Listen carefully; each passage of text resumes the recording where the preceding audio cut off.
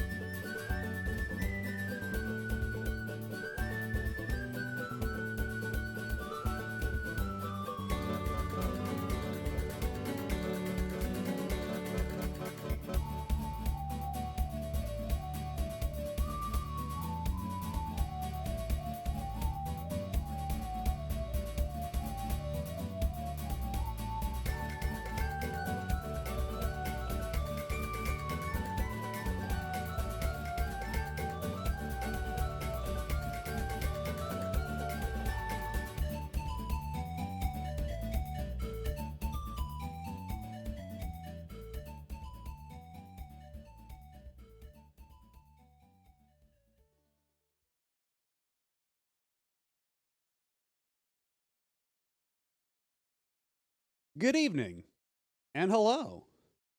Hello to Altazimuth, Mr. Taco, and Gloombreaker. How y'all doing this evening?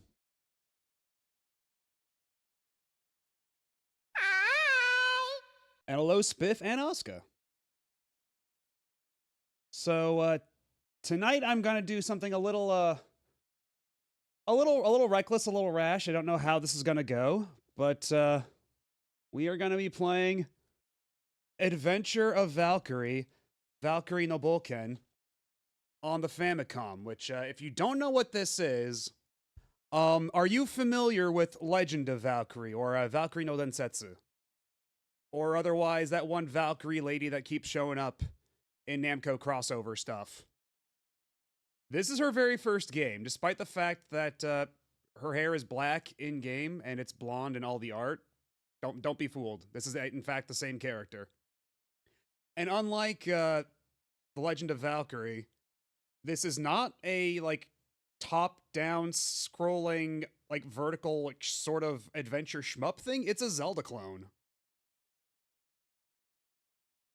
I only know if a lady's a Valkyrie if it's in her profile. Yeah, she didn't debut in the arcade game. She was originally from this Famicom game in, I believe, let me see.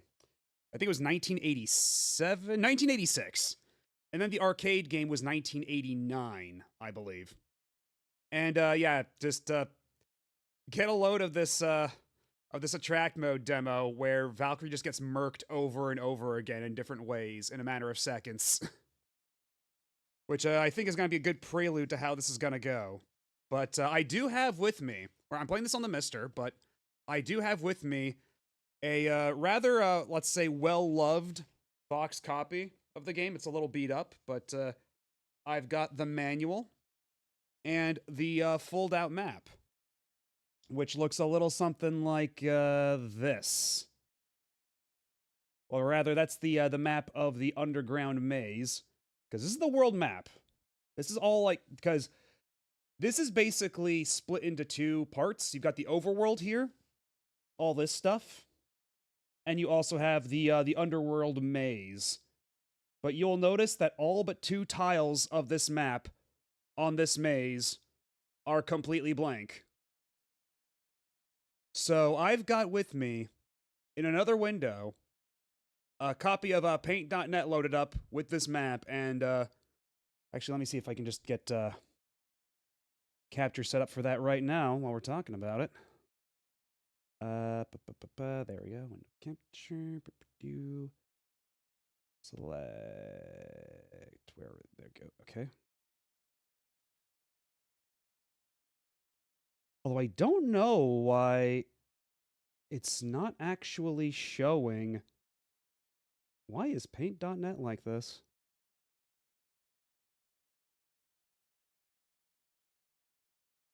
Okay, it's bizarre. It's not actually showing what's on the canvas, because I see the map here, and all the tools and stuff. But it's only showing as blank in the capture, so that's great. Here I am. Hello. Hi. Yeah, I was gonna... Well, I guess I'll have to do this on my end, fill in the map, because otherwise Paint.net is just not capturing for some reason. Even though, by all rights, it should? Hold on a second. Let's see if we can't diagnose this. Yeah, I might have to change the window capture type. Let's see. There we go, that's it. Thank you for the suggestion. That worked out swimmingly. Let me just crop this like... let's see here. Crop this like... Come on. OBS gets a little finicky when you've got a lot of multiple elements overlapping each other like this. Yeah, we're going to fill out this map of the underworld labyrinth as we go along, in keeping with the spirit, with the intended experience. I have no idea how this is going to go. It's probably going to go a little poorly. Let's be real. Because if there's one thing I know about this game is that it's apparently pretty obtuse. We're going to be fumbling around in the dark quite a bit. Yo, bro! Hello, Tactical Taffy. Welcome on in. We're just doing a little bit of setup before we begin. Namco in Japan really gave a damn about its other characters, which makes sense. Along with Sega, they were a genuine arcade powerhouse. It's true. Like, one of the reasons they did this game was because up until this point on the Famicom, all they had really done was ports of their arcade games. And they're like, you know what? We need more original software for the system that's like actually more like in line with its strengths. And so they created Adventure of Valkyrie here, even though, you know, ironically, they would make a sequel to it for arcades, but it is like one of their first like big original IPs for the Famicom. Yeah, I was there. I saw that. Yeah, Valkyrie was there too, right? Because like you had to get like, because they were all like missing like their objects or something like that. You had to go like find their stuff. The moment I enter a Matto stream, there's a scan of a papyrus sheet that says Nam caught on screen. I know I'm in for a treat. Oh yeah, that's right. I remember. Yeah, you had to find the drill, like Mr. Driller's drill. I remember that. But yeah, I was just saying before that I have the original box copy here with me with all these foldouts and such, and I do have the manual as well, because we're going to be needing that for some things. And you know what? I might as well actually get started once the game lets me. So first we have to pick out our sign, like our zodiac sign, our blood type, and a color. And basically, these all affect your stat growth. So, let me see. I think there's a chart somewhere in here. Yeah, okay, so what they have a chart in the manual here for is how fast your stat growth is, because this determines what stats are prioritized, your sign. And your blood type determines how quickly your stat grows. So A is very standard growth. AB is apparently a weird wiggly line. Apparently it's a bit of a mystery. B is starts fast but then tapers out. Whereas O is slow to start, but it picks up. And eventually, on a long enough timeline, they'll all like converge near the end.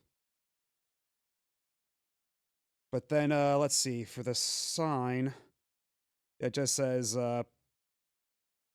yeah, it affects your stats based on like, what magic you learn, or if you're physically strong, etc. And then color, I think it's just, yeah, you get to choose what color you are. So, honestly, my blood type is O, which means that we might be in for a rough start if it's really going to affect my stat growth that slowly. So I wonder if maybe I should kind of cheat it a little bit and just go with A. I don't know if that's really keeping in the spirit of the experience. But I mean, the manual does warn you. It's got the graph. I can't just lie about my blood type, but like, man, it's going to give me a whole lot of trouble. I can feel it. All right, let's see. Yeah, I'm a Leo. She's got to get a transfusion and die. Oh, no. Well. Alright. So I don't even start out with a weapon. I gotta get the hell out of here.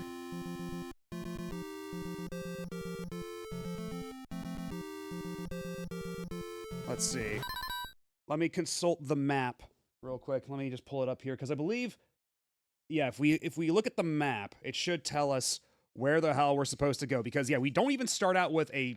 Actually, no, it says we do have B for sword. Okay, so we do actually start out with a weapon. We might have to grind out for coins first. Let me see. Okay, so...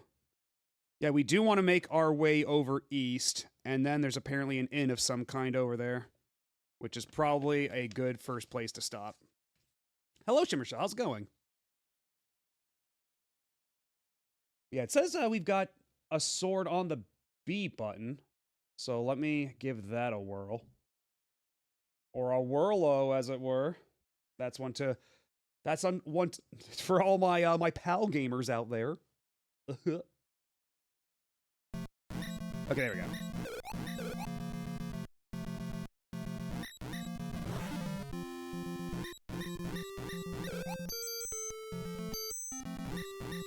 So yeah, I don't know why the attract mode screen just showed Valkyrie getting murked over and over again. Because, like, you do have a weapon. It's just I was pushing the A button first, and nothing happened. But yeah, you can see at the bottom it says that we got sword on B. Also, if you've played the arcade game, you will recognize some of these enemies. Because, like, they just reused all these for the arcade game. We're even going to find Sandra's or Whirlos later. Alright, so what's in here? Okay, so here we've got all of our stats, our password, all that stuff. So we don't know any magic. We've got 32... because we've got strength and wisdom. Or rather, stamina and wisdom. So 48 out of 64, 32 out of 32. So I'm guessing that's going to be our MP. And we do have levels. We do have to grind our stats out. So we might be here for a minute. And also, as you probably surmise at the bottom, that's a password. And actually what's neat is because I bought this used with the manual, I do actually have in the back of the manual, there's like a little page, right? For writing in all your passwords. And there's already a couple written back here, which I think is really cool. So when I said this was well loved, I was not kidding. And also, perhaps mercifully, there is a sort of beginner's guide at the back of this manual telling you all of your starting steps. Yeah.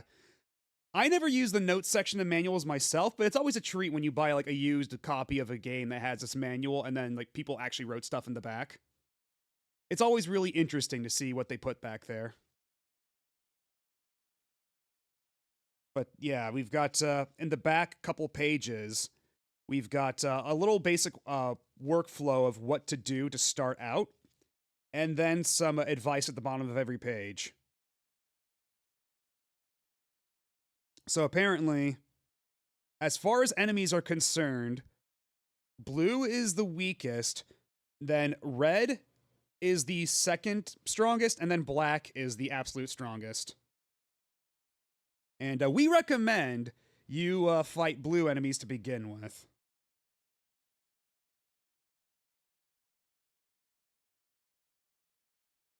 So, and also, it sounds like we might have to keep coming back to this one exact house going forward if we want to save our progress.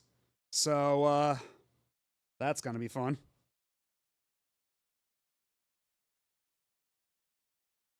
But apparently our first objective on this continent is to defeat the boss, Caesar. And he's protecting a boat. So we have to defeat this boss on the mainland to find a boat. And also he's invulnerable to any magic that you learn. So you have to beat his ass with the sword.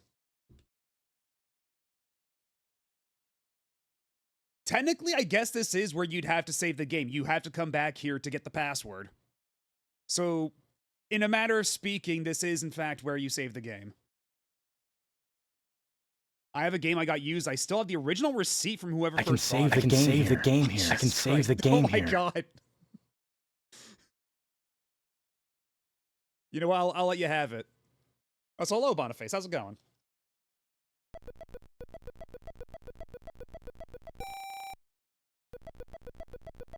Also, it costs money to go in the bed, unfortunately. We just lost 12 coins, $12 going to bed. Because this ain't our house, this is an inn. Got your face stabbed professionally, dentist. Well, I hope everything went well. No cavities or anything. So yeah, I don't know how successful we'll be if we try to go for the boss immediately. We might have to do a little bit of grinding. Also, I see that if you scroll even slightly off screen, the drops disappear. So that's cool. Well, that's fun. Ah, that's why you were at the dentist. I see.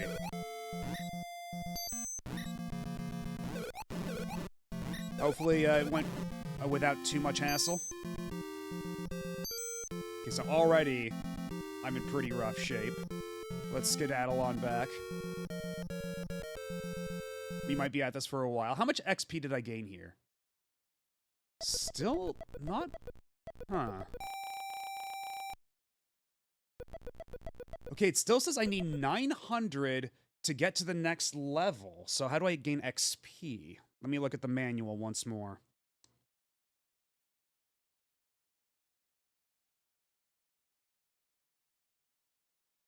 Okay.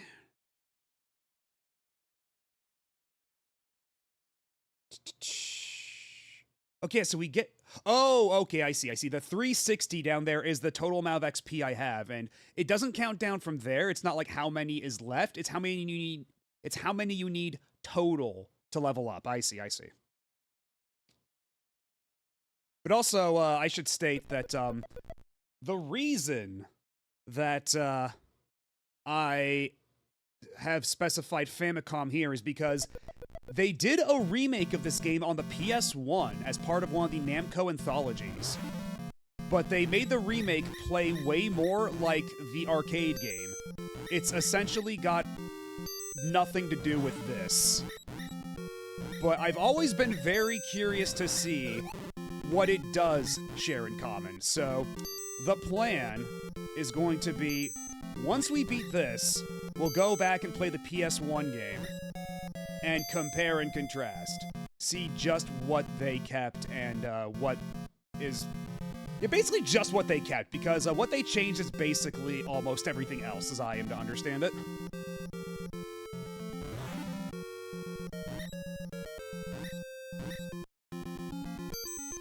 Just a little bit of afterpain, good night's sleep ought to fix me, right?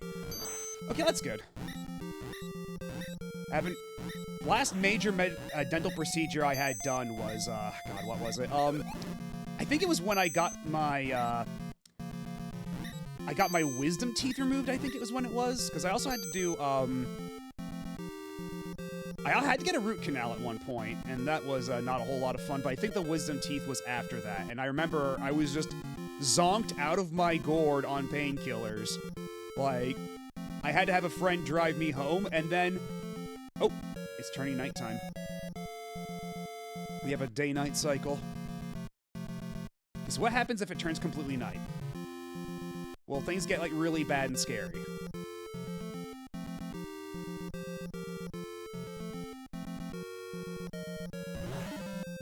Okay, still basic blue enemies, so that's good. Because, I mean, that's the thing with wisdom teeth removal, right? Like, at least in my experience, I opted to be put under for it. Oh, okay, I think I have to go to the house now to cash in the XP.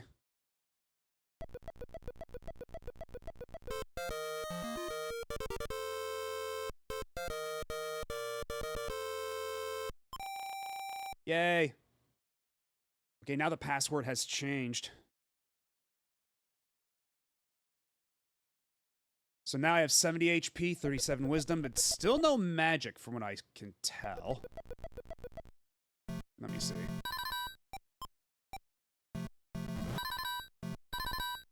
Okay, so both select and start are pause. Got it. But yeah, it's like I opted to be put under, and then like they just do that thing where they tell you to count from 10 backwards, and then you hit 6, and then all of a sudden you wake up, hours have passed. Oh shit, oh god, these guys are black. Or at least...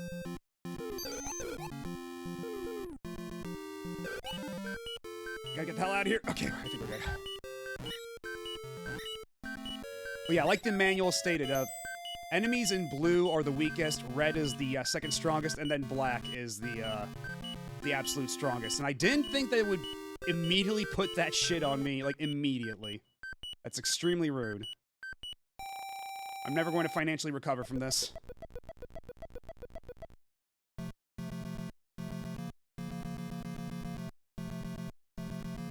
Yeah, I think for me, like, I don't remember how much time it was. I just think it was, like, a little while.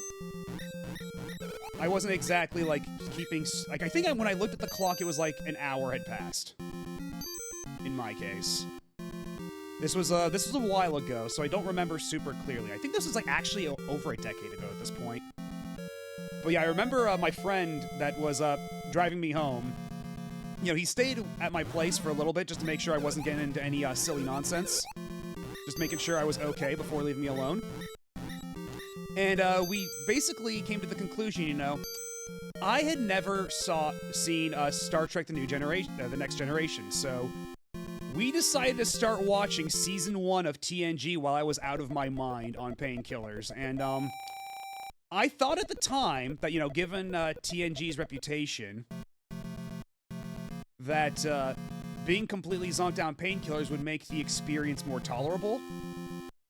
But not really, no. Those first few episodes are still pretty rough.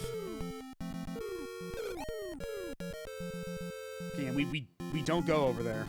We don't go over there until we're significantly stronger. Yeah, the bed only heals you up to how much money you got. They are extremely stingy. I remember my dentist shattered the tooth in my mouth when he was pulling it, because there was shards they could... Oh my god, that sounds horrific. Because there were shards, they couldn't seal it up, so they had to pull bone shards out for days. Jesus Christ. That's like actual like dental nightmare shit. Oh my god. But yeah, also, again, this is the season 1 of TNG, which basically even TNG fans will tell you is pretty bad. But, you know, I figured there was a hump I had to get over before I actually watch like the good stuff, because I'd also need like background and context for certain things. And yeah, honestly, like for that tooth chattering thing, like that's like you could probably like get someone in trouble for that. Like that sounds like malpractice. Oh, this is bad. This is bad. I've got no money. I am broke as hell. I have barely any HP left. We're in a tight spot already. Okay, just don't let these guys hit me and we're fine.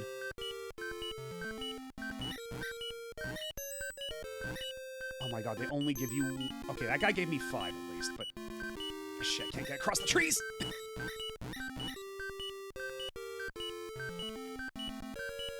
It's actually fairly common. Wisdom teeth are extra brittle. Oh, yeah, we gotta stop this beeping or else it's gonna drive me crazy. Oh, no. The beeping's not stopping. Also, I can't help but notice, level 1, you only needed 900 XP. Level 2, you only needed 900 XP. Level 3, you need 3,500. So, already, just getting to level 3 is quite the jump. Oh, shit.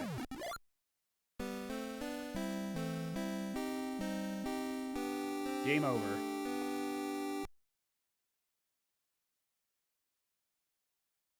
And there you have it.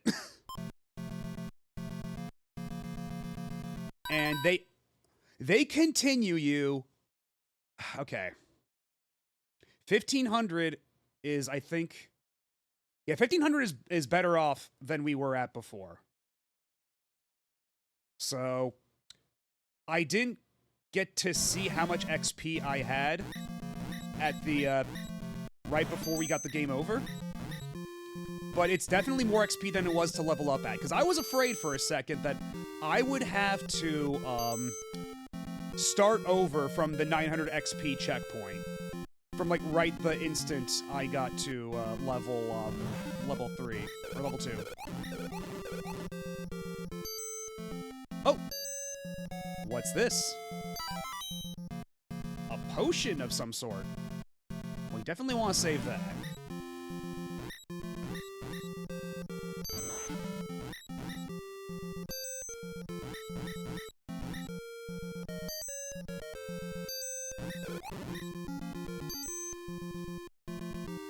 You sound like a Koopa getting squished when you get hurt. Oh, I'm gonna have to hear that again.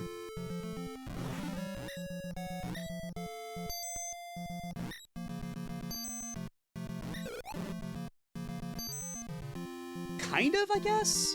It sounds more like when Mario gets hit by a Goomba right before it goes do do do do do do do ba-dum. Let's see if I hop into bed here. Okay, that does actually change the password. Like, you could see the password actively updating after I went into bed and recovered. Which is interesting.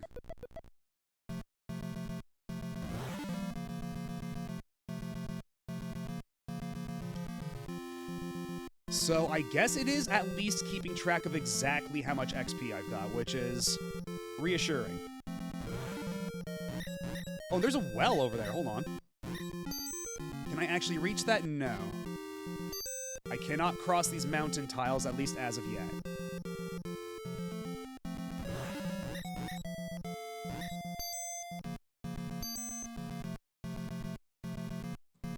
And how much XP are these guys dropping at a time?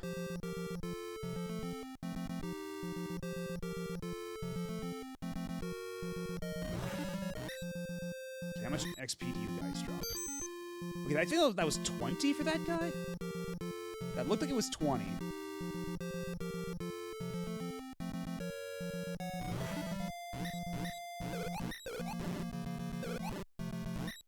Okay, these guys are 40.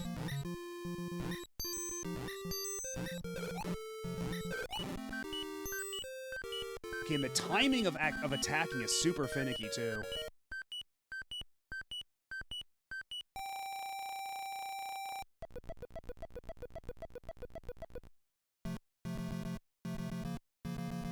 But yeah, suffice it to say, the PS1 version, which I have played a little bit. I've played a little bit of the PS1 remake of this, and, it's definitely, not like this. It's not quite so grindy, first of all. And I don't even recall if there's even a level-up mechanic. I think it's much more of a straightforward action game than, like, an action RPG like they tried to do here. And there's a treasure chest right there, right next to the starting area, that I can't do anything with. Which is extremely cruel.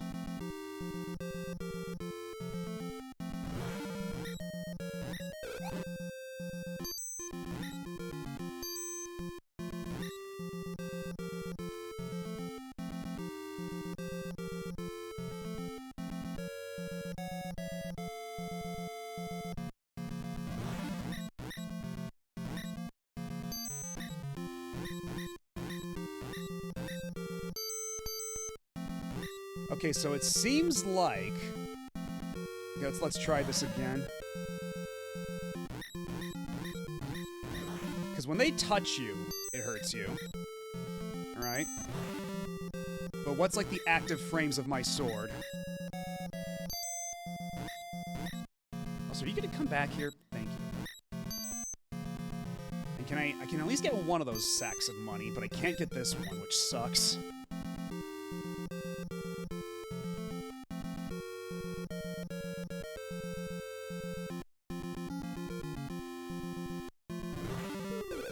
Oh shit, oh shit, oh god, oh god, oh god. These guys just shoot fireballs. That's not fair. Fuck you. What is your problem? Do you own a physical copy of that map you showed? Actually, yes, I do. I do actually have the map. Right here. You can hear me, like, ruffle it a little bit. So, I do have it out here for my own personal reference. And actually, you know what? You know what might not be a bad idea? Hold on a second. It's not like the corners of the screen are super important anyway, so what I'm gonna do...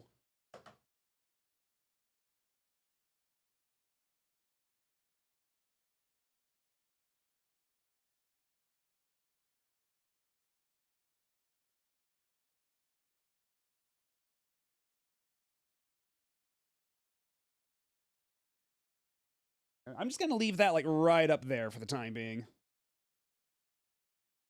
Because I don't think it's gonna be obstructing anything super important. It looks like it came with every boxed copy of the game, because, like, this is just a regular... Like, there's nothing on the packaging to indicate this is a special edition or anything. Okay, so on this screen it is actually covering up some stuff, so, let me see.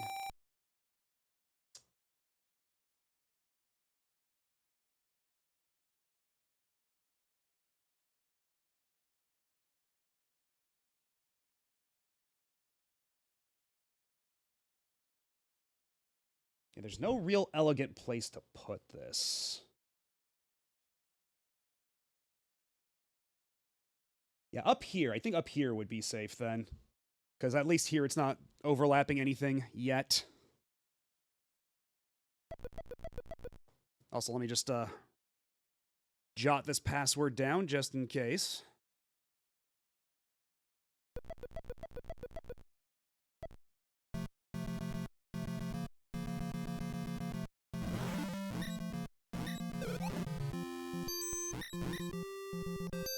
Okay, I got hit by one of those guys. How much HP do they do to me exactly in numerical? Okay, so it's 4 damage from one of those guys. I see. So even a tiny little sliver like that is a not insignificant amount of damage. For a second I thought it was just like pixel approximation or something. You know what? Actually, trapping them on the environment like that might actually be a viable strat. Because it seems like the enemy pathing is not great. So trapping them on, like, geometry, assuming that these aren't any enemies with, like, fireballs like those guys up there. Oh, these guys seem to be able to walk over, like, the little imp dudes can walk over, like, forest tiles, just not the caveman dudes. And they do also all have little names. You can, if I were to enlarge the map, you could see it. But, yeah, the various enemy types we've got. The cavemen dudes are, Tata. The little, imp fellas are Kolakman, or little devil man. And over at the start of the area, the little flying guys, those are flying mandrills, or fly drills. Little flying baboon fellas. Also, something interesting about this map, too. Let me just enlarge it for a second.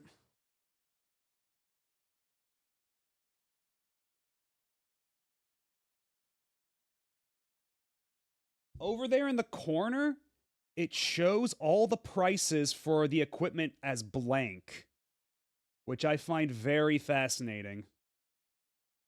I'm not sure if that means prices can change, or if it's just, like, they're giving you one more thing to fill out on your own. Very curious. Yeah, I guess they just want you to find out and write it down. I don't know if it's randomized, too, because, like, it could be a thing where, depending on what we chose at the beginning, they could change it based on that. I'm not sure. Yeah, maybe not randomized, but personalized? Depending on your starting stuff? I don't know.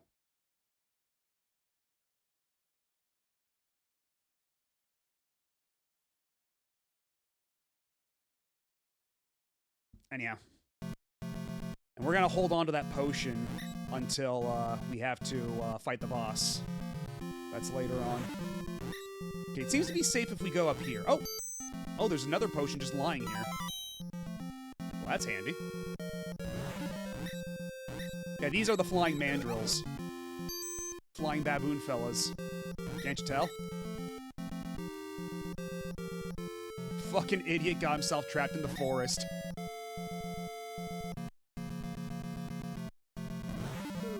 Oh shit, oh shit. Now who's the idiot? Oh no, oh no, oh no. Okay, well they can't cross the forest tiles.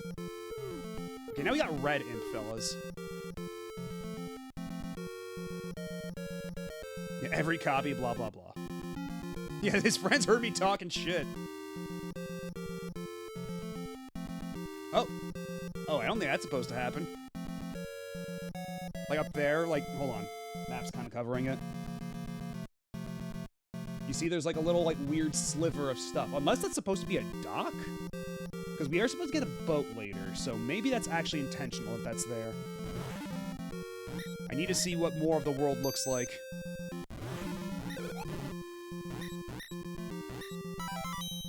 Okay, we got a second potion. So you can get multiples, but they do seem to take up limited inventory space.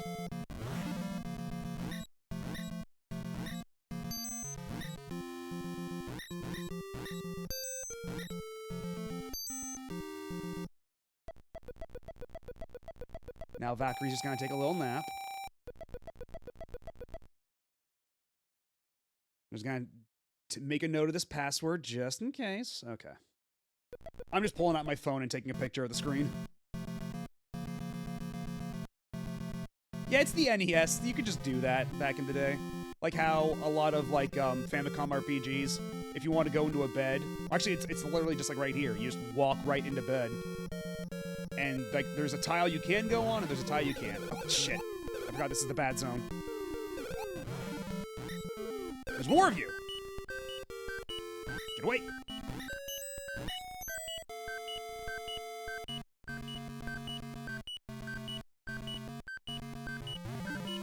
Yeah, if anything, it's more like I can screenshot the game here. More than anything else. Actually, how much XP did those, did the Black Caveman guys give me? the black-robed caveman fellas.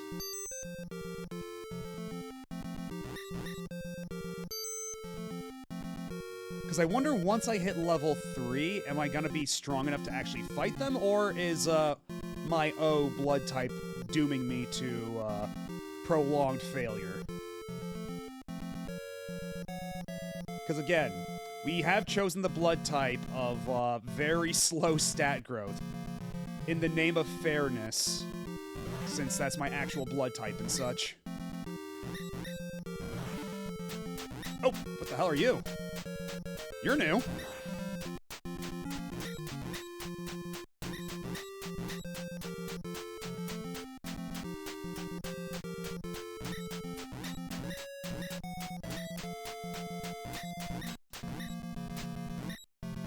Okay, well, unfortunately, I can't cross the tiles to get there. So that sack of money is forfeit. Oh!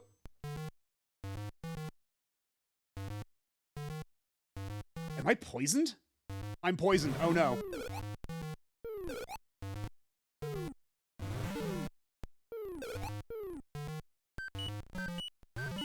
Get to the house, get to the house, get to the house!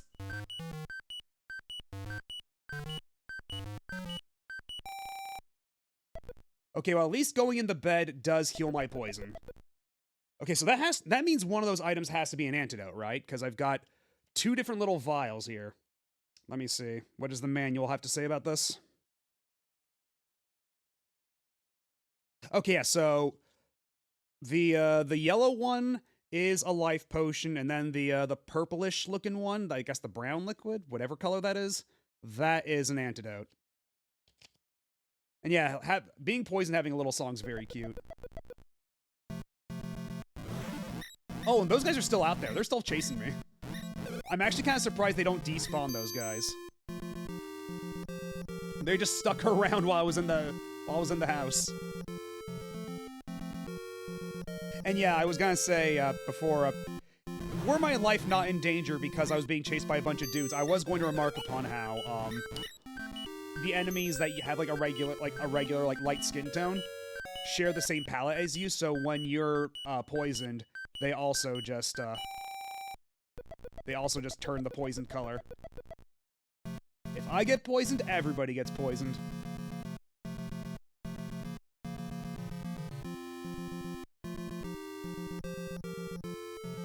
Wait, no, not this way, not this way. That's where the bad news is. So, actually, I don't know which of the enemies that I fought earlier was the one that poisoned me, is the thing. Okay, we're almost at a level up. We're almost at a level up. I just need, like, one more dude to kill. And then hopefully that means I'll be a little bit better equipped. Can I get this? Yes, I can. Yes. While we're at it, we might as well get back here. Might as well take advantage of the opportunity. Ooh, I learned a magic.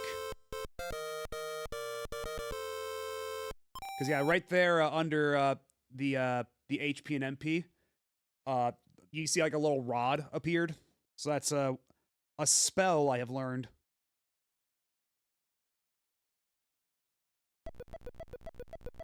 I suppose I do have 2 HP potions. Let me see.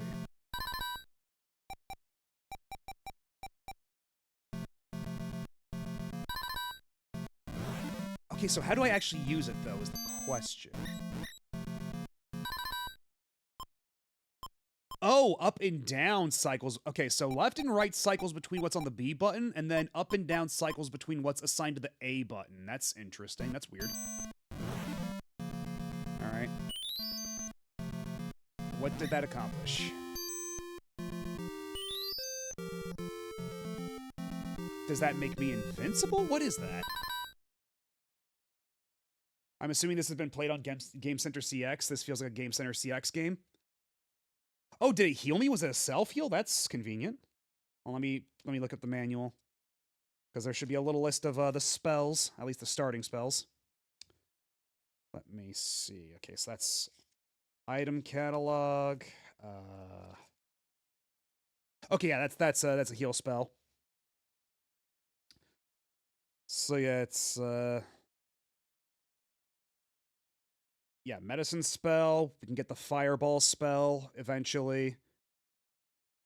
And then there's there's okay, it says it's an invincibility spell, but it makes it so you can see invisible treasure with this spell. Okay. And then there's a glass spell, which turns you invisible and lets you slip past enemies. And then a star flute. And then you can make enemies sad with the flute. And there's lightning, and then there's an antidote spell.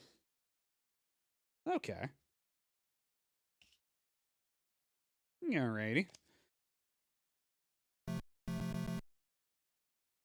Okay, but Jesus, that used up a lot of MP. But there doesn't seem to be a ton of, like, on-screen feedback about how much MP you have at a given moment. Is the concerning thing here. But no, I don't believe Arino ever played this on Game Center CX. I might be wrong. He played, Legend of Valkyrie, the arcade sequel, because they ported that over to the PC Engine. I think it was 1990 that came out on PC Engine, because the arcade one was 1989, I'm pretty sure. I think the PC Engine version is 1990. But yeah, he has played that one, at the very least. But I don't recall him ever playing this one. But I might be wrong. There are a lot of episodes of Game Center CX at this point. Like, that show's been going on for 20 years.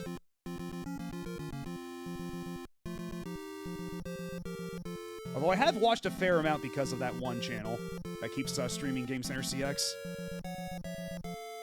Whoever runs that channel's a hero.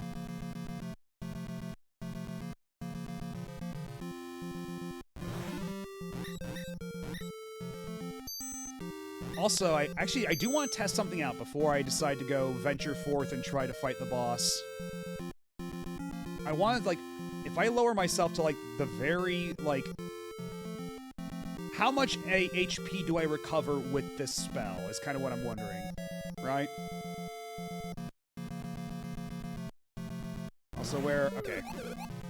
Okay, these guys still do some pretty decent damage against me. These guys are still a problem. We're not out of the woods. Okay, I think this is a pretty decent amount. Once I kill these guys, I'm gonna try the healing spell and see what that does for me. Okay, that's only a chunk.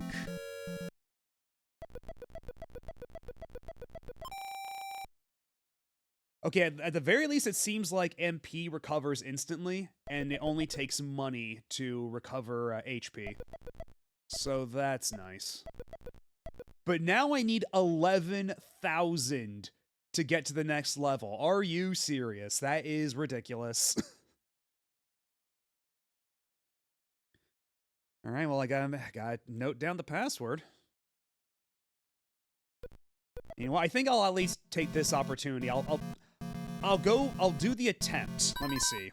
Let's consult the map real quick. Where might I find this first boss so I can get my boat?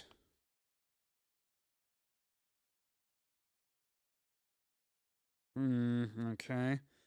Yeah, I have to go through the little scary patch of caveman dudes to get there, so I'm just gonna make an earnest attempt.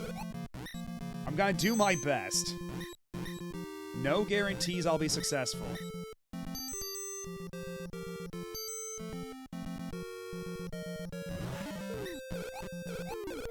Fuck me, they do so much damage. Okay, well, I got a free potion, though. So, you know what?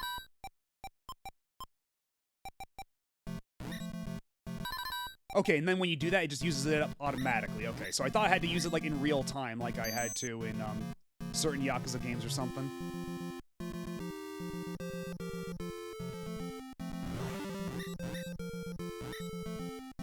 Okay, the enemies here are actually a lot kinder, which is funny. Oh, there he is. There's the boss.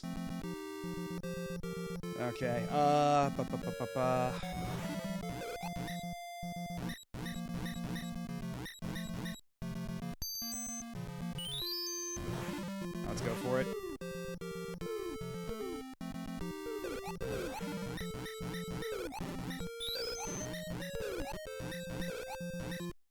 Oh, I did it! I killed him. Nice.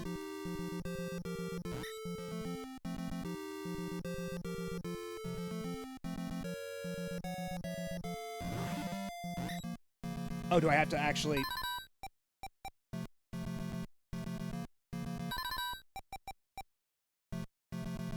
Okay, how does this work?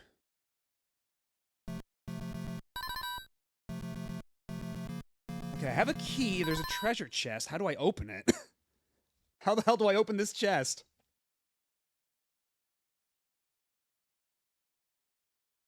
Okay, you can only hold up to 8 items at a time. That's what I thought. That's what it looks like. Okay, good to know. Okay, so...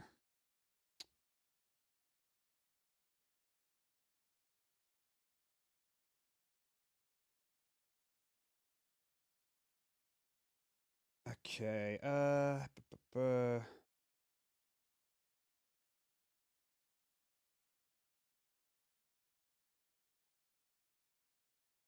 Okay, how do I use a goddamn key?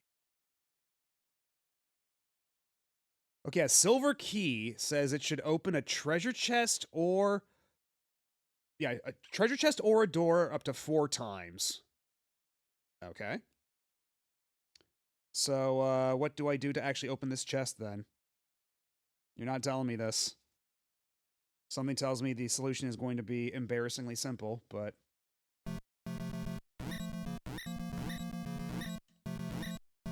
Okay, no, still nothing.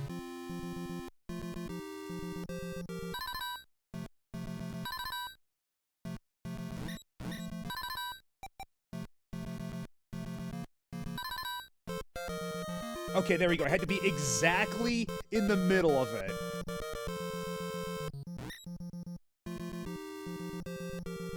Okay, the trek back is going to be scary too, so let's just take a potion. Skedaddle on back to the save point. Yeah, I was just being extremely picky about where I was standing. Get me out of here, get me out of here. I have no time to deal with you. I don't want to talk to you, go away. I'm so tired of this. Oh good, and I got reimbursed a potion. Hell yeah, let's go.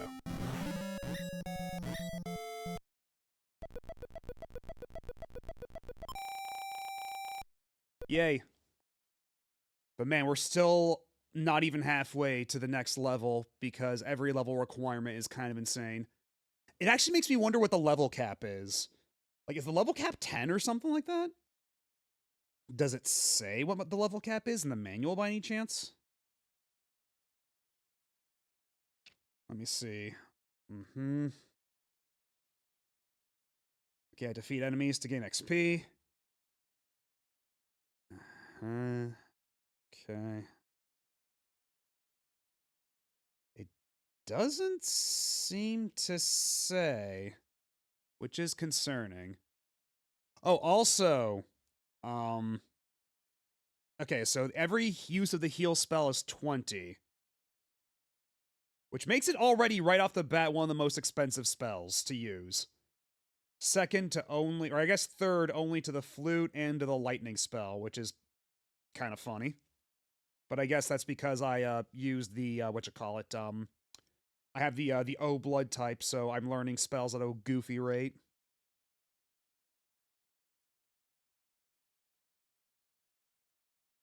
Let's see.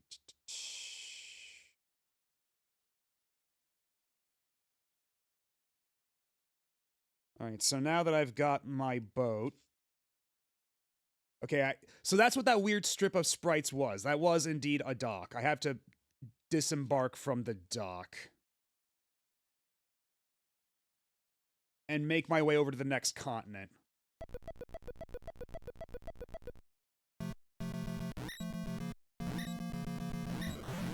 Yeah, you can see that I now have a boat in my inventory.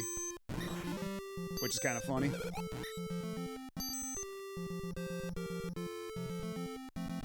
Yeah, there was a whole ass boat in the chest. Exactly. And now I got a whole ass boat in my pocket. I don't know if she can hold a candle up to Breath of Fire 3 Ryu, though, considering that, you know, Ryu can hold entire, like, what was that, 4 whales in his pocket? How many whales is Ryu carrying at this moment, last we checked?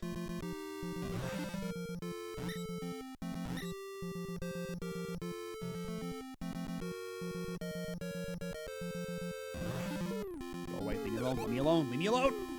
I only want safe passage!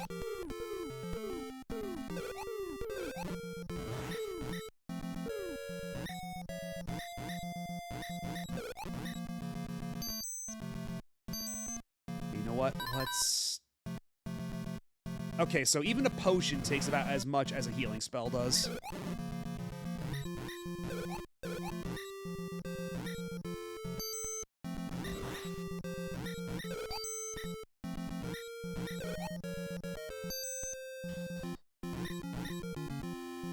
I do wish the hitboxes were a little better, because if there's one thing that Zelda was really good about, is that it had... Oh shit, you're back. I didn't think you'd be back. Oh dear. Okay, well let's just do this shit then.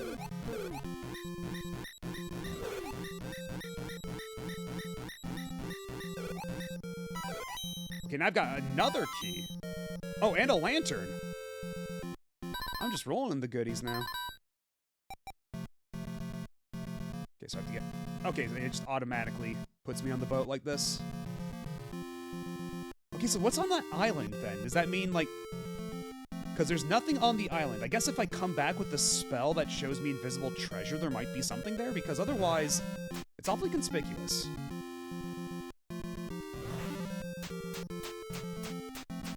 A boat's a boat, but the mystery chest could be anything. It could even be a boat. You know how much we want one of those. Fuck you! Sniping me from shore like that. What is your problem? Asshole. Oh shit, there's sea monsters. There are monsters out at sea. Leave me alone!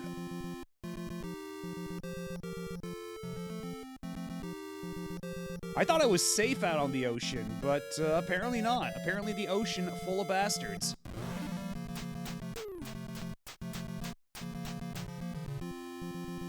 Where even is the dock here? Let me consult the map. Oh, and even actually the map. I didn't even notice this, but at the very top corner of the map, it even gives you a little pathway to follow. So you take the boat there, all the way at the very top of the continent there. I had no idea.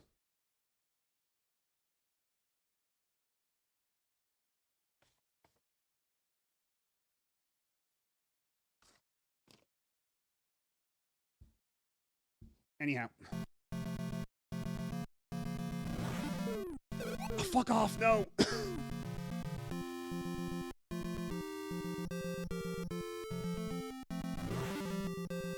Okay, at least these guys aren't terribly threatening, but they are going... They just keep sniping me. Oh, these guys are worse. Oh, no. Grant me safe passage on... Oh, shit. Alright, what does this mean for all my stuff? So let's see, 5,400. What XP am I gonna have when I come back to life? Okay, 4,700. Okay, still have all my stuff from when I went to the inn. Except the money. I lose all my money, apparently, upon death, which sucks. But I've kept my potions and my, my boat. So, you know what? I'll take it. But I did lose quite a bit of the XP I gained. I don't know if that's because that is exactly when I saved or what. And actually, I'm curious now. Does that mean that the boss won't respawn on the overworld, right? They wouldn't be that mean. Surely they wouldn't be that mean. Okay, and this is actually like a much safer way to pass through here. Relatively speaking. Okay, that guy comes back. That guy comes back. So it seems that whenever I want to get on that dock, I'm gonna have to fight that dude to get there. Which extremely sucks.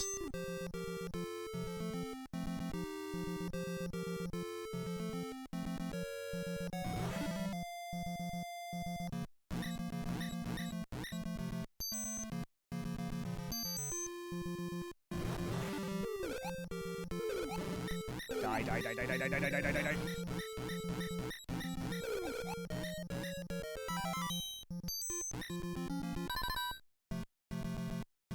Just gonna use one of my potions. Fuck it. All right, this time no more farting around. We're going right to the top and keeping a safe distance from shore. Not gonna let anybody snipe me on the way here.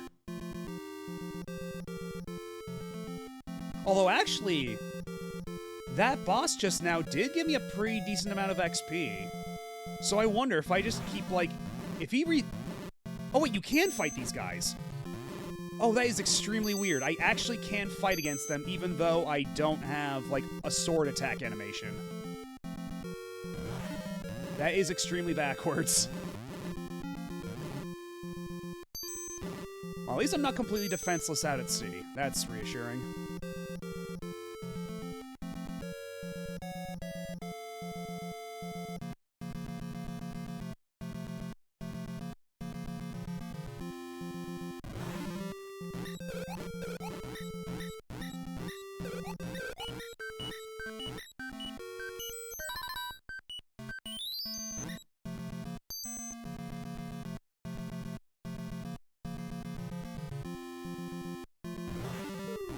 Oh shit. These guys mean business.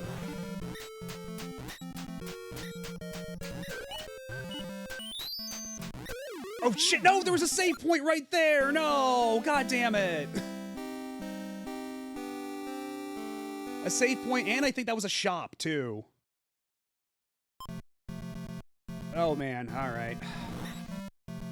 Okay, but it should be doable. I think it's doable to get over there. That shouldn't be too bad. Also, I can't help but notice that the chest came back. Not only did the boss up there come back, but the chest came back too. Yo, bro! Hello, Nico Verde. How's it going? We're bumbling our way through Adventure of Valkyrie. We're learning as we're playing.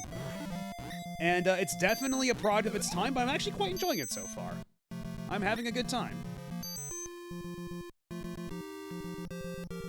It's definitely a little aged in some ways, but the fundamentals are pretty solid. I just wish that the attack range were a bit more concrete. What have you been up to? Or what have you been doing? How are you doing?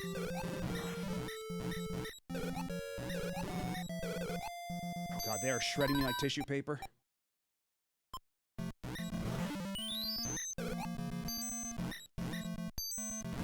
If I can just make it to the mainland with decent HP, honestly, I might want to just go back and save real quick. Because, yeah, this game was pretty successful for Namco, as I understand it. Like, it's a very early example of like a Zelda-like game, and it's one of the earlier games on the Famicom with a female protagonist. Because basically at the time you had like this and what, like Wing of Medulla, and I guess technically Metroid, even though people didn't really know it at the time.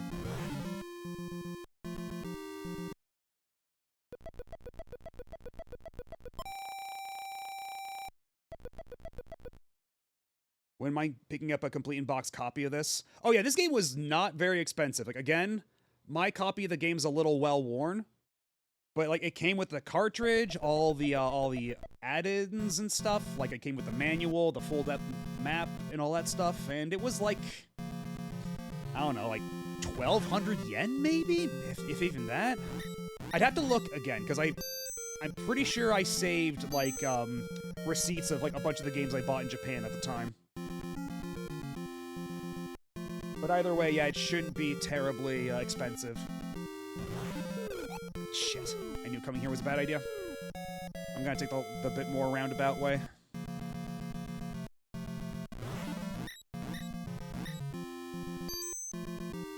Actually, can I just go around like this? Okay, no, there's ocean there. But yeah, this game is not super expensive. I think for a lot of people, it's probably a bit too old-fashioned for their tastes, right? So, not a whole lot of people chomping at the bit to buy and play it. Hello, Celeste Knight. How's it going? Or Celestial Knight. Oh, shit. Oh, no. Oh, no. Oh, no. Oh, no. Oh, no. Oh, no! How are you doing? Don't mind my, my panicking. Because, yeah, this is definitely a bit more archaic than, like, even something like Zelda 1. Because I feel like Zelda 1, a lot of what it was doing, like, they kind of figured it out on their first try.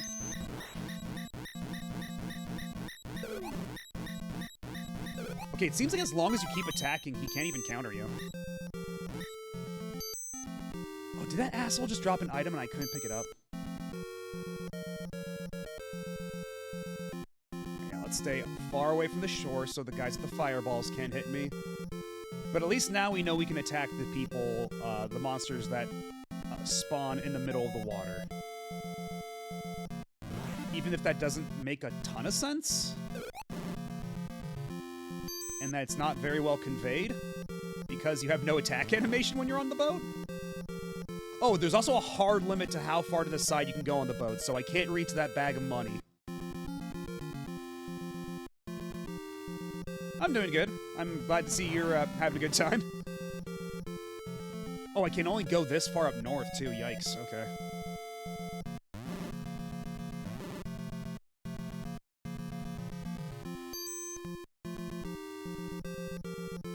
Okay, if I can at least make it back to town.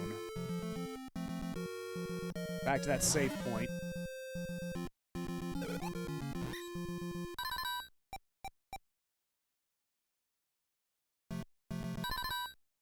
Okay, not taking any chances. I'm gonna be near a shop, so I should be able to just spend... God damn it, no, get out of here, get out of here! Fuck, fuck, fuck, fuck, fuck!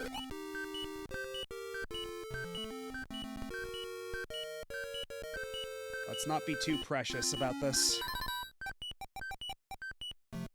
All that matters is I survive until I get there.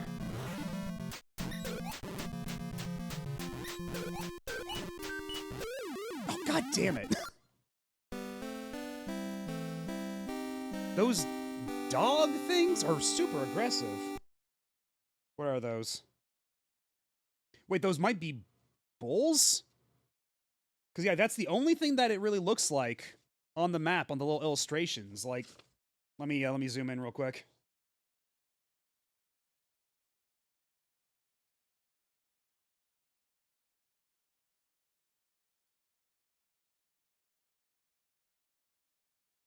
Looks like they're meant to be these little bulls. Like, over on, like, the left side there. Very curious. The low damage sound reminds me of a dying Tamagotchi or Digimon. Actually, I was gonna say something, but no, this would have been, yeah, they did Digimon, like, the first couple, like, Tamagotchi and Digimon way before the merger with Namco, so never mind what I was about to say.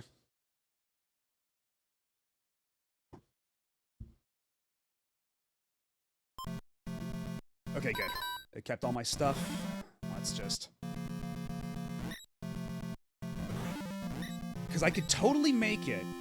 Like, I got so close both times. I just need to be, like... If I could get, like, one more potion, I'd be golden.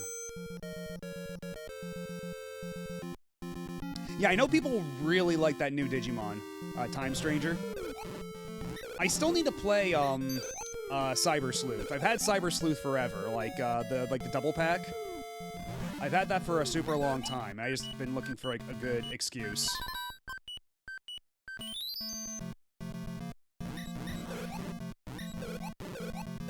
Fuck! Oh my god, I just got pinned. I just got pincered right there. I could not escape. Yeah, the enemy patterns in this can be brutal, Jesus. Yeah, maybe the game is just like, you're gonna stay here and grind a little longer and you're gonna like it. But I'm like, no, I want to make forward progress. Curse me in my O blood type, consigning me to this doom. Just run away. Just try to dodge all that shit.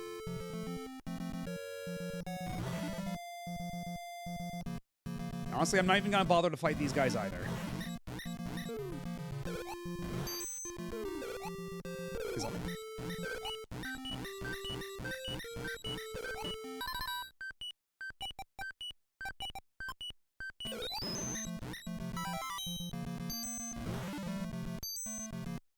Okay.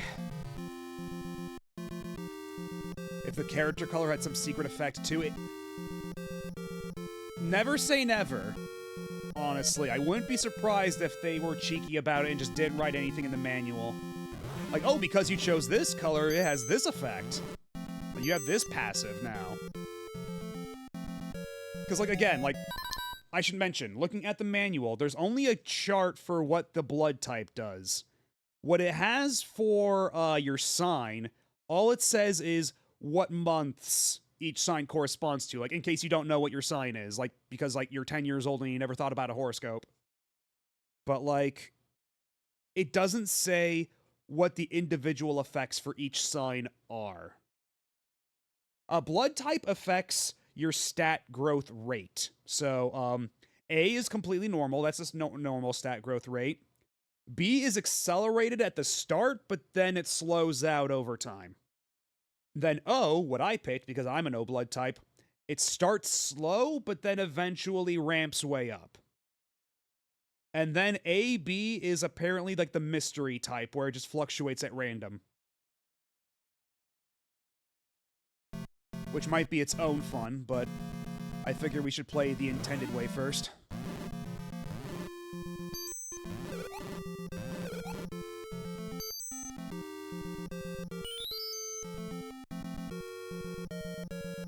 Yeah, AB is the Fire Emblem type, exactly. You could get screwed over by, like, the one stat point level up.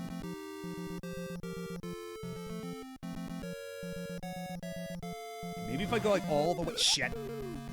I thought I was being slick. Okay. I have 2 potions. We're fine. We're good. Just have to make a mad dash over to... Where is it? Oh, it's down here. Shit.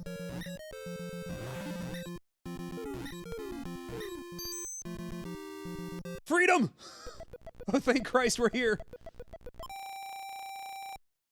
Okay, but does that mean if I die here, will I revive on this point of the map?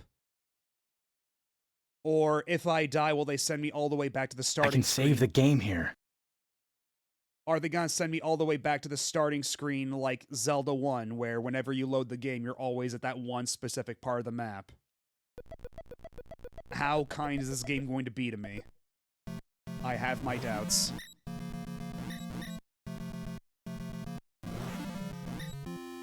So there sure are a lot of, like, these imp dudes. These Koakuman.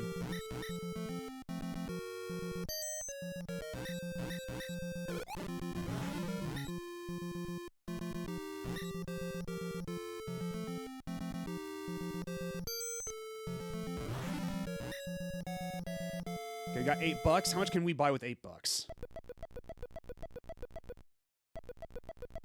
Oh, it shows prices here for everything. Okay. Is that a stronger sword or a replacement sword? And what the hell is this? I've decided to compromise with the redeem and use it only on new save points. Fair. But we'll see how that works out for me, because I do have my doubts that I'm going to respawn anywhere near it. Let's see here. Let's look up the item list. Let's see. Okay, I have a short sword, but I can buy a long sword. That's what that is. And then I can get a power long sword later. And then later on, I can get the famous Valkyrie's helmet, which will cut damage received in half.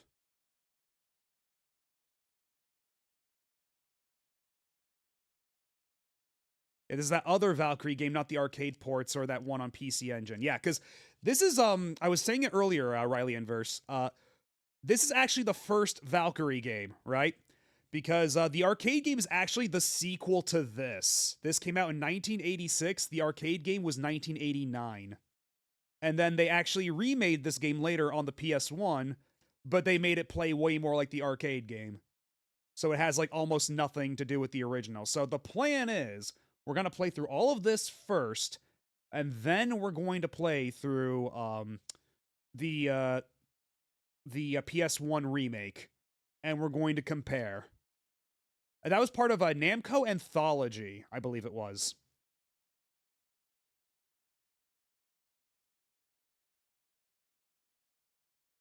Yeah, I think it's Namco Anthology. It's the one where, like, it's got the Pack Attack reskin, and it's got the UI that looks like a web browser, which is really neat, with like all the little planets for each game. So yeah, that one is a remake of this. And we can't afford jack shit right now, but if I save up $160, I can get myself a longsword.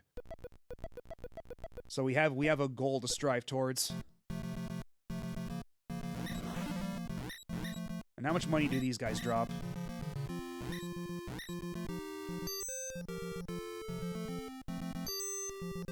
Yes, 5. That was 10 earlier. They drop differing amounts, but this should be a decent enough place to grind out for a better sword.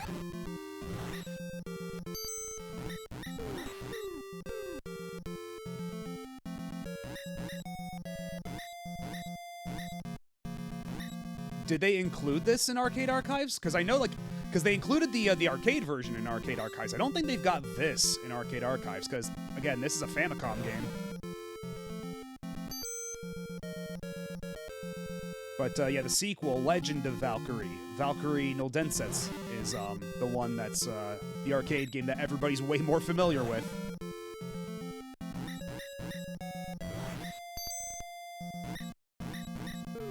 And we might play that one too, just for good measure. Depending on how long this is, it might behoove us to play the arcade version too, just to compare.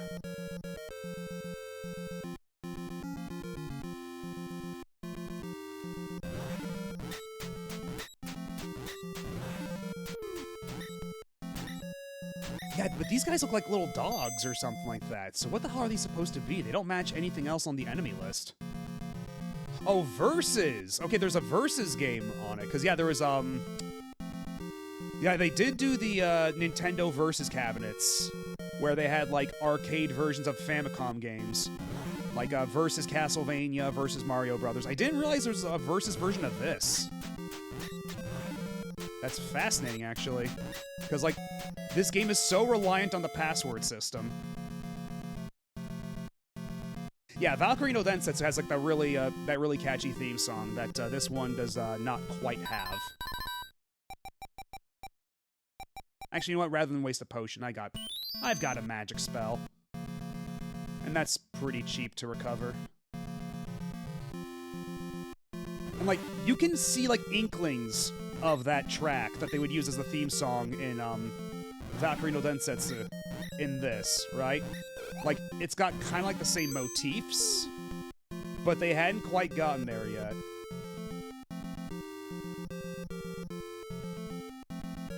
Was Famicom Star Wars the one where Darth Vader turns into a scorpion? That game's bizarre. Okay, well, chat coming out in droves to confirm.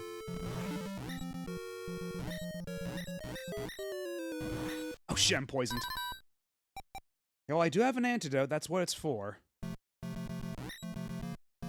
But it looks like it's these guys that can poison you sometimes. At random. Also, according to the manual, getting healed for poison costs extra.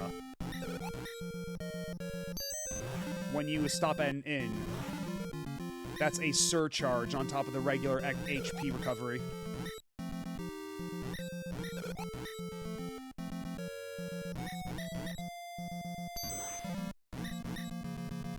How much did I need for that sword? 160. Yeesh.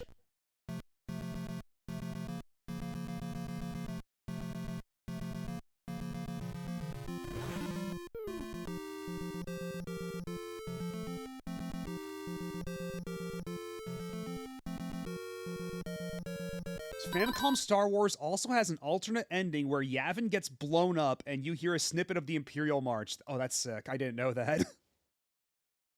And yeah, Wing of Medulla is a game I've played before. I was actually thinking about replaying Wing of Medulla for retro achievements at some point. That game's kind of kuso, but also, like, kind of neat. It's extremely jank, but I appreciate what it was trying to do. It's got moxie.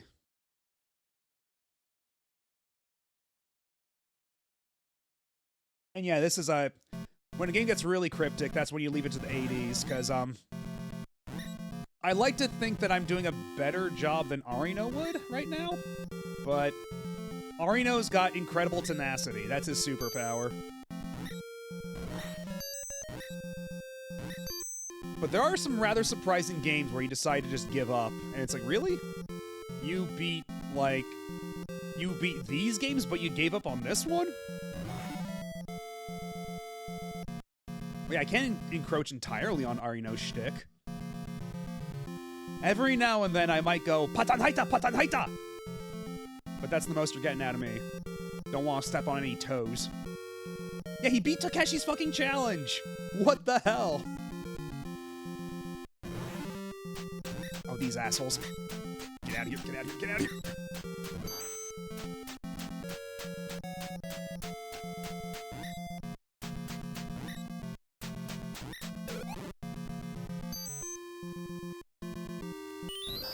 Still have enough for that. That's good. I only need 50 more bucks to afford a better sword. The sword that will make my life so much easier.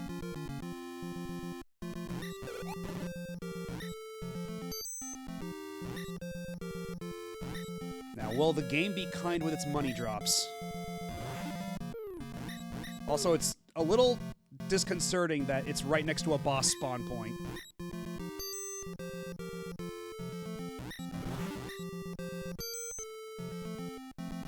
Arino did a speedrun on Tokimeki Memorial's hardest route for an episode. That's true, he went for the fucking Shiori route and somehow he clinched that shit. I have no idea how he did that his first try.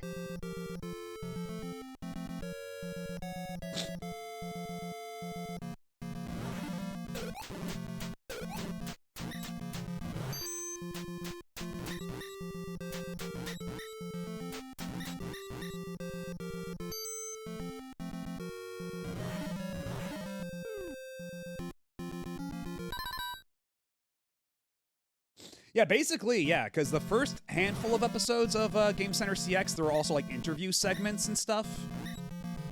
And then, like, the challenge was, like, a segment of an overall greater show. But then that became far and away the most popular thing because Shinya Arino is a comedian by trade. He's a stand-up comic. And it turns out he can be pretty funny when playing these video games. And it gives him a lot of opportunities to say some funny shit off the cuff, and people really latched onto that, and then that just became the overall, like, main focus of the show going forward. And they were very smart for doing so.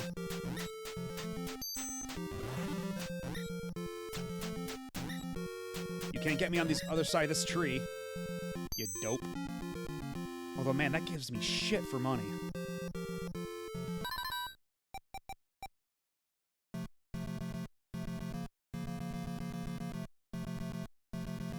Yeah, although I don't think getting Shiori is quite as hard as some say, getting her on your first time playing is still pretty nuts. Yeah, like, I don't know how he did it, like... Oh, fuck, I'm poisoned. Shit.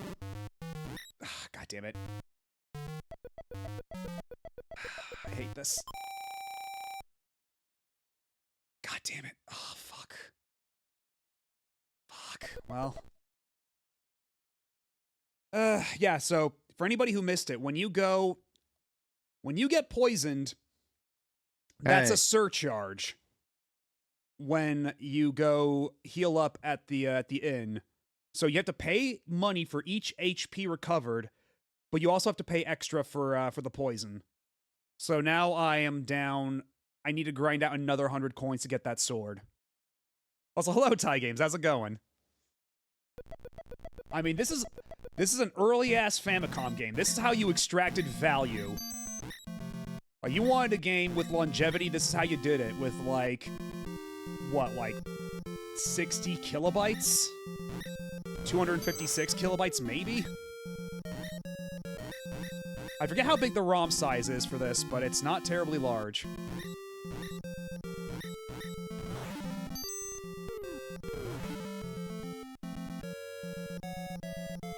And that's the other thing, Riley Inverse. Your ass was not renting this game. Game rentals are illegal in Japan because of extensive lobbying by Nintendo, even back then.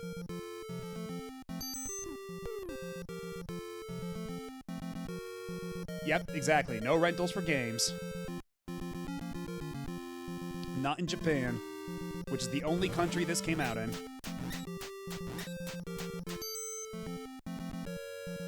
But yeah, the fact that they released this in arcades is crazy as, like, part of the Versus cabinets. Like, it's so reliant on passwords and stuff.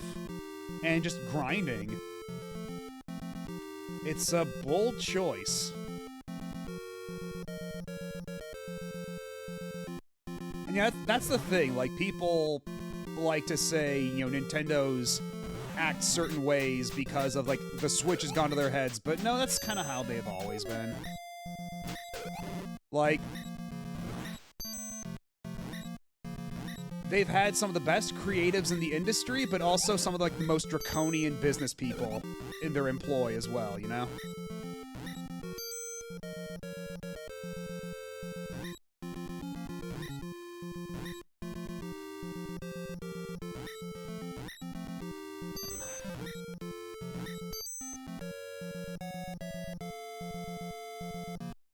How many quarters/yen coins would it take for anyone to normally finish this? God. It depends on if they would even, like...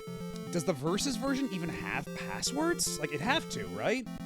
Because otherwise, this game's too big to fit in, like, an arcade setting. Because, like, at least with Castlevania, when you make that an arcade game, like, you could, like, go through Castlevania in a couple of hours, right? Like, when it was first new and before anybody knew how to, like, speedrun the shit out of it. Like, you could probably get, like, a couple of yen out of a player for that, but it was still, like, reasonable, right? Not this insane, like, grind that something like this would have to be. Because I don't know how long this is exactly, either. Like, I honestly would not be surprised if we beat it tonight, because, I mean, it is a Famicom game at the end of the day, but...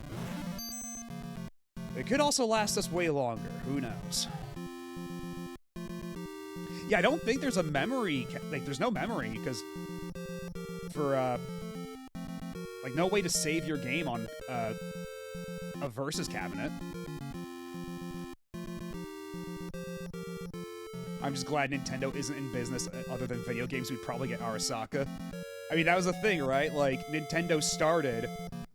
by doing a bunch of other business ventures. Like, they started with playing cards, and then they tried taxis, love hotels, toys. And, like, video games are the things that finally stuck. Uh-oh.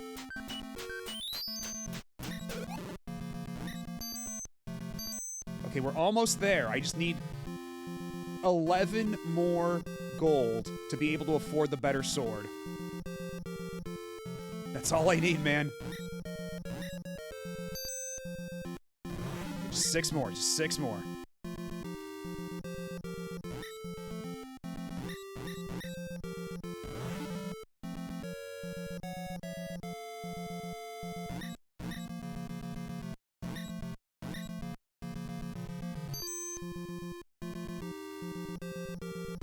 Not even taking my chances. Just buying that sword now.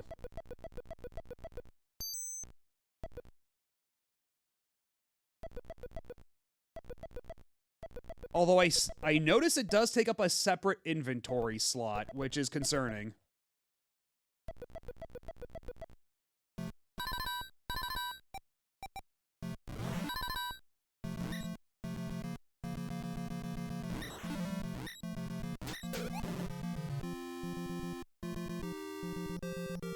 taking any chances either. Just saving my game, getting all 4 HP back that I can right now. Okay, let me just take a screenshot here. So I got the password. Okay. Oh shit, ad break started. You know what? This actually is a good opportunity for me to run to the bathroom, so I'm gonna be back in a couple minutes. Sit tight, don't go nowhere.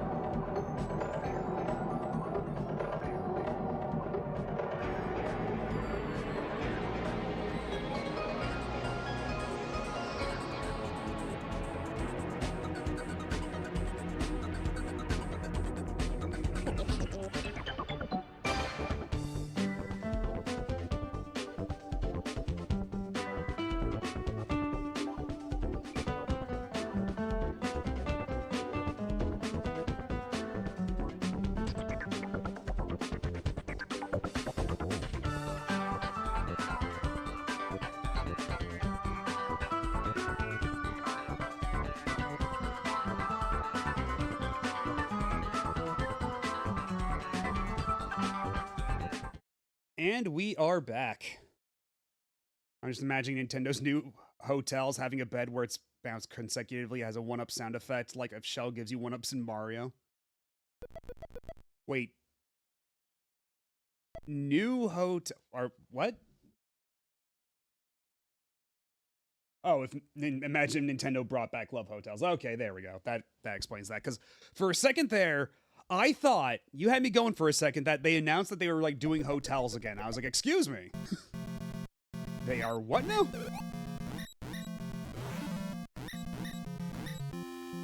Okay, these are killing these guys in one hit now. This sword is way fucking better. Holy shit.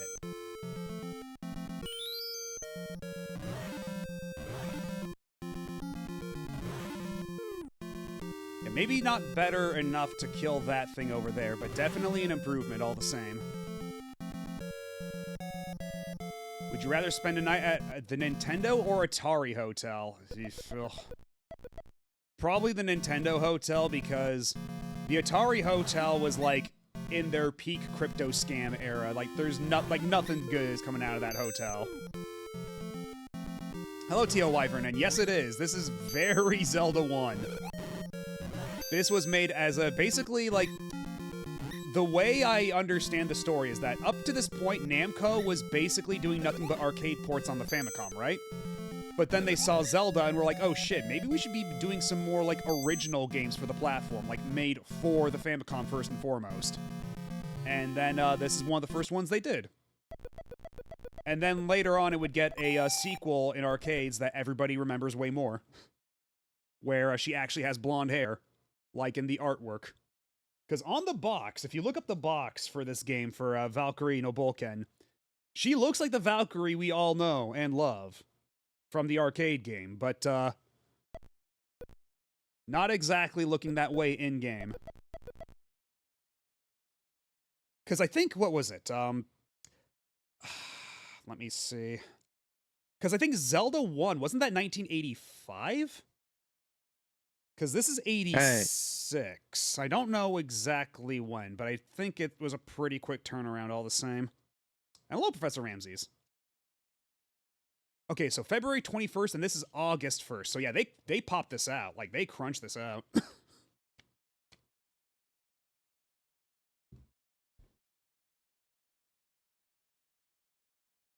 Unless the Atari Hotel's Atari consoles in the room, well, maybe. But even then, like, Atari, like, I can go back to NES games just fine. Like, I'm having a good time playing this, but I feel like Atari games might be, like, a step too far, like, where there's not enough meat on the bone to, like, really, like, keep me drawn in, right? And I just want to, like, get enough money so that I can heal up to full, and then I can try tackling that boss, and we can discover the horrifying truth about what happens if I die here. Will I come back to this save point, or do I start at that starting area like this is Zelda 1 through and through?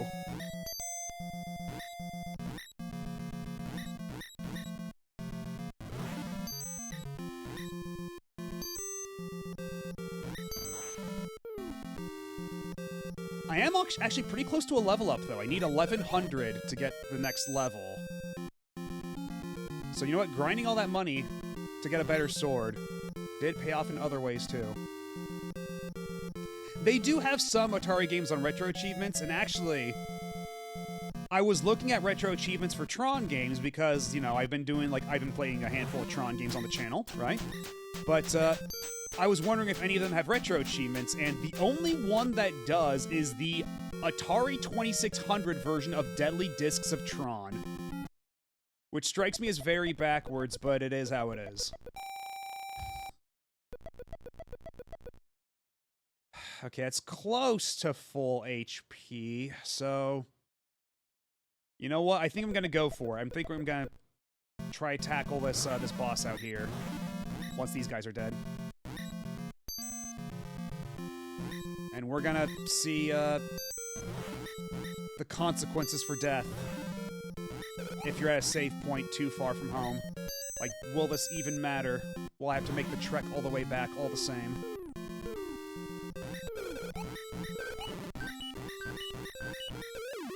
Oh, shit. Well, we killed each other. Alright, where do I respawn? Give it to me straight, Doc. Yup, I start all the way back here. But I do have my better sword, so it's not the end of the world.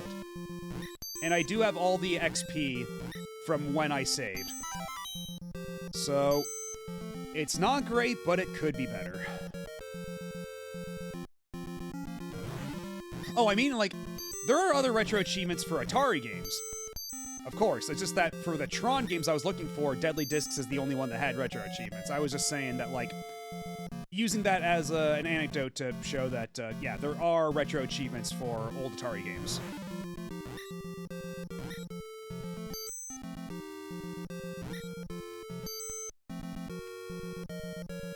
The music is probably familiar to you because the arcade sequel, Valkyrie no Densetsu, has a very similar motifs in it.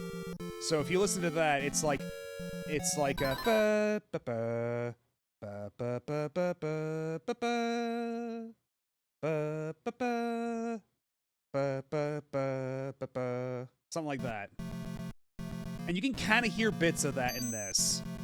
Like, they hadn't quite nailed, like, a super catchy theme song just yet, but, like, they were halfway there. Bet there's an achievement for Dragster for being Todd Rogers' time. Isn't that the whole thing, like, that time was actually impossible? And that it turns out they discovered years after the fact that he just made that shit up? So yeah, that would be a hell of a retro achievement. Literally do the impossible.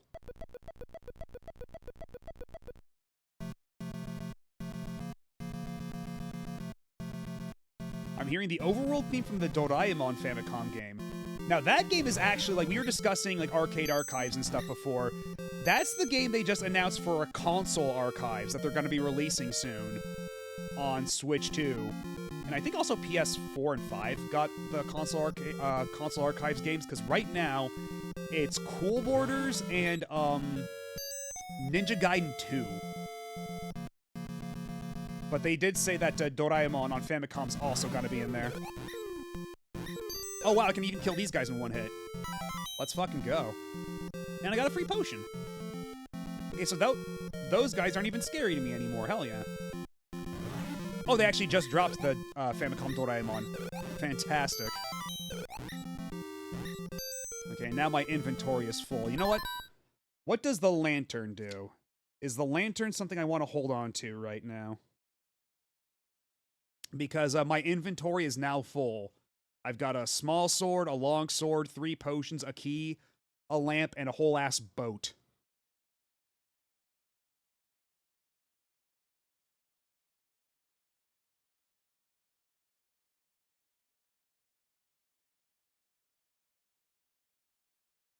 Okay, there's axes, which I might need later. There's gold key. And, oh, there's orange potions you can use up to 4 times. Interesting. Okay. Okay, and the lamp is just used to light the darkness, which we haven't run into any kind of darkness yet. We have yet to go to the underground labyrinth. But, oh!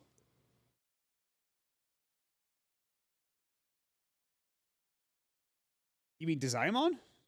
Huh, okay. I thought you said a Doraemon. Okay. Because I thought you were... Okay, I just read that way too fast. I wonder if that main theme for Valkyrie is what they use as inspiration for Tiger, Tiger, and Xenoblade 2. The themes sound very similar. Maybe. I wouldn't be surprised. Let's, before we go too far...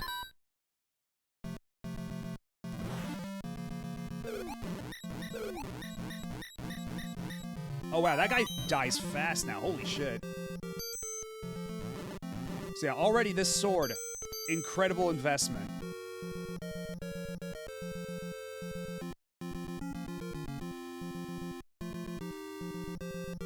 And by the time I get back to the mainland, I'll probably have enough for, a level up. Yeah, because I'm already, like, only 30 XP away from leveling up. And yeah, true. That's why I was inclined to agree, because they are somewhat tight with Bandai Namco, especially for Xenoblade 2. They just let them use Cosmos for that shit. So I wouldn't be surprised if they also let them kind of like... They let them get away with riffing on the Valkyrie theme a little bit for Tiger Tiger.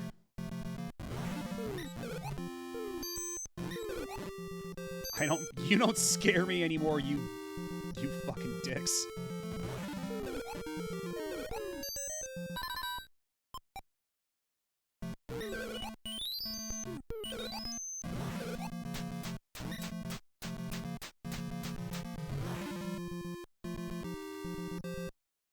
Alright, give me my level.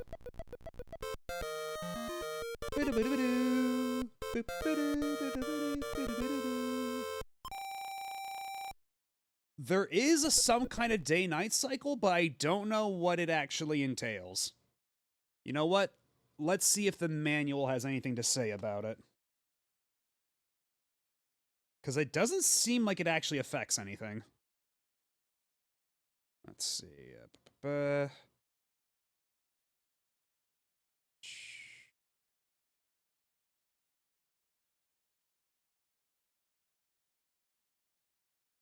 Okay, you can sell items. Fascinating. Okay, so I could sell my old sword for some cash. And yeah, that fanfare was because I leveled up. See? I have over 11,000 XP, which is what I need to get to level 3. So now I need 32,000 to get to level 4.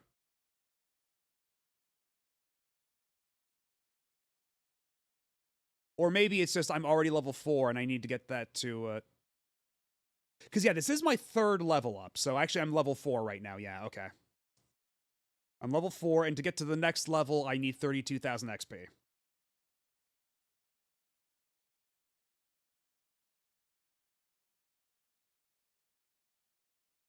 Okay, let me see. Okay, when you hit the desert, you... Okay, so heat actually affects you in the desert, so we need a coat for that. Okay. And then the well is what lets me go to the underground maze. But also the pyramid. And then there's warp zones over the place. That's convenient.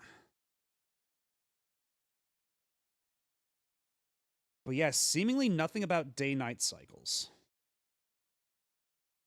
Yes, we've made it to the other continent.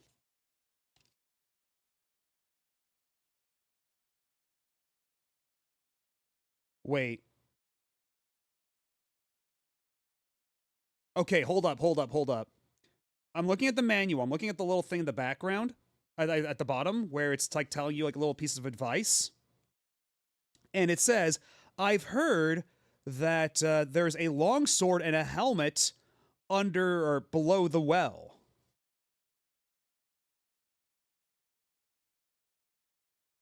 So, did I just waste a bunch of time grinding for that sword?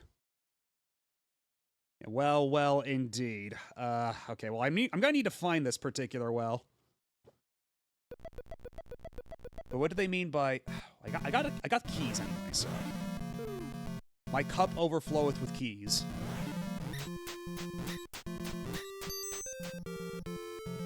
So where is this well that they speak of? Jesus Christ! Actually, you know what? What am I doing? I got a map. I've got a map up in the corner of the screen. Let's see. Where is the well on this map? Okay, it doesn't seem to actually show here. All right. But it does show where all the warps are, so that's good. But even then, I think I'll need like an axe or something to use those warps. Perhaps. Maybe I need to activate them first. Anyhow.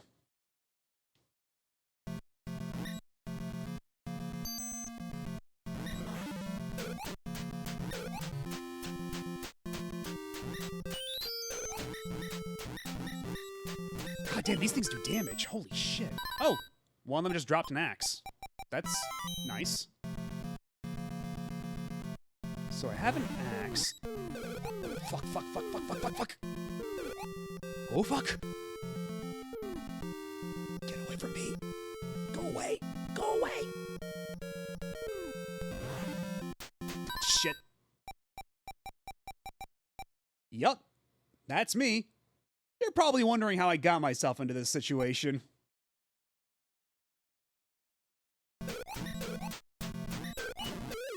Fuck.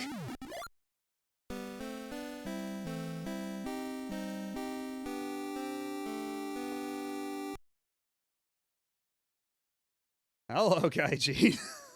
Alright. Okay, well, I don't have my axe, but whatever. You know what? Oh, actually, hold on. I do... Okay, so it does actually keep how much money I've got. Nice.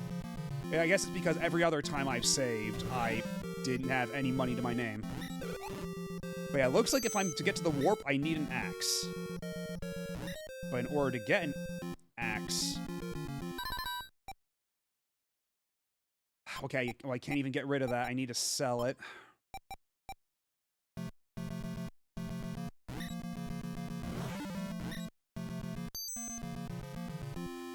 Because yeah, there's a well here, but there are other wells. Unless I need to cut a specific tree to get to it? Is that what they mean? Because I think that's the only well I've seen thus far.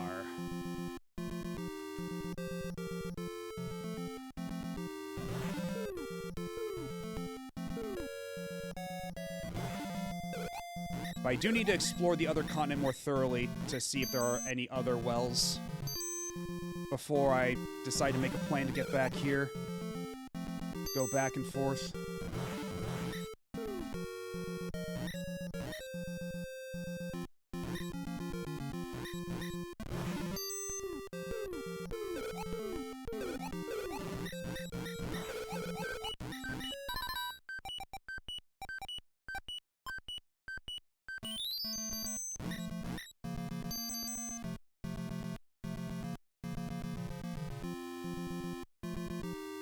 Stay right there. I need my money. There we go.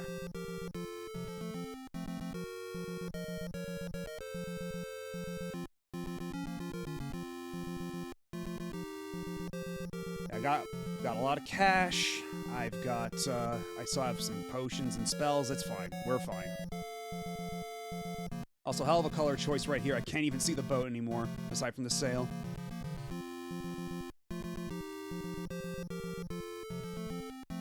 But yeah, there doesn't seem to be any real purpose to the day-night cycle, because even the monster spawns seem to be the same, regardless of what time of day it is. I think it's just there for visual effect. Which, like, it's a cool trick. It's pretty neat.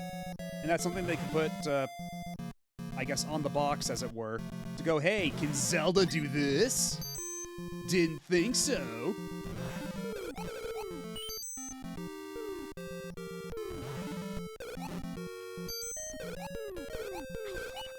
Okay. Fucking around.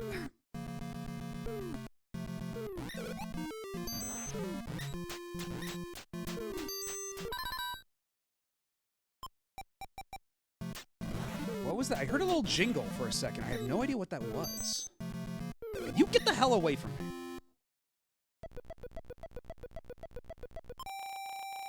Dragon Quest III wouldn't be out until I think it was 1989 or 1990? Because, yeah, this is a little ways before Dragon Quest III. This is like... Yeah, this is still, like, early days for the Famicom. Because, again, like, this is the same, like, as chat illuminated before, this is the same year as Zelda 1. Like, they pumped this out, like, 6 months later. But yeah, apparently, if you go here, you hit the select button, you can just sell all this shit. And I guess that's why they give you the option of sell, like, I guess that's why they make it so you can keep getting the boat over and over again. So you could sell the boat right now, strand yourself here, kill yourself, respawn on the first continent, defeat that boss, and get the boat again. So if you need, like, a temporary cash influx, it seems like you can just do that. And yeah, Phantasy Star 1 wasn't until, like... Because, let's see. Phantasy Star 2 was 89, I think. So Phantasy Star 1 would have to be 87 or 88. And from what I remember, Phantasy Star 2 had a very quick turnaround, and it shows. So I think that was, like, 88 for Phantasy Star 1. And we can sell one key. And let's... Yeah, I'll sell my dinky old sword for 8 coins.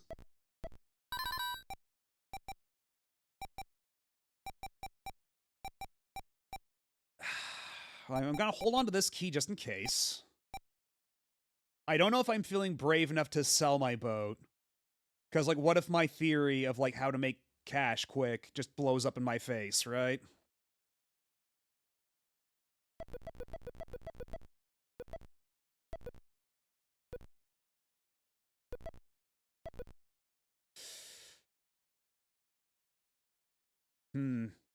The manual did recommend getting the coat here, or the cloak, because the cloak is what's going to keep me safe in the desert. And it looks like the desert is on the other side of the bridge with that boss.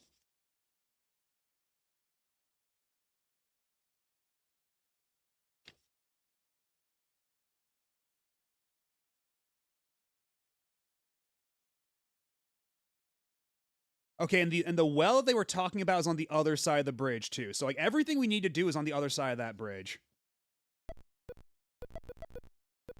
Yeah, I only need, like, one more coin to get that, so let's just... Oh, good. That bag of cash was still there. Okay, now I can get myself a fancy coat.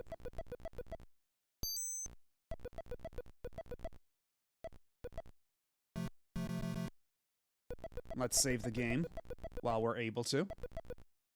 Oh, they're not... Okay, you know what? They I did need to heal, but it looks like the key, the password did update. Actually, you know what? Let me test something out. Because do I even need to lie in bed for the password to update, or do I just have to step through the door? Okay, let's kill this guy, get a little bit more XP and money. Get back here.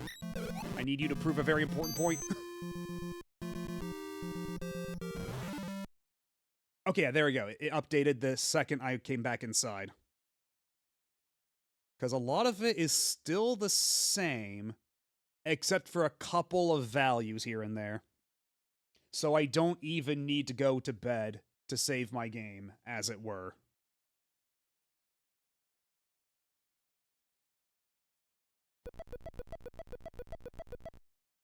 But I might as well still do it.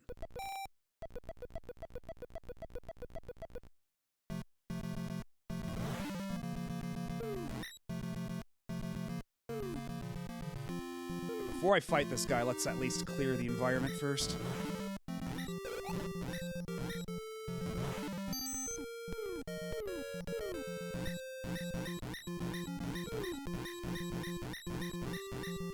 Got him!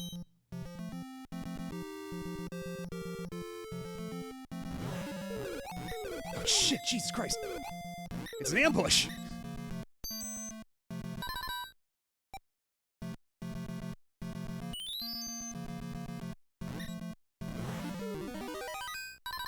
Alright, so we are now in the basement. We are now in the underground lair, which necessitates the other map.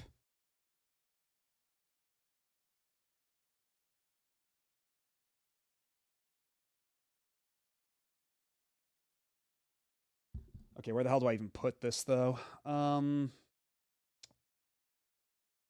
guess for now we can put this, like, over the other map. I guess that's okay. Right around here. Because, yeah, the included map of the dungeon is completely blank except for 2 tiles. And honestly, I don't even know where to start with this. I don't know what tile we just landed on in this vast sea of empty tiles. Like, if I just blow this up like so, you can see that there's jack shit on here. Except for 2 tiles. So I guess I'm just gonna wander around a bit to find my bearings? I should probably get rid of the map on screen first. There we go. Or at the very least.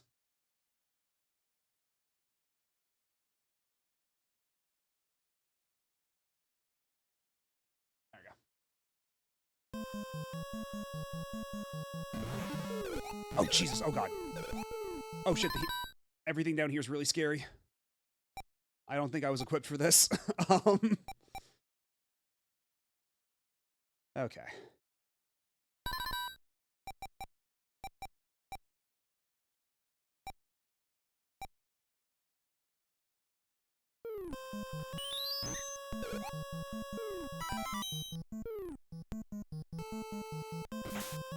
Oh, there are traps? I'm sorry? And I'm poisoned? Oh, hell no. Oh, God. Oh, this went south immediately.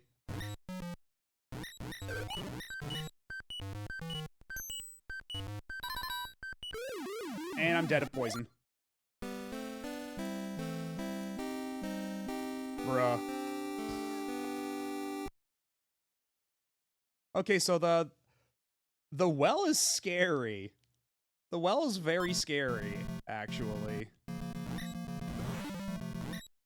Well, we can make it back. You thought you knew how to play the game? And actually, I am curious to see, because, like, according to the map, there is a little warp pad, or a warp zone, all the way down here. So, but you need an axe to get through there. So, let's go ahead and buy an axe the next time we're at the shop, and we'll save the game with the axe. And then maybe that'll save us some time getting back. So we don't have to do this whole rigmarole over and over.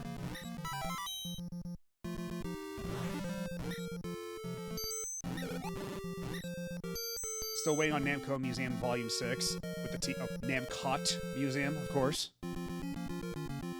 But yeah, because I forget if you were here, Gaijin, when I said this, but I suppose I might as well repeat it. But they did do a remake of this game in Namco Anthology 2 on PS1, where they made it play more like the arcade game. And it has very little to do with the game otherwise. And once we're done with this, we will be playing that, just to compare, because I am overwhelmingly curious. Okay, there's like a sweet spot you have to stand on to make shit so you don't get damage from him, but you can completely block out all of his attacks. I have noticed.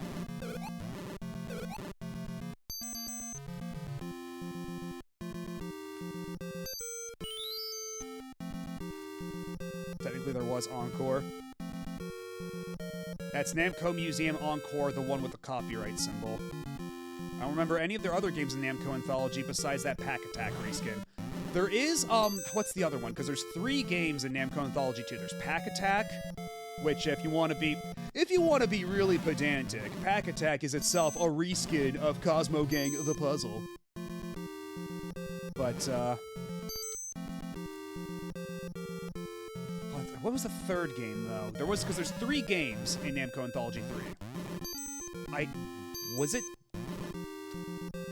Was it Tower of Druaga? I don't remember.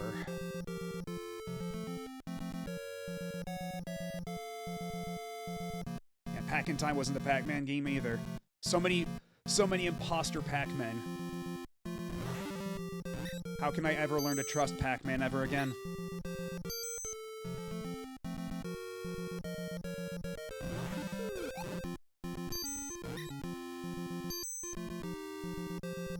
And did Pac-Man World 2 on GameCube include Pack Attack of all things? That's kind of a random inclusion.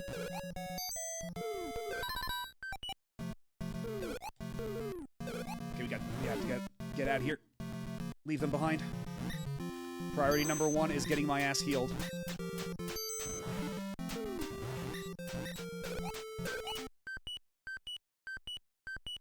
That was close.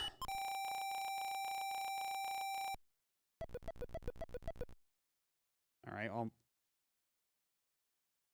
you know what? I've got another key I can sell for some easy cash. Maybe that'll be enough to afford an axe. Namco Anthology's 3rd game was King of Kings. Okay, well, I don't think I even know what King of Kings is. So, I guess it makes sense why I forgot. It's the only other release of the Anthology version. All other new versions have the Genesis SNES version. Okay, because actually, speaking of the Anthology versions, there is one other version of Namco Anthology Valkyrie no Bouken, and that's if you pre-ordered Project Cross Zone 2 in Japan, there is a 3DS version of that game that's Valkyrie no Bouken with Xiaomu, which is like the cat girl from Project Cross Zone and Namco X Capcom. They added her in there as an alternate playable character. But otherwise, it's a 3DS port of Valkyrie no Bouken that they only ever released as a pre-order bonus because Japan is kind of unhinged like that sometimes. See also the native PS4 release of Princess Crown, which you could only get if you pre-ordered 13 Sentinels.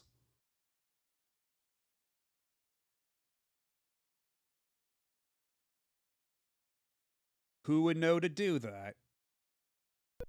Oh, you mean for the pre-order thing? Well, at least nowadays it's relatively easy. In fact, it's surprisingly easy to get your hands on that version of the game. If you know what I mean.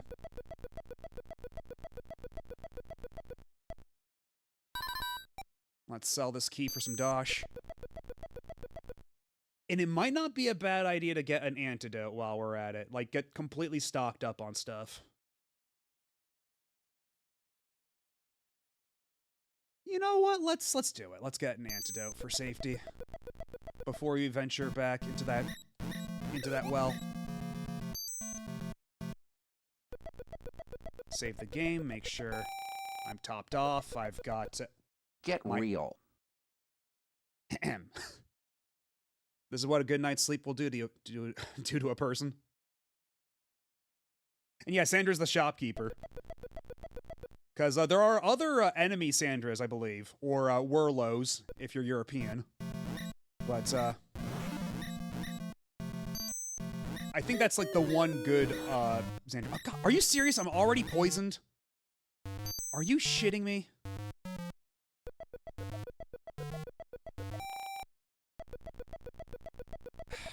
Okay. At least it saved a sack of money out here.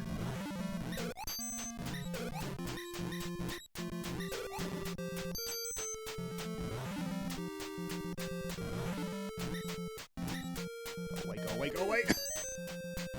I have a lot on my plate right now.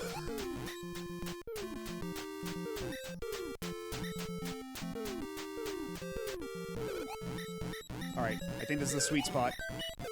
God damn it.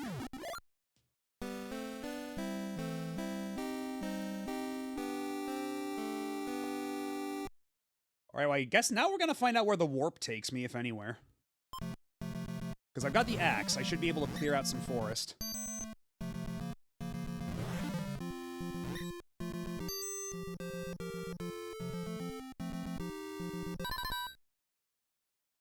I'm trying my best to read that, Juice of Frost, and it's giving me an aneurysm. But I'm going to do my best. Con bandwagon mina slimes. How did I do? And how are you? Let's see. Okay, so how do I clear out forest? I've got an axe. Oh, I can just go around. I could go around this entire time. I didn't even need the axe. Alright, well, what will this do for me? Can I even use this yet? Do I need to activate another one? What does the manual say? What does the manual say about warps? Okay, you warp with the A button. Okay, now I'm in the desert. My health is rapidly hemorrhaging. Okay, and see, there's the evil Xandras right there, and they do crazy damage. Okay, but I've got the cloak though. Why is it not doing anything for me?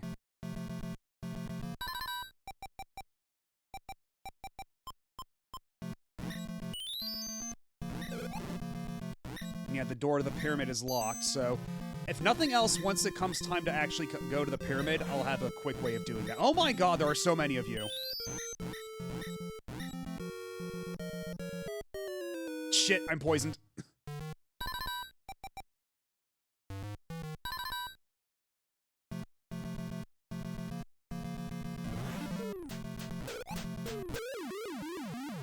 And I'm dead. Well, that was quick. Holy shit. Toronto Japanglish has a lot of nuance to it. I see, I see. Clearly, I have much more learning to do. Crazy how you could chase a game's trend in less than a year in the 80s. Meanwhile, it takes 7 years and kills the studio to do that now. Yeah, funny how that works. It's so weird. Oh my god. Oh my god. I just noticed. The intro, because remember how the intro, when we first started the game, when we let the demo rock, like Valkyrie just kept dying over and over again. Now she's got my inventory and she's actually attacking with the sword. She's actually doing way better for herself. So it looks like what they did is they gave her a pre-programmed like routine to run through, but it's all dependent on what's in your inventory. Whether or not she survives longer than 5 seconds. That's so funny.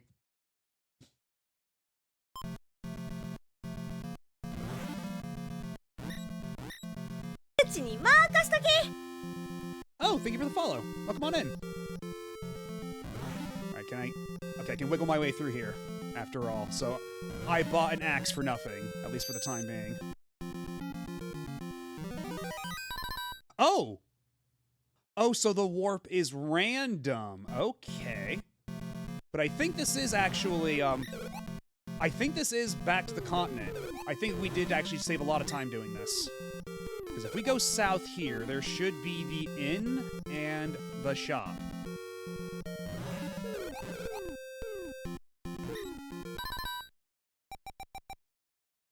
Might as well, you know, smoke if you got them.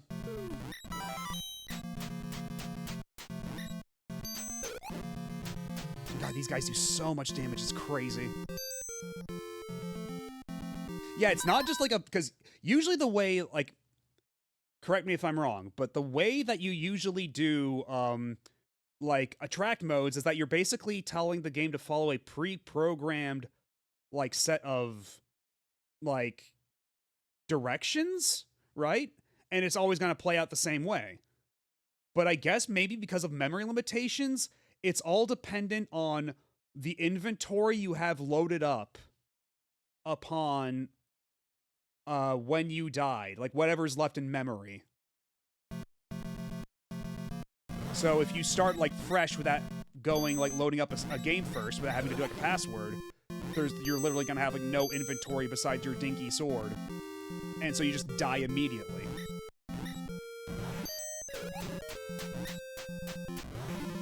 Okay, well, I got a free axe too, so thanks. Let me in. Okay, but at least now I know that I can seemingly just keep hitting the warp over and over again until it brings me where I need to go.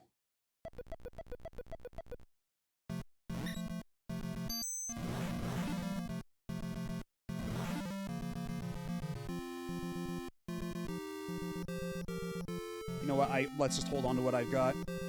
But I guess now that means I actually might not need the boat if I can just warp around like that? Or is there some other unforeseen limitation of using the warp that I just was not privy to?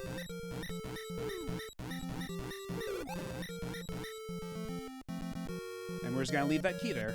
I've already got a key, thank you. Alright, let's try this again.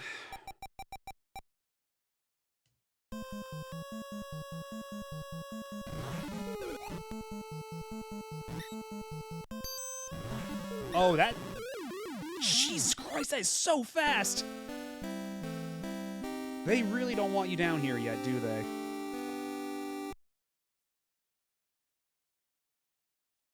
Maybe I'm just going, like, somewhere I shouldn't be going, because the back of the manual, the little mini walkthrough that they have at the back of the manual, points out the well, and, yeah, it says, once you cross the bridge, right below you will be the first well. And in order there are many items that you can find there to defeat Zona with, Zona being the final boss. So, it's very important. Yeah, otherwise they just want me to cross this desert. So, yeah, if you have the coat, you'll cross the desert, okay. And there's a pyramid there. And you need a Sandra statue to enter the pyramid. And so, apparently the Black Sandras walking around the pyramid will drop the statue you need to get inside the pyramid. So actually, the pyramid is where I needed to be in the first place. So I guess we'll just try the warp again. And if that's the case, then I might just be able to sell the boat. Totally fine. Hey, X-Keeper, how's it going?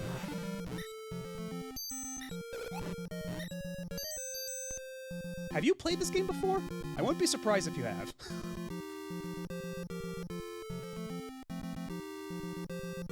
How are you doing this evening, though? Okay, we're back here. Equip the cape. And it actually changes my sprite. You could, say that. Am I forgetting something? Is this something I should already know?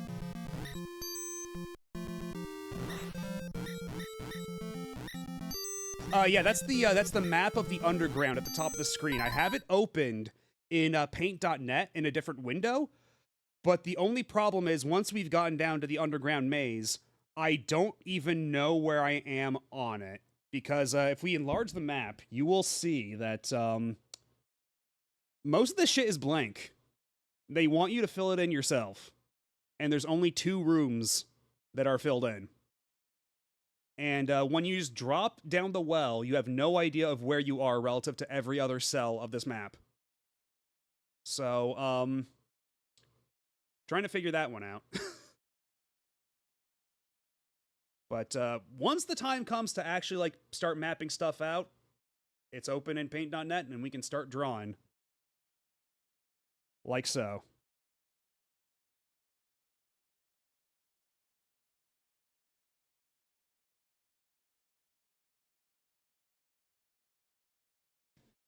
But in the meantime, apparently this pyramid also leads you down to the underground maze, so maybe that's probably the smartest place to start. That might give us like a better, better point of reference. Okay, you're not the. Oh, Jesus Christ! These do so much damage to you. I might just have to stop and grind for a bit, honestly, if they're just tearing me to pieces like this.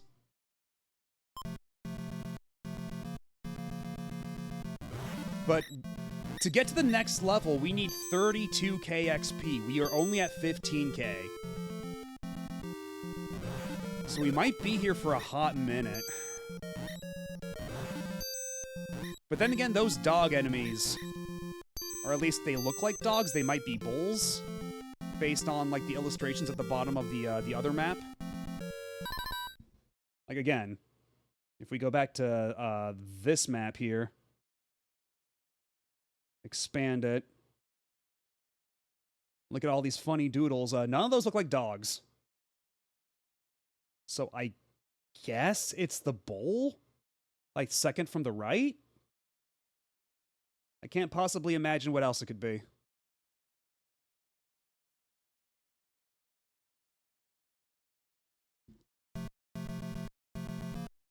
Yeah, maybe if I just ignore the dogs and just keep fighting the Xandras, I'll be okay. Because I do have a healing spell, I do have a potion. I might be alright. Have I beat any version of Druaga? No, I have not. Oh, you have a work-in-progress disassembly of this game and a fancy Lua overlay for it in FCUX. It's been a minor obsession for a while. Okay, because I saw you were doing that with, was it Mario 2? I didn't know you also had one for Valkyrie. This warp literally brought me back to the same place.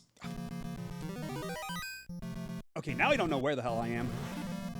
Oh, but these guys are scary. Okay, we'll be fine here. Put on the cape, get the sword. And so apparently one of these guys will drop the statue I need to get in the basement. Also, do I ever drop the cape, or do I just hold on to that the entire rest of the time?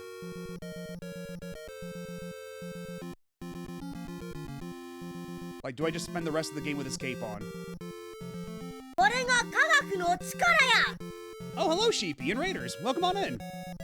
I'm Matt O.B., Retro Variety Mad Scientist Bunny, and today we're playing Valkyrie no Bouken for the Famicom. If you've ever played Valkyrie no Densetsu, aka Legend of Valkyrie, this is the prequel. This is the game that came out before it. And it's, a rather obtuse Zelda-like, but I'm having fun so far. Even if it's been kicking my teeth in every now and then. Yeah, her hair's black here for some reason. I guess palette limitations, but it's her. She's on the box. That is, in fact, your girl. But hello, Endymion, and Yuki, and Noelle. How y'all doing? And what were you up to, Sheepy? Let me give you this shout out real quick.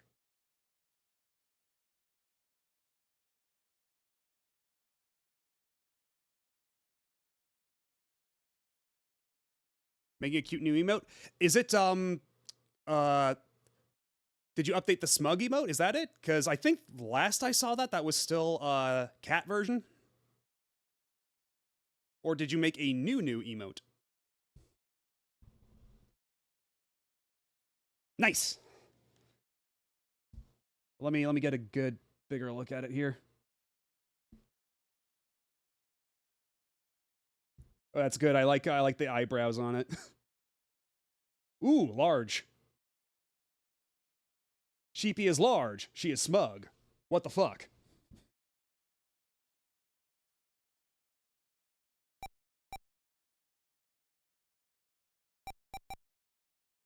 But yeah, I've been enjoying the game so far. Again, it's kind of been kicking my teeth in, but it's been all right. It's a little grindy, but you know, it's an early Zelda clone. Oh, and there are random traps. Actually, was that the quicksand? Did I just like fall slightly too close to the quicksand? Is that what happened? But yeah, you'll see in the upper right corner, we have the map that came with the game, right? Let me expand that real quick. So we have the world map, which I have next to me in physical form as well. I do have a boxed copy of the game and the manual, which has been extremely helpful because if I didn't have this manual, this game would be a nightmare to play. Because the manual tells you a lot of very important, useful things. Like, I wouldn't have known I could sell items or how stat growth works, any of that stuff. But yeah, we've got this map here of the overworld, but there's also a map of the underworld, right? And the thing is, that map is almost completely blank. So as we progress, I'm gonna be doodling in this in paint.net. But unfortunately, there's no real telling where on the map you are at a given moment. So I'm gonna be kind of bumbling around in the dark for a bit until I get my bearings. Like, I think I'll have to find like a corner room or one of the two designated rooms that are already pre-filled. But the only problem with that is that they are identical rooms. So I'll have to figure out which one of those rooms I'm in if I ever get to that specific room.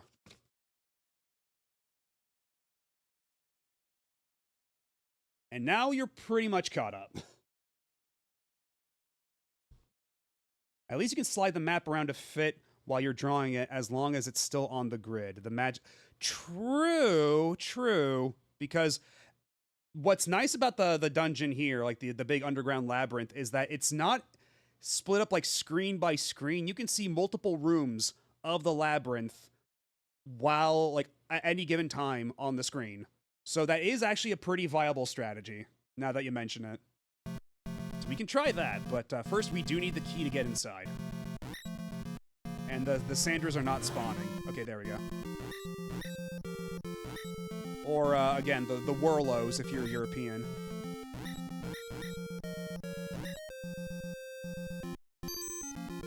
Also, it's extremely mean that half the time the quicksand is invisible. Depending on time of day, you can just not see the quicksand.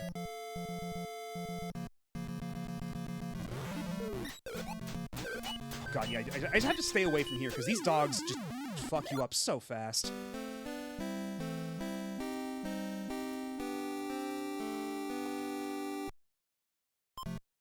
I mean, arguably, I should probably be doing it, like, the legit way, right?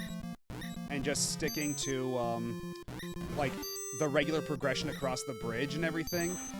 That's probably wisest, but, like, it doesn't seem to be making a difference. So for now, I'm just gonna keep following this warp.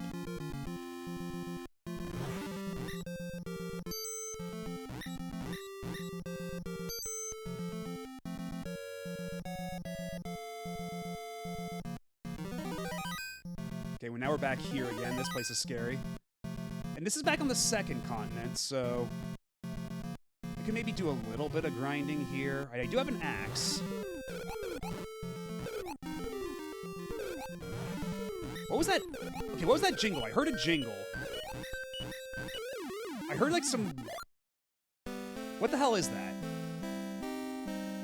There was like, in the middle of the music and all the attack sound effects, there was like a little jingle that played for like a second, and I have no idea what that indicates.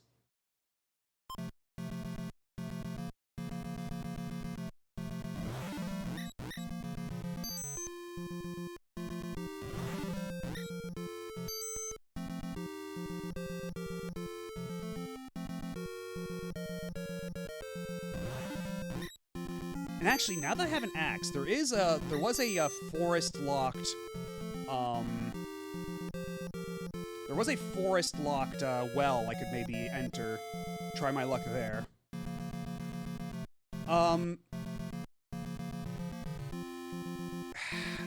That was a bit more of a thinking out loud question, but I don't know if I want that answered. Well, let's put a pin in that for the time being. That's funny. It didn't load the emote first time because I didn't refresh Twitch. I was wondering. Yeah, you just posted like, because it's still, yeah, it's still Soryu, so it's still the name change has yet to take effect, I guess.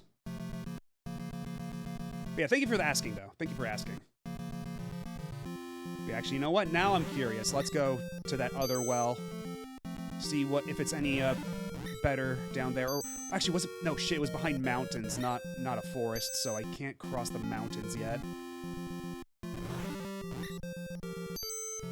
But I think there was stuff around here that was behind the trees, wasn't there?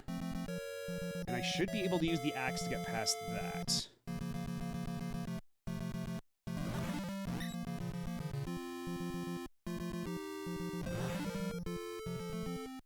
I might as well stop and save my game while I'm here. How short a game is this when you know everything? That, actually, I am curious to know that. Like, if you knew exactly everything you need to do, how quickly could you finish this game? I can't imagine it's too long. Like, I imagine if you knew, like, everything, it'd probably be, like, 2 hours. I can save the game here. In a manner of speaking, because it says passwords, but... it does at least update the password in memory so you can continue right away. So that's nice.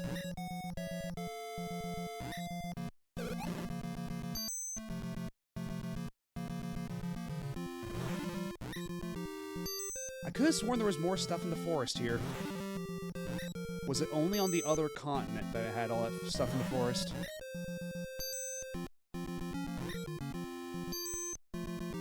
And actually, now that I have the warp, and that it's pretty easy to get to, I don't even need the axe to get there like I thought I did.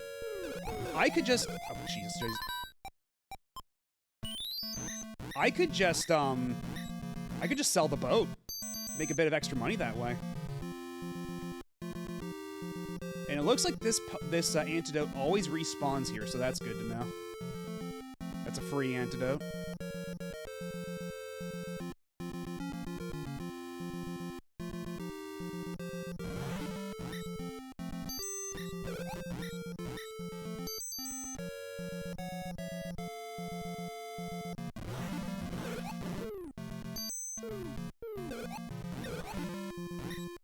And actually, now that I have the better sword and I'm a level higher, if I keep fighting these guys, how much XP will these guys grant me at a time?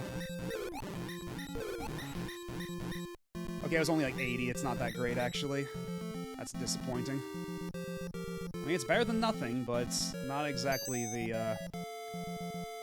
the leg up I was hoping it would be.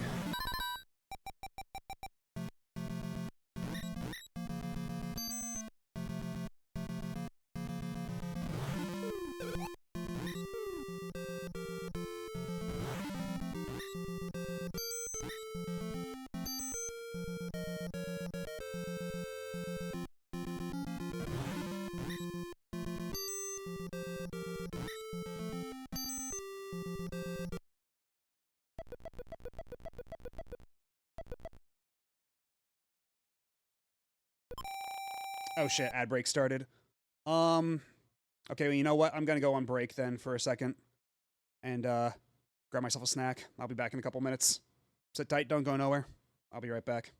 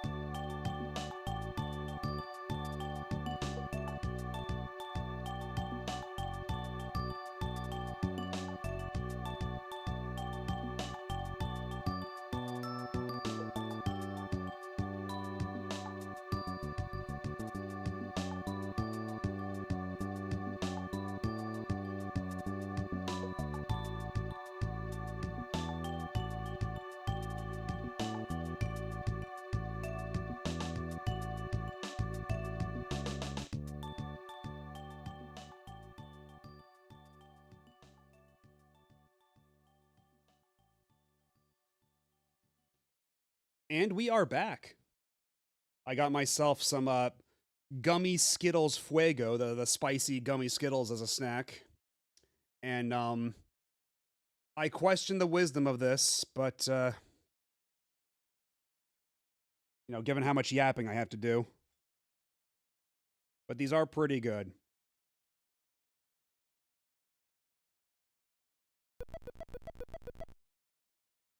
Spicy gummy Skittles. And they're actually pretty good. Like, they're regular, like, Skittles flavor. Or, you know, gummy Skittles flavor, but they've got, like, chili powder on them. Kind of like Mexican candy. They're quite nice. And hello, Peekaboo Bear. How's it going? We're playing Valkyrie no Bouken on the Famicom. Oh, you know what? Actually, I'm gonna go back real quick. Update the password to reflect that I've got another potion. Okay, there we go. I've taken a lot of screenshots of all the different passwords I've gotten. My folder must be looking real stupid right about now. Actually, you know what? Rather than sell... There's treasure! Okay, you know what? Never mind what I was gonna say about selling my boat for money. We might as well at least go get some treasure. Because the manual did say something about there being, a helmet and a sword below the well, but it didn't sound like it was inside the well. It sounded like it was, like, further south of it on the map. So, I wonder if they mean it's, like, on a treasure, like, in a treasure chest or something. On the overworld. But just physically due south of the well. So, perhaps it would behoove me to do a bit more ocean exploration, even though ocean combat is very weird in this game, because you see right now, whenever I push the B button, I slash my sword like this. That still works even when you're on the boat, but there's no animation for attacking when you're on the boat. You just kind of have to, like, hit the B button and pray for the best.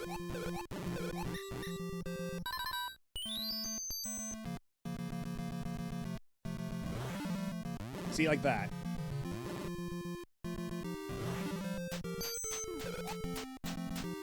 You stay the hell away from me. Alright, well, catch you later.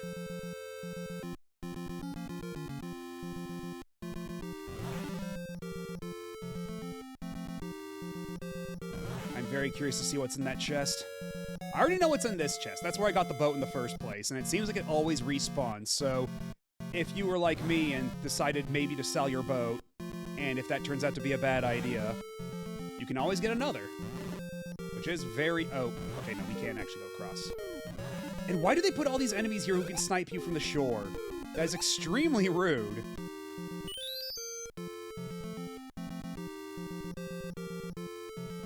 Can't have a moment's peace. Can't even have a little boat ride. All to myself. Okay, at least these guys are chumps.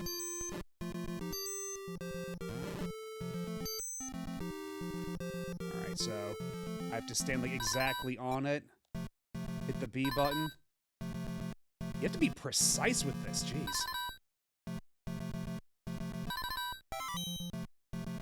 Oh, I got the helmet, nice. Yay! I'm a real Valkyrie now. I got little wings on my head. Hey Kiki, how's it going? We're playing Valkyrie no Bouken on the Famicom, which is, if you've ever played Valkyrie no Densetsu, or Legend of Valkyrie in arcades, this is the game that came out before that. This is actually the prequel. It's going? Well, that's good.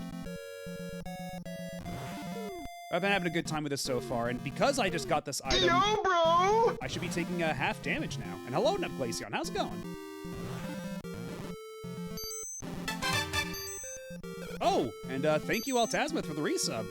I keep forgetting to do this. No worries, thank you. And now you have a shiny little badge. You are the envy of all your friends. Sounds like I watched Arino play that. I know that Arino played Legend of Valkyrie, the one that's like the arcade one that they also ported to the PC engine, where it's like it's entirely like vertically scrolling, and you're shooting like little fireballs and stuff. That's the sequel to this game. Because originally, like, from how I understand the timeline, X might be able to correct me on this, but they saw like Namco up to this point was only porting like their arcade games to the Famicom. They didn't really do anything original, but then right after Zelda came out, they were like, oh shit, maybe we should make some like original games. You know, really capitalize on this, because like there's clearly a lot more we could be doing. And so they decided to make this, among other games. And then it's kind of weird how we got from this to the... Oh man, we are taking so much less damage now because of this helmet. Let's go. But we are still taking damage all the same, so let's not get cocky. And he also played Whirlo. I don't remember that one, but it wouldn't surprise me.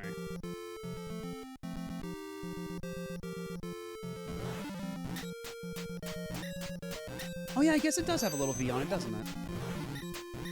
I didn't even notice that. That's how you know it's her shield. I don't like those chompy boys. They absolutely annihilate your HP. I don't much care for it. Now let's take a little snooze. Okay, and the helmet is permanent, right? Like, I never have to worry about getting the helmet ever again. Right? I can't lose it or anything. It's just on me for good. Because I also have the cape. Can I wear the cape and the helmet at the same time? Or am I going to learn a devastating secret? So many of these dudes, Jesus.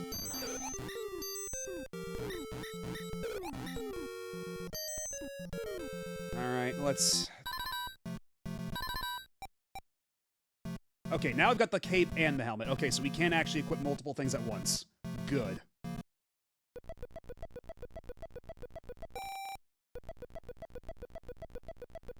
Now I'm all kitted out. Look at me.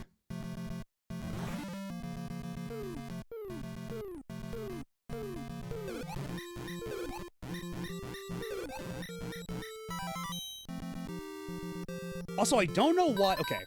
So it says in the manual, you can use these silver keys up to 4 times, but in my experience, these keys are one-time use. Unless these are not the silver key? Because, yeah, I'm looking inside, like, the goods catalog in the manual. They have the gold key, which is apparently unlimited use. But then the silver key, it says you can use it 4 times. But in my experience... unless I have to use it 4 times to open a treasure chest? Is that it? Because that doesn't look like that's what it says. That's bizarre.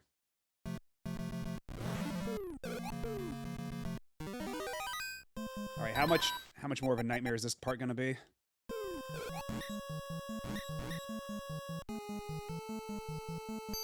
Okay, so this is the underground labyrinth I was mentioning before, so if I can just find like a wall up here. Like a solid wall that I can use to like get my... Oh my god, I'm already down this low.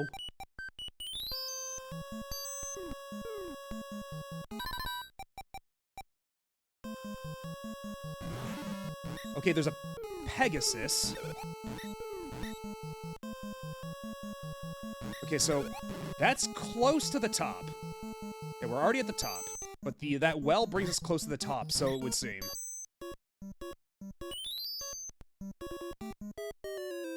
Oh shit! I touched the fucking mushroom and I got poisoned. So we have to be very careful with these.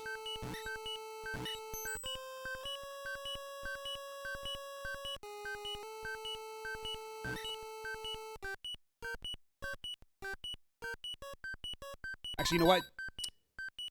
Oh man, that does not stop even for that, huh? Because I was gonna draw a little Pegasus on a separate layer on PaintNet and then just use that to designate the top. Because it's, let's see, it's just up here, down here. Oh shit, there's another sword down there, behind the key. Although it looks like the sword I've already got, so it's not a big deal.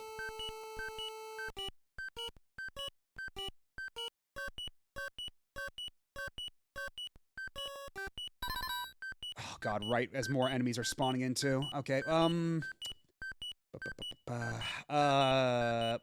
okay, I'm just gonna draw in the little Pegasus anyway on the map for future reference.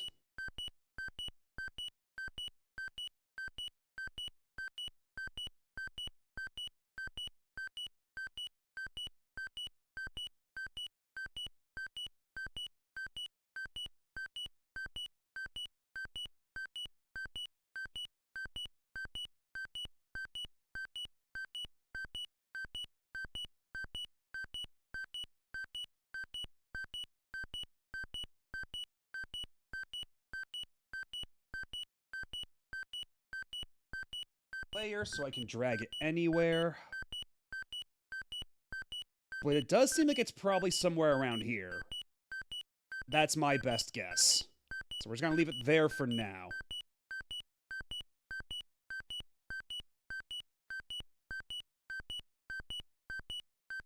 It's beautiful if I do say so myself. You're laughing because you like it, right? Because I drawed it good. But yeah, it's a little tricky to draw with a laptop trackpad, I must say. Thank you. At least somebody appreciates my art. Whoa, nice graphics! And I'll take that as a compliment. Whoa, nice graphics!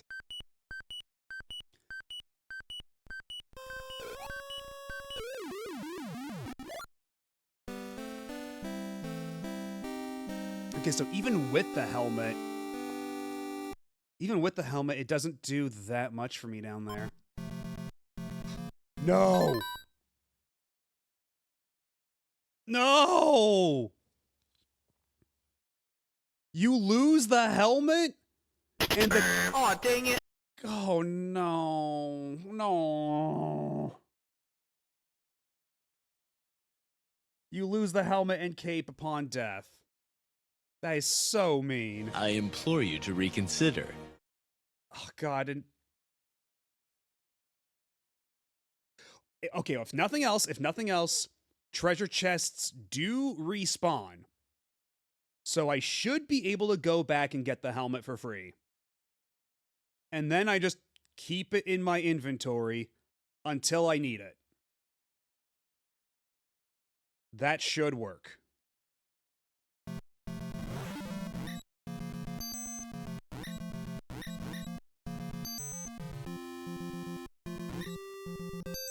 So let's go on a little recovery quest for my helmet.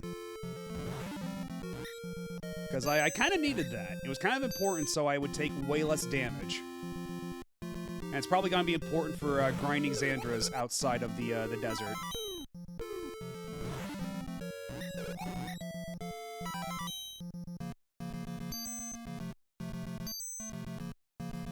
Yeah, now it makes sense why the PS1 remake doesn't even depict her with a helmet. As is traditional for Valkyrie. That is to say, the helmet look being the traditional look.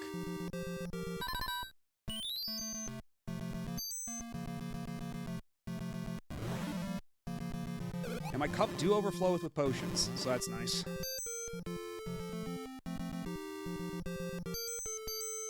And man, only having 8 item slots is pretty brutal. And I should probably actually try to make more use out of my axe, but I'm feeling like maybe, like, if we're not gonna go down to the dungeon, to the labyrinth anytime soon, then maybe we put a pin in that and just, like, sell the lantern for now. Try to, like, recoup some of our investment.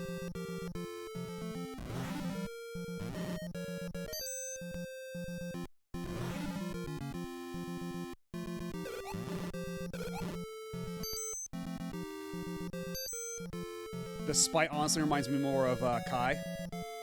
Oh, there's a free potion over here, too. Well, that's good to know. Okay, and this desert tile also has a free treasure box lying around.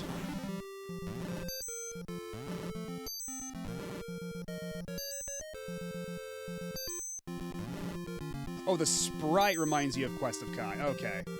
Because I was wondering, like, yeah, I guess Quest of Kai can be a rather spiteful game in times. So I didn't even have any second thoughts about you saying that. Okay, there we go. It's back. It's waiting for me. Okay,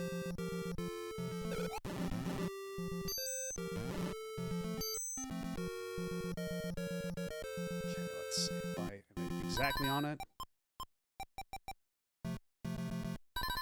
2, 3. Okay, no, it's just you have to be exactly on the right spot for it to trigger. Why are these... Oh, wait, I'm pushing the wrong button. I'm stupid. 1, 2. Okay, yeah, so you do have to use the key 4 times to open a treasure chest. What the hell is their problem? Writing the manual like that. Well, no, because it got rid of the key and then it replaced it with the helmet right away. Oh, wait, I see what you mean. Oh, shit. Because I used it 4 times on the treasure chest and that counted as a use. So I basically wasted all my uses of the key, and then when I used the last use of the key, it erased it, and I was then able to add the helmet to my inventory. I see.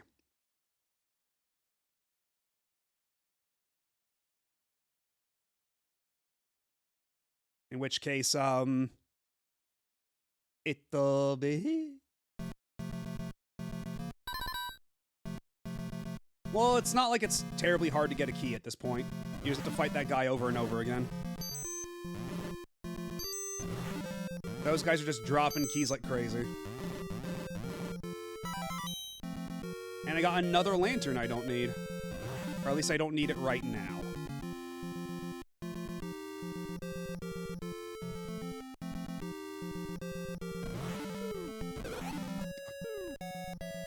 What an asshole.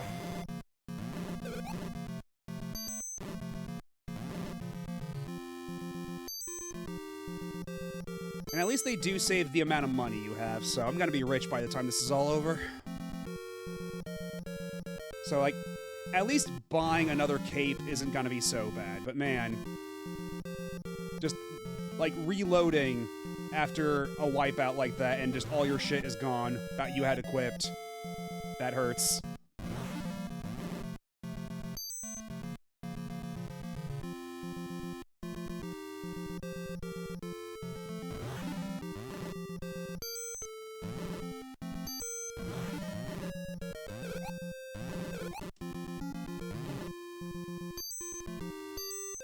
No, it's too far. Ah, damn it.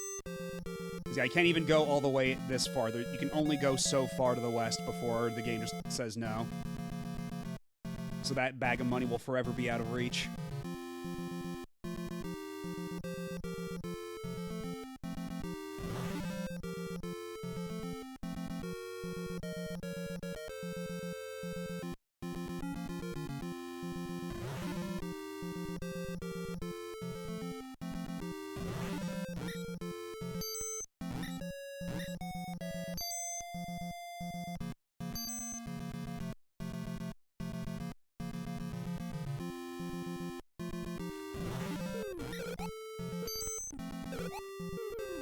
I don't care what you're doing to me. I'm not putting that helmet back on. I'm saving that helmet for finals.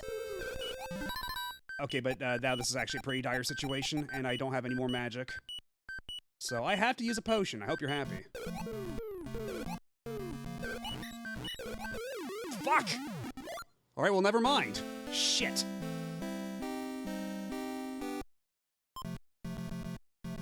Alright, well, time to get a helmet again. God damn it.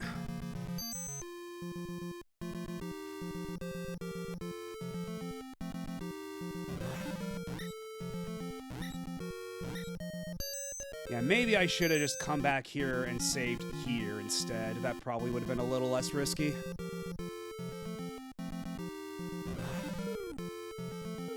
God, these guys with the fireballs are the worst.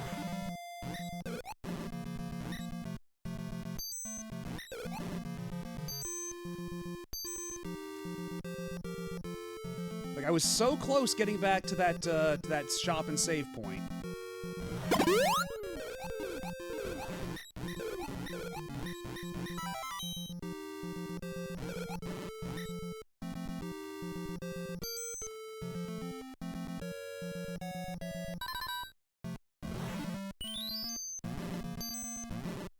Well, one of you gentlemen, please drop a potion. That would be pretty cool.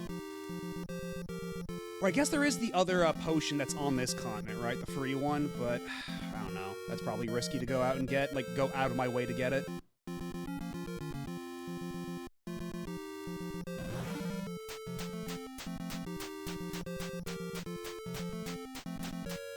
I still have no idea what you are, little fellas.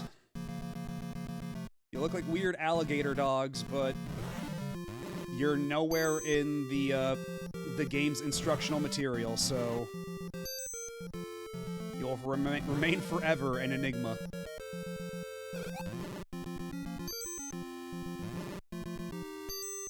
And there isn't a dock around here, is there? Because that would be handy.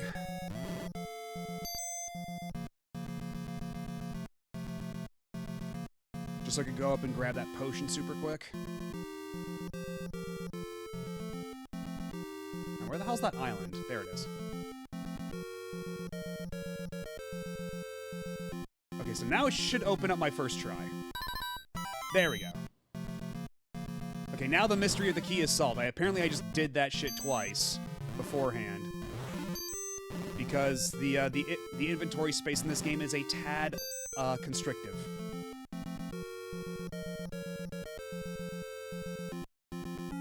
A bit limiting. Hello, Ozzy. How's it going? We are adventuring with the Valkyrie. On this, her grand adventure on the Famicom.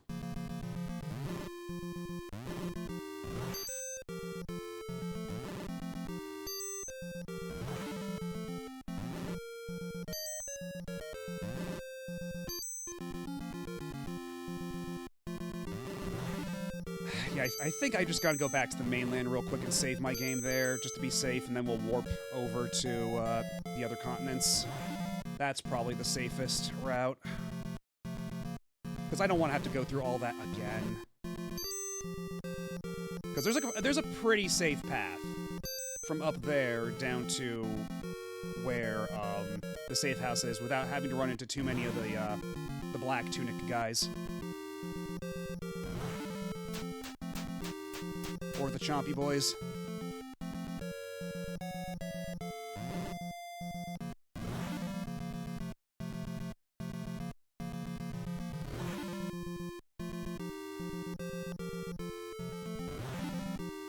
Okay, these guys are fine. These guys I don't mind. But this is gonna be the harrowing part.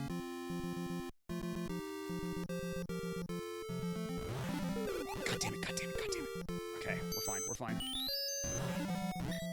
And then these guys are okay. They're the blue tunic guys.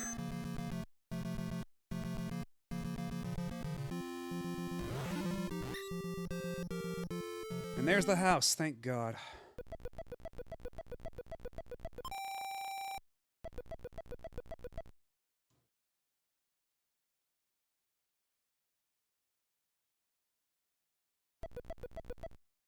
It's a home of sorts, I guess. I think it's supposed to be like an inn, but I'll take it. And yeah, is this the shore where... Yep, there it is. So I'll be taking that.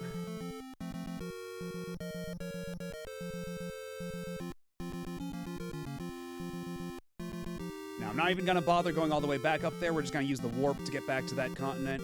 Or the desert. Actually, no, wait. I do need to go back to the continent so I can go get to the, buy myself a cape, too. Because if I won't even be able to survive the desert long without the cape.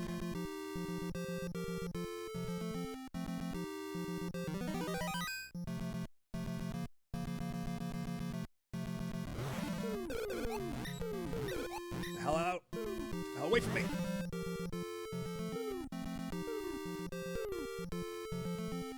All right, I think we'll be fine. I think we're home free. Nope. Okay, now we're home free.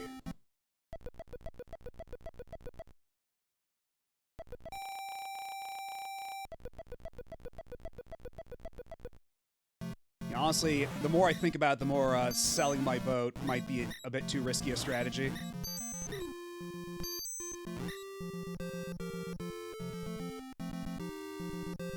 But what of these could I...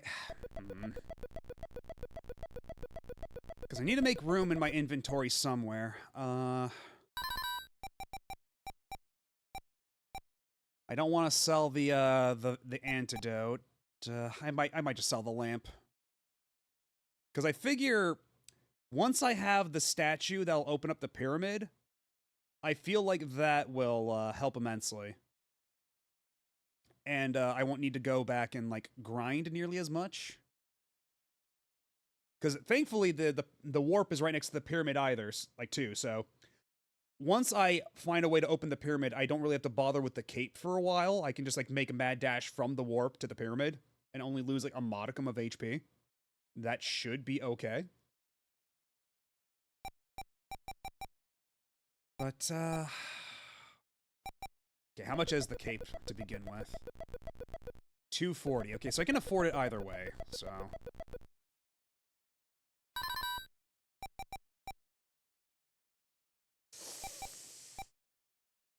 but once I open the pyramid, I'm gonna want to have a lamp on me, at least one. Maybe the axe, honestly, because I haven't had a whole lot of reason to use the axe so far.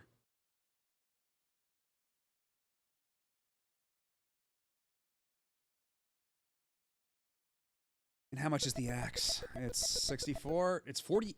No, it's 64. Okay.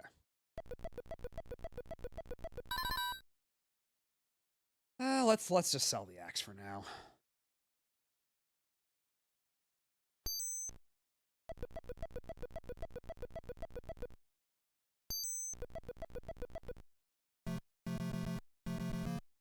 Then we save what we've got so we don't do that shit again.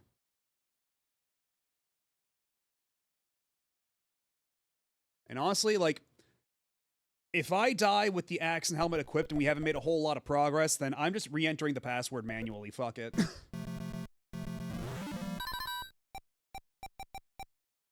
And on that note, let's just equip the helmet now.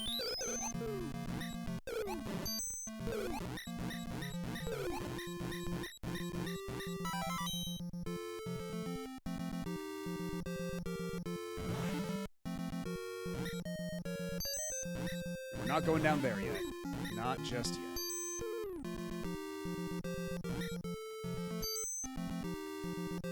So where is the normal entrance for the desert anyway?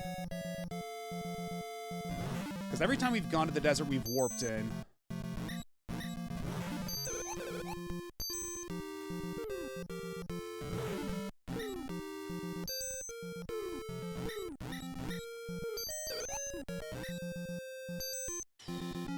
Okay, there it is.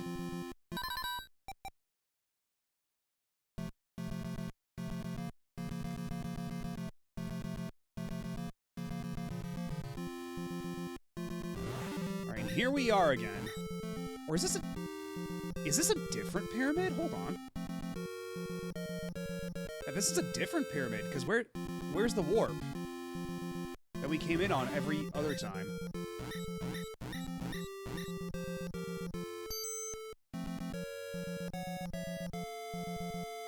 Yeah, the manual told me the cactuses hurt, so I'm not gonna touch the cactus. Also, I think the cactuses might poison you, so all the better to like stay the hell away.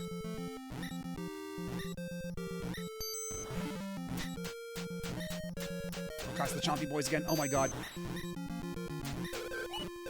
Oh, fuck. They're a real prick.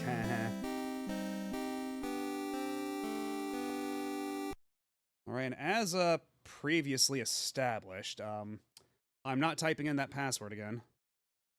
Or I am going to type that password in, so let's see. Where do I even type in the password? Okay.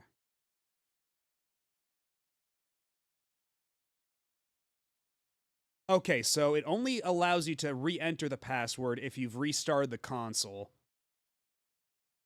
But now that makes me wonder, like, if it is keeping some things in memory versus, like, some things being kept as part of the password itself? What happens if I just reset? And then type in the whole goddamn thing, one letter at a time. Let me pull up the password. Oh my god, I've got so many of these screenshots. Okay, so the last password I had was 2 8 B 1 0 8 8 HP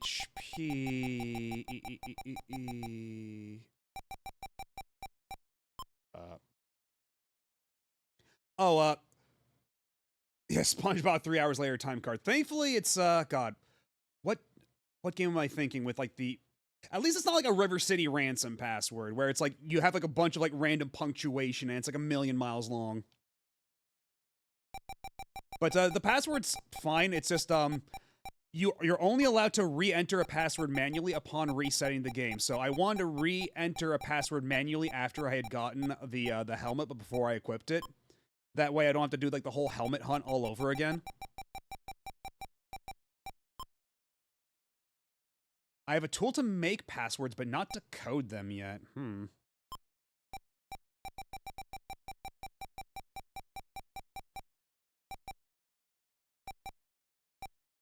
Oh, hello, Nebclacion. I didn't... Because you said hi earlier. Were you, like, trying to chat this whole time and it wasn't letting you?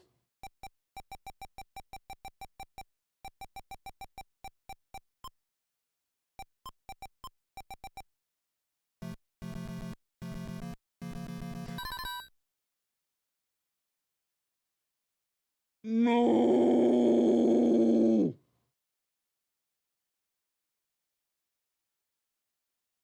My entire fucking inventory is gone.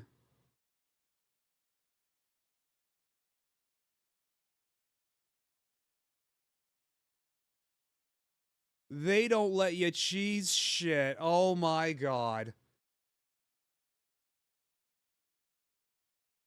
Here I thought I was being sneaky. Just like, I'm going to re-enter the password and get the shit back that I would have lost upon continuing, but no. If you stop and continue the game another day and enter the password, I implore you to reconsider. You lose all of your inventory. So we have to get the boat back, we have to get my sword back. Get real. We have to get it all back. And like, I'm starting off with like the dinky sword again, like my dinky little starter sword that I sold. Like they set you, oh my god. So all you get to keep is just your level. That's all the password carries, is your level and your money. And your XP.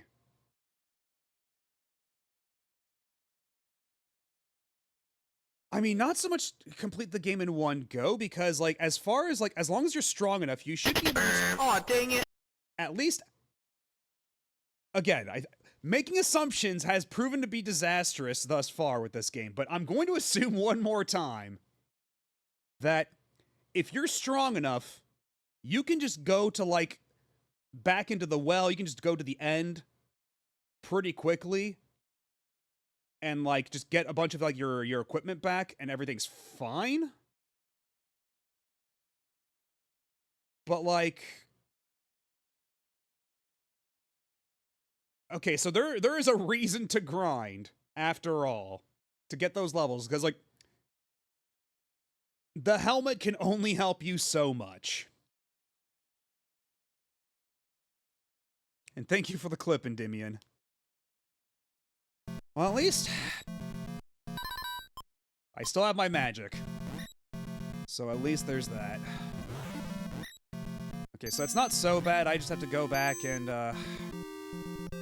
get my boat. I have to go back and get my goddamn boat.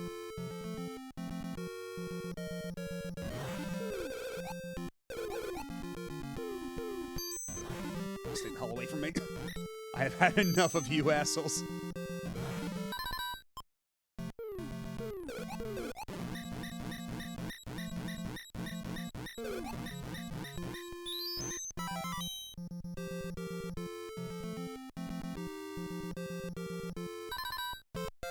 Alright, boat obtained.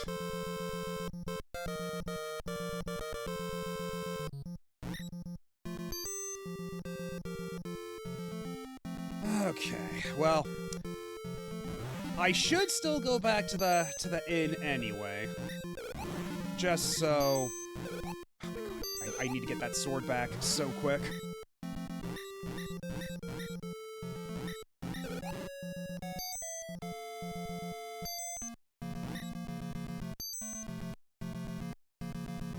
Okay, if I go back to the inn and save, at least if I die again, I'll start back with the key and the boat, so that'll save me some time.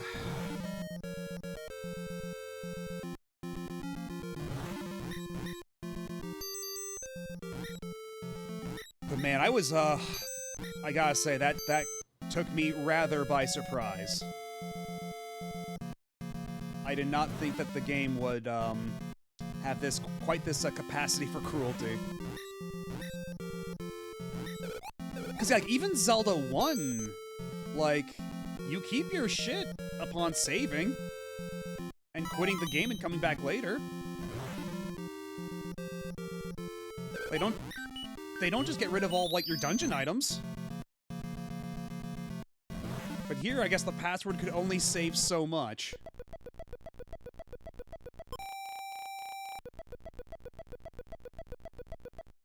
Okay, well, it's fine. It's no huge deal. We just get a bit more money. Like, we're already, like, most of the way to getting, like, the sword.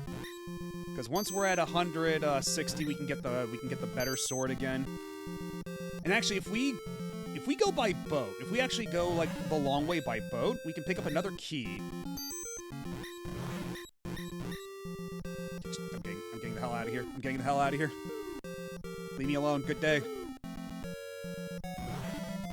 Yeah, true. Zelda was a disk system game originally, and then the Famicom cartridge version... Well, we got the NES cartridge version, but then, like, the Famicom cartridge version didn't happen until a little later.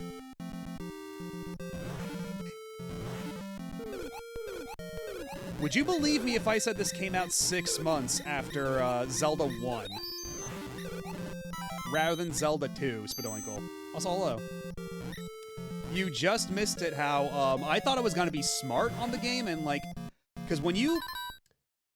Okay, let me give a little bit of preamble for anybody else who may have missed it. When you die, and you have, like, an item equipped, like a helmet or a cape, you lose that. It stays in your inventory until you equip it, but if you finally decide to equip it and you die, it's gone forever, you have to get another one. So I thought I was going to be slick. Like, try to pull a fast one on the game by going back and re-entering my password to back when I had them in my inventory but not equipped yet.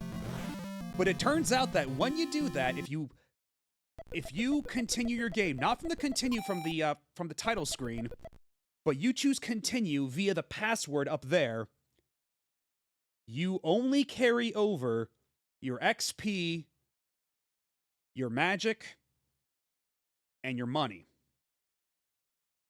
Otherwise, everything else is gone. You only have your starter sword.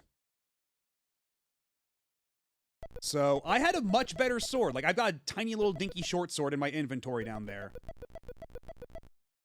But only a handful of minutes ago did I have a sword that was, like, twice as powerful. That's just gone into the ether now, so I need to go back and buy myself that sword again.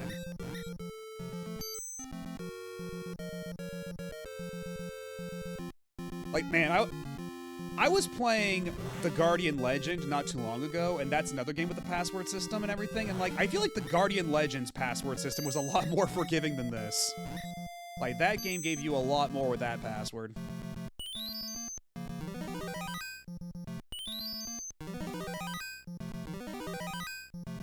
Okay, I was scared for a second. It was only letting me warp back to that one, like, it just kept doing, like, a recursive loop there. Okay, let's just get to the save point. That's all that matters right now. Get to the end, get to the end, get to the end.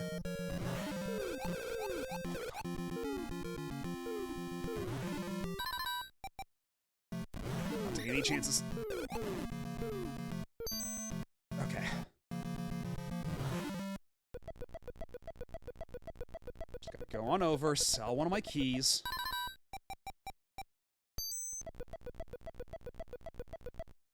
Buy myself a nice little sword.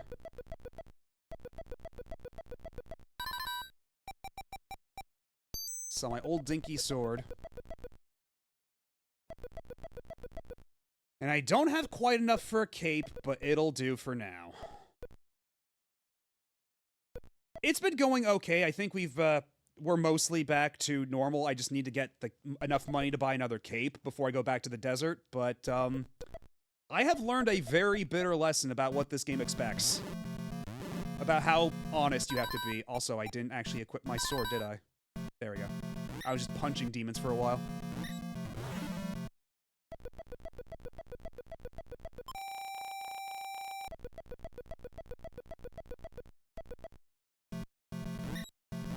So, you know, while I'm grinding out for money anyway, I might as well take the time to go and get the helmet.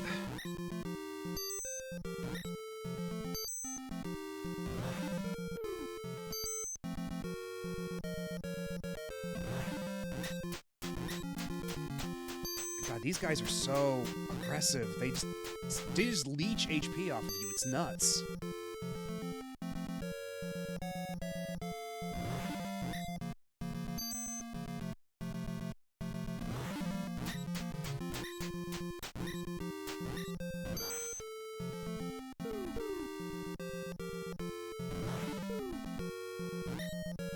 Shit, where was the warp around here?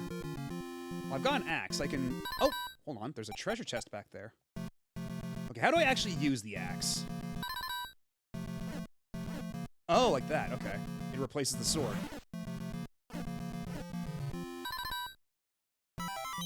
Oh!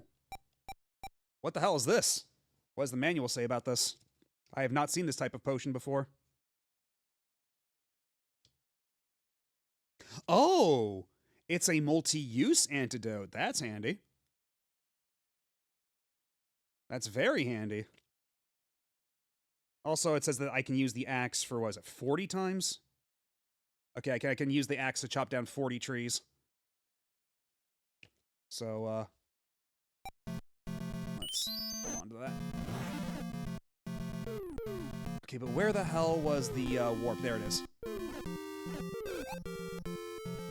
Get me out of here. No, shit, I can't go in through that way. Shit. Oh, you assholes.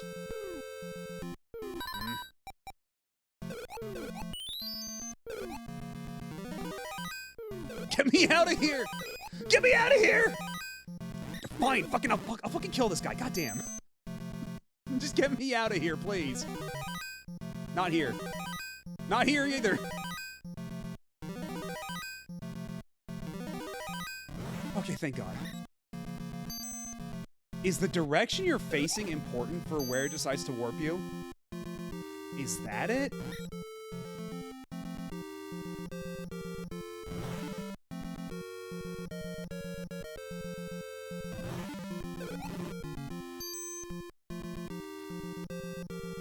House.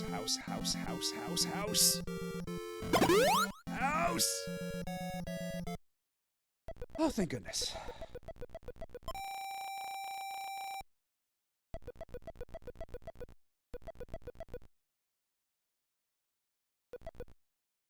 Okay. Unfortunately, I am broke now. So, that's a problem. But I'm back.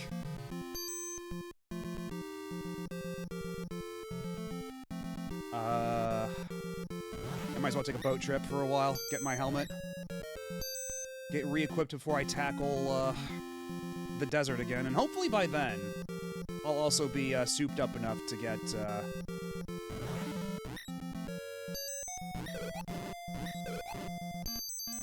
yeah, souped up enough to get, another level. You know, I've never actually seen House. I know a lot of people really like that. I don't really know what the deal with it is. All I know is the poster with that dog-looking thing. But people sure do like that movie. I've never been much of a horror person, though, frankly. I'm too much of a baby. Although I like watching, like, really shitty horror movies. Like, that's just funny. But, like, actual, like, for real, effective, scary movies, I'm too much of a baby.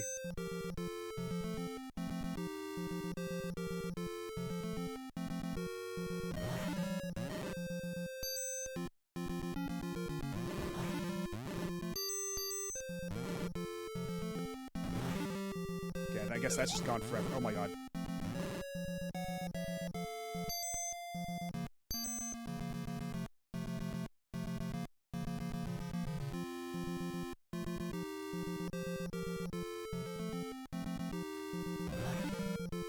Some of these palette choices really are something, though.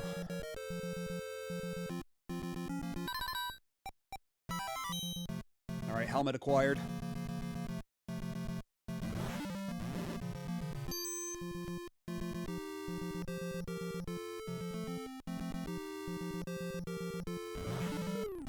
Fuck off! Fuck off! I hate you so much! Why do you do this to me? At least I have a healing spell. Like, thank God one of the first things they give you, at least on my zodiac sign of choice, is a healing spell. Like, I've gone all this time, I haven't even learned a fireball yet. All I know is healing. Because I've chosen Leo as my sign and O blood type, both of which are true to life. And for anybody who may have missed it, what your blood type determines is your curve for stat growth. And O is slow to start, but it ramps up over time. Whereas what was it? B, yeah, A is regular, like it's a straightforward diagonal line. B is fast at the beginning, but then it slows down over time. O is slow at the beginning, but speeds up over time. And then AB is like a randomly, like, fluctuating line. At least on the graph they provided. So I don't know how much of that is, like, purely randomized versus, like, predetermined, but there you go.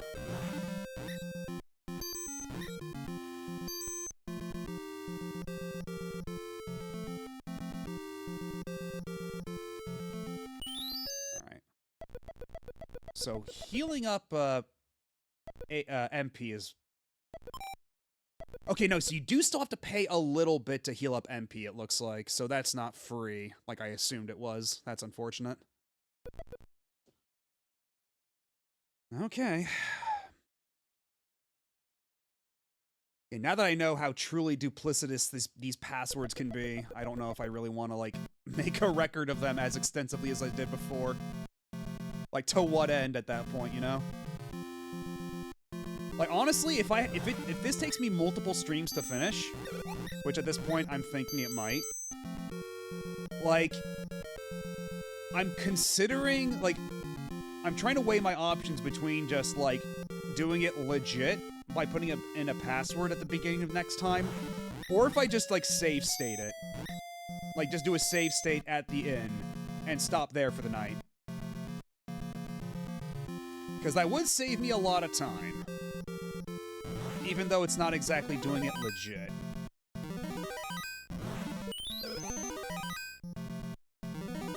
Okay, so that's absolutely it. The direction you're facing at the teleporter determines where you spawn. Okay, so that's actually quite handy. That is good to know.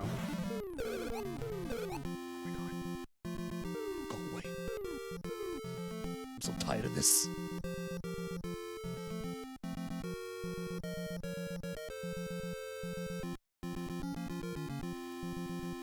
Well, I suppose the last time I had to do some money grinding, I did do it around here. This is a pretty decent spot, since you're, like, right next to safety. And these guys drop decent money.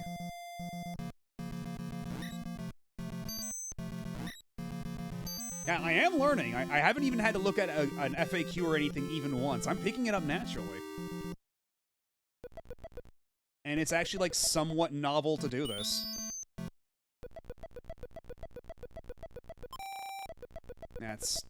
That's gonna be good enough, I guess. I've come to think of save states as Game Center CX 80s, playing me back to where I was. You know, that's actually a pretty fun way of looking at it. Yeah, what are the ADs if not IRL save states for Arino?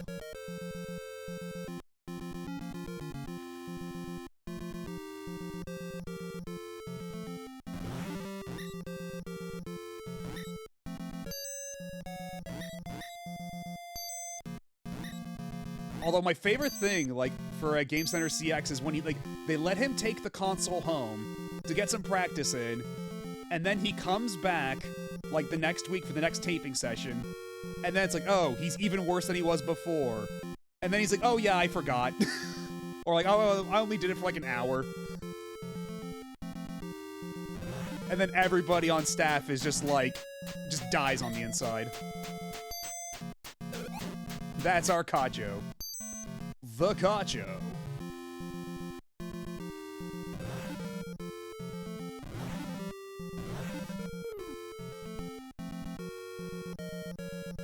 Yeah, sometimes like when it's like an RPG, they'll let him bring it home just so he can like do some grinding. And I guess yeah, that happens sometimes when he does that. Yeah, God. The Kacho. That certainly is a version of that show.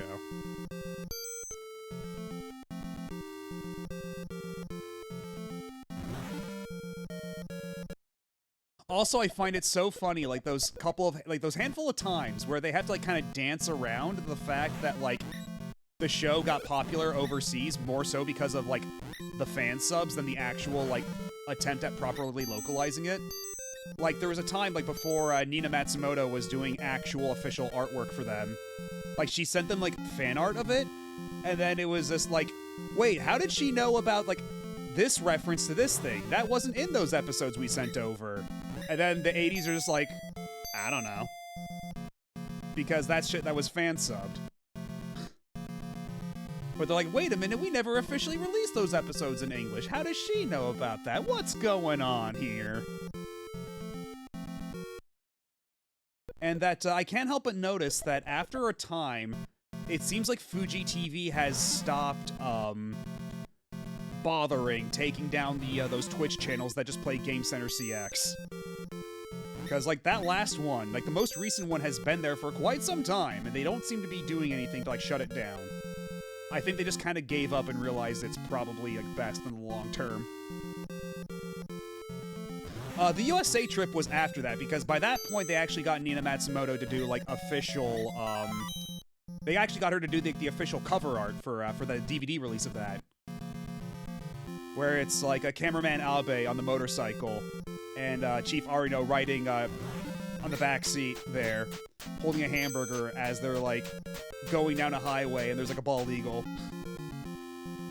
And he says, Abunai! In all Romaji.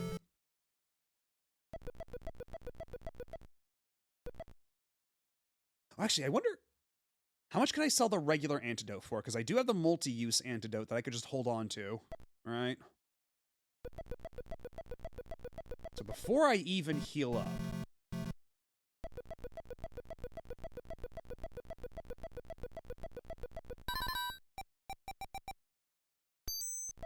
So how much is the cape? Just enough.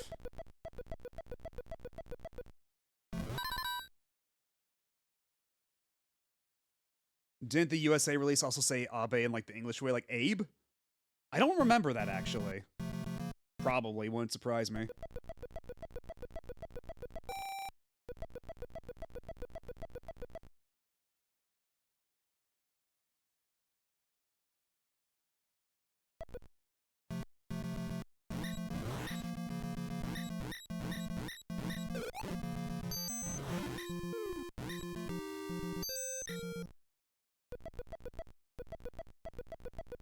This feels awfully silly.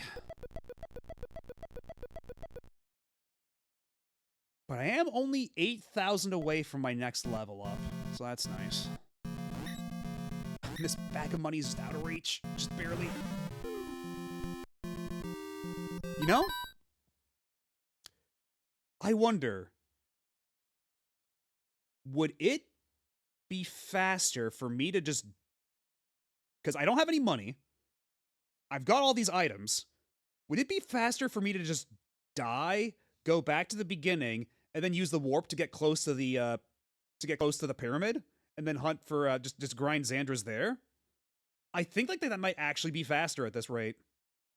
To just die and respawn near the beginning with all this stuff. Because as long as I don't actually have to manually re-enter the password, as long as I just go through the continue prompt, all that stuff is saved in memory and I'm fine. That might actually be faster. Alright, kill me now, you bastard.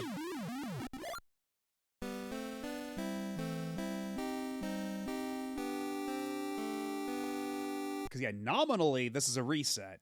However, in practice, it's a death warp, baby.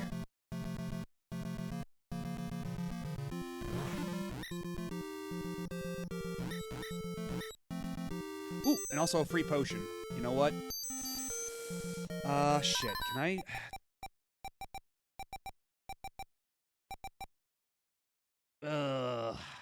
Okay, well... Okay, it looks like an ad has started, so... I'm gonna take a quick break, and then we'll resume this dilemma when I come back. So sit tight, don't go nowhere, I'll be right back.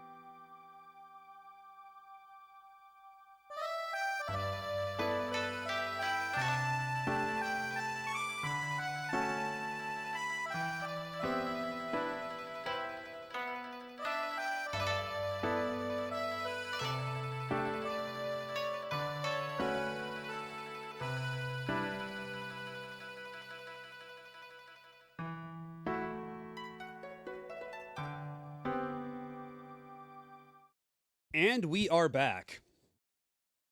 So, there's a health potion there I'd really like to get, but my inventory's full, and I don't know if there's anything I can even do about this.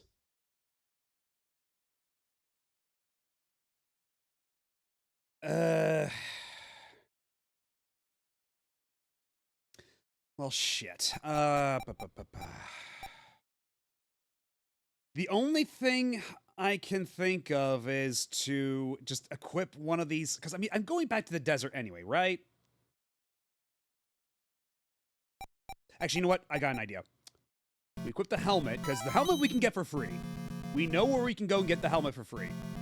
That's not a big deal if we lose the helmet. It's actually a bigger deal if we lose the cape. Okay, well now there's another one. Shit. Okay, I guess now we equip the cape. Let's see. To get to the pyramid, it was this way? Yes. Okay. And we're back. I can't believe Smiling Friends is ending. Yeah. It's weird, too, because they just announced, like, 2 more seasons, like, a couple months ago. They just announced that they were renewed for a couple more seasons, but I guess what probably happened is they were, because they said that they're releasing, like, 2 more episodes for season 3. It was, like, 2 stragglers.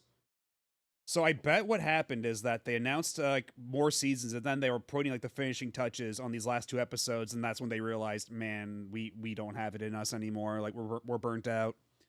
Because if you listen to their video that they just put out, that's just them talking about it. And, yeah, they said that they just got burnt out and they kind of did everything they wanted to do.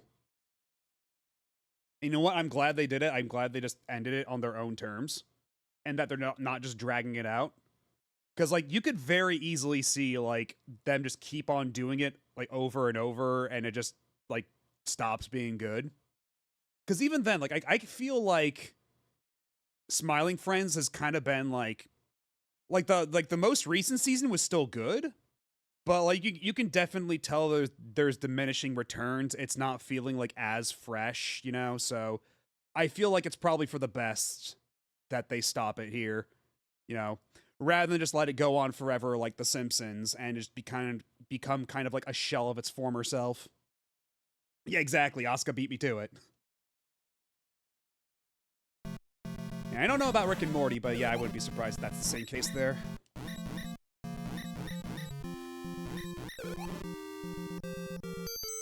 Okay, at least we got a lot of money there. That's nice.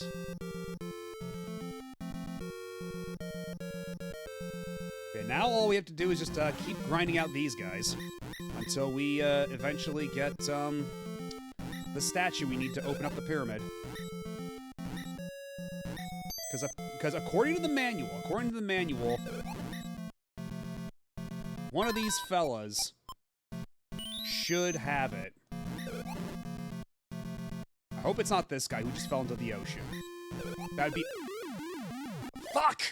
Are you kidding me? That fast? Jesus. Alright, well, time to get the, Oh, wait! Oh, that's right, I was smart about it, and I didn't actually save with it equipped, so I still have it. Nice, good. Good on me. I'm so smart, my brain is so huge.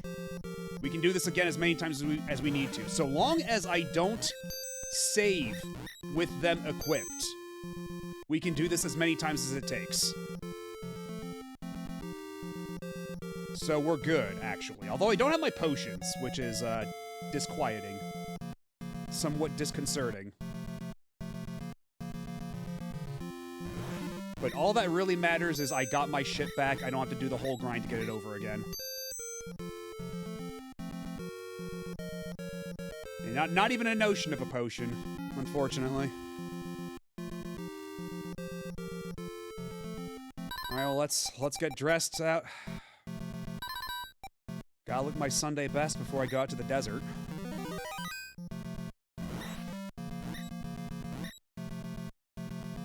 Yeah, get trapped in a pyramid, idiot.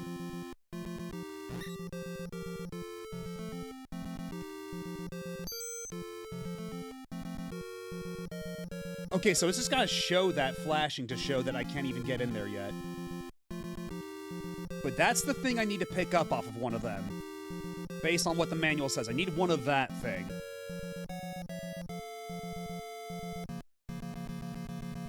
So we just need to keep killing them over and over again until they deign to drop it, I suppose. But also I don't want to venture too far from the pyramid, because I know the pyramid is about where they spawn in, naturally. But otherwise, there are, like, I don't want, like, the scary chompy boys to spawn in instead. That would be rather unfortunate. Because if I keep going that way, that's what makes the... Okay, I'm good. Just the, dude I was looking for. Alright, well, you're doomed to see, so have fun with that. These guys take a lot of hits, too, jeez.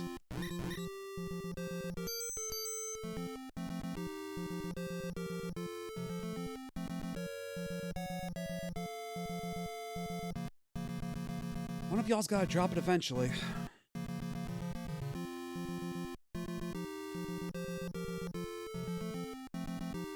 What about over here? Is this safe? Okay, this is still relatively safe. As safe as any part of this desert can be.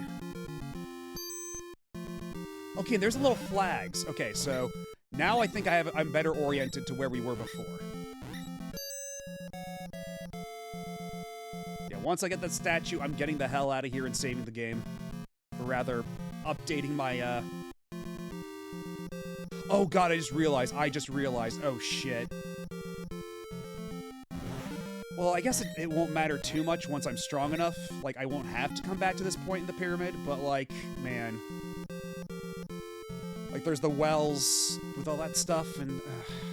well, like, that's what the map is for. That's what my little mini-map is for.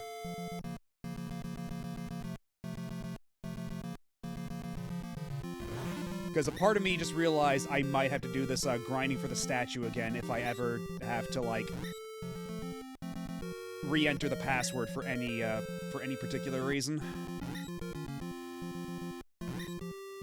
Which is really only, adding, points in the favor of just doing a save state before the end of the night.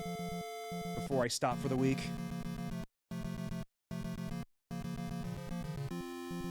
But if I do want to do it 100% legit, I do have to contend with the fact I have to redo this entire grind all over again for the statue.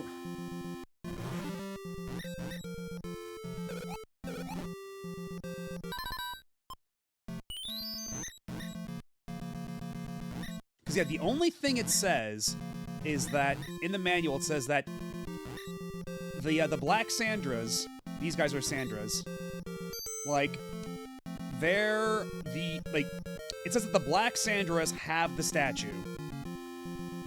That's all the manual says, so I'm assuming that means they just drop it. At random. Like, one of them will just randomly drop the item I need to enter the pyramid. That is my assumption based on the information given to me.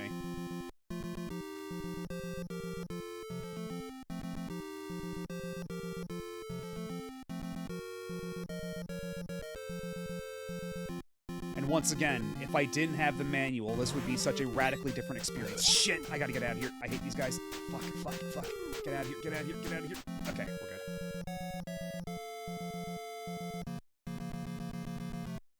But yeah, this is why, like, when some people say that, like, you know, old games are hard to go back to, or, like, really obtuse, or, like, they've aged poorly. A lot of it is just because a lot of the crucial information you needed wasn't necessarily tutorialized or conveyed in the game itself. You needed the manual. Because otherwise this shit's kind of impossible without it. Or without prior knowledge, at the very least.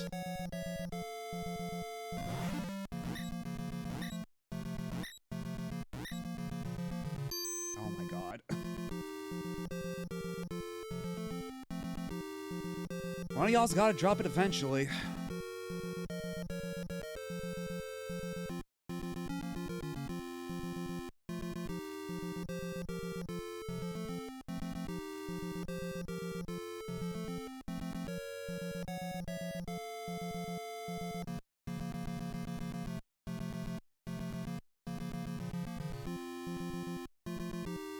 Eventually. Okay, thank you. Took you long enough. Shit, okay. Oh shit, that was quicksand. Oh fuck, oh god.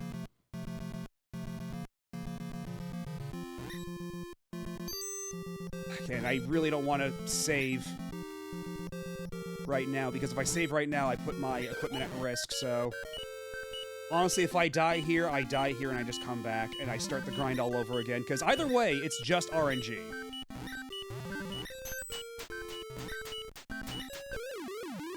And I ventured too far.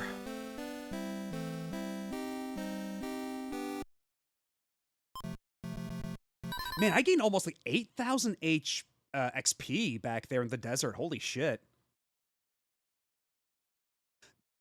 And actually, now that gets me to thinking, if I had gotten enough XP, I suppose it actually would have been worth it to just go back and save and cash in the XP for that level up. Because then, at the very least, I would be, get out of here. I would at least have that, and then that would make it so I could take damage a bit better, and if I have to do the grind again for the cape and the helmet, that's not so bad. Because at least, yeah, the helmet, again, I can just get that shit for free. Yeah, once upon a time, they made these games brutal as shit. Okay, put on the cape, put on the helmet. And here we are back again.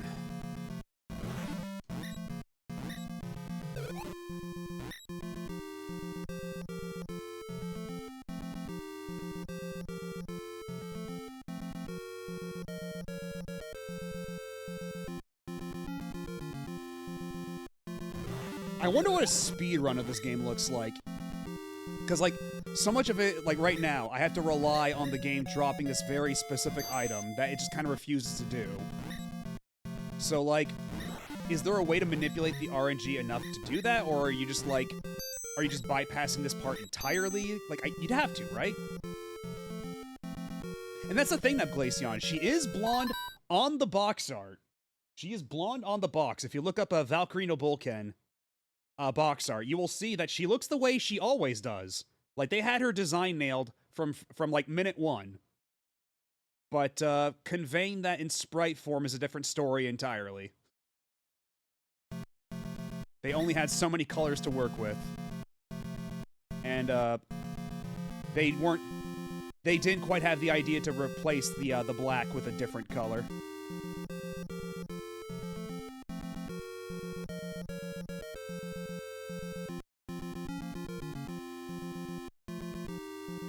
Because, yeah, looking at this sprite, you'd be hard-pressed to say that this is supposed to be the same character, but it is indeed the very same Valkyrie.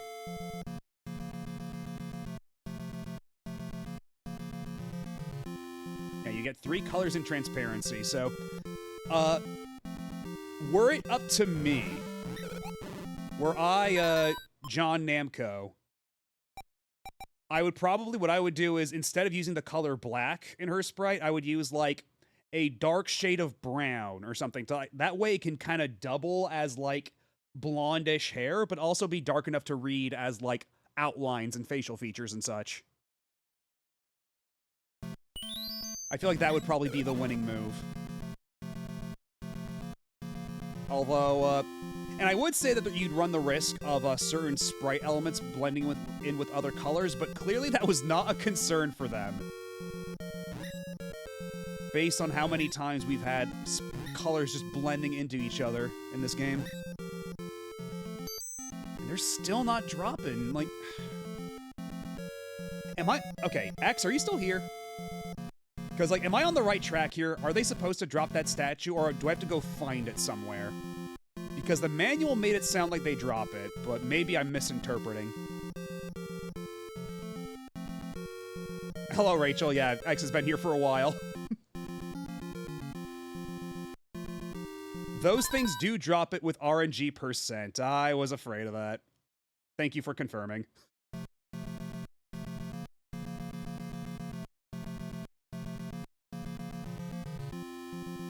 But how are you doing tonight, Rachel? And I just despawned that guy. Hopefully he didn't have it.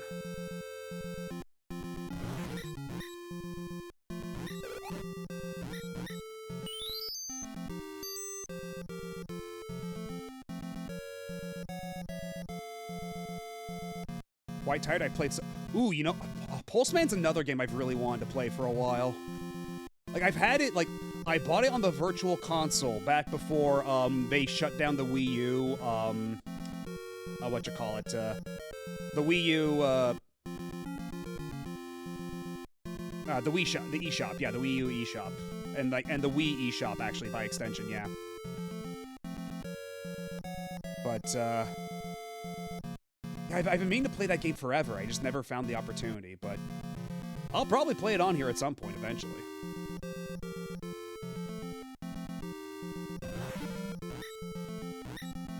Oh, is the strobing in it really that bad? Because, like, I know this is before, like, the whole Porygon Pokemon episode thing where they kind of, like, started cracking down on that, but man, that bad? Yeesh. Well, hopefully it didn't give you too much of a headache. Because I do hear the game's quite delightful otherwise. Pulseman has bad flashing. Oh, jeez.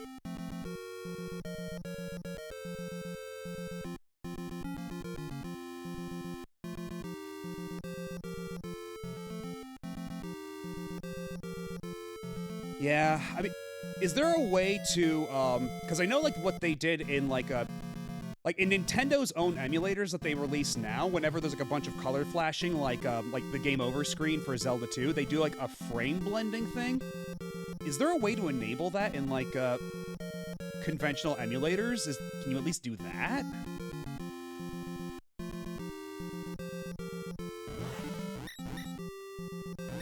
Because, like, that should at least help if possible. Uh-oh, I'm out of magic. It's Jover. Ah, well, there we go. You can mitigate the flashing with an OBS filter, but there's more to it than just flashing occasionally. Oh, dear. Like, it's...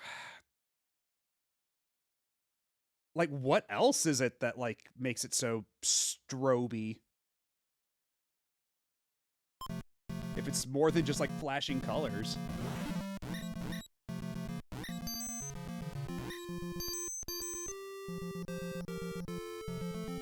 You get motion. Ooh, okay. So it's not just epilepsy warning, but also motion sickness. Good lord. But I, for one, do not. Like, I can handle flashing colors too, but it does, like, you know, it's not great to look at either way. But man. Imagine platforming in front of an earthbound background. Oh. So you're saying that Pulseman is a tempo-like. I see.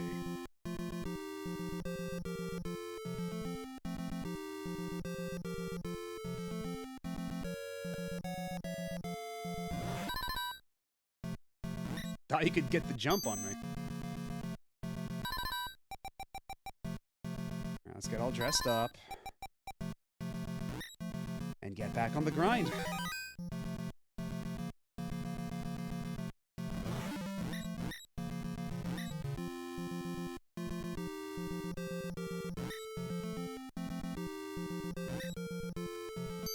Like I said, love the game a lot, but I can't easily recommend it to people. Yeah, I think I understand why. Boy. Because I haven't had the opportunity to play it myself. So, well, I guess we'll see how I handle it. Because I think, like, on paper, I should be able to. But I think didn't they re-release it on one of those, like, mini Genesises? Because they put it on the Wii eShop. And I think it might be on the Switch Genesis thing. But I'm not so super sure about the last one. So, like, they keep re-releasing it at the very least.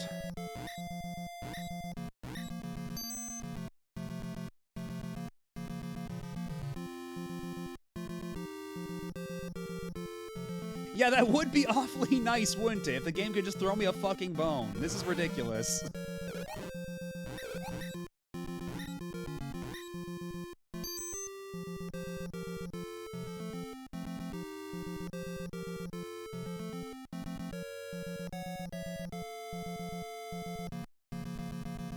And it's also being, like, surprisingly stingy with the enemy spawns to begin with.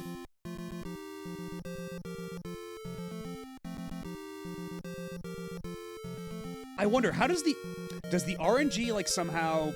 Like, how does it work? Is it, like... Does me dying reset, like, some kind of, like, drop table or something like that? Like, what determines when it drops? Like, what determines the RNG? Like, I wonder if I'm doing more harm than good, just, like, cheesing it out over multiple lives, as it were. Ow. Ah!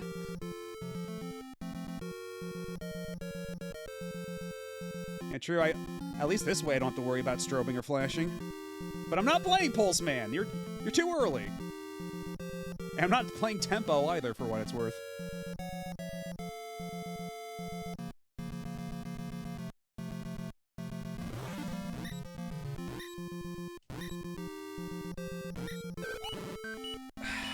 Okay.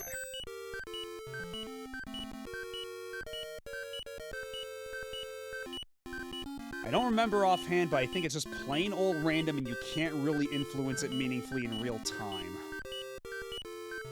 Super Tempo is just weird. I just watched that, a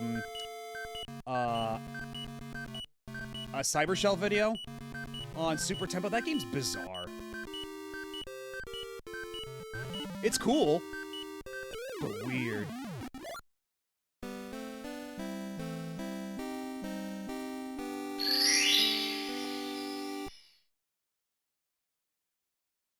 Yeah, when you die, you go to bunny heaven and turn to a bunny. Now Valkyrie's in a much happier place.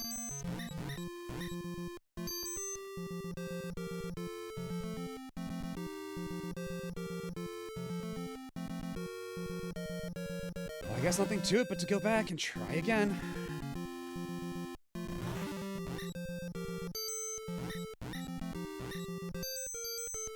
Because honestly, like, from what I know about the pyramid, let me look at the manual again, but the pyramid is just another alternate entry into the underground maze, right? But considering it's listed as like a main progression thing here, like, it does seem like it's probably like the optimal way to enter, because the other well that led us to the underground labyrinth was a Nightmare Dimension of Pain. So I imagine going this prescribed route is a little kinder.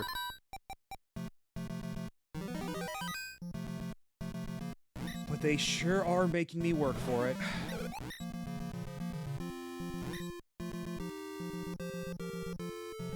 Also, man, if I didn't have the helmet, I would be just getting torn to shreds right now. Because again, the helmet reduces my damage by half.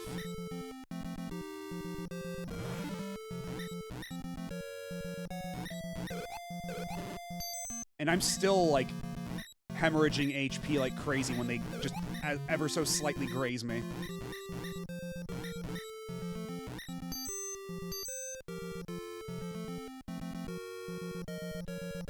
And it's making me consider, like, what if I just did some grinding instead? That way I can do this a little longer without having to worry so much about HP. Or losing all my good equipment. But, like, if they're not, like... But that's also the thing. I expected them to, like, give me the statue way sooner than this. I didn't expect the RNG to be this stingy. This is crazy.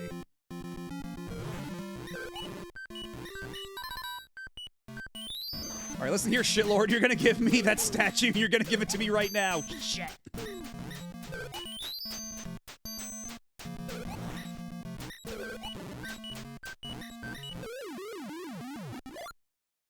Okay, what if I said please instead?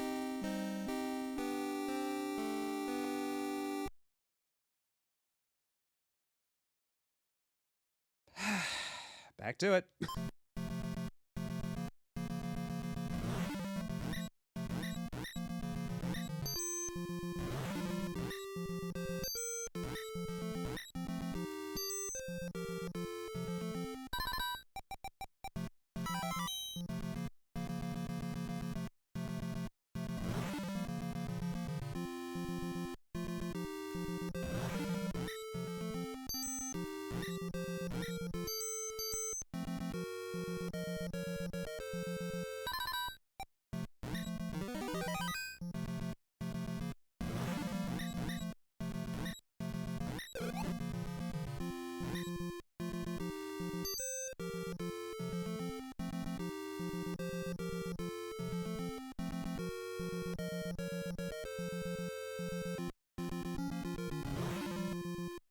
What if I just stood here and let them come to me?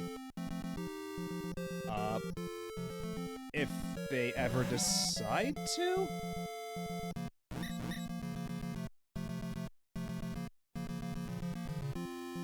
I don't know why they're taking their time. There we go. Because if I just stay here, I can fight them and moor them off at a time.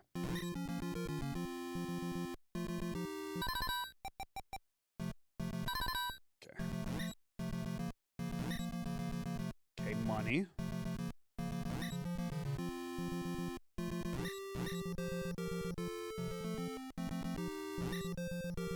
Money. Money.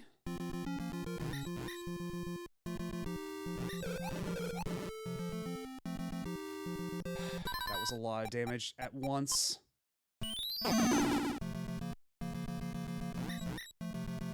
More money, and oh, they just despawned entirely.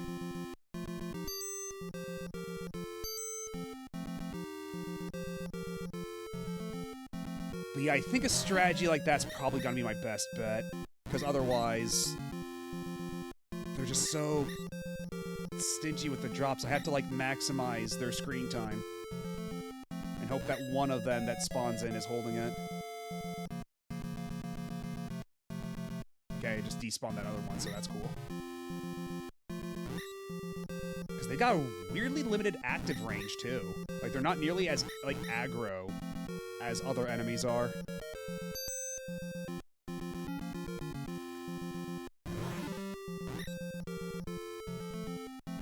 Come on.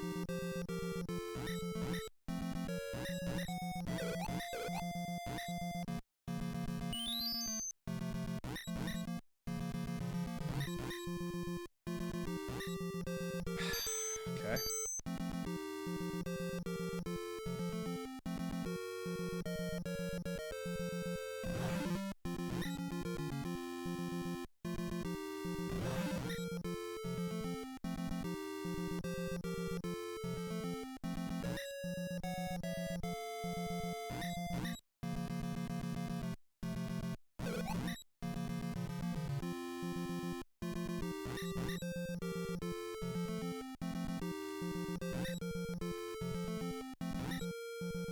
Your attacks push them so far out of range.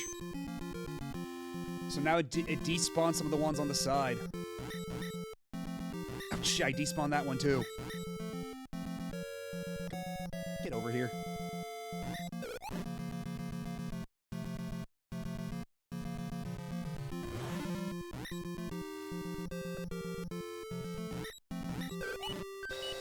Okay,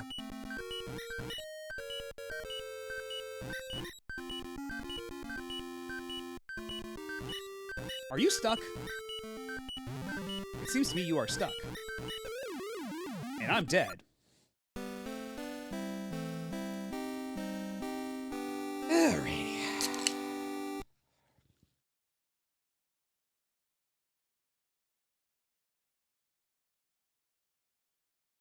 Also, I forget the reason that some of their games are under Namcot rather than Namco. I forget the whole, like, rationale behind that.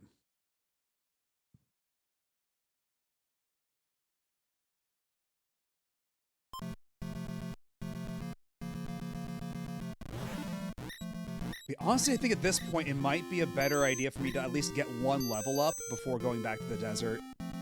That way I can, like, do a bit more in fewer hits against those guys. I feel like that's probably, like, the wise choice by now.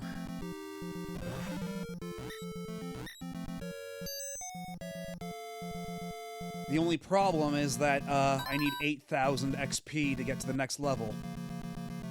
So we're gonna be here a while all the same.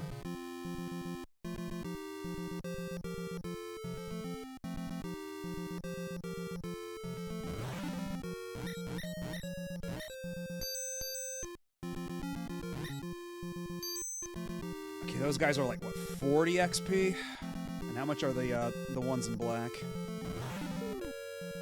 These fireball bastards. I didn't get a good look.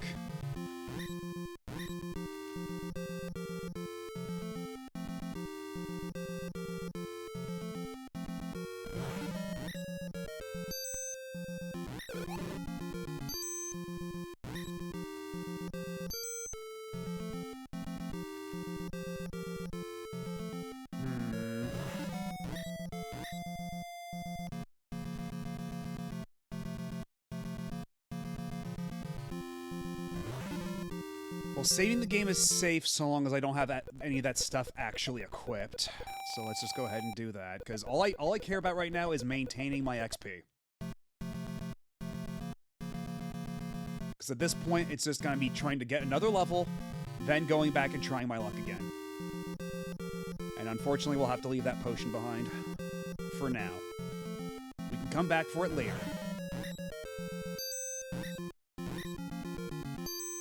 Which unfortunately means also leaving this potion behind.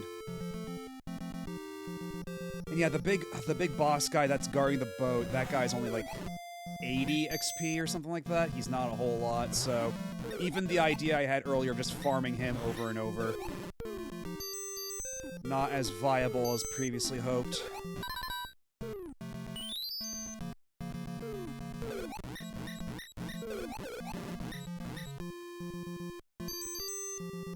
But it's better than nothing, I suppose.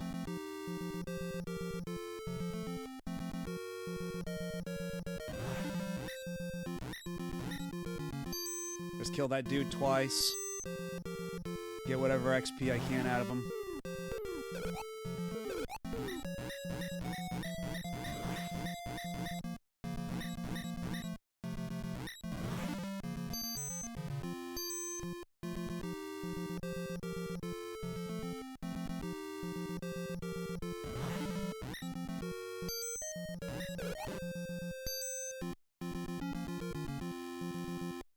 And maybe it would also help, like, if I wasn't so precious about, like, the helmet and the cape. Maybe that's holding me back, too. Like, if I... Shit. Okay, I did that jingle again, I noticed. I'm not sure what that signifies. I'm still not sure.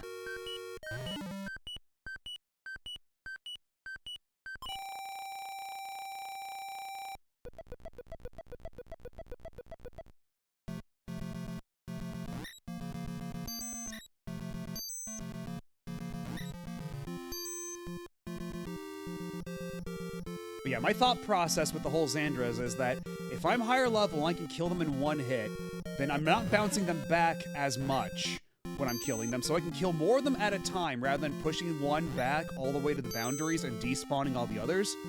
So by being a higher level, that should make it ultimately faster in multiple ways, in ways that compound upon themselves.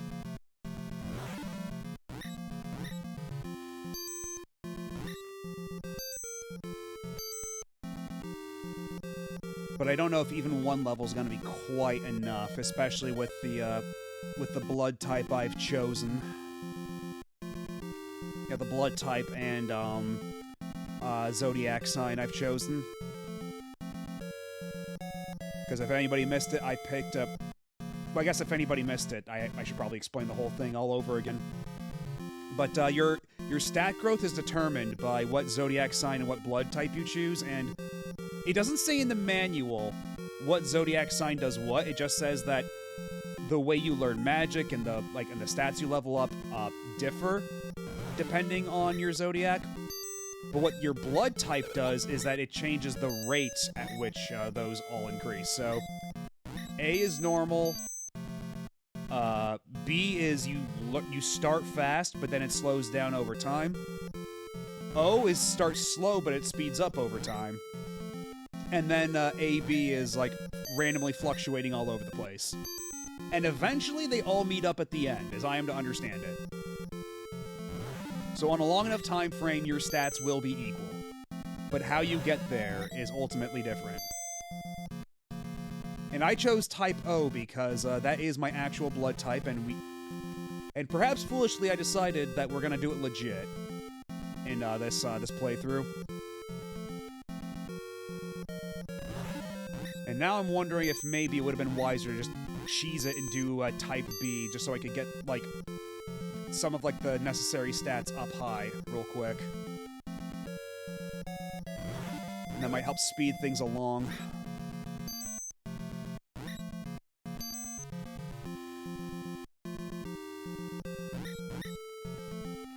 Also, you get to choose what color your character is, but that doesn't seem to actually affect anything besides just the color, but knowing this game, it might do some kind of secret thing. I don't know. I wouldn't put it past the game.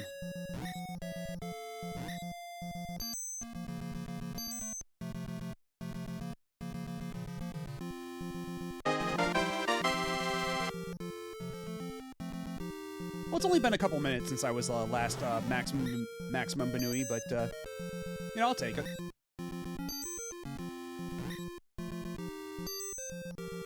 I'm not complaining.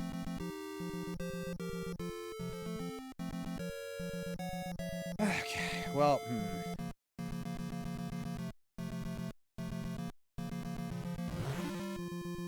Okay, what might ultimately be faster is if I just... Okay, we're gonna save our current stats right up here, and then I'm gonna go to the desert with all the Sandras and everything.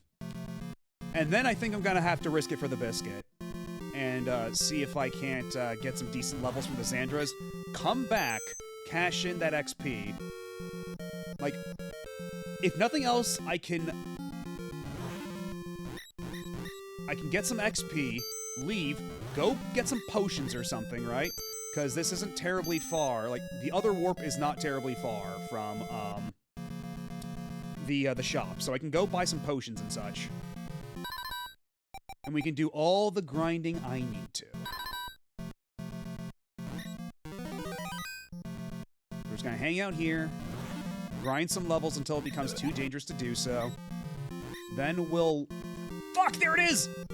Are you serious? I finally fucking got it! Fucking finally, holy shit. Well, we're going back. We're saving the game right the fuck now. Holy hell.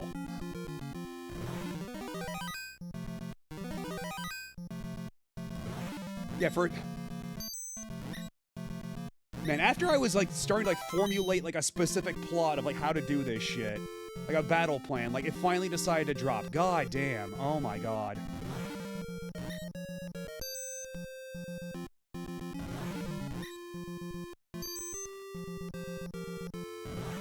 We're going back and saving, and then we can go back and actually go in the pyramid.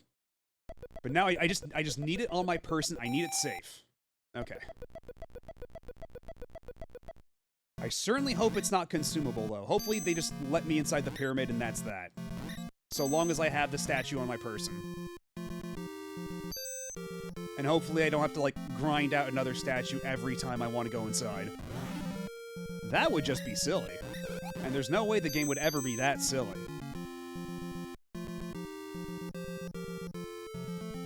I said, tempting fate.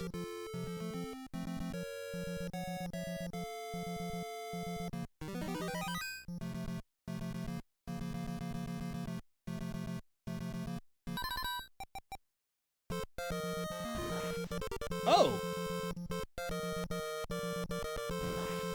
Oh, so that's what that does. It just summons the friendly green Xandra. It summons Warlow himself.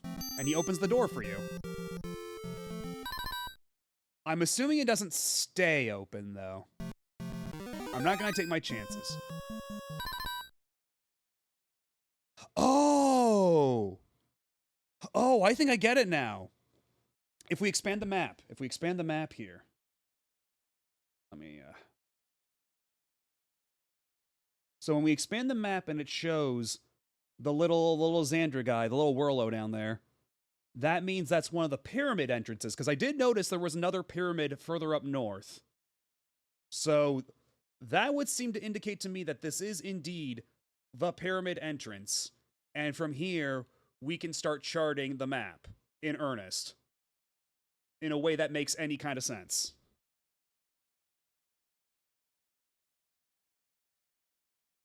Well, that's extremely good to know.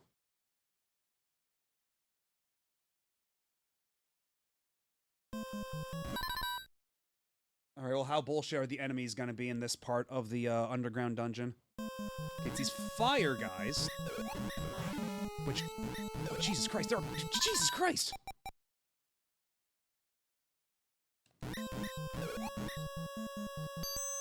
Can y'all lay off for like a second? Also, that's just a robot. You can't fool me. Oh, and they keep respawning. That's... Okay. I'm just gonna turn on the lights. Oh yeah, there's a little Xander statue and everything. Also, we got some clocks here. So, you know what? Probably best to just, like, run for a little while. Just try to avoid combat as much as I can.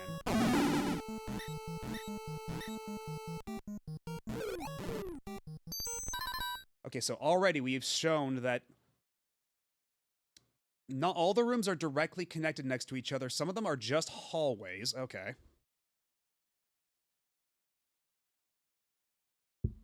Trying to put my art skills to the test. Now, the real question is, which one of these two is it? I'm going to assume it's the one closer to the bottom. So we're going to start from there on a different layer.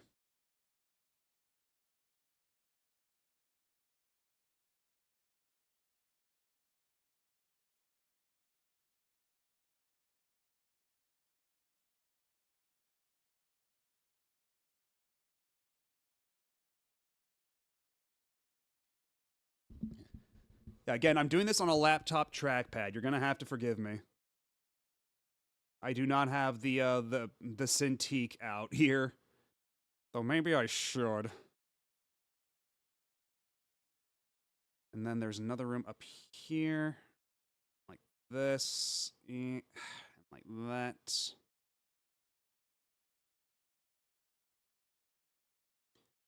And this seems to be another just little hallway room. Oh my god. Hallway room. Okay, like that.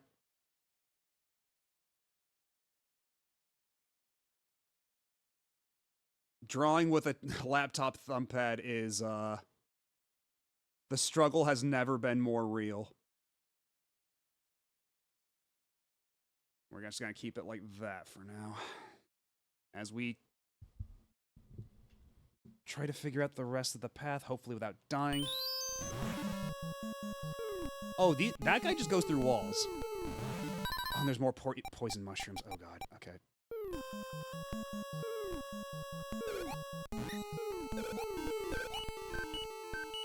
Oh, my cape went away. My cape is gone.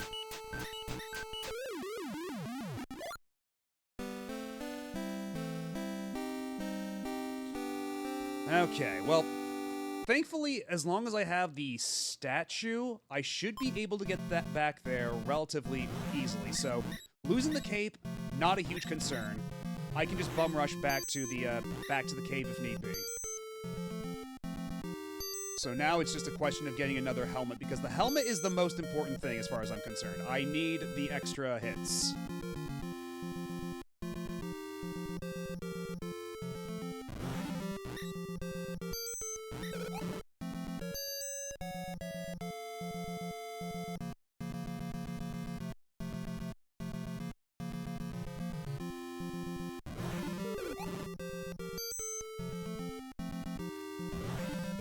might need to consume...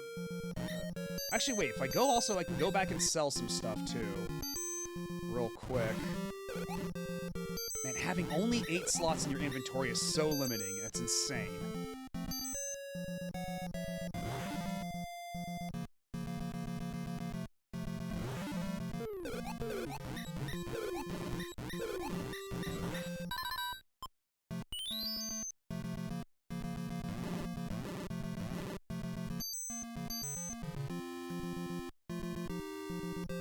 And who knows, maybe on the way there, maybe as we go on our little trip to recover our helmet and sell some stuff, maybe then I'll get some, I'll get just enough XP to level up.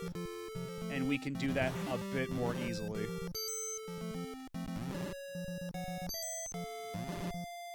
Because as much as I'm trying to circumvent any grinding, I think the game's kind of forcing my hand here.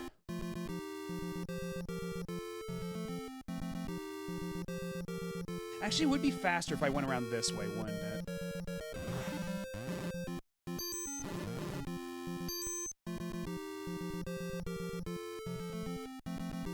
Also, I love that the boat doesn't actually turn around the direction you're facing, and the boat is always just facing the exact same way, like it's Dragon Quest 1.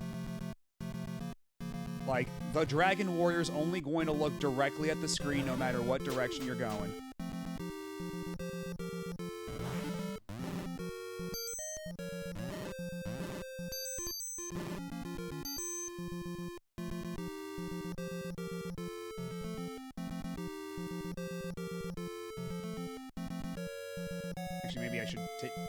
I should have take a bit more distance between myself and the shore.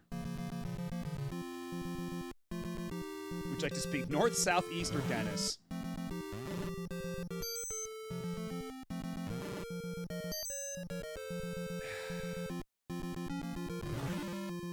You know, maybe I'd have an easier time if I could get E-Flask. I suppose that's something I should consider.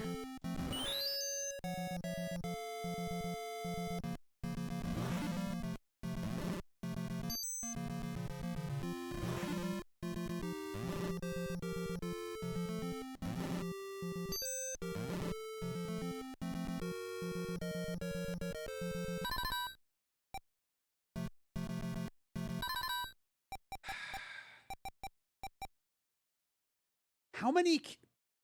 Actually, that's an excellent question. If I have a key in my inventory and I died, do my key uses reset, or does that somehow carry between continues? Like, if I, just consume this potion right now, use the key... Okay, so that was the last use of the key, so key uses do carry over between continues. Good to know. Because that key just disappeared.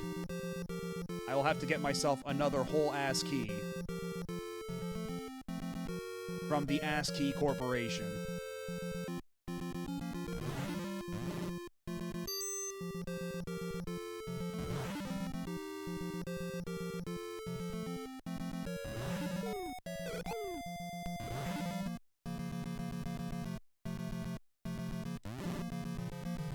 Give me your money.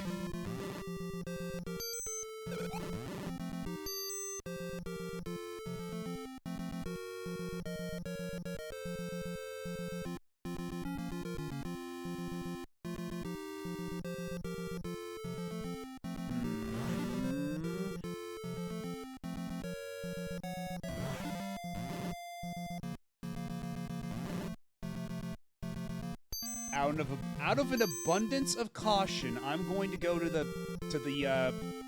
safe house on this continent, and I'll warp to the other continent to do my shopping.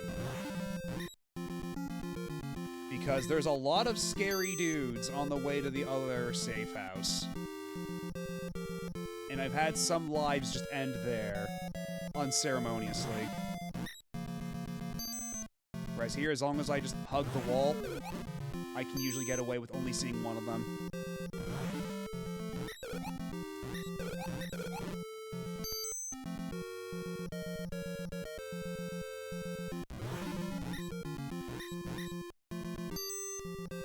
mean, if you don't have an empty inventory slot, there is always one other place you could put such a key.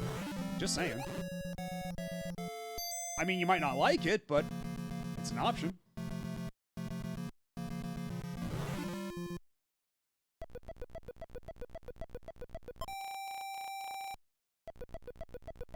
Exactly. In your helmet. Hopefully nobody in chat thought I meant something else.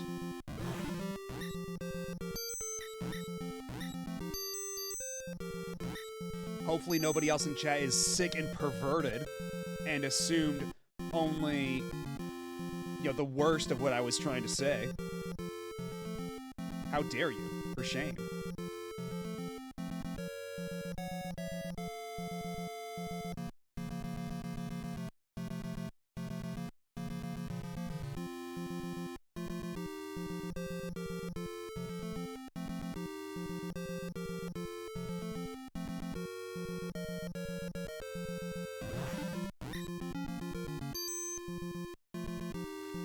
Alright, but you're all on notice.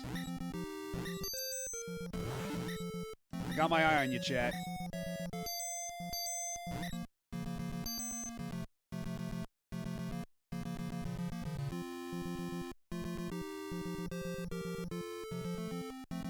Okay, I do have a shitload of money now, so I think we can do a little shopping. And we'll be fine. We can buy ourselves another cape, even. You know how much we want one of those.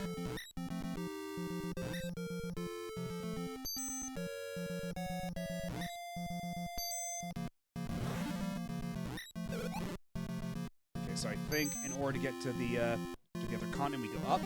There we are. And then there's these guys, these obnoxious morons. But we made it out okay. Okay, and it made that noise again. What does that even... Okay.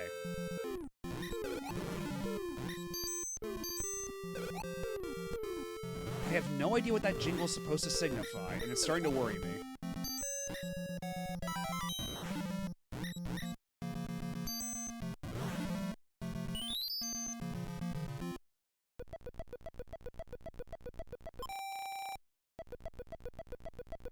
Only 2,000 more XP, or... yeah, 3,000 or so XP more to go until my next level up. Hopefully my next level I actually learn, like, magic or something. That'd be nice. Beyond just the healing spell. Oh wow, the Xander statue's worthless. That's funny. Okay, so we can sell the antidote because we've got a multi-use antidote already. I have half a mind to just sell the axe because we can get another axe if need be for relatively cheaply. And right now all it's doing is taking up inventory space. Also, sometimes monsters just drop axes. So we may yet stumble upon another in the future without even trying. So I'm feeling pretty confident in just selling that. The boat, well, as long as I have the warp, I don't strictly need the boat. But if I lose the helmet, that's yet another thing I have to go out of my way to get. And it's not like I'm hard up for cash right now.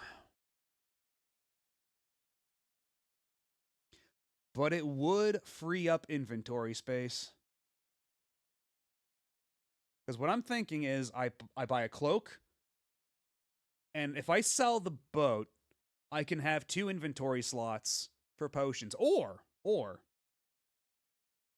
I don't sell the boat, I hold on to it. And then I come back to the store immediately upon equipping the helmet and the cape. Although I don't really need the cape either. Because as long as I'm quick about it and I just bum rush to the pyramid, I shouldn't lose too much health in the desert without the cape. I think I should be safe. We're going to see how much I regret this decision.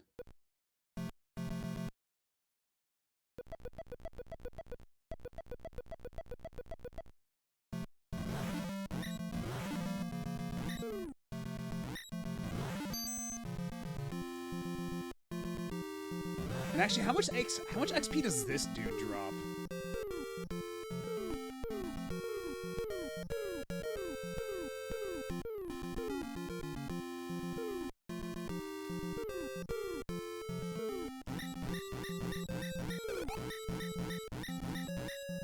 Okay, a couple hundred. Okay. So you know what? That definitely is worth just running back here, saving real quick. Taking a little nap. But unfortunately, that does not mean he'll respawn.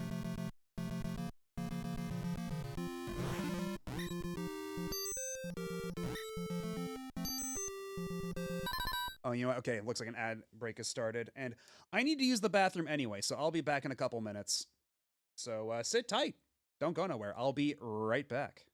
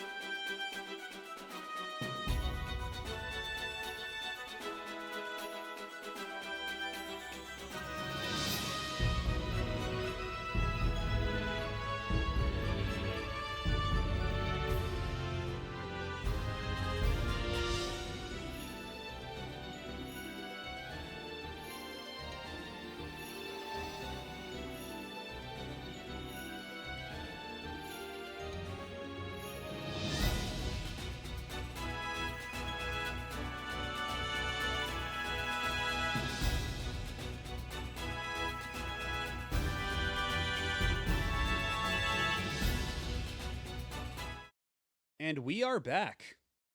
Who's that on the monitor? It could be anybody. It's anybody's guess as to who that mysterious character could be.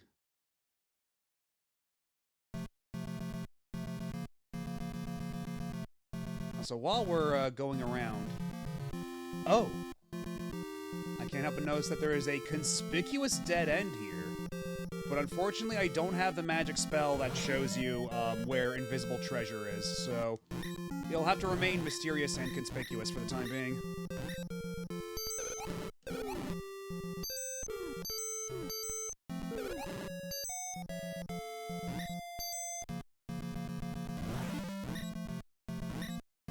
It was a girl in a big twirly dress with a blue bird with a red bauble flying past in the background.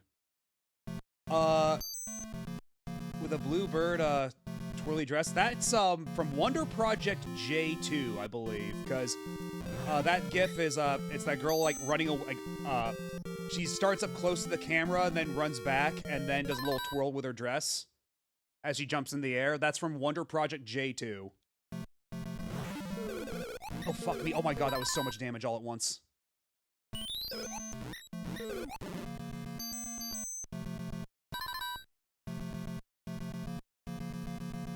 Yeah, that game's, kind of incredible. Like, a real, absolutely amazing sprite work, and it's on the N64 of all places. Because it's a sequel to a SNES game with a very similar concept. I still need to actually, like, finish Wonder Project J2, and I need to play Wonder Project J, period. I think they're both fan-translated, so maybe that's something we could do on stream at some point.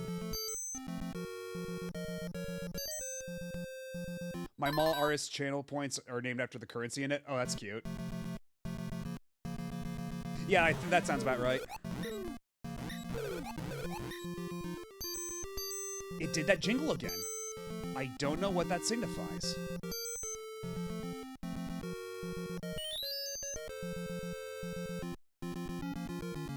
And there's no real, like, visible sign as to what that entails either. That's so weird.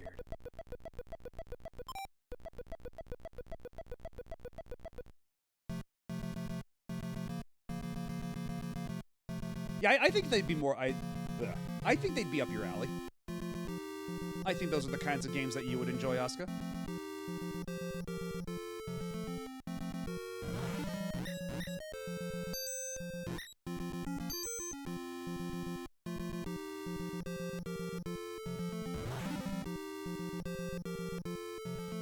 Okay, we're pretty close to a level up at this point. I just need to kill a couple more dudes.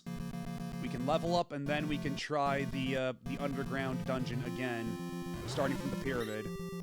Hopefully with less disaster.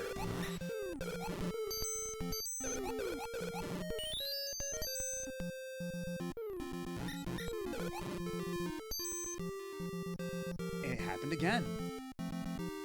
And I still have no idea what the hell it means. Also, we haven't gone over to this part of the map. Might as well check this out.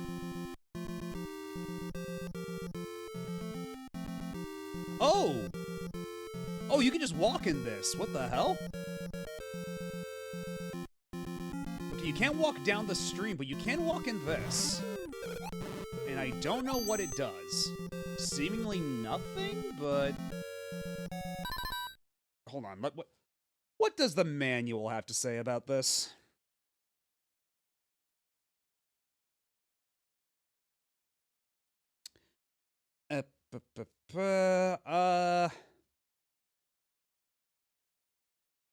Apparently nothing? Yeah, maybe it's just what it is. Maybe there's nothing significant or special about these pawns, but I don't know if I should be believing that at face value.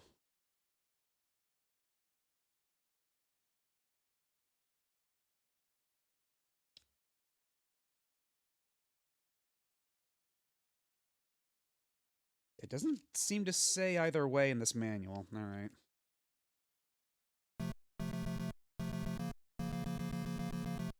Oh, but if I had an axe, I could cut my way through this and see what's on the... actually, no, that would just lead you back around here, so never mind. That would have been a huge waste of time, actually. Unless... no.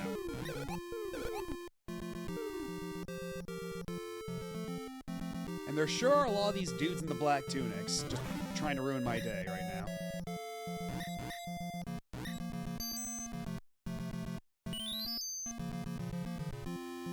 Perhaps now would be a good time to just wander back to the inn real quick.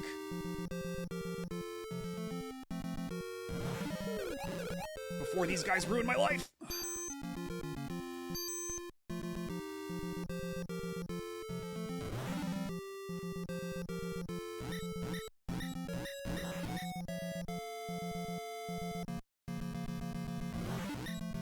Okay, as long as it's just you guys. I can handle you guys.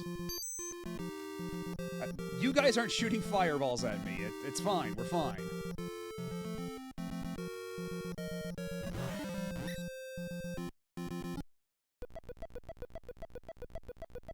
Only 210 points away from my next level at long goddamn last.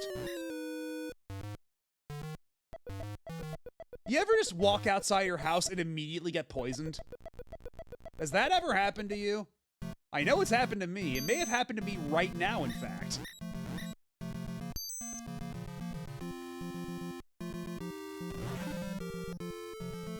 It's called sunlight. Well, I suppose I should be grateful that, as of late, well, with the whole unemployment lifestyle, I've been waking up at, like, the crack of dusk, more often than not.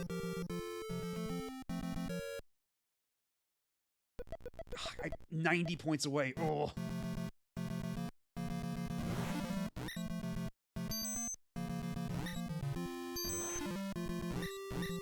Okay, I finally have just enough.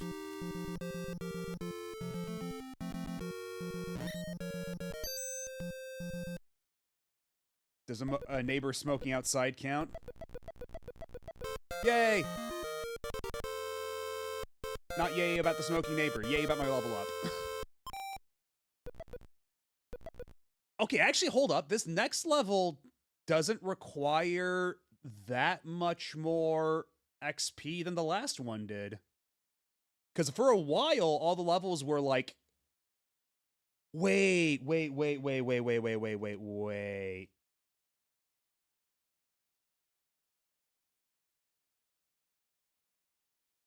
Is this, like... Have I finally, like, crossed the halfway point? What's the maximum level in this game? Is it 10? Because if so, then maybe I finally hit the point where, like, the curve is, like, switching. But on the other hand, I still only have a healing spell, and there's way more magic in this game than just the healing spell.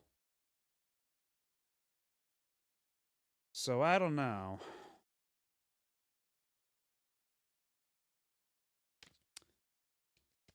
I guess we'll see.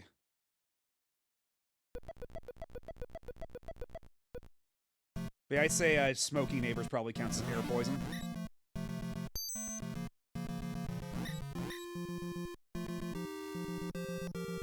Alright, well, I guess I might as well go for it and try the pyramid again. Guys, go away, go away! I hate you so much! Get out of here! And I'm not terribly fond of you two either.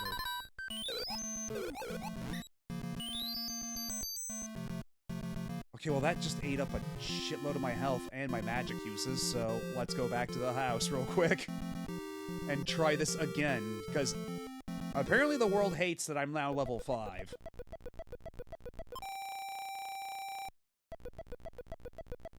The world is frowning upon this and is doing everything it can to stop me.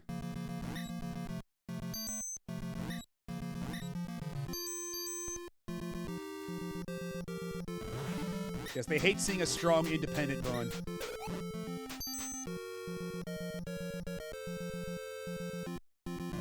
Oh my god, I hate these guys, I hate these guys. If I can just make it to the teleporter, if I can make it to the warp in one piece. Fuck, out of here, get out of here! Okay, we're home free, we're home free.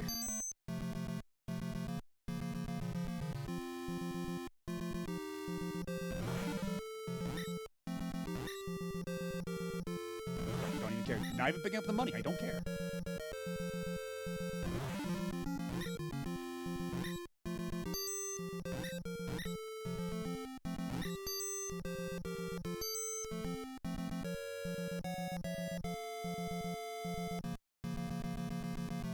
Okay. We can breathe now.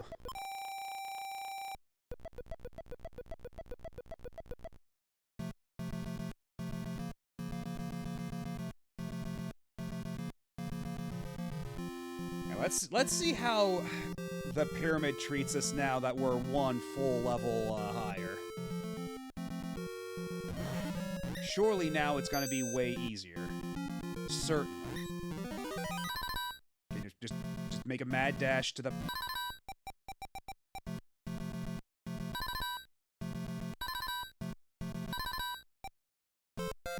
I need you to open this door right now. Get me out of here. Okay.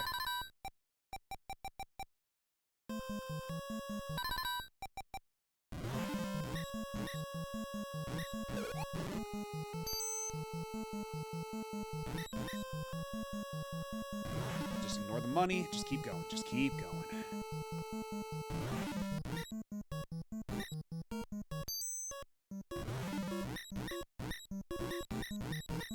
Okay, I seem to be taking way less damage, so that's nice. It seems the extra level is doing me some good. Now there's a zillion poison mushrooms, that's not so good. That's far less good, actually.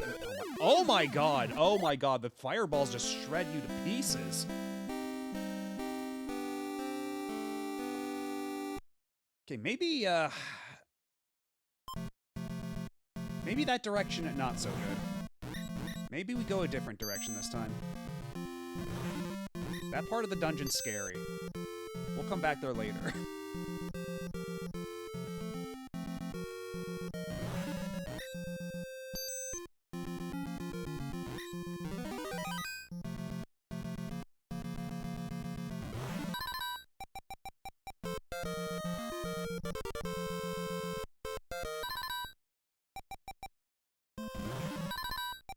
Not even waiting to spawn some bullshit in.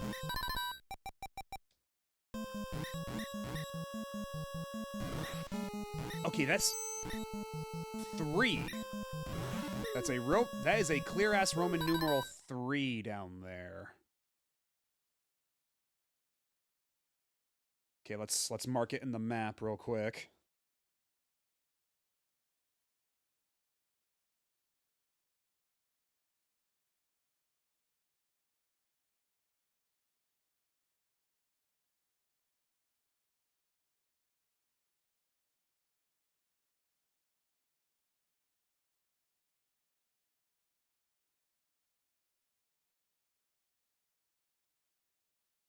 Good enough.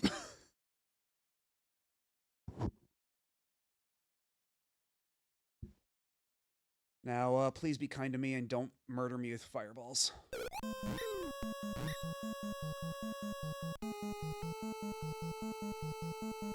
more of that.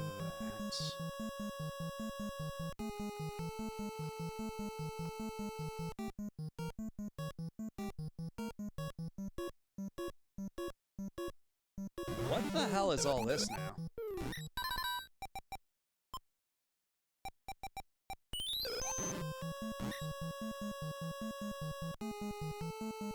I don't know what it is and it scares me. But there is treasure, but I have no key. In my hubris, I sold my keys. Actually, you know what? Maybe that's something I should make a note of real quick.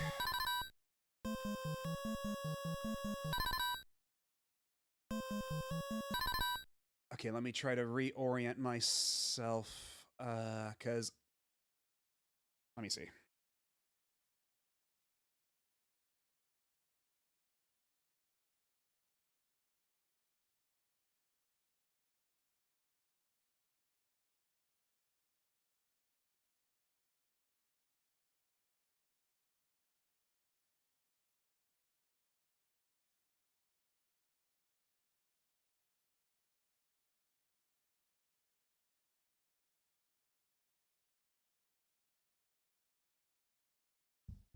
I think that's right. And that's a treasure chest if ever I've seen one.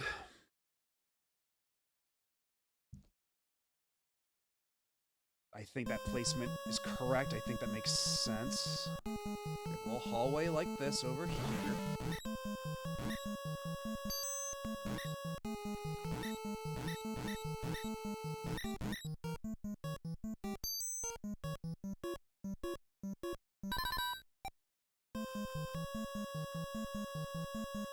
Okay, so there's the 3 up there, and then okay, I see where it is. Okay, now I understand the layout.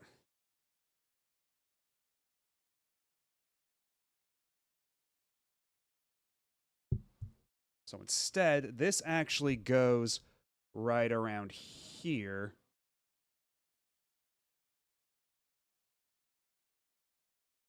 And then instead, I paint this like there's a little hallway like this.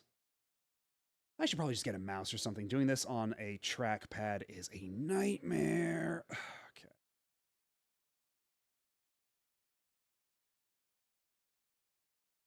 You know, little thing like this.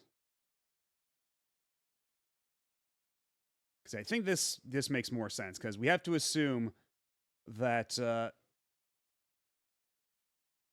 all of these tiles are walled off anyway, so drawing little walls like I did earlier doesn't make much sense, but drawing little tunnels still does.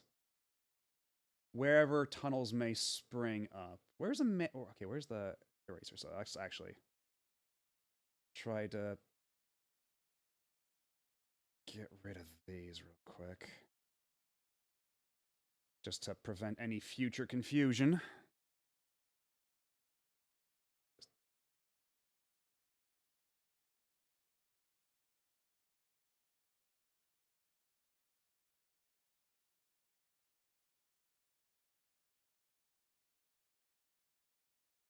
It'll just denote where there are big tunnels for rooms instead of actual full dedicated rooms. A thing has been made? Oh boy, alright. Hold on a second.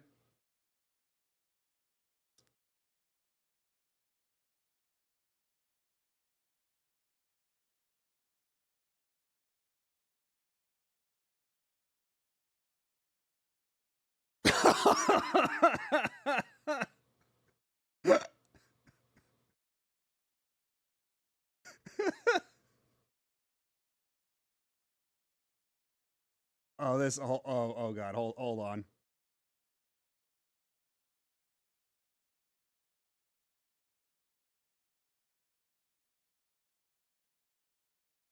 And let me before I even show it.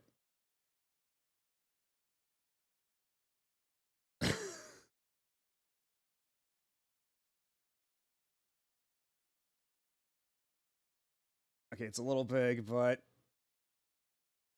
yeah, Matovino Bouken. You know what? I'm just gonna put in an old helmet to get my. I'm gonna put in an old password to get my helmet back. It's faster. What? Oh my god.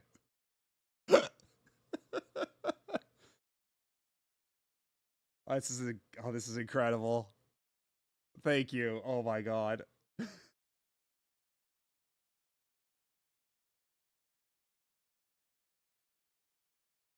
And you know, yeah,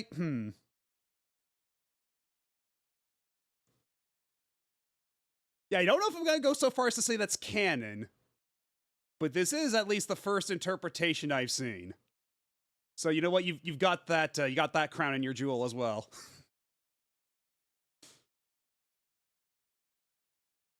And hello, Zygo for him. How are you doing?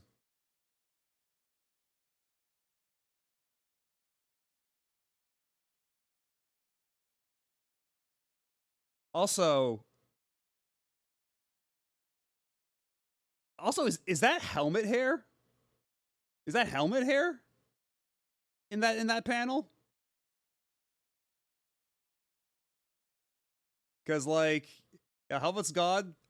Helmet's still tampered down, and then when I when I enter the password, Oh, my hair's all back to being all floofy.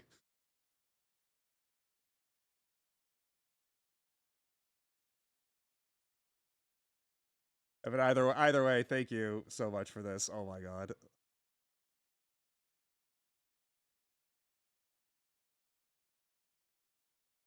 Oh, fuck. What was I doing? Right. Yeah. I was drawing some stuff in the map real quick, and I don't know if you can. Yeah. I don't know if it really comes through clearly in the corner there, but let's assume it does. Well, we'll come back there to that room later after we've gotten a key. Oh, and I'm dead.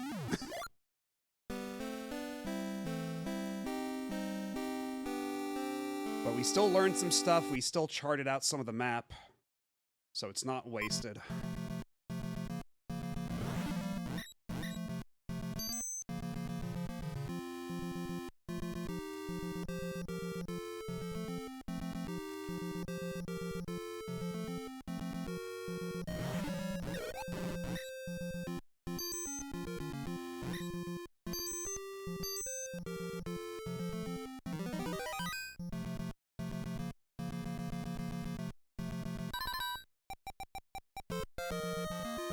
Let me in!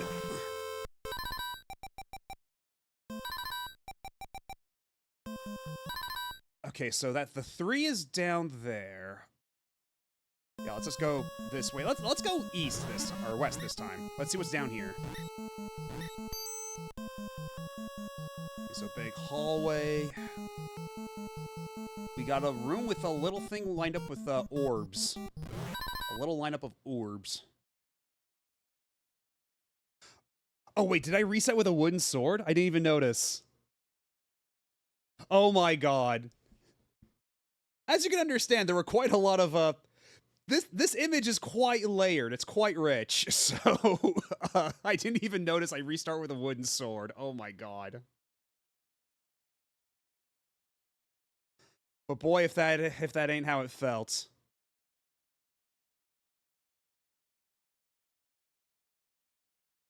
Guys, I still can't believe the game fucking bamboozled me like that. But now I know better. Now I'm prepared. You only make that mistake once.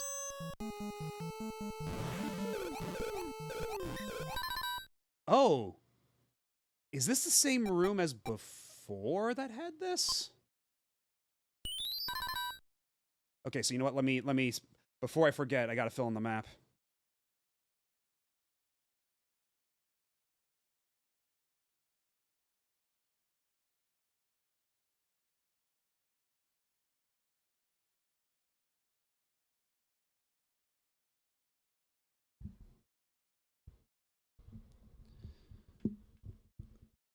So from here, let's get paintbrush.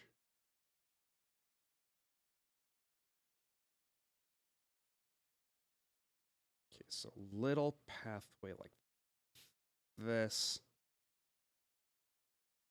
Actually, no, that was a full-ass hallway this way, wasn't it? Or no, because something's not adding up. I gotta go back down. I have to double-check where I'm at, because there's the line of orbs, and that's where the chest is.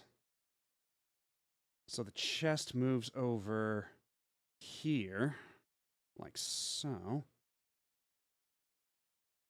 Then back up here. There was a full-ass hallway down this way. Then there was another hallway like this. This is another full dedicated hallway room, okay.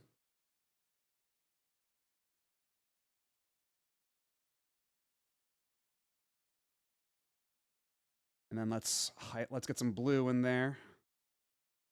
Make a nice big, nice big sploosh like that of blue to indicate where there was like a little lake or some such.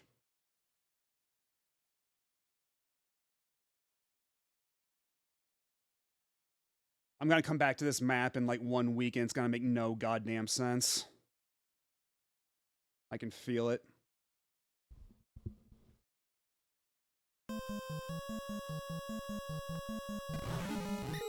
I'm just gonna come back to this and be like, what the hell was I smoking? God, they just don't stop coming. They don't stop coming. They don't stop coming. And why do these scorpions take like 1,000,000 hits?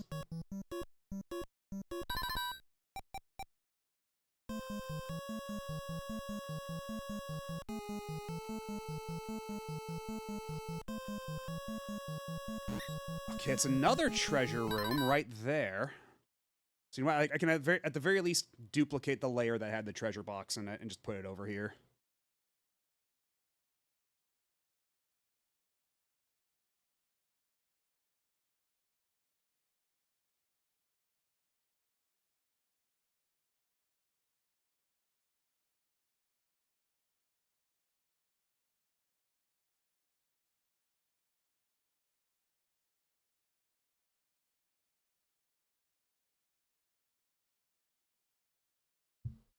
Okay, was it there in relation to where I had the lake?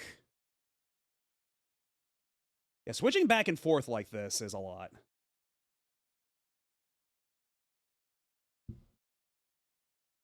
Yeah, if I did the rules and I hit the ground running. Okay, so it's one tile up and then one tile left. Okay.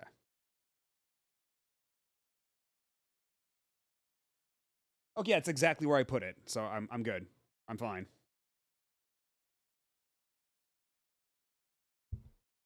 But while I'm at it, I will also just... Nope. There we go. All these hotkeys. Let's see.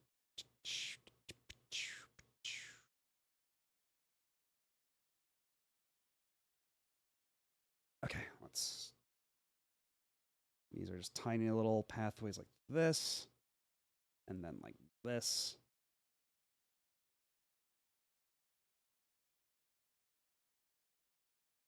Okay, that should be good.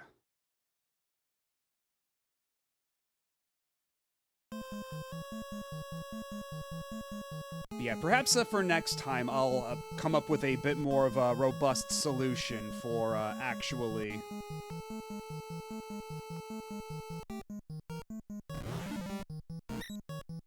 like, drawing this stuff. Oh my god, the scorpions, holy hell. But I think if I understand correctly, I think we actually might be near where that one well was. I think we're not too far from that.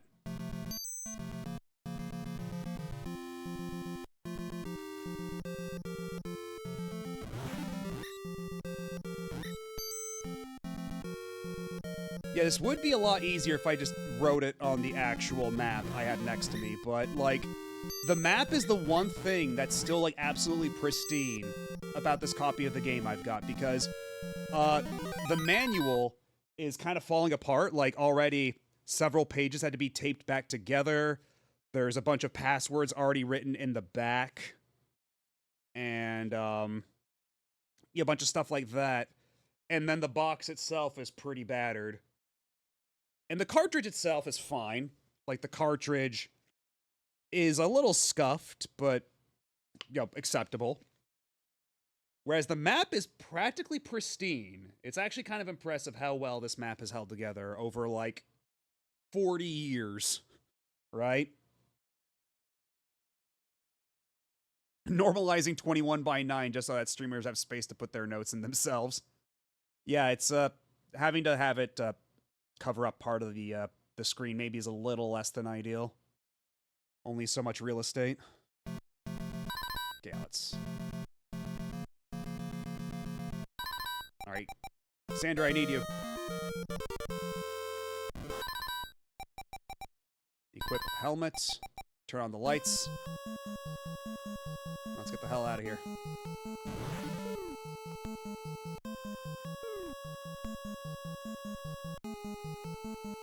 Okay, so that just loops back around. Now, okay, so that's going full circle if you go this way. Okay.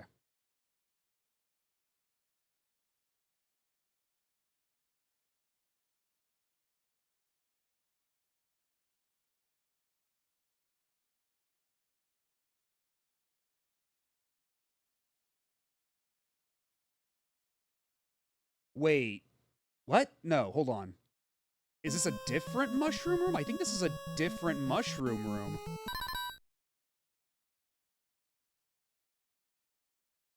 Hold on a minute. Yeah, that was a different mushroom room, I think.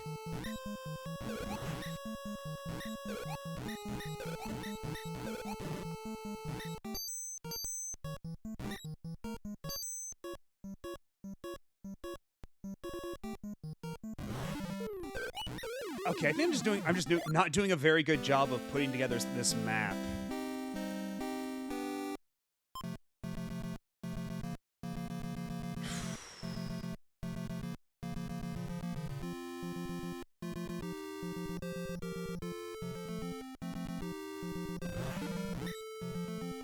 Yeah, there's stuff that's just kind of not making sense anymore.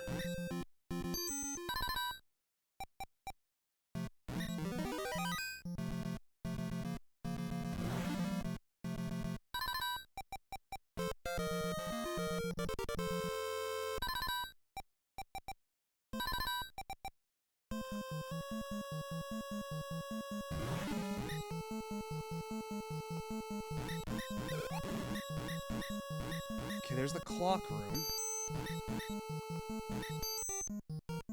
Did I already have this clock room and the upstairs or the upwards pathway already on here? Okay, yeah, and then it goes to the other little pathway over there.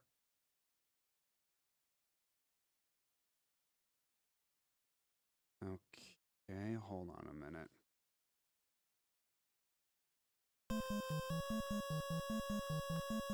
Yeah, then I hang over here. Then we're at the mushroom room. Yeah, let's just draw a bunch of mushrooms in here. Just so we're clear. You know what? It's probably just going to be easier if I just change this to purple. Get a nice big brush size and just kind of scribble around. Let's see, purple. Either way, purple means poison. I think that's pretty universal. I shouldn't be able to forget that. Oh, hello, Tierfing and Raiders. Welcome on in. I'm Matt O'B, Retro Variety Mad Scientist Bunny, and tonight we are playing Valkyrie no Bouken, Adventure of Valkyrie, for the Famicom.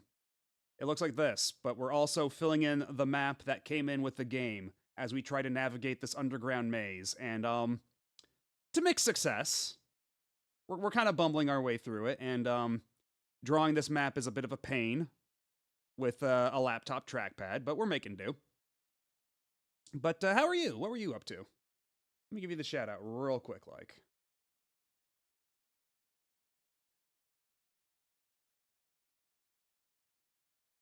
And yeah, this game originally came with a double-sided map. One side was this for the underground, and then the other side of the map was this for the above ground. And the above ground is mostly filled in, except for whatever's over here, right?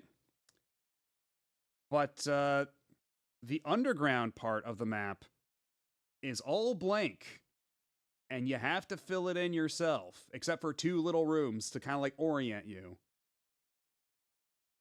2 rounds of Zelda Rando, a big Yakuza 7 side mission, and finish with an X4 run. That sounds like a very eventful stream. It sounds like you got a lot done. And all of that, pretty good games, if I do say so myself.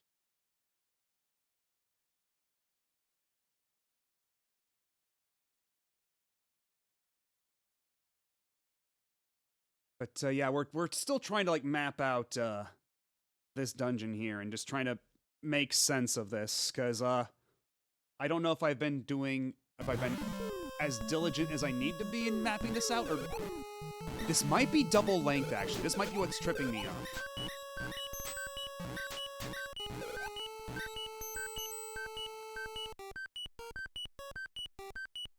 Because yeah, that's okay, so it's double length. This is a oh my god, it's not gonna stop beeping. So that would explain thing or two. Wait. Actually, no. Hold on. I know what's up. I know what's up now. They have to switch to my regular size brush. Back to black. Then it's like this. And then there's a little pathway back here. And that was a room that was just like full of like also, let me just oh, god damn it. Okay, well, never mind. So much for that potion. Also, I realized I still had the map up. Whoops. You didn't miss much. I died. But it's okay. We can get back there pretty quickly and continue our map making. But, I'm actually starting to wonder if we're, like, shut off somewhere. Because it does kind of feel like we're in a closed loop. But I might have to consult the map I make more closely.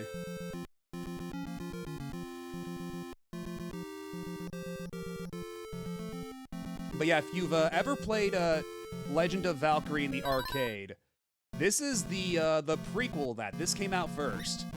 This is 1986, whereas Legend of Valkyrie, Valkyrie no Densetsu, was 1989.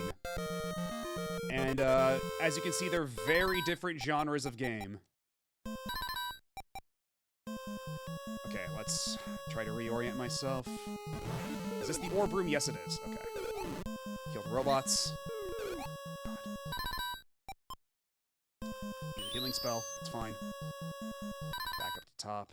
Okay, so 8 orbs stacked up on top of each other in 2 rows. Okay, let's draw that in the map.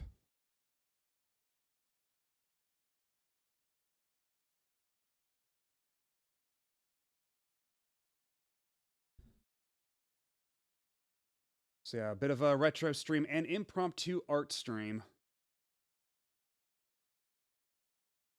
Let's see, 4 on each side. Please select. Thank you.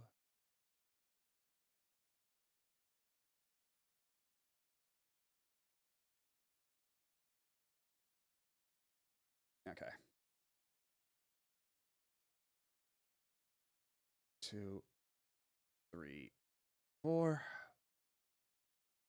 1, 2, 3, 4. Because I don't know if the number of orbs is significant, but I figure now, while there's any doubt, it's at least worth keeping track of. Because this game is rife with mysteries. Let's put it back in the corner like so.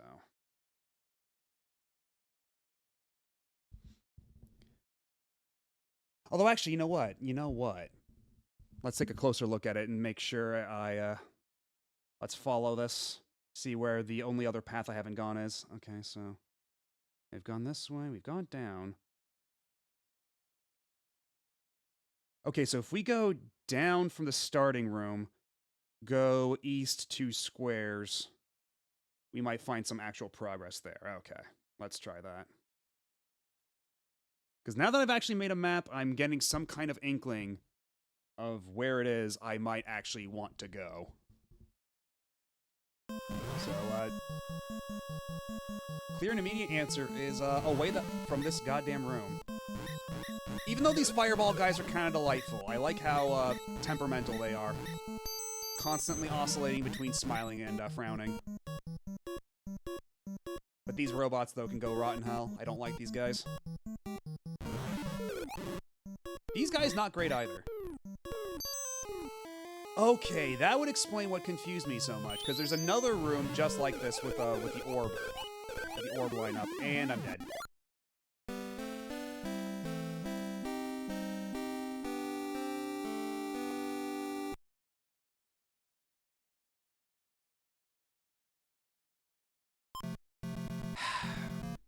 Back to the grind. But as we discover a path forward, I feel like... As we discover a path forward, we'll be able to make much quicker trips throughout the throughout the dungeon here.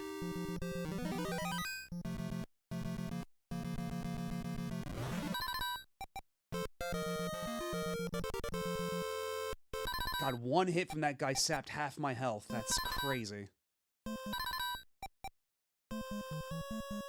down here.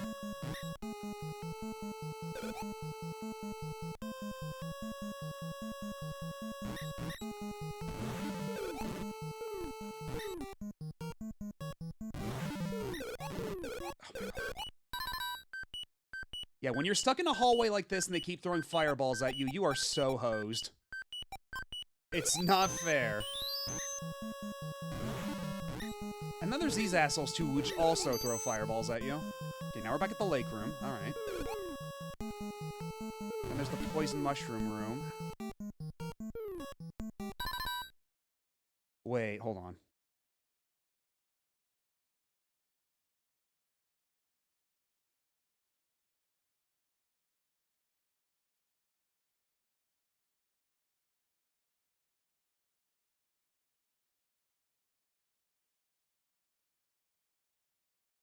Did I go the wrong way again, or is there another poison mushroom? Oh, wait, because, yeah, okay, there's the poison mushroom room west of the lake room, right below the treasure room. Okay. So I have to make another little poison mushroom blob over here. Let's fill that in.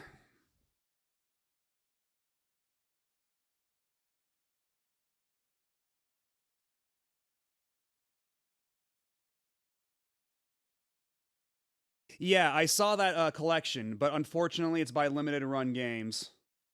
So I don't trust it as far as I can throw it.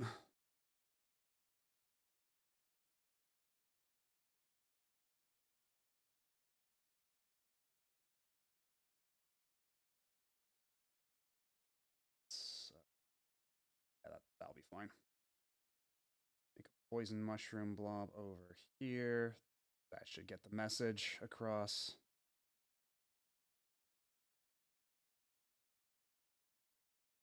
Yeah, it's not even like a situation where it's them like doing the physical or something. They're also doing it in their carbon engine thing, and results of that have been mixed at best.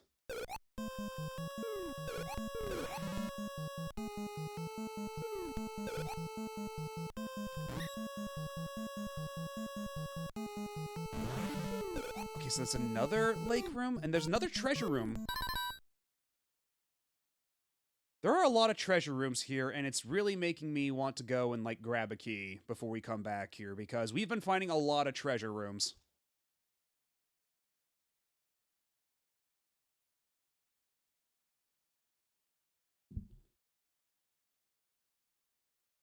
Okay, let me fill this back up.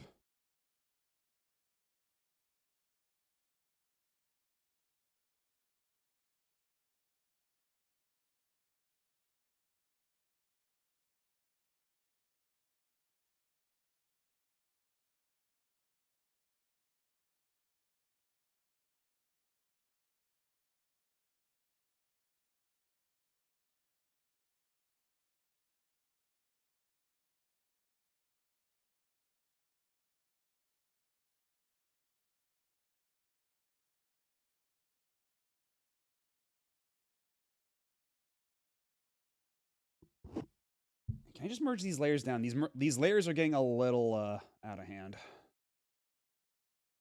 Here, merge down, merge down. Wait, what happened? Oh, god damn it.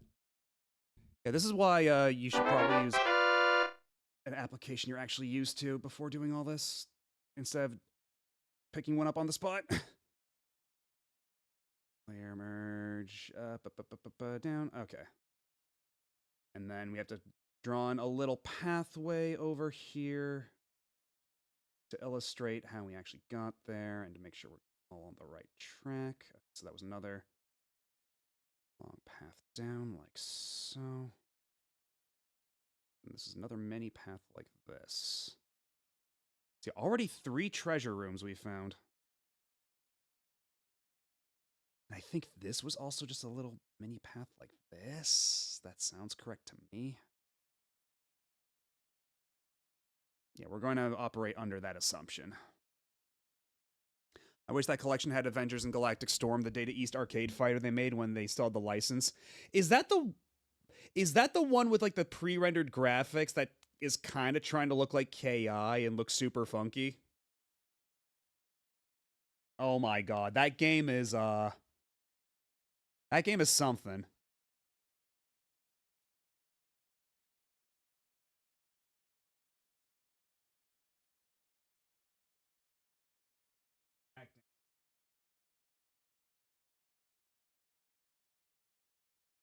Yeah, it's got Giant Man.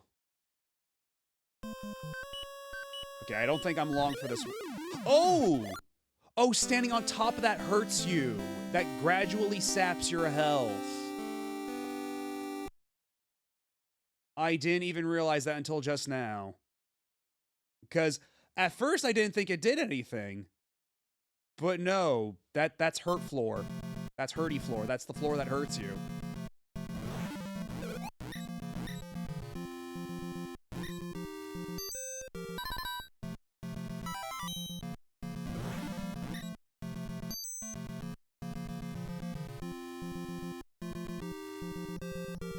Yeah, it's like that one movie, Deathbed the Bed Eats. It's Death Floor, the floor that hurts. Or actually, wasn't it like one of the Ultima games where you have to fight the floor at one point? Yeah,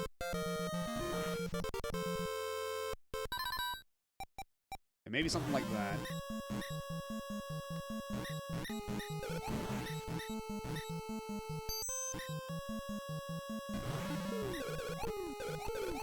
Jesus Christ. Get away from me.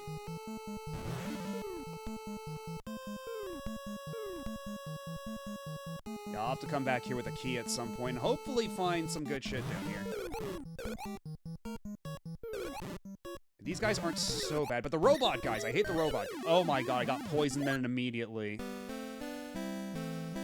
Man, do I have to grind even more? Is that it? Am I still not strong enough to survive this?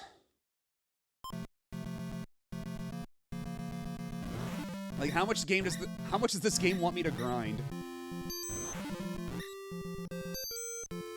Because, like, at this point, I kind of have half a mind to just, like, maybe we stop here, maybe I do a bunch of grinding off-stream, and then we come back next stream after I've learned a lot of magic and gotten a lot of levels. And then we actually continue seeing what's actually in the game.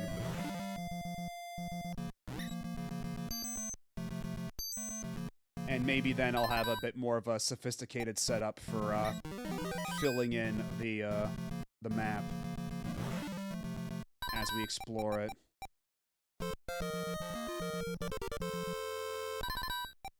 Yes, and you fight grass. That and the fact I could never beat Lord British, who was obviously the first boss, was my first exposure to RPGs. I didn't give them another chance until almost a decade later with Pokemon Yellow. Yeah, I could imagine that being kind of rough as your first RPG, but I suppose at the time you don't have a whole lot of alternatives. Right,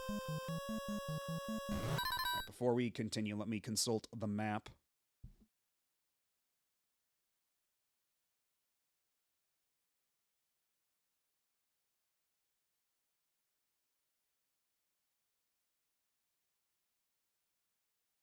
Have I even gone up from here? What's up here?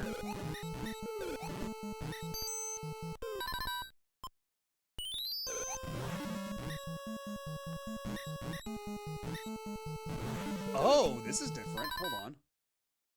Okay, it's nothing, but it's different. Yeah, let me draw that in super quick.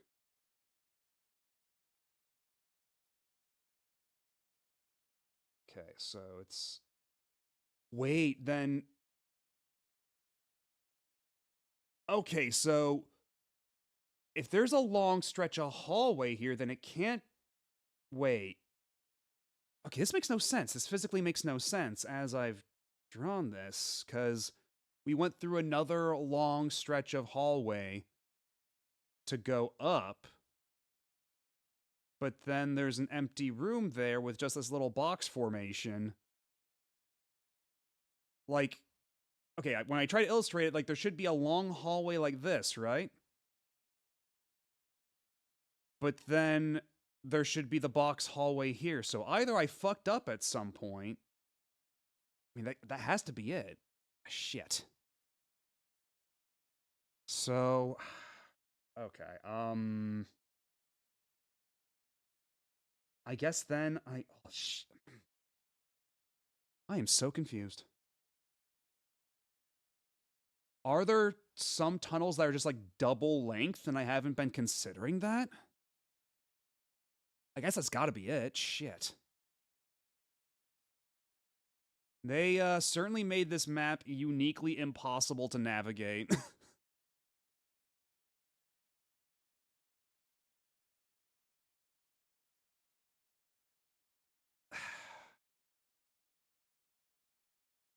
Because yeah, if that's the case, then that completely throws off everything I've already drawn so far.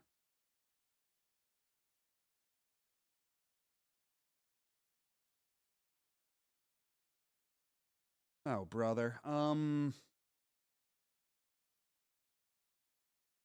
Okay, maybe I might have to cheat a little bit and take a peek at an actual complete map to confirm this suspicion of mine. Just a peek, just a little peek, just to confirm whether or not some of these room length hallways are actually double long.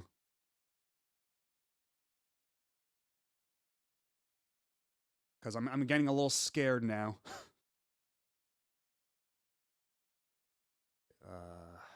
Yeah, sure. So.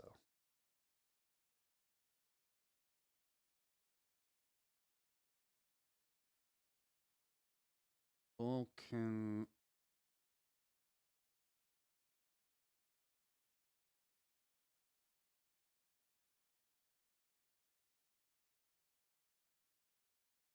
Because that is the label at the top of the map, right? Oh, Chikamero. Okay, yeah. Sorry, Chikamero.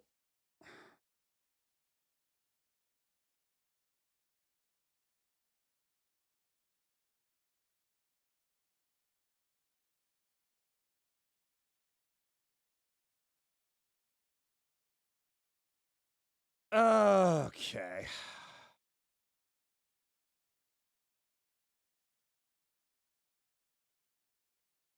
So, oh my god, this is a nightmare. Oh my god. Oh, I'm staring into infinity right now.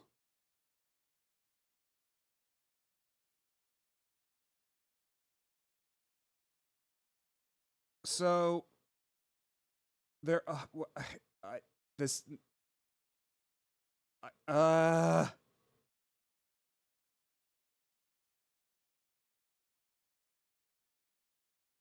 okay, so I found two maps here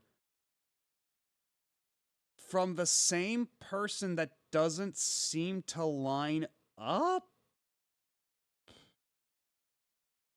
But then,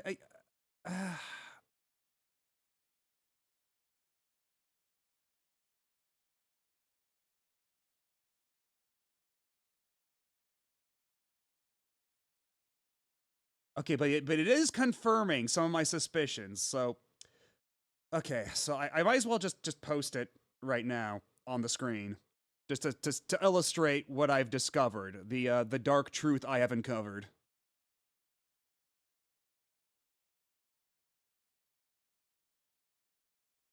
Okay, will this work?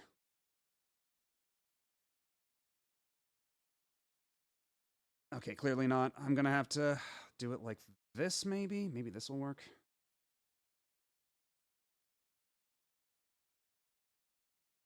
Tab. Copy. Okay, that didn't work either. I'll just have to drag and drop it on here, I guess. Or I have to actually save it to my computer, because OBS is very picky about how I source my images.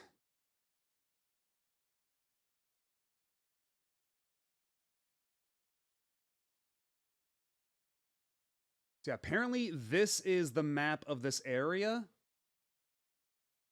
So yeah, some of these hallways are double long.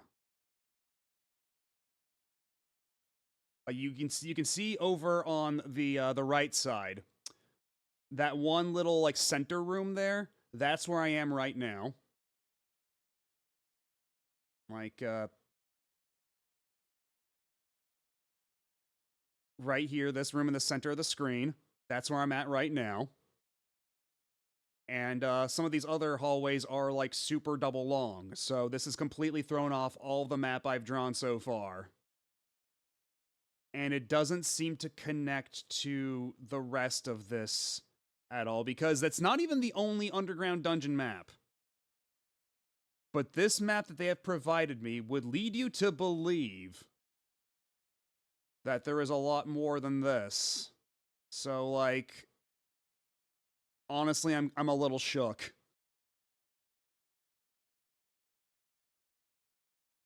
Because there's another map that they have on their site right now for what is apparently the final boss, like, maze that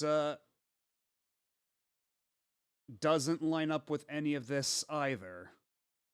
Like, I guess technically spoilers for later on in the game, but like,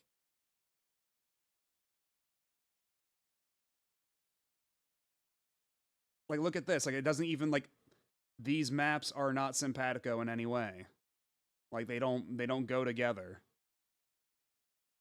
And there's no connection, so I feel like I've been bamboozled once again by the game, by the suggestion that these are connected in some way.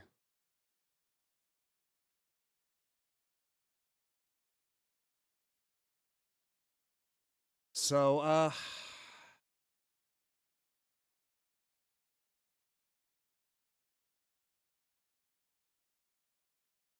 So honestly, this kind of throws into question why this map is even like this. Why are we even here? Because like the overworld map, that's totally self-evident. But then this map, oh boy. And because yeah, even the yeah, this map here, it shows.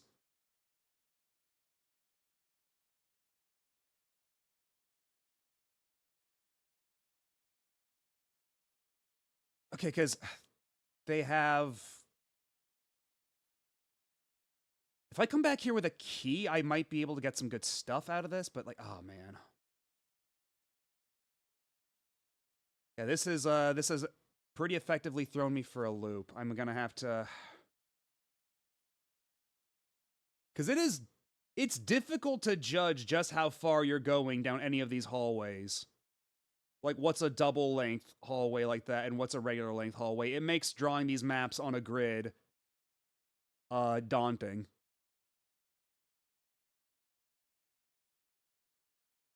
And it means I effectively have to redraw this entire map from scratch after all the work we've gone through.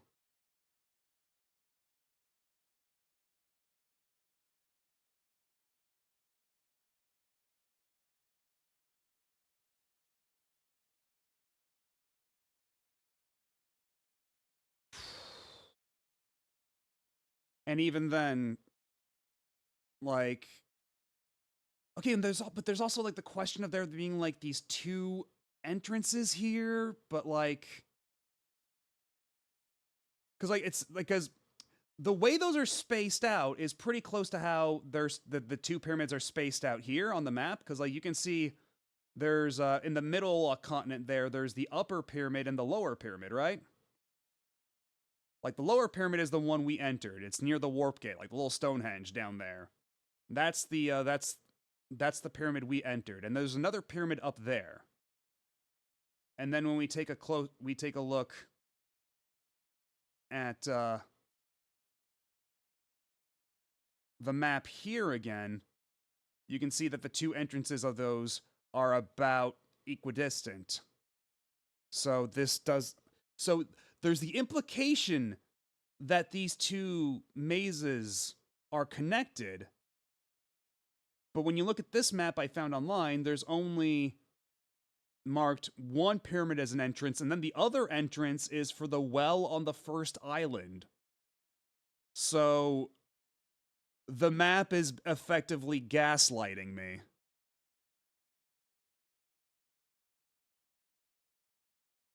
The fold-in map that came in with the game gaslit me, is what happened, Mr. Taco. Because I ran into something. I was like trying to map out my way through this pyramid maze. I went, wait a minute. Some of this doesn't line up. Oh god, are some of these tunnels double long? And not only are some of these tunnels double long, as you can see, like some of these tunnels are longer than the others, which kind of makes the entire, like, the way I've mapped this out make no goddamn sense in a lot of ways. But also, they're not connected. Like, all these are different, or disparate maps, so this map was one big lie. In essence, so, woof. Okay, anyhow, okay, it looks like an ad break has started, so you know what? This is the perfect time for me to, take a minute and, go use the restroom and, think about my next steps. So I'll see y'all in a couple minutes. Good lord.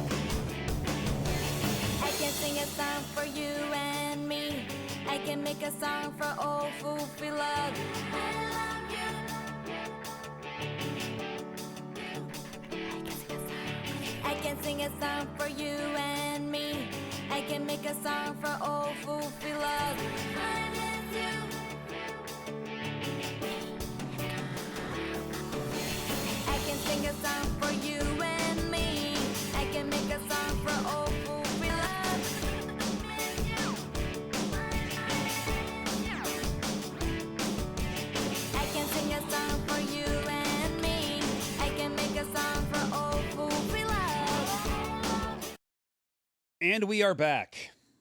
And I think I've made my decision. That's right, we're gonna cheat. Which is to say, I think we're gonna put a stop to the map drawing exercise, considering it kind of is I have kind of been hoisted by my own petard and trying to play the game by how do I put this? I don't even know how to phrase this, honestly. Like, the game gave me the map, right? I thought I would go along with it, fill in the map, but also they made the game like this in a way that it basically completely invalidated all my mapping up to this point. So, as fun as it was to try to play the game like the original intended experience with the fold-out map and everything, it kind of inadvertently sabotaged everything I was doing, so, not this time. So we're gonna be retiring the map.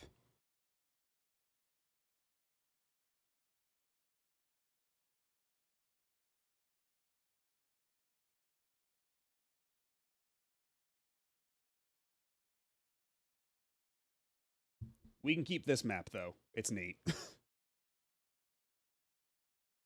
We can refer back to this map in the future. But the other map, boy oh boy. I'll just make it like that, and then I'll just hide it, and then we can refer to it in the future as needed. Yes, begone foul map.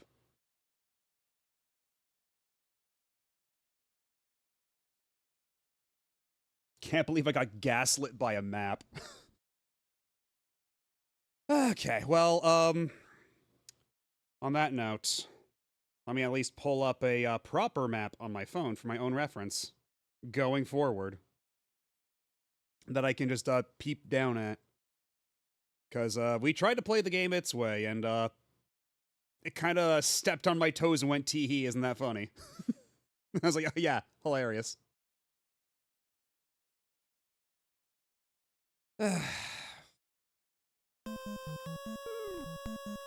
Anyway, I don't think I'm terribly long for this world anymore either. Especially with this robot here. And I need to come back with a key anyway, so... Because it does look like this dungeon does have some really good equipment. So it'll behoove me to come down here with a key and get some of that good-ass equipment. So actually, let me just get that the map I showed y'all a couple minutes ago on my phone, on my end. Let me see. No. Bouken. Sikamero.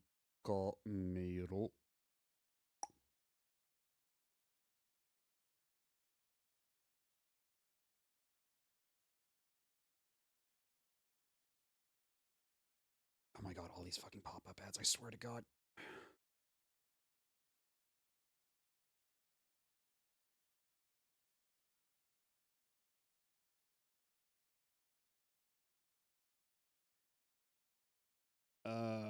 Where the hell are we? Okay.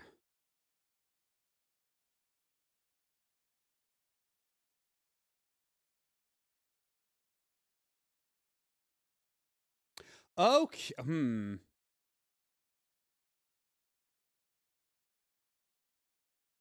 Well, that's the thing. All the squares on the map are sized exactly like the rooms, like they're rectangular in shape. And the pre-filled rooms on there are like fill in one exact cell like that. So it very much gives off that suggestion, right? Like if we're to go back to it just a second. Okay, not that map. Yeah, see, if we zoom in here on the rooms that are already filled in, they take up the entirety of... Okay, that's not that. Not that one. Come on.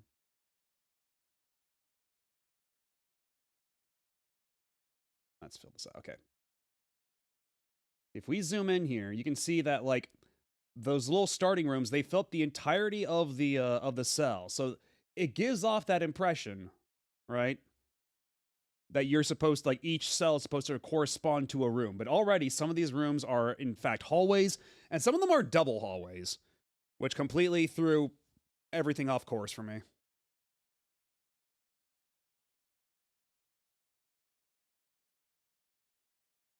Because, yeah, if it wasn't for those, I would probably be, like, inclined to believe the same.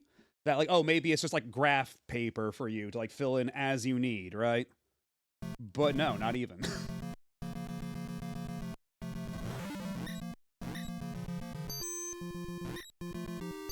Also, it seems that maybe it might be a better idea to actually head to the northern pyramid first. I have also seen that suggestion, so... maybe either way, we were a little out of our depth.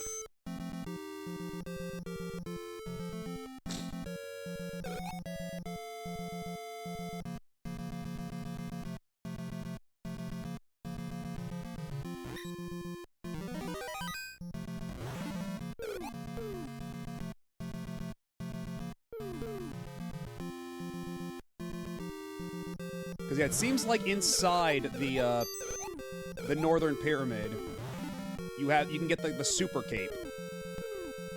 Because the other cape did seem to run out after a moment. After a while. You did run out of cape.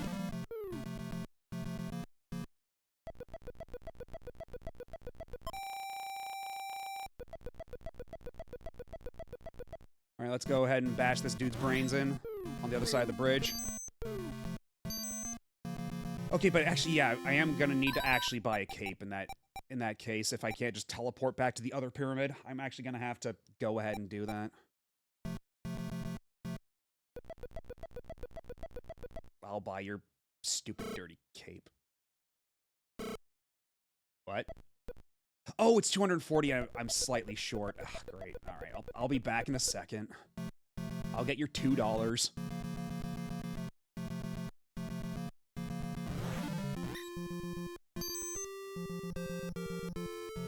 You're disgusting. I hate you. I'm gonna kill you. Give me $200.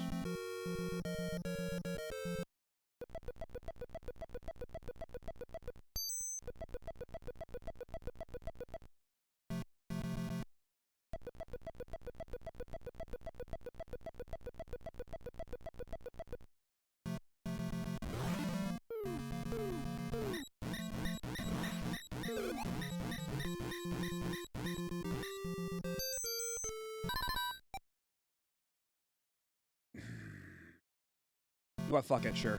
Let's put on the helmet. Grab the key. And let's go spelunking. Valkyrie's had enough of your bullshit. Video game.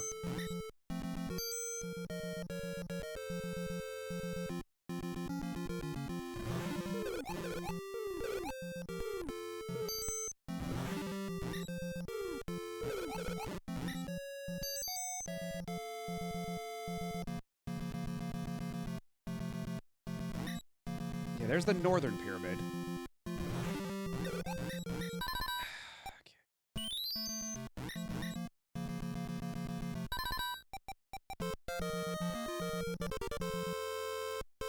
Hey, General Tank. Yep, we're playing the original Valkyrie. And we were trying to play it by the book, like using the included map to fill in tiles and everything. Map it the old school way, but the game was not nearly so forgiving.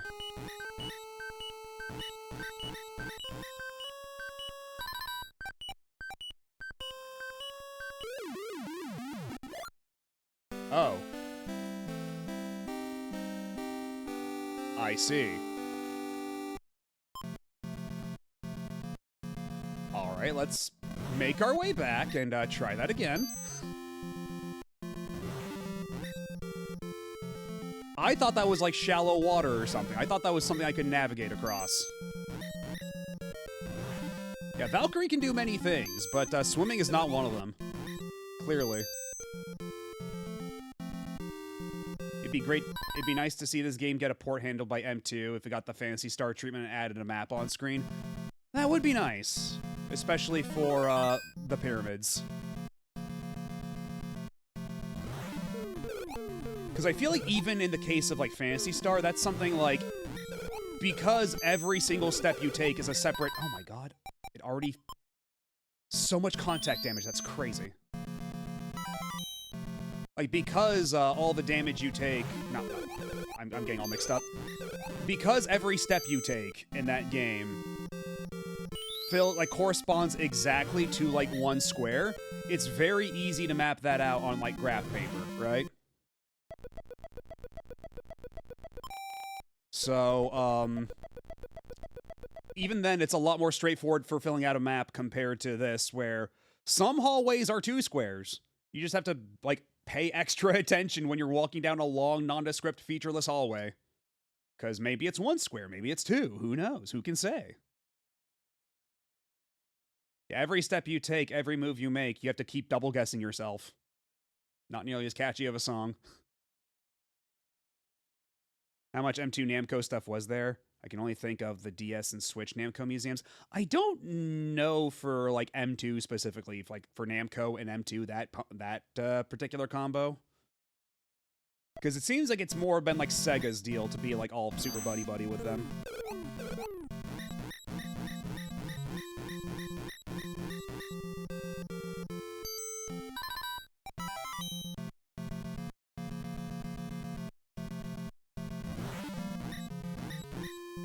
Wait, I just realized I went back to the inn after putting on the helmet already, didn't I? Shit. So if I die here, I'm gonna have to go out of my way and get another free helmet from that chest. Fucking whoops. Because anything I've got equipped on me right now, I lose upon death. For anybody who missed that earlier, who missed that particular mishap, which has been let me see, I think, yeah, conveniently encapsulated in comic form. And if my trackpad will play nice for a second, thank you.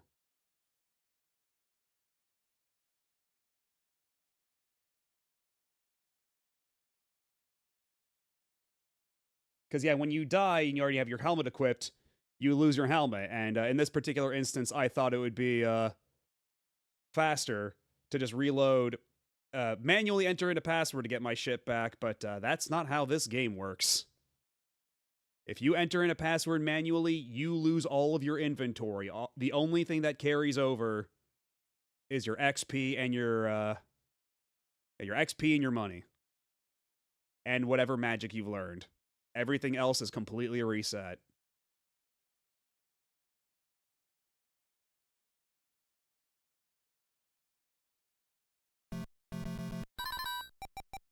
Ow. Ah!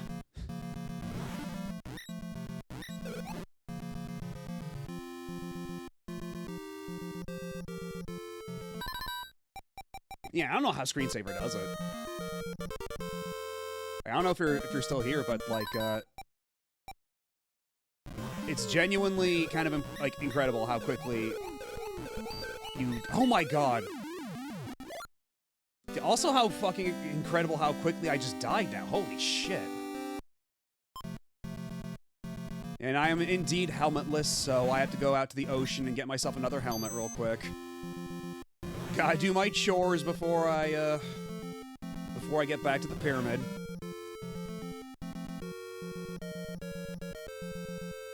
Yeah, honestly, I think I might have to do another full level's worth of grinding or something. This is insane.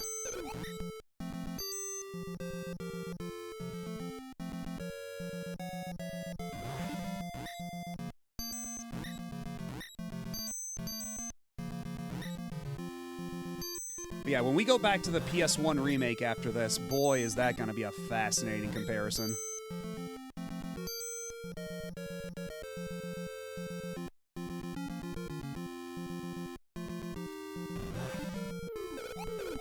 Be gone, you.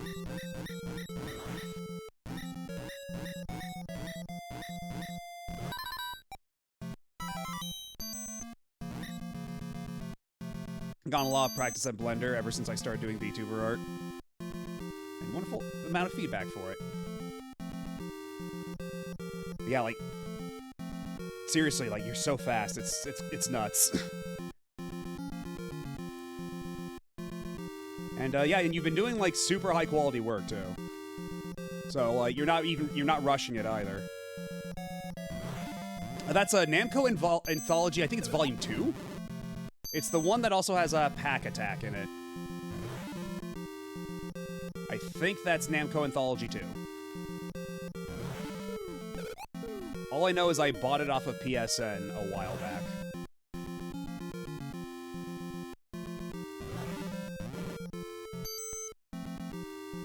And King of Kings, I believe, is the other game. Was previously mentioned on there. I guess I'll just consume this other potion, sure.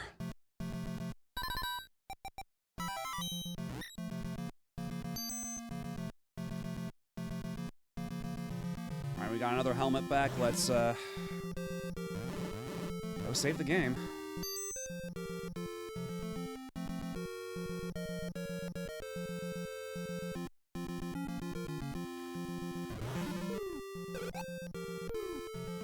Because, yeah, this is also a Namco Anthology rather than Museum, because Museum is the one we got, whereas Anthology, I believe, is the, those were all Japan exclusive. So, we never got that remake of Adventure of Valkyrie either. We got neither version of it.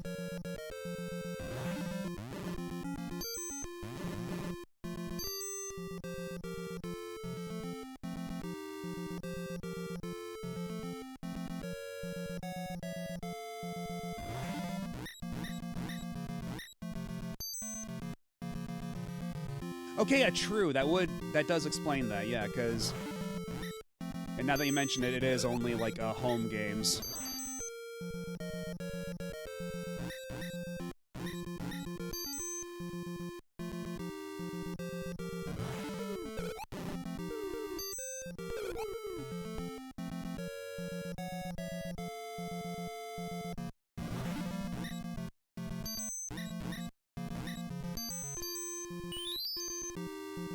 Because, yeah, this did, because, yeah, Namco Museum is the arcade games, and this did get a remake in Namco Anthology to make it play more like the arcade I can game. save the game here. Indeed. Because, yeah, the remake is supposed to be more like Legend of Valkyrie, but it still calls itself Adventure of Valkyrie. And, we'll see how much of this carries over, because from what I recall, it was not very much.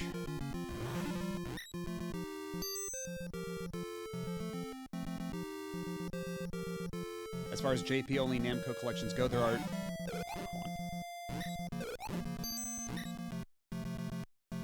There is also Nam Collection on PS2, which was a collection of PS1 Namco games. Huh. Because I don't think you saw much of, like, PS1 re-releases on PS2, did you?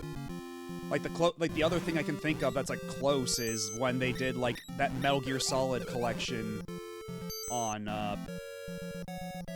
PS2 that included, like, a PS2-style case for MGS1, but it was just the PS1 discs.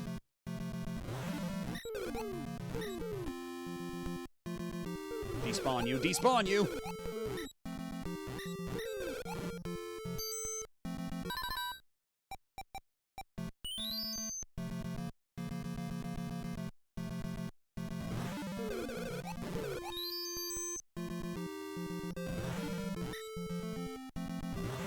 Ridge Racer, Tekken, Ace Combat 2, Klonoa, and Mr. Driller.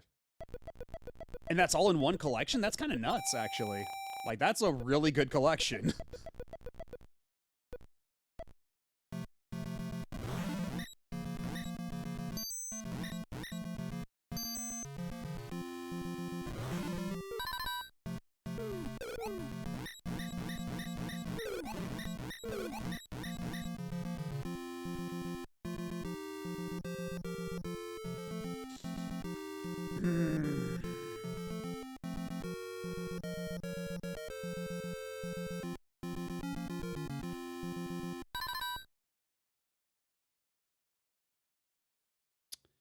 I'm trying to decide, because I'll probably want a potion for when we go in the Northern Pyramid, right?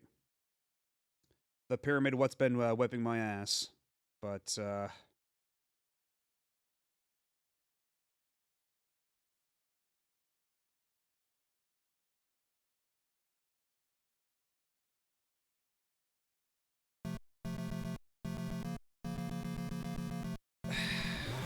Okay, you know what? Let's just go for it. I'm gonna heal up here as much as I'm able. Then just equip the helmet and the cape without saving. We're not going to save while we have those equipped. We'll buy 1 potion. And then just try our best to make it over there without getting hurt.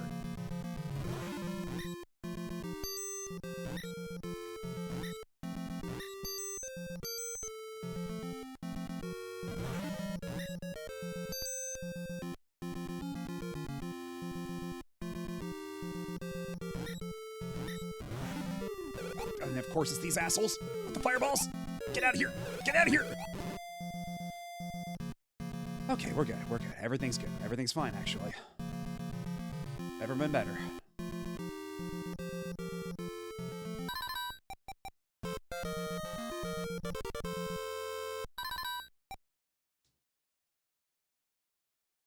Okay.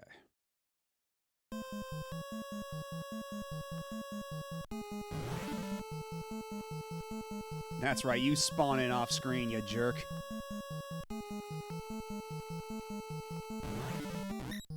Okay, these are the fireball guys, they're okay. Wait, did I just go in a big circle again, or...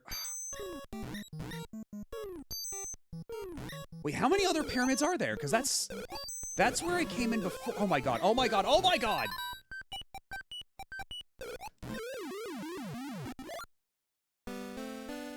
Jesus Christ.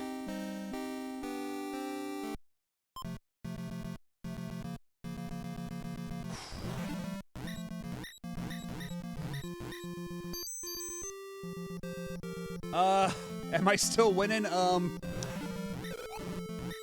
That's kind of a big question right now.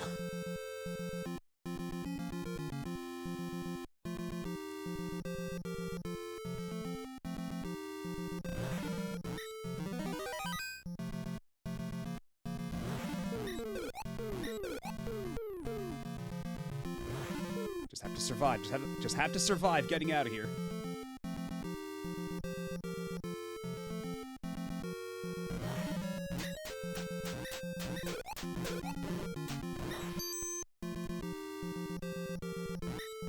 God, between like the chompy boys and the fireball guys, I don't know who are who's even worse.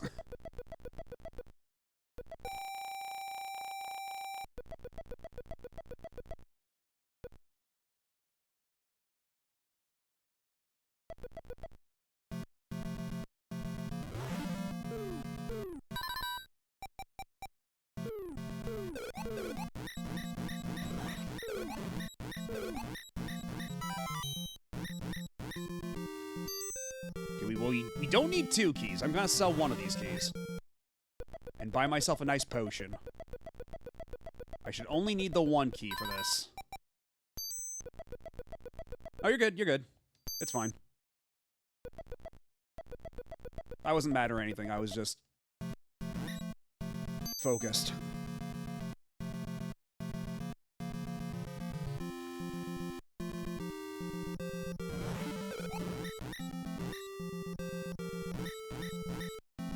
Oh wait, so you're talking about, okay, some other stuff.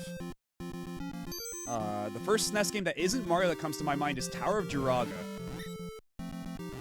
That is one I need to play at some point, and, boy, if we're talking about cryptic-ass, oh god. If we're talking about cryptic-ass Namco games, then, Tower of Jiraga certainly tops that list, doesn't it? Fuck off! Fuck off! With your fireballs!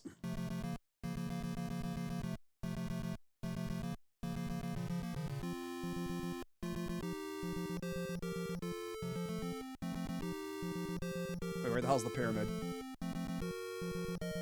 Did I just miss the pyramid? Where the hell is it?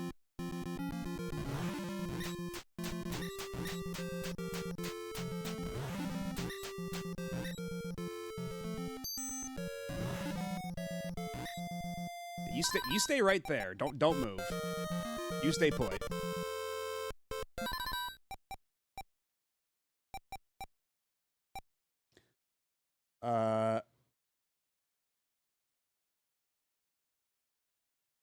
Is that Solomon's Key? Solomon's something. Yeah, the children demand a remake of Mylon's Secret Castle. Yeah, that one's Hudson. Mylon's Secret Castle, I believe, was Hudson, right? I think so.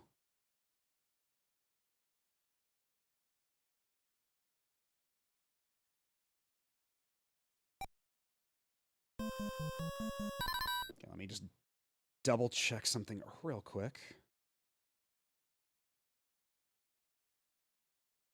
Okay, I see. Okay. I see now where I went wrong.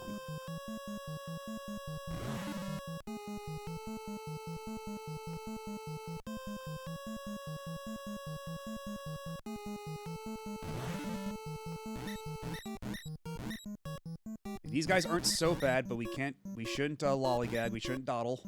Oh god, these fucking fireball fucks.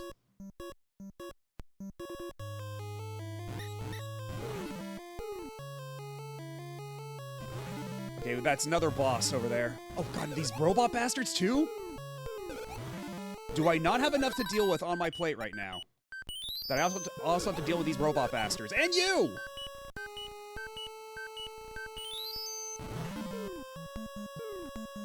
Okay, just despawn all of them and just try to fight this guy, I guess, to the best of my ability.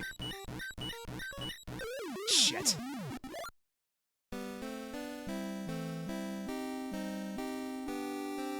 Namco Museum Volume 3 came with a little hint book. Namco Museum DS and Switch have solutions, and Arcade Archives also does. Even having little enrichments like showing your invisible HP. What do you mean the HP bar in that game is invisible? That's insane. I was not aware of this facet of the Tower of Jiraga.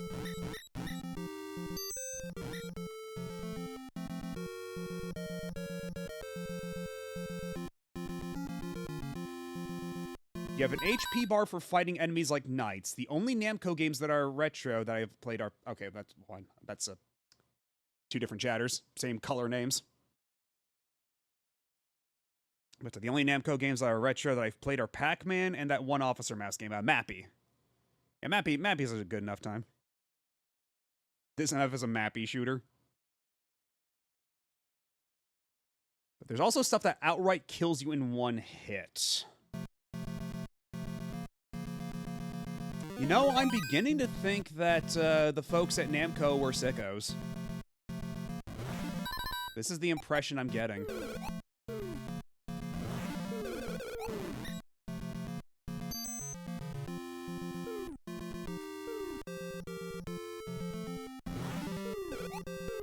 Go away!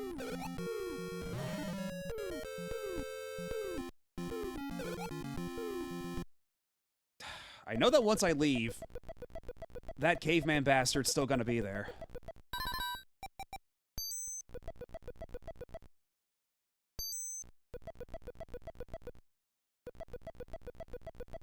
I might as well just buy two.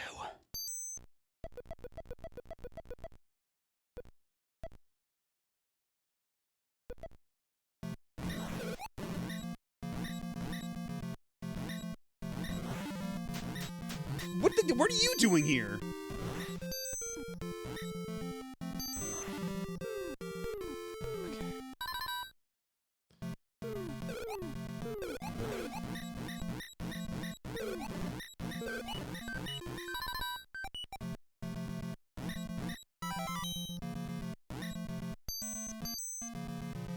Okay, well, I don't want to make the mistake that I did last time of trying to heal up in the house with my helmet, because otherwise that'll require a huge detour, so let's hold off a second and...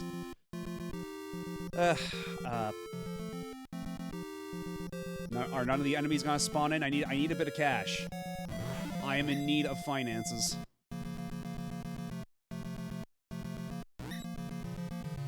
I don't need that. That's the last thing I need, actually.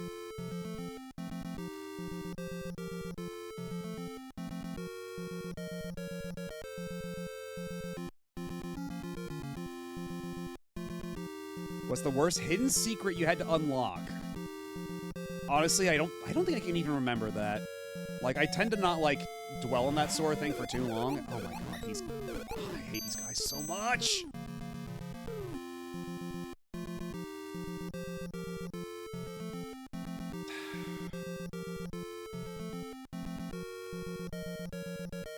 Honestly, I'm thinking I might just have to suck it up and just grind out another level before I continue.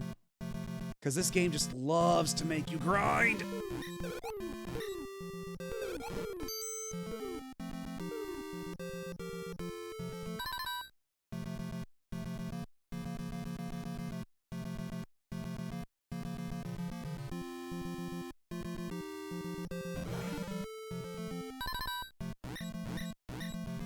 You stay right there. I don't want you coming even an inch closer to me. You rat fuck.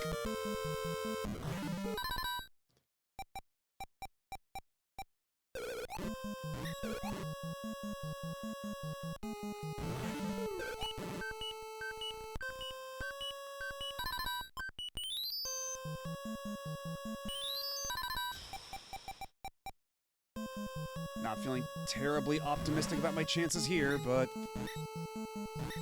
if I kill enough of these guys, do any of them drop, like, potions? Because that would be pretty cool. That would be poggers, in fact. Oh! Oh, so that one's just a one-way exit. Cool. Great. I love that for me.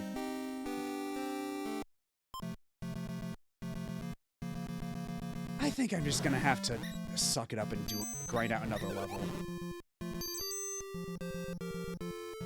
Honestly, I'm just gonna grind another level right now.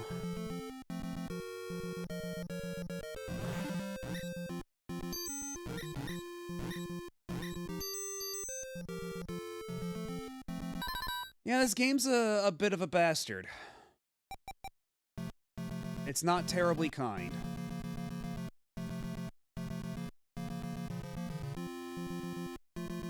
But this is back in 1986 when they had to find any way conceivable to stretch out 256 kilobytes, if even that, to like...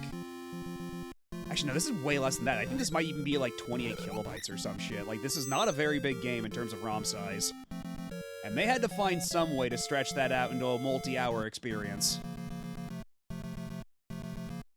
Yeah, but there's a reason why, like, all the other, like, Valkyrie stuff is, more so based on the arcade game than this, right?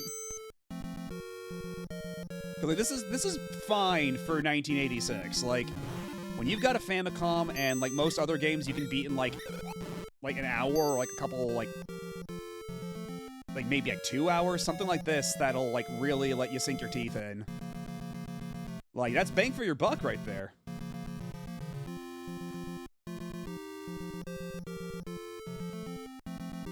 And yeah, again, like, this could have been so much worse. Like, there are devs who made far worse games in the same mold.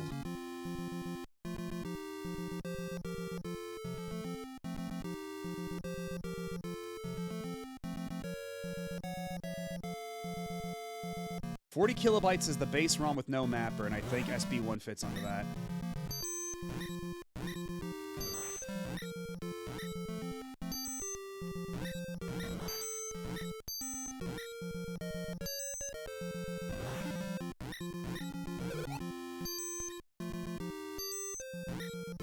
So ultimately, this game is tiny as shit.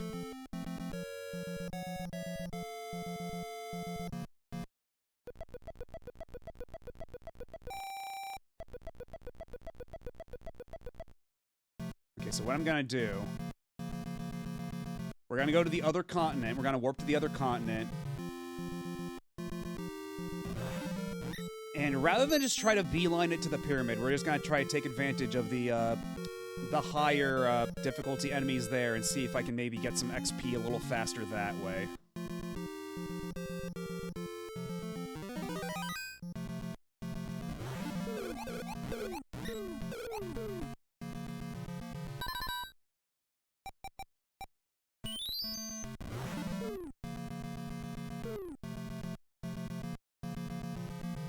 Oh yeah, my PNG tuber ultimately is several megabytes. what you see on screen right now is an order of magnitude bigger than the ROM size of this game.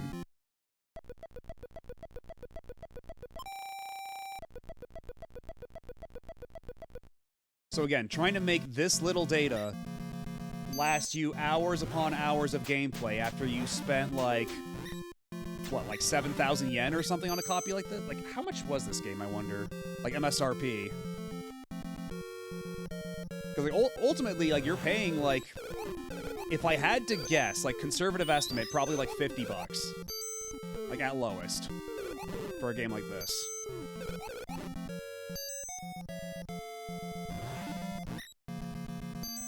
So if you're spending, like, that much money, like, you either want a game that's, like, you could only play at the arcade, and you're gonna be saving money from all the quarters you'd be spending, or you want something robust that'll last you a long time.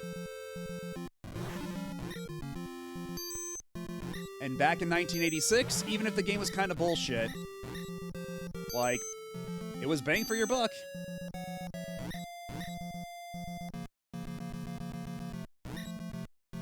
You would get hours of value out of this.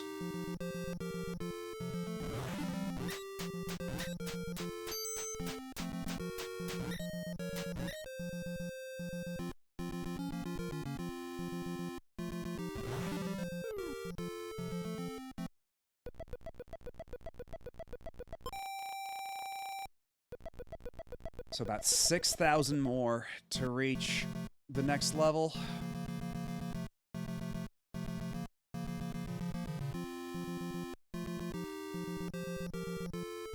Did Famicom games have spine labels? That depended on the manufacturer, because for the Famicom, they didn't have uniform cartridges like they did on, like, Super Nintendo and N64, or Super Famicom. Like, NES had uniform cartridges, but Famicom, every manufacturer, every publisher had, like, their own cartridge, right? So if I look at the cartridge I have here, it's the same general shape as a Nintendo first-party cartridge, but it has a little, like, engraving in the corner that says Namcot, and it has an end label on the top, whereas Nintendo first-party games, and frankly most Famicom games did not have end labels, but Namco games did. So Adventure of Valkyrie here does have a label on the top.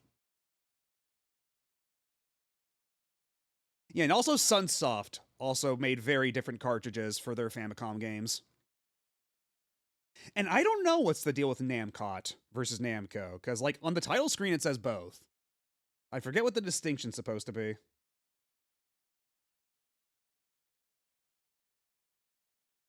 Yeah, your one Famicom Namco cart, Dragon Spirit, does have top label art. Yeah, because Namco is a lot more willing to do that. Because I think I might have, like... Hello, Zathiel. Way to make an entrance. But I think the only other Famicom cartridge I have that has a spine label, I think it's Karnov? Actually, wait, I think it's Karnov, and I think also King Kong 2 by Konami. I think that also has an end label. And if you don't know what King Kong 2 is, that is a video game-only sequel to the 70s remake of King Kong. Much like how Konami also did Goonies 2.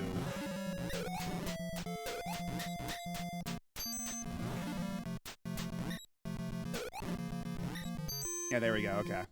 And I remembered correctly.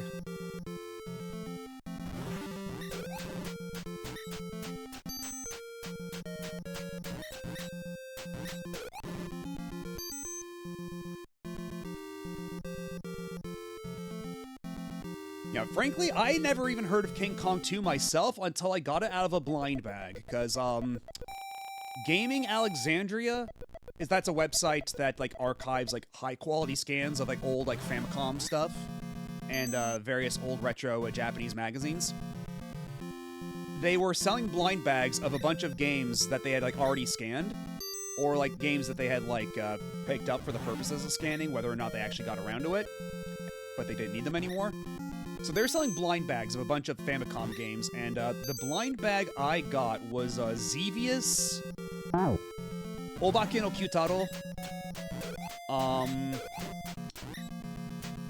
Galaxian, and King Kong 2. It was quite the eclectic set.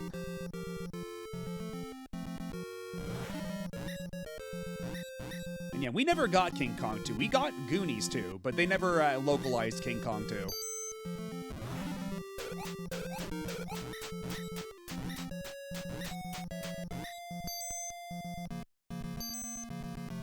Also, King Kong is one of the Konami YY. That's right, yeah, I think King Kong is in Konami YY World.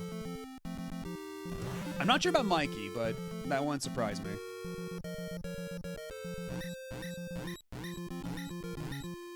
And that's the weirdest thing. I think those are supposed to be bowls based on, like, the illustrations included on the map. Because again, let me pull out the map once more. Right. Let me see. It's this one? Yeah, down here, you can see at the bottom there, we have little illustrations of all the enemy types, and there's no little dog dudes. There's no little alligator dogs. But there are bulls. So I think those are supposed to be the bulls? I have no idea. Make it make any amount of sense. And yeah, Star Tropics, if we're going to go in with, like, included, like, documentation and stuff included with the game, that one had the letter where if you dipped it in water, it would reveal, like, a secret that you would need to progress the game. Much like Takeshi's Challenge, which did something very similar.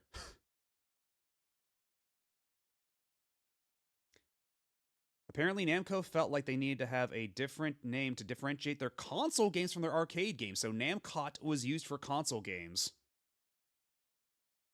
I wonder if that's like one of those things to get around Nintendo restrictions or something. It's very silly either way.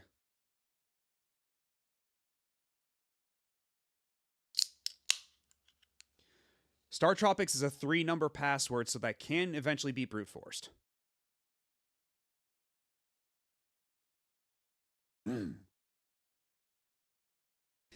Yeah, Takeshi's Challenge is infamous for just how obtuse and unfair that game is, but that game is basically a shitpost. That game is, like, Beat Takeshi didn't really give a shit about video games, then they want him to make a video game, and as I understand it, the story is, he just came up with ideas while he was drunk, and they just decided to implement all of his ideas. Like, every single one. And in effect, it's basically one giant shitpost. Yeah, I still need to beat Star Tropics one of these days.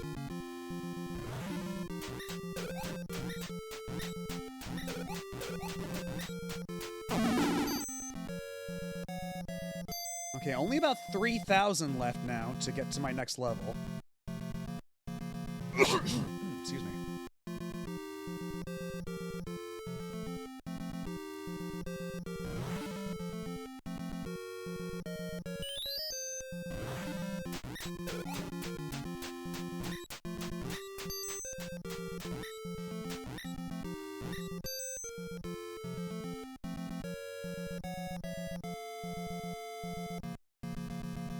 Yeah, I've got a copy of Star Tropics. I still need to play Star Tropics 2.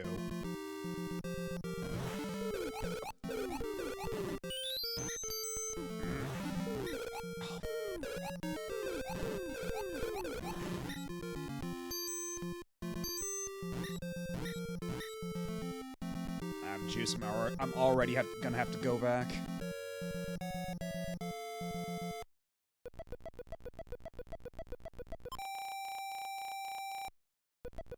But yeah, for anybody who missed it earlier, at the top there, 44,000. That's how much XP I need to get to the next level.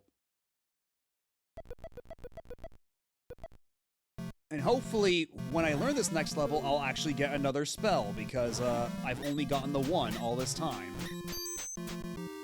And of all the spells to get, I'm very grateful it's the healing spell. But oh boy. I could use something like more offensively oriented, or maybe even the spell that turns me invisible. That would also be very welcome at this point. If only so I could avoid some of these mobs.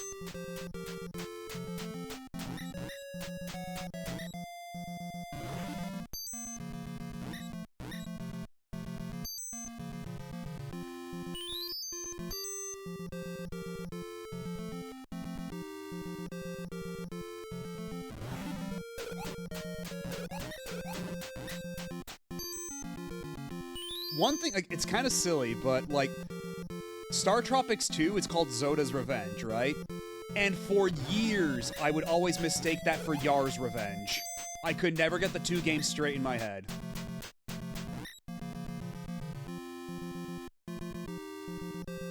I don't know if that's just me or what.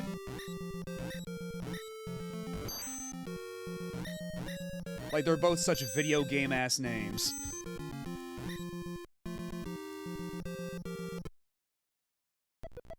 The Chomper guys sound like the Zelda Boomerang. True.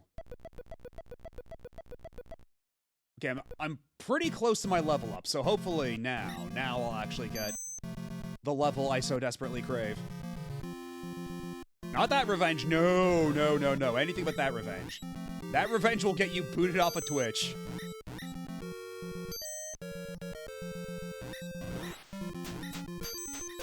Yeah, that absolutely is that noise. The little noise.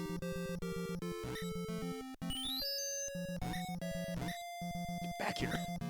Let me kill you for the XP. Do you think Zoda and F-Zero was intentionally named after the Star Tropics guy? I'm gonna say probably not, because the weird thing about Star Tropics is neither of those games were released in Japan. They're first-party Nintendo games, and as I understand it, they're even developed by Nintendo of Japan, but they were only ever released in the West. So, like, it's possible they could be a reference to it, but also, like, would anybody working on F-Zero even know about Star Tropics? Like, especially in, like, what year, like, 2000? Because that's when F-Zero came out. F-Zero X, right? Alright. What do I get with my big level up?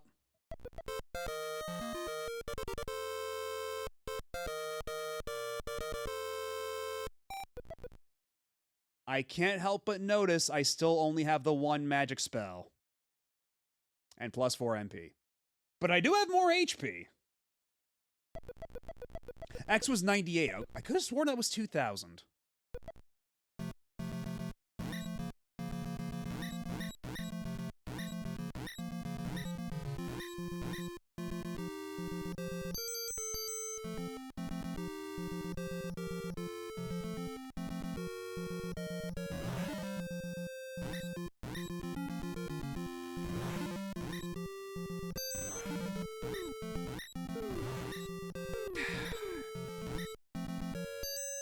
You know what? Let me look at something real quick.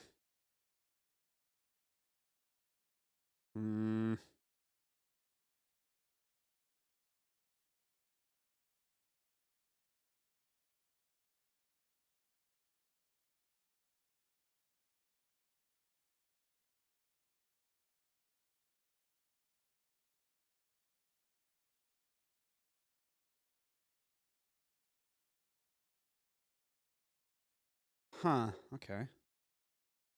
Nintendo made a lot of American exclusive games when the NES got big. The vast majority of the Zapper library never released in Japan because America loves gun, as Keynote from the Nintendo staff said. Well, they're not wrong.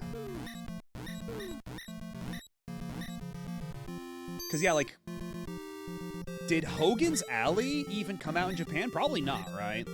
Like, that game seems so, like, America-coded. And the Sega Master System Light Phaser never released in Japan at all. Huh.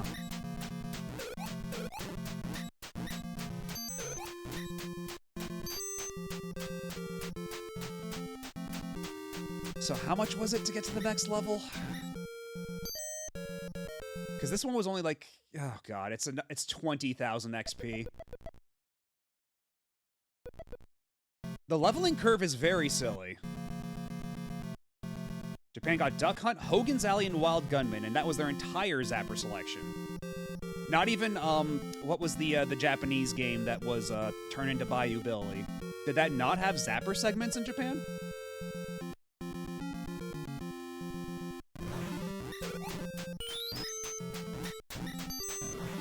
Or was it like Mad City, something like that? Yeah, Mad City, yeah. Does Mad City not have Zapper support? Or, Nintendo Gun? Whatever they called it?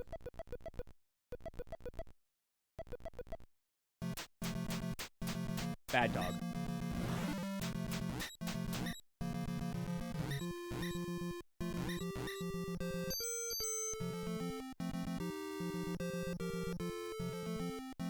You know what? I'm feeling a little silly.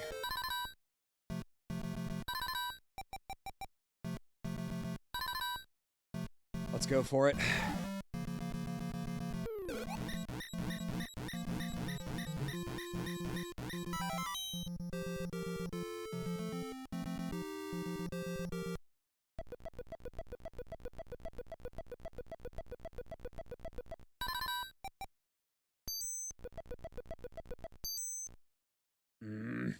I only have enough for one potion. Okay, well maybe if another guy spawns outside, I can get a couple more bucks. Alright, where are you punks?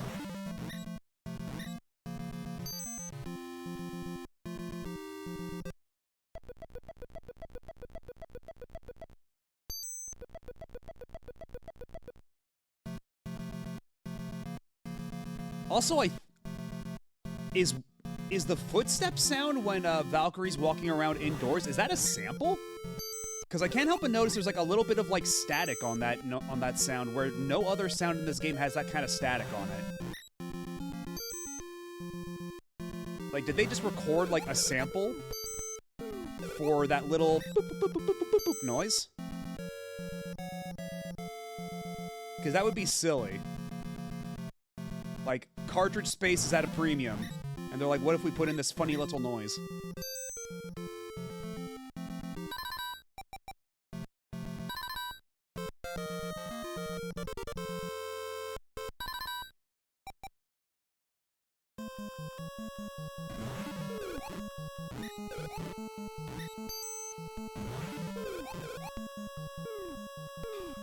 Oh, fuck these robot guys. I hate them so much!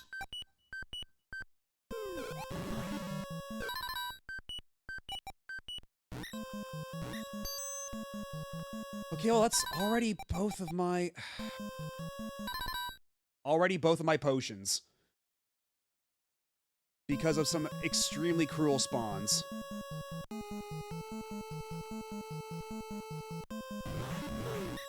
Fucking... Oh, Speaking of cruel spawns... Okay, how am I gonna get myself out of this bucket of syrup?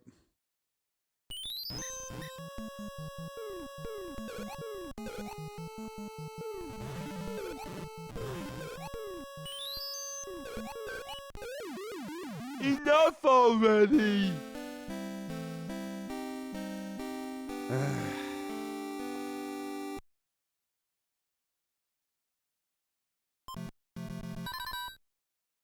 I guess I just have to grind more levels? I don't know what my answer is here. Like, I am starting to seriously think the answer to this is, like, I just do a bunch of grinding off stream until I'm like level 10 or something, and then we continue the rest of the game next week when I'm like super juiced up. Do the Pat stares at method.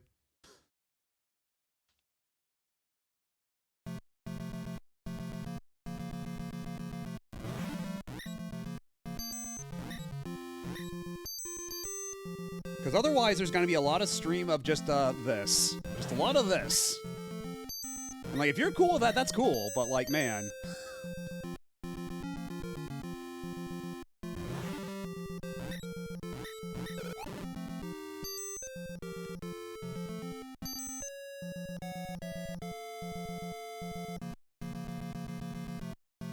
Okay, but what if I went back to that first pyramid instead and did some treasure hunting down there?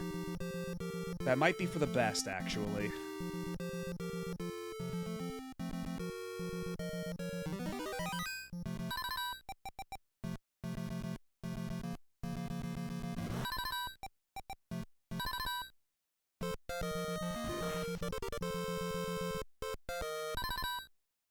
Slamming into enemies for hours to get the XP bar bigger. The true Famicom RPG experience. Owned Hide Lied when growing up. My condolences. Okay, well, it looks like there is an ad coming up pretty soon, so I'm going to take the opportunity to take a break. And when we come back, hopefully we'll be able to get a little stronger. Just a smidge. Be back in a bit.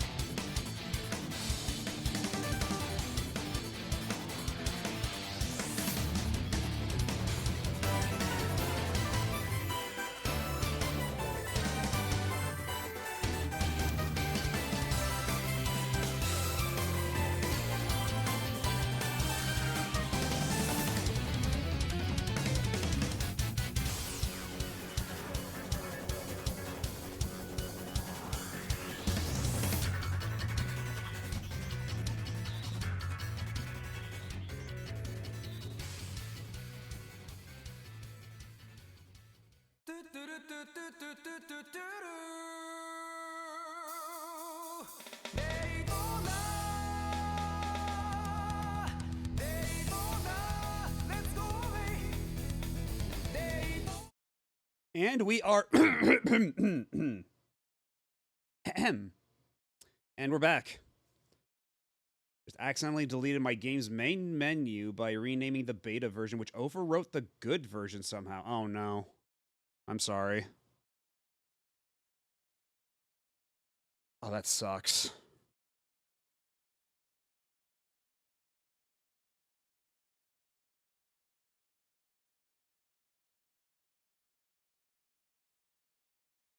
Hopefully it's something you can, well, I mean, either way, it's going to be work to redo, so that sucks. But hopefully it's not too much work? I don't know how elaborate your main menu was, but... hopefully it's not too much of a setback. Let me see. Where were we? What was going on here? Okay.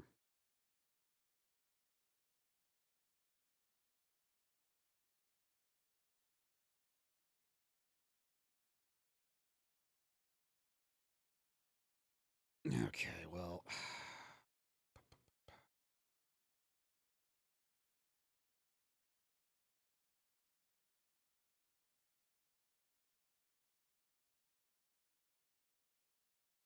Highlight isn't completely terrible, but the NES version is probably the worst. Its worst form since it was basically designed for E-style bump combat, and the NES release said no, you have to make it switch between attack and defense modes. Oh no. Oh, that sounds heinous. That sounds like actually rotten.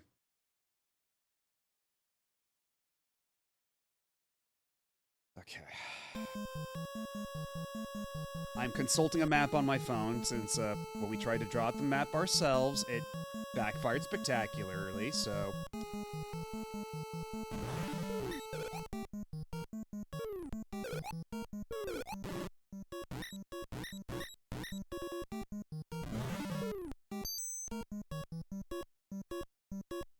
Robot bastards be gone.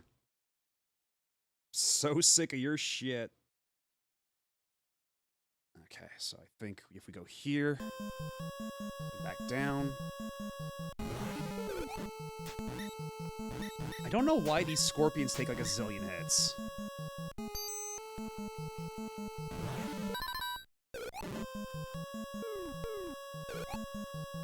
Alright, what manner of treasure is in this room?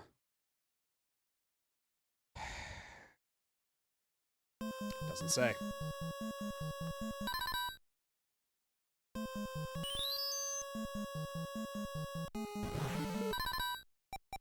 I hope it was worth it. Okay, it was some kind of sword. I got some kind of sword and immediately died. What sword was that? Is it worthwhile? The Power Short Sword.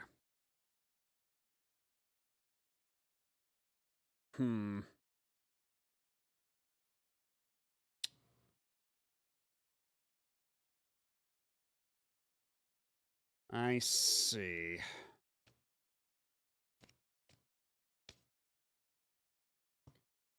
So the original topic of Japanese-only reference America only reminds me of those times in the 80s anime where you'll see the staff throw in an Easter egg for some America-only show they're working on at the same time, like the Thundercats sign in Bubblegum Crisis. Oh, that's funny.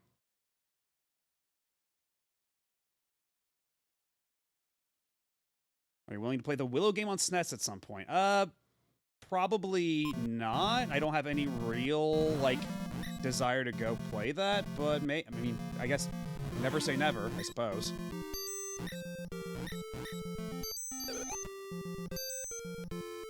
Oh, you mean Whirlo? Oh, Whirlo. Oh, maybe, actually, yeah, because if we're doing the other Valkyrie games, then Whirlo's worth a shot.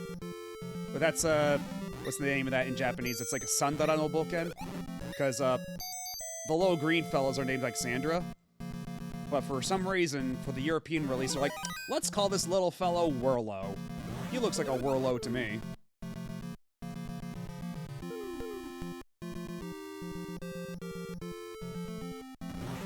But yeah, like, Willow, like, I was like, oh, you mean like the fucking, like the fantasy movie with, Warwick Davis? Probably not, no. And I think, like, the NES Willow game's supposed to be, like, not great anyway, right? Like, it's graphically, like, pretty impressive from what I remember, but, like, I don't recall it being a particularly great game, Willow on the NES, but Whirlo, that's a different thing entirely.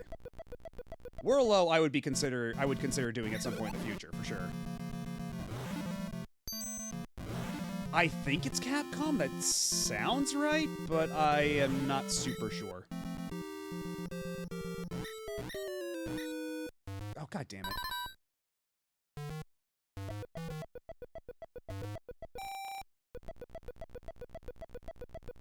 Friggin' poison.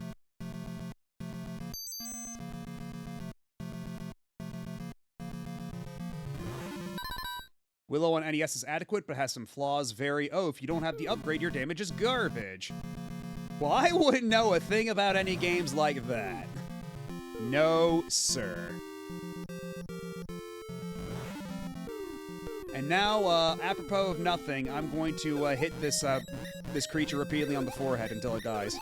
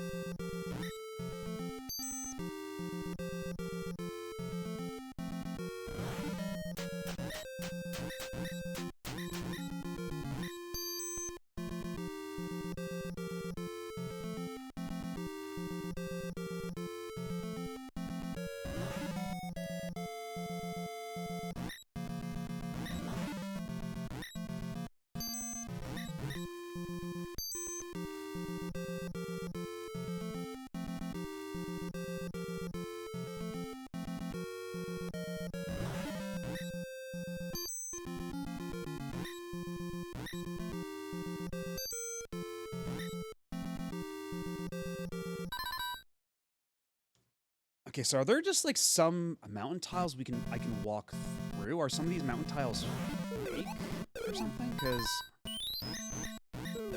one of the other maps I saw was Okay, well, you know what? I'm here. Give me the potion.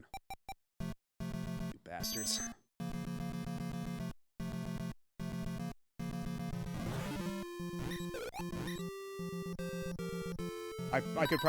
I probably could have had a better time with an RPG like this on my NES than the time I tried to play Ultima Quest of the Avatar without a manual. Yeah, again, I'm playing this with a manual, so that's helping a lot right now. Because otherwise, oh boy. Oh boy.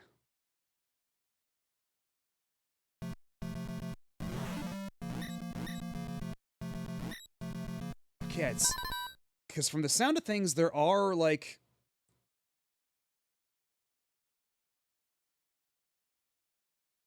What?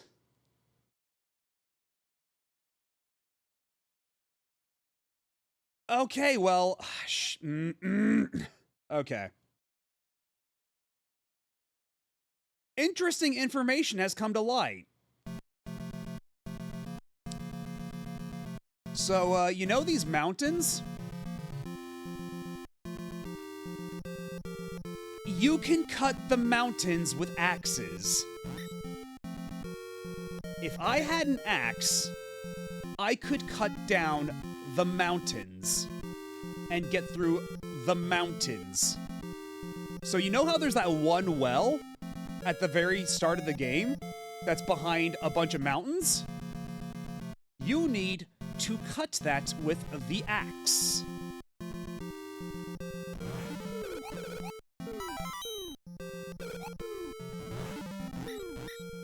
And not even Todd Howard, with all of his imagination, with all of his sweet little eyes, could come up with such a fantastical mechanic.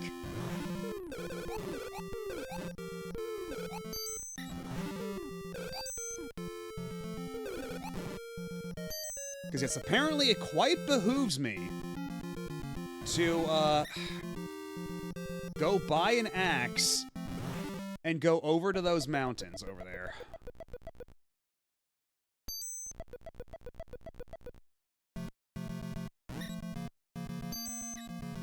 Yeah, apparently that's how the fucking Mines of Moria were made. Now I know.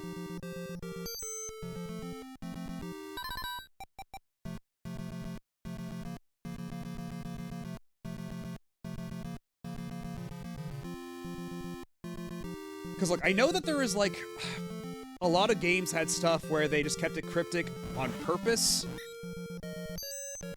But, like, I do not need another lantern. Oh, you know what? Fine, fine. You know what we'll do? We'll just sell it. We'll just sell the spare lantern.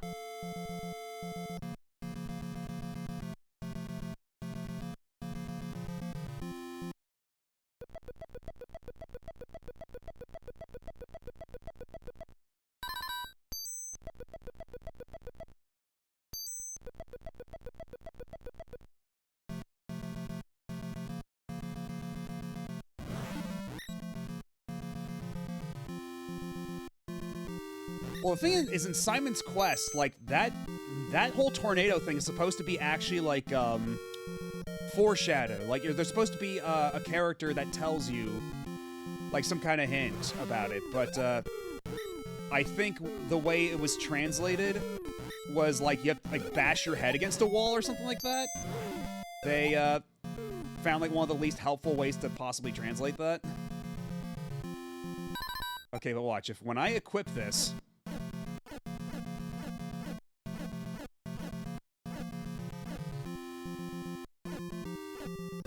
Or not? Hold on. Is this feeding me a line?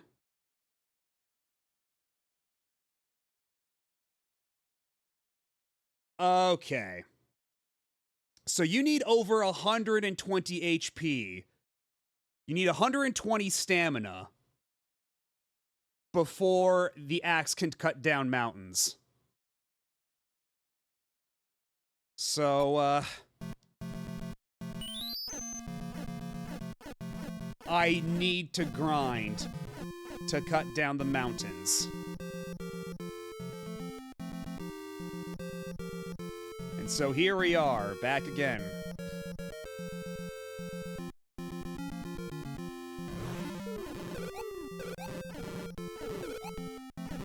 Oh, wait, I should probably equip my sword.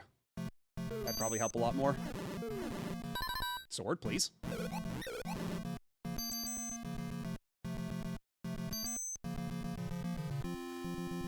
Captain Kirk is cutting a mountain. Why is he cutting a mountain?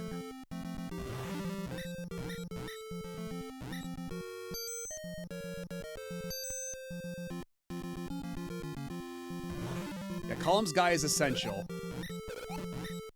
We have to have Columns Guy.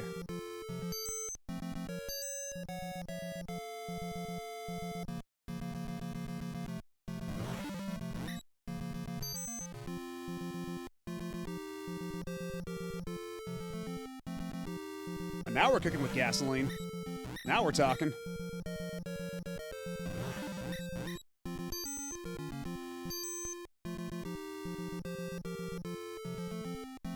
I've already done this much, and...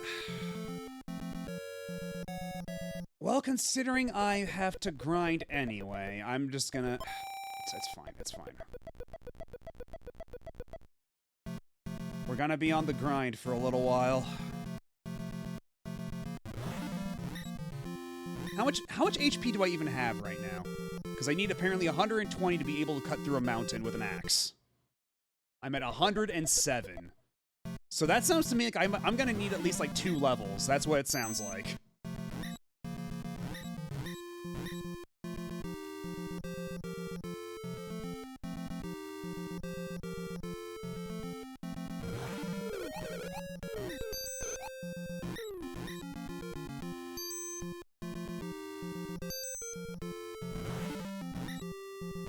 It seems doable, but remember, it takes a gazillion years to level up. If we go back to the house, you see I've got 48,000 XP. I need 64,000 to get to the next level. And I think you've seen the rate at which I've been gaining XP. We're gonna be here for a minute.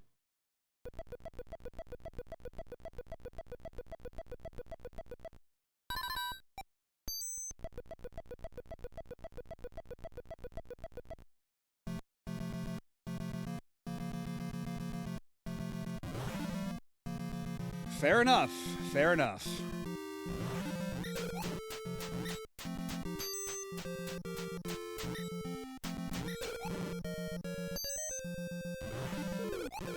Because yeah, the entire reason I want to cut down those mountains, right, is because apparently behind those mountains is one of the stronger swords you can get in the game.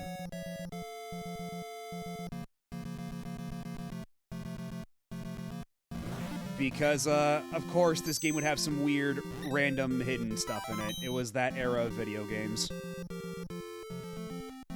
I just find it a little, funny, I suppose, that even with the manual at my disposal, there is only so much that I could actually learn from it. Alright, see you later, Pika Blue Bear.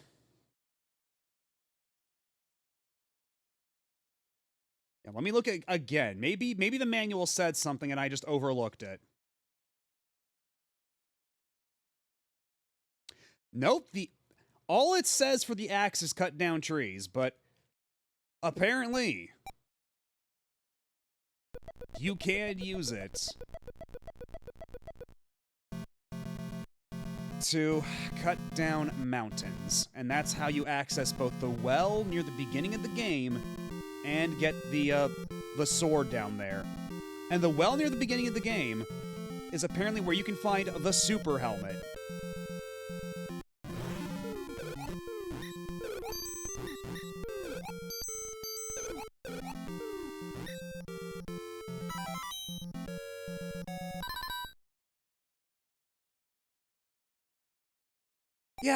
Yeah, I get that, but like part of it is just so like it's so you'd read about it in a magazine, then it would spread over like through the playground and everything, right?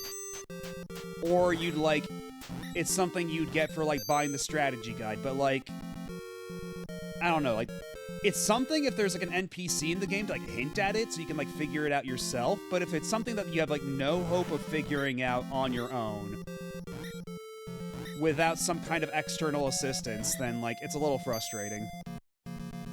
Because it's like, how much time, like, had I not decided to look this up, how much more time would I have wasted? You know? It's one of those things about video games of this era I don't quite miss. And why, you know, even something like Castlevania 2. Oh, what? How long has that been there?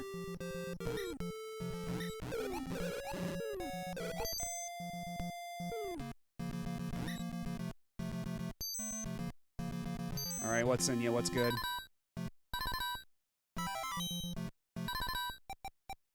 Okay, I think that's a super potion. I think that's a 4-use potion. So we want to hold on to that. And if that keeps respawning, then I could actually stock up on multiple of those. And then we could, like, brute force our way through a lot of shit.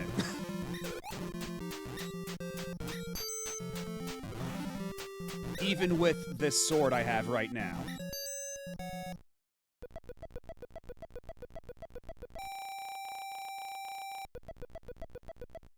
Right, because yeah, Tower I can save Jiraga, the game here. Indeed. Like, Tower Jiraga, I know that, like, they keep, like, Post-it notes and everything on the side of the cabinet, and they'd say, like, oh, you can, like, you can do this, you can do this, like, oh, there's a secret here, like, stuff that people would just, like, kind of stumble upon. So, like...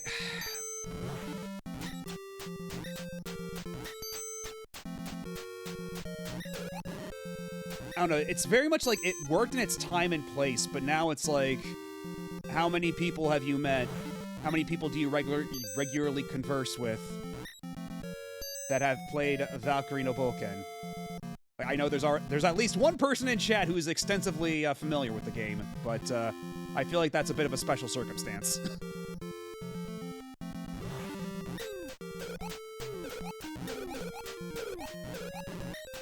Oh, shit. Well, there goes my cape. My cape fell off. I'm going to have to get another cape.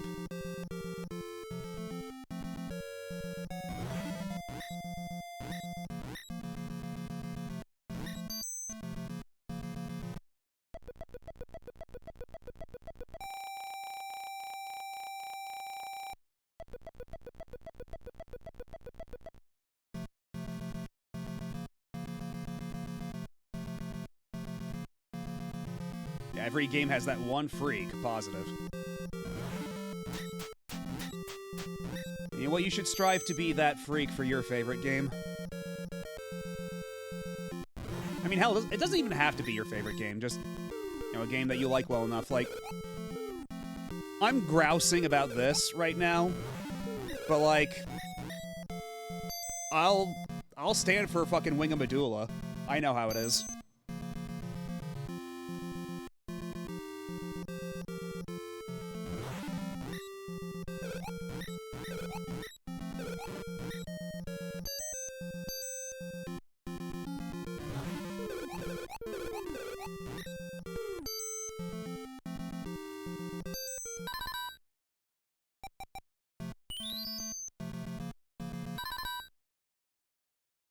The music's very Kid Icarus. True, it's got that same kind of like progression, that do-do-do-do, like the kind of like the march. Which I was gonna say is Grecian maybe, but even then, this isn't Greece, this is like Norse mythology. Not even applicable. But what I was gonna say, you get away from me. Bad dog.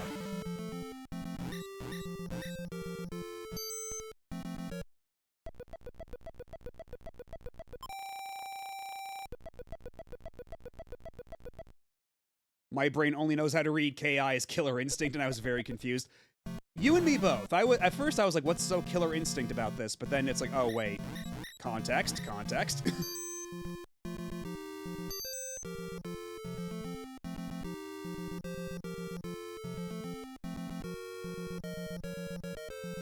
I only know of a good chunk of this game because of the YouTube video that covered the whole game. It didn't cover some of the details, like what level you need to be, but the important beats where.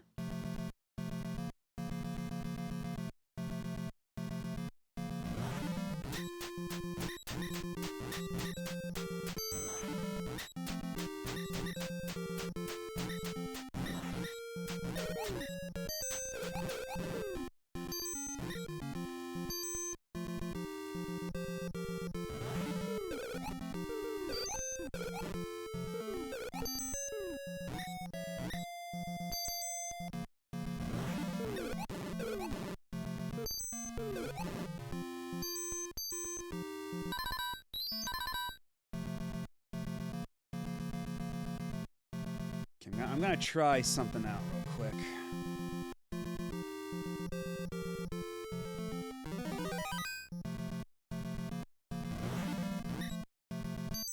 I'm not gonna get nearly as much experience here, but that's not the point.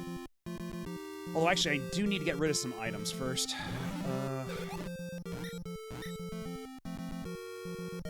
But I'm gonna need the boat, so I can't sell the boat. Maybe I saw the lamp after all? This limited inventory is, kind of vexing. It must be said.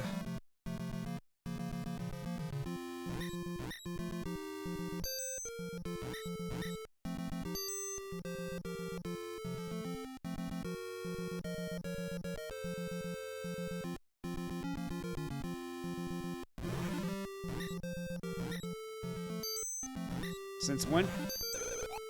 That's a very funny way of spelling verses. Yeah, this is the well I'm talking about. You need the axe to break the mountains around here to get into this well. But I can't do that at my current level. So we will have to come back here some other time. But down that well is where you can get the super helmet. Which will presumably make a lot of this game a lot more of a smoother ride. For now, I have to just put up with what I got right here. I've had enough of your nonsense right now. You get the hell out of here.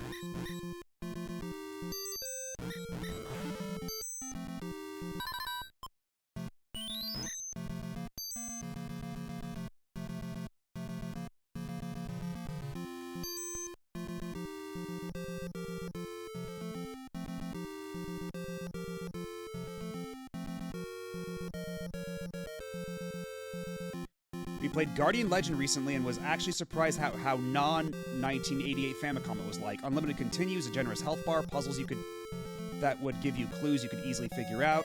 Compile just built different. Yeah, I actually played that game for the first time like a year or two ago, and I love the hell out of that game. That game whips so much ass.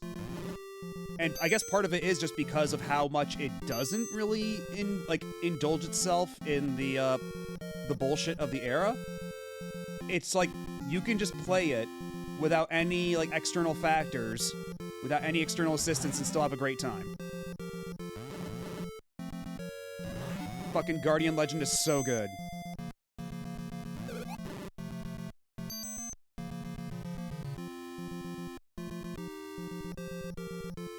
Whereas here, I'm sure glad I decided to drop the act and...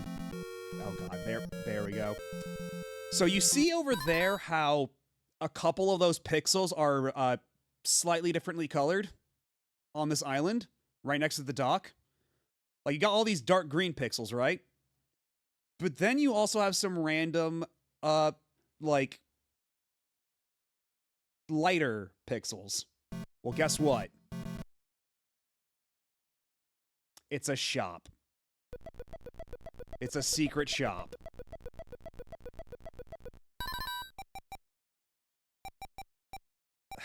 I could just sell the axe now. How much is all this stuff? Because 320 for the multi-potion, 240 for the multi-antidote, 320 for the helmet, 800 for the sword.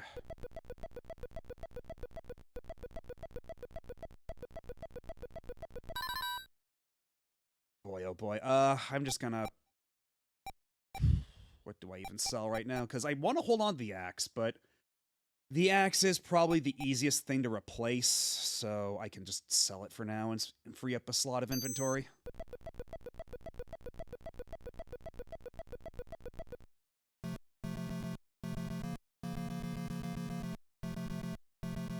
But also, remember how we did all those attempts of how I had to grind out this is invisible. Invisible cape! I now have a cape in my inventory. You walk on this island with nothing in it, and, there's a secret cape. So all that time we spent grinding money to buy capes. It's fucking lol.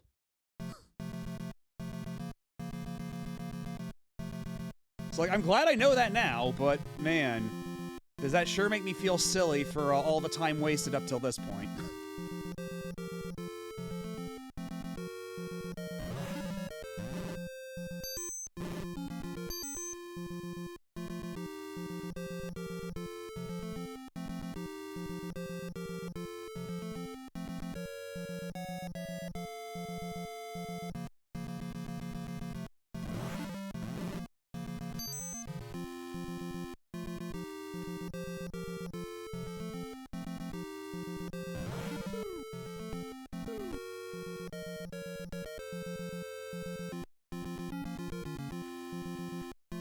Well, I should go and get back to a save point real quick. Now that I've got my free cape that I haven't had to spend all my money on.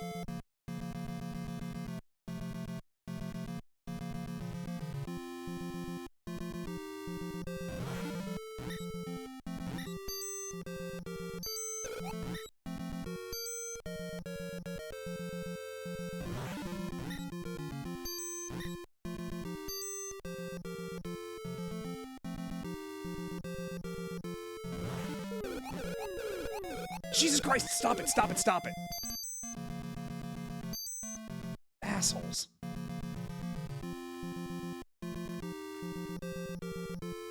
Yeah, when enemies descend upon you in this game, it's so fucking sudden and brutal. Holy hell. Get out of my... fucking leave me alone. I just want to go to this house and take a nap.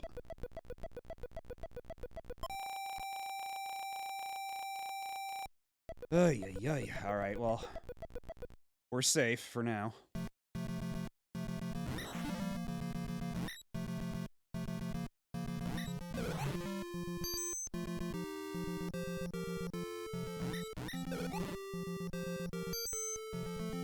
And you know, I had a very disquieting thought just now. Considering how the cape can eventually just wear off, can that happen to the helmet too? Can the helmet just go away after a while?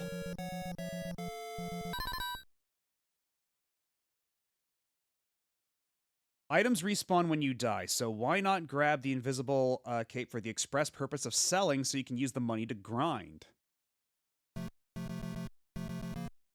Okay, but that's the thing too, though. Like, I don't know what else I really, like... Are there other shops besides this one? Like, elsewhere in the world? That might sell things that are more helpful to me? Because otherwise, I mean, I guess I could use it for healing at the ends. I guess I could still use the money for that, but...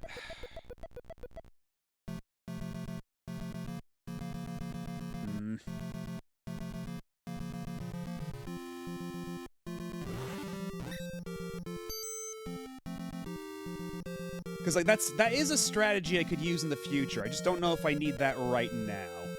But definitely something to consider later on.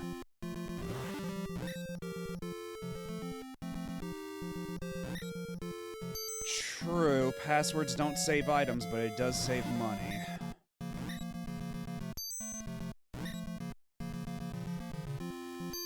But again, if I so chose, I could save myself a lot of time by instead just making a save state before we call it for tonight. That way, when we start back up next week, we could get a nice head start without stopping to grind too much, but... Oh, no, this is Namco. This is Namco, because this is the prequel to the arcade, Valkyrie no Densetsu, Legend of Valkyrie. They did this, and then they did Legend of Valkyrie, which is what basically every other Valkyrie game strove to be more like going forward. And even the remake on PS1 is much more in the style of that game than even this game.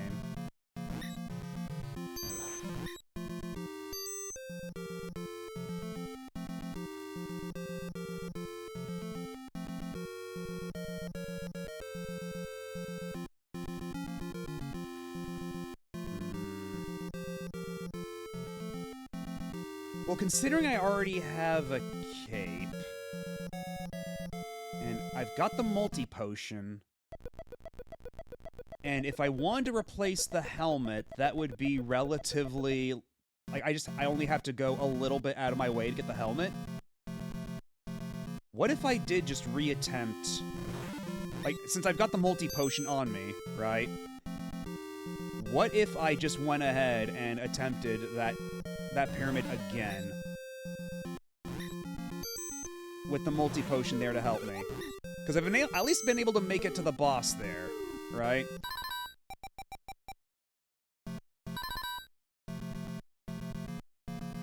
Let's try that. And if it ends in failure, no biggie. Last time I checkpointed, I had the multi-potion, I had the cape, I just have to go out of my way to get the helmet again. Start menu has been remade. Thankfully, all the scripts were separate, so it was just a matter of setting up a few visual things. Good.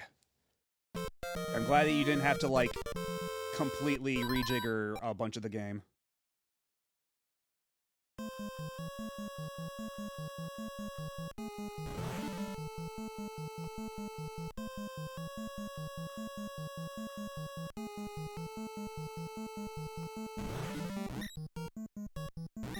Okay, already kind of surprised I didn't get jumped in that tunnel.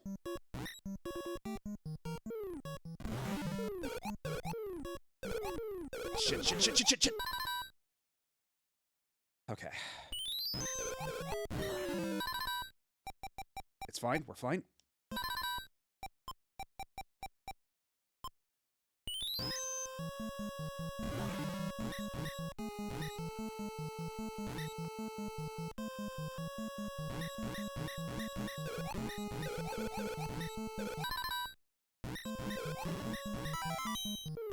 Okay, just... Okay, kill the boss. Okay. But getting that treasure chest is going to sap the life out of me fast, so let's be quick about this. Shit! My inventory's full, god damn it!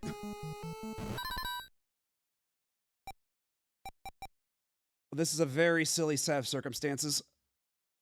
Oh no. The Sandra item opens the pyramid. That's the key to open the pyramid. So that's why we're holding on to that item for dear life, because getting that item in the first place, we had to grind for so long to have an enemy drop that, so we're not getting rid of that for shit. We are holding on to that. And honestly, it's that item alone that's making me strongly consider just using a save state at the end of the night before we call it, because I don't want to go through that grind all over again. I am not strong enough. That's so fucking mean.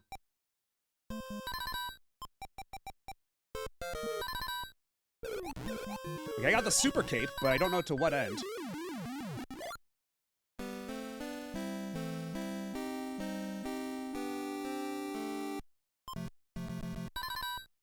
Okay, so That ended rather embarrassingly. If I had one open slot of inventory, that would have gone a lot better. So honestly, next time I try that, I think I'm gonna sell the boat. Because at least going back to get the boat, that's easy. That's simple. But I do need one free slot of inventory for that. To pick up the item and then get the hell out of there. Because I beat the boss, but I spent enough time waffling in that room that it just made enemies spawn in and ruined everything. So it's possible. What I want to do is certainly possible.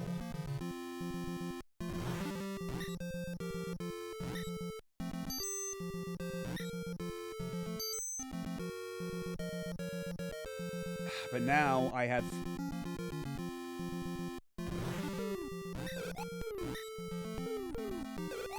Okay, this is gonna be silly again, but what I think I'm gonna have to do is get back on the boat.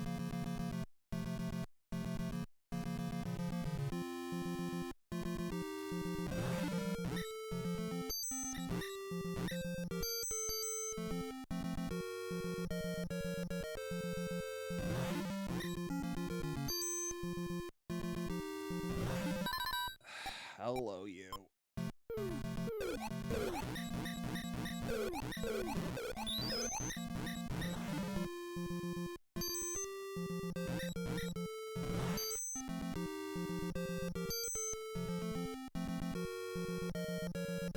So now we go all the way around.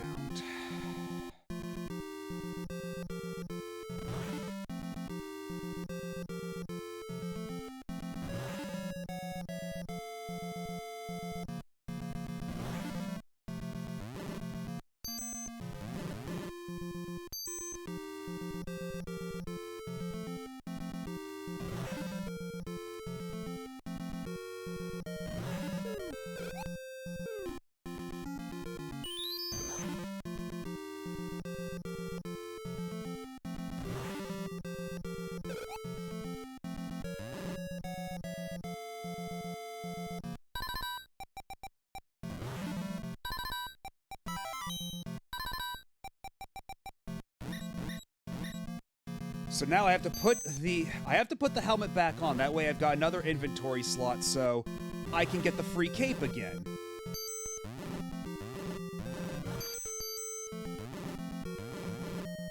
So we're at an awkward point now where I have to actively sacrifice one of those items for the other. Where the next time I die, I'm gonna have to do this whole rigmarole all over again.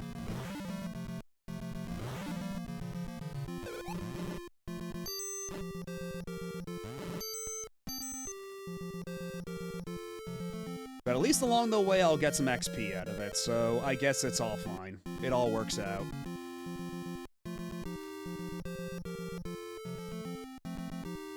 And hey, if the next level up they give me enough HP, then that just means that I'll be able to get an even better sword. So that'll be another thing I can get rid of in my inventory.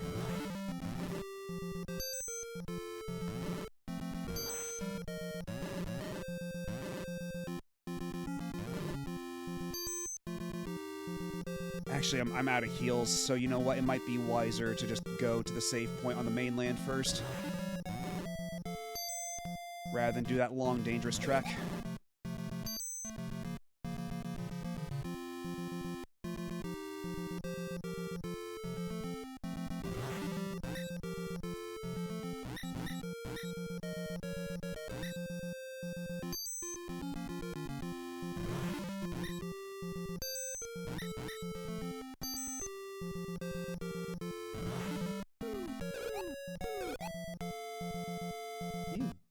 Dick. Okay, that's fine.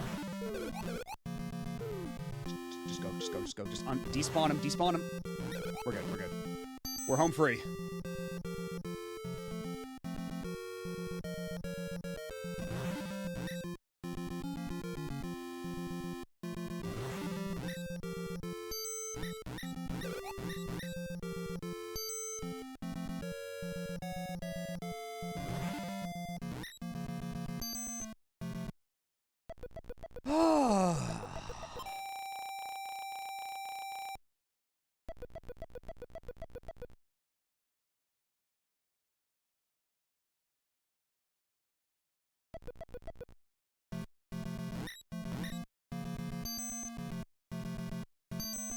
Okay, now let's go get that free cape.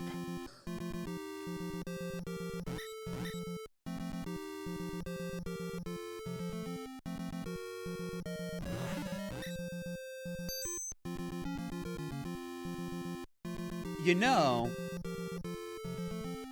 Well, actually, that's not even my own bed. That's the thing. Apparently, according to the manual, that's, what is it called? It's like the Adventurer's Inn or something like that. So, I'm lodging at an inn with nobody else in it. I'm the only customer. And there doesn't seem to be any staff there either, so it's all honor system.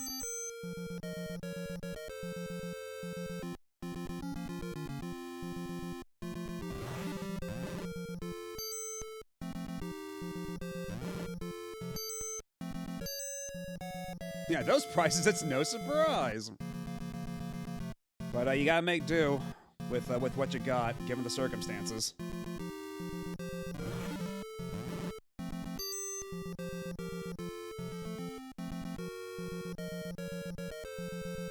Yeah, they're not even supposed to be there that day. And it turns out they're never there at all.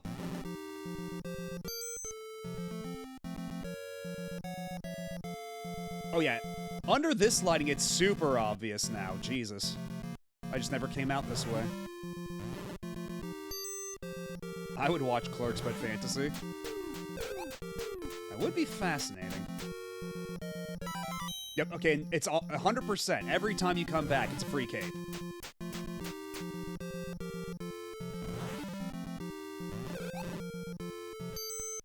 So at least I know that. At least I don't have to waste money on helmets and capes anymore.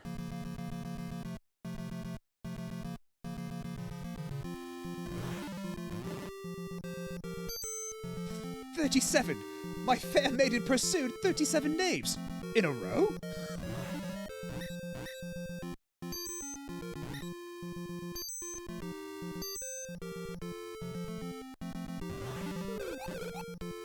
Yeah, honestly, it seems like the whole thing of this game is, it's like, you have to figure out where all the hidden stuff is, like all the cheese. That seems to be, like, the big strat for this game. And I can see why, like, a game like this would appeal to folks.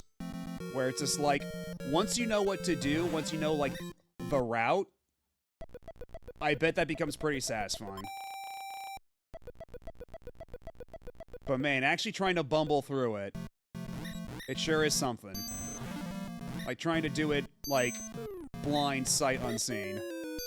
Oh my god, the fucking poison.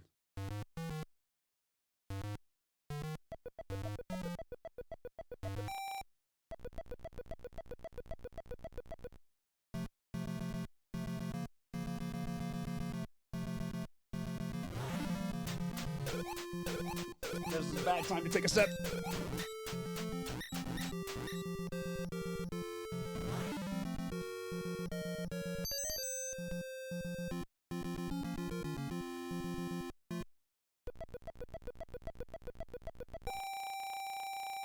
Oh yeah, there's no way you can release any version of the dub of Berserk and not include those outtakes. It would be like criminal negligence to not put those in.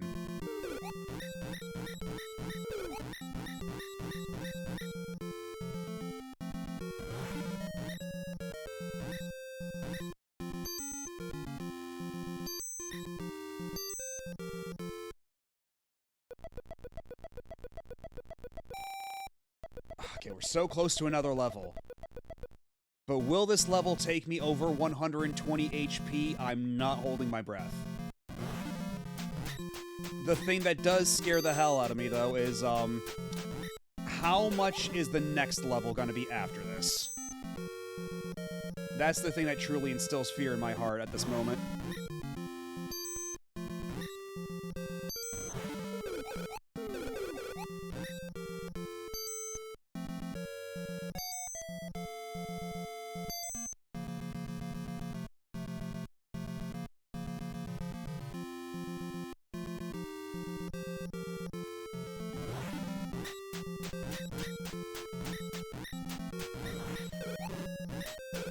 Oh, ain't this a...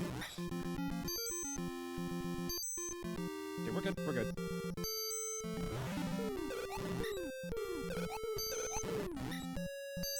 You know, these guys, the guys in the black tunics, do seem to be pretty decent XP. As much as I hate fighting them, and as much as their fireballs can go fuck off and die in hell. Like...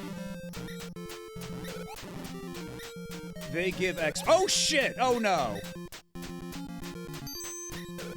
My helmet. You bastard, what have you done with my helmet?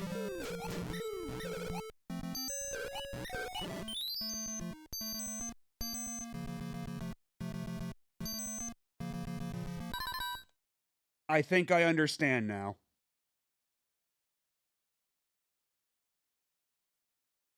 I think the fucking Chompy boys have a chance of destroying your equipment. I think that's what's happening.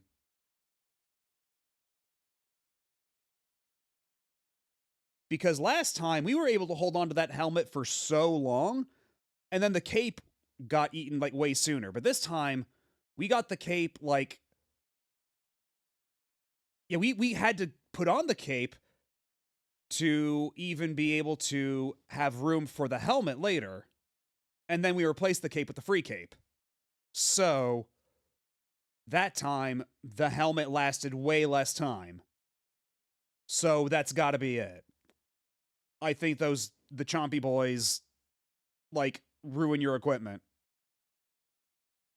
Yeah, we've replaced Valkyrie no Bouken with wizardry. Let's see if our rabbit notices.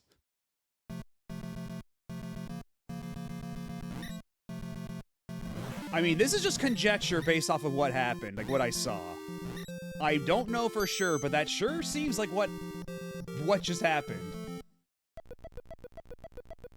Because for some reason, I am way more, suddenly and violently helmetless than I was before.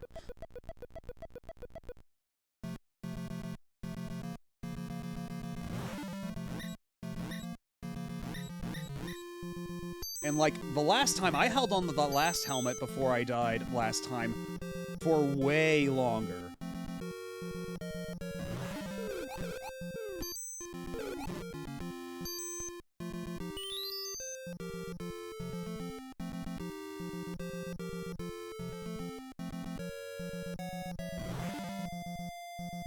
I haven't seen a rabbit be put through the ringer like this since the last time I saw Watership Down. Holy freaking crap, Lois.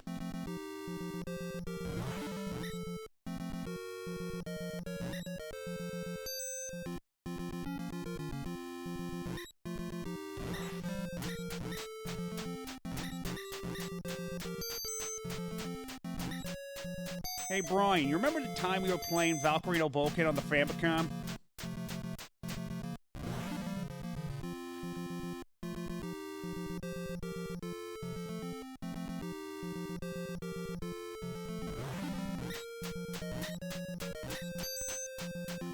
Okay, new level, new level. Show me 120 HP. No! 119! Fuck off! Oh my god!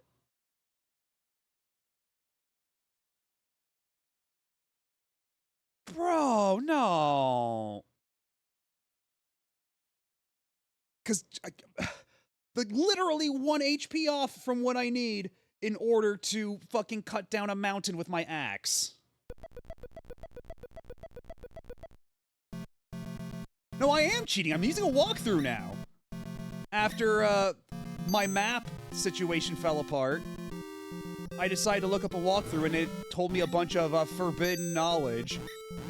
And now it's like, okay, well, we're playing this by fucking... Like, you had an issue of Nintendo Power rules.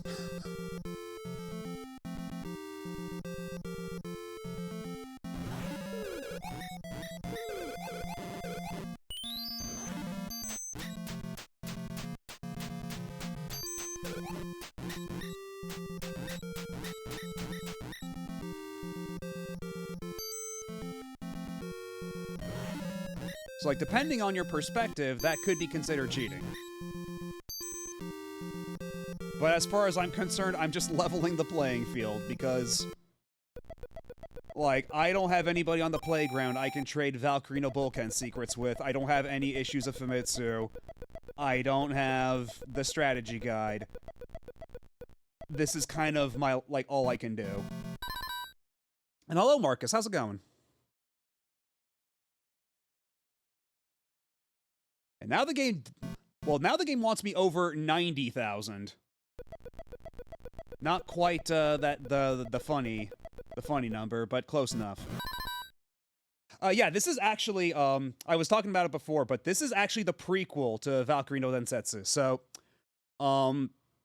this came out in 1986, and Valkyrie no Densetsu came out in 1989 in arcades. Like, if you look up the box, it's even the same character. She doesn't look the same as the sprite, but if you look up the box of Valkyrie no Bouken, you will see it's like the same character, like long blonde hair, the braided ponytail, the winged helmet, all that stuff. It's intended to be the same character. But they did not quite have the graphical capacity for that yet. I'll be real, I personally don't feel like you can cheat a Famicom game. It will always swing first. True. And I think we've learned that pretty thoroughly tonight.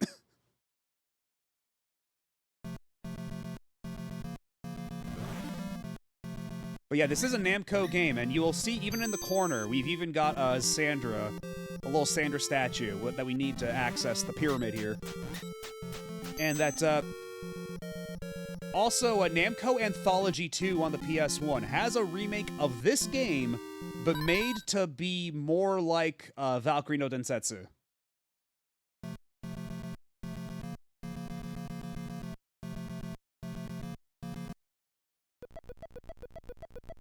Because, yeah, the Famicom could only have 3 colors in an alpha channel per sprite.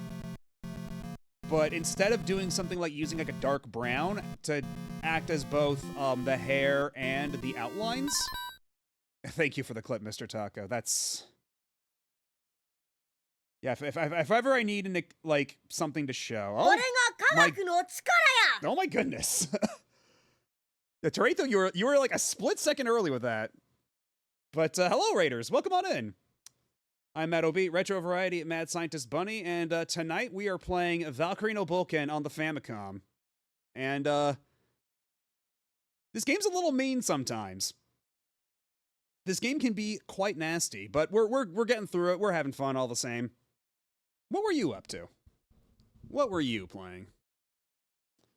While I give you a shout out. Yeah, hello, Saltabe. Hello, Greedra. And hello again, Rachel.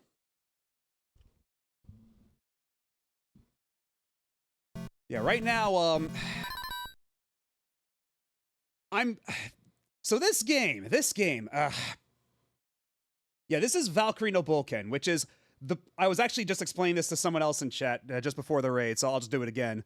But, this is a prequel to, Valkyrie no Densetsu. This came out 3 years before Valkyrie no Densetsu. So this is actually the first Valkyrie game, but as you can see, this plays nothing like the other Valkyrie game, and when they remade this on the PS1, they actually made it play more like the arcade game. And it plays very little like this. We'll actually, once we're done with this, we'll play the PS1 remake just to compare. But yeah, this is much more of like a Zelda-like game. As you can see. Played Yo Noid again in Super Ghouls and Ghosts, except girl mode, Super Ghouls and Ghosts. So are you playing like Lady Arthur or like the princess or what? And yeah, I actually have Yo Noid. I've never actually beaten it, but I've always liked it well enough. By the way, I'm glad. Sounds like you had a good time. Lady Denoid.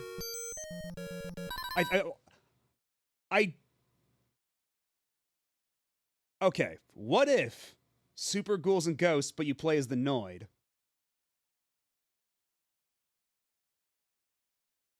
I had the PC Engine card as a kid, then my brother sold them all. Still mad. I would be mad too. I would break your brother's knees.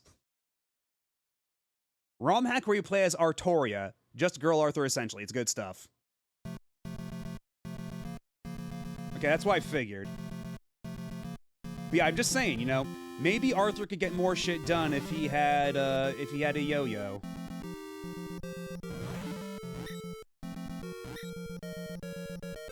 We're not picking that up. But yeah, before y'all came in, so this game has like a level system and it requires a fair amount of grinding. We've met many deaths tonight because this game can be rather mean. So there's a lot of equipment that you need that's hidden in specific areas. We have like, you can buy an axe in the shop and the axe is usually used to cut down trees. But once you have over 120 max HP, you can use the axe to cut down mountains.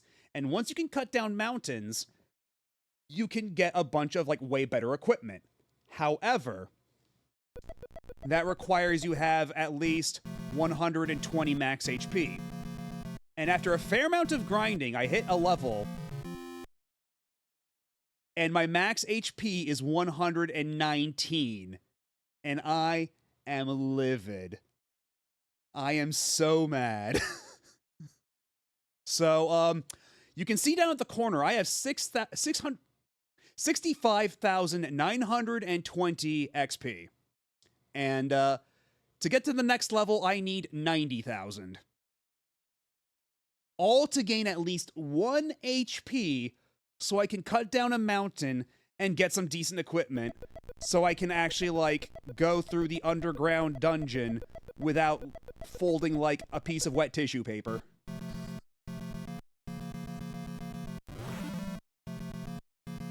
Although, all that having been said,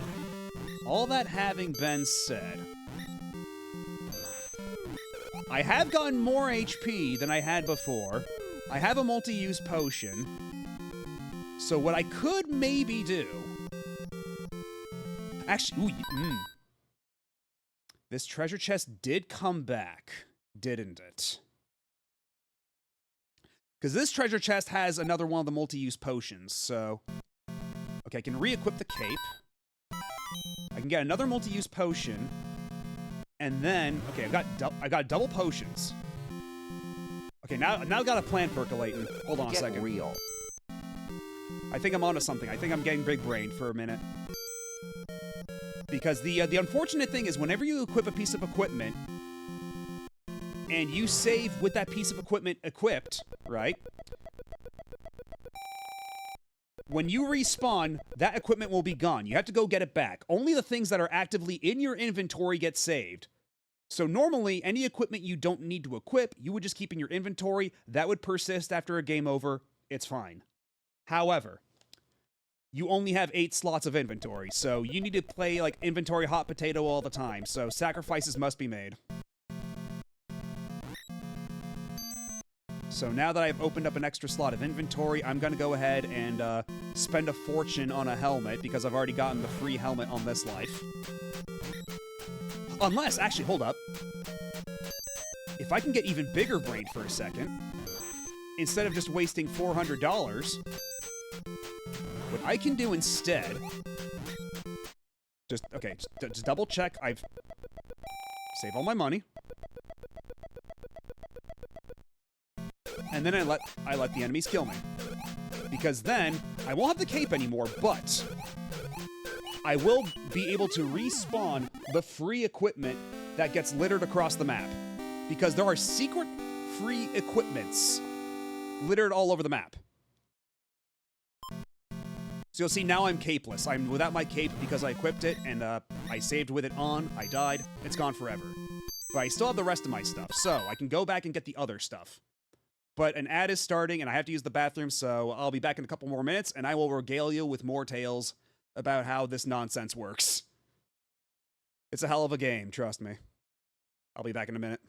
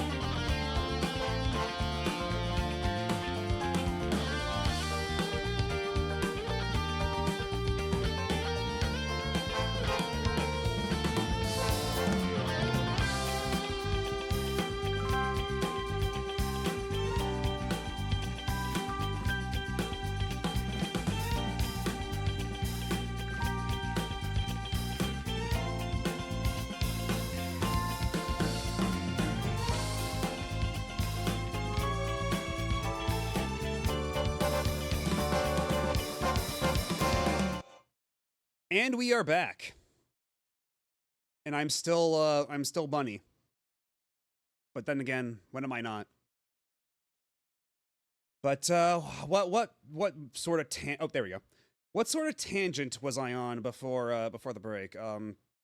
Right, yeah, now I can go get free equipment because this game is littered with secret equipment that you don't have to buy, and it respawns whenever you die. So you can use that to like farm items if you need to. But yeah, this game is kind of bullshit, but in ways that both benefit you to an extent. So you can kind of like work with the game's bullshit confines. So what we're gonna do is go all the way up here. Well, first, just get rid of some of these guys. Fight this jerk.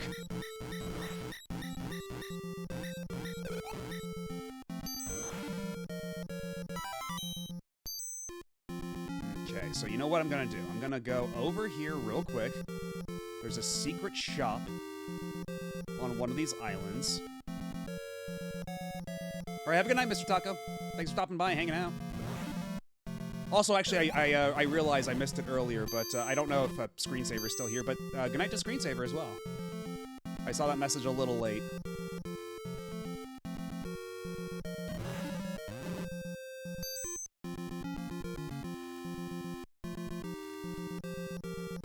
Yeah, we have to go all the way up here. And we have to do a couple of things that you would never guess to do if we were to get back on a quick, even footing. First, we have to access the secret shop. Which now, because there's a time of day change, you can see which tile is the secret shop. So we need to clear out some inventory space. And we could just buy the helmet there. We could certainly do that. But consider the helmet is like $1 bazillion. Although I could afford it. I could actually afford it if I needed to.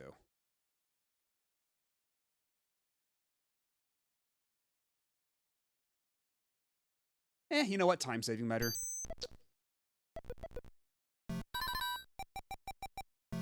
Helmet on. Get back on the boat. And rather than go... We can keep the free helmet for later. We can come back to that later if needs be. That'll be our backup helmet. But, yeah, you see that island over there? There's nothing on the island. Except, never mind, there was actually a cape on the island the whole time. And we kind of need that shit.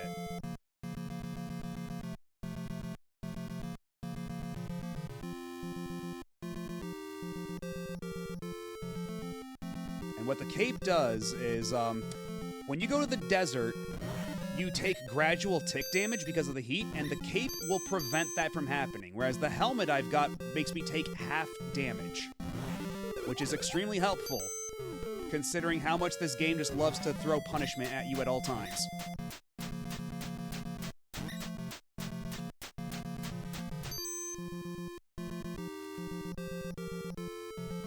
Okay, now we're back. So now, my big-brained ploy.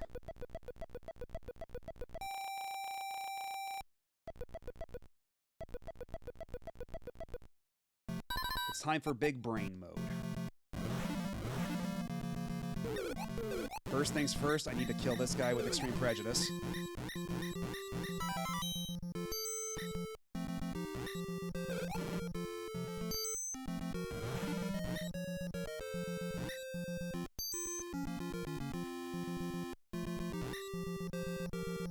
Got an extra key we don't quite need, so now we're gonna sell this extra key for 80 bucks, buy ourselves a lantern, and now we are ready to brave the pyramid. And now that I've got a bit more HP, but also 2 multi-use potions, I think I should be able to get through this a lot better. Although, I do still have to contend with the fact that my inventory right now is a little limited. before I get to where I need to go, I will need to get one piece of, I will need to clear up one inventory space. And welcome back, Peekaboo Bear.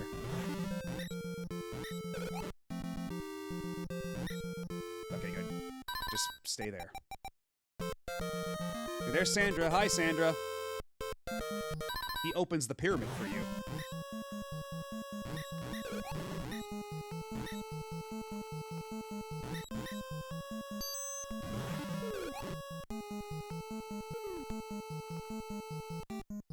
Okay, hopefully the enemy spawns will be kind.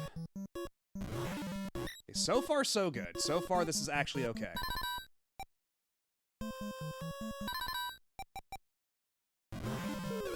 Okay, there we go. There's the bullshit.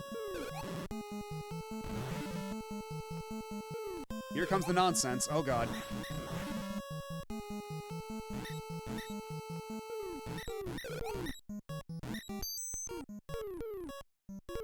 Okay, I can't leave that robot dude alone. He's just gonna just pulverize the shit out of me. Oh, now he's stuck in the wall. Oh, good. Oh, this is... Oh, when it rains, it pours. Oh, Jesus. Okay, well, that ended poorly. Got very unlucky with that one dude getting stuck in the wall where I couldn't reach him. But I've got the cape already, so all I need to do now is get the free helmet, and then we can continue back with what we were doing before. So it's not a huge time loss.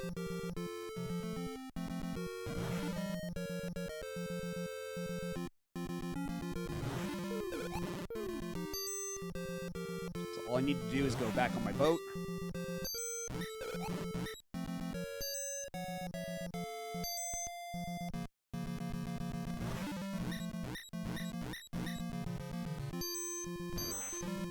Get some XP while I'm along the way, because that can only help.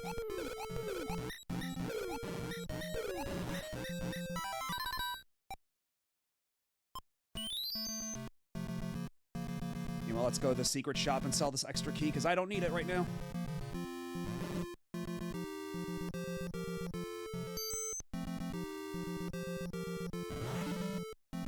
Although, actually, could I just...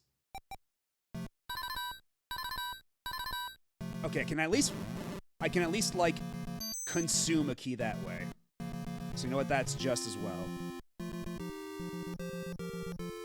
I can use the key on nothing and consume a use. Which, in most circumstances, I would consider utter bullshit, but here, I'll take it. If I can't just throw a thing out of my inventory, then at least let me consume it. Like, at will, like that. Sure.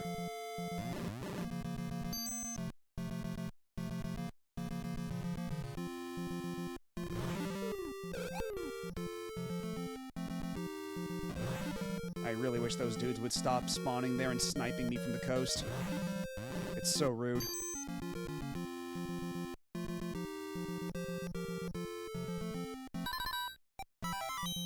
Free helmet!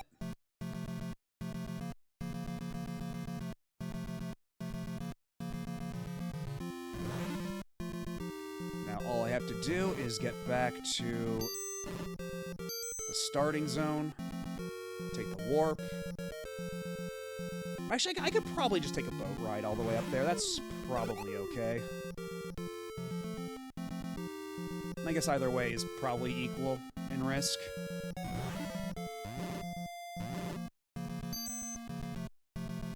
Although I might... I guess I don't need to get the free cape right now. Yeah, probably best to just keep an inventory space open for the item once I get it. But also, I did use a couple uses of the potions. So I could probably use the key to get some free potion. Then consume one of the other limited potions. Yeah, that one right there. So we have to make a little detour to go down there and get that.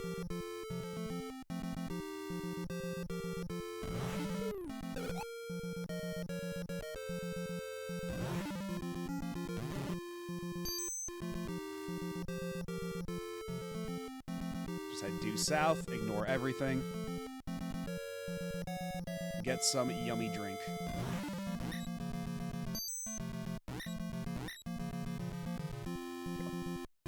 Although I do also need a lantern. Ugh.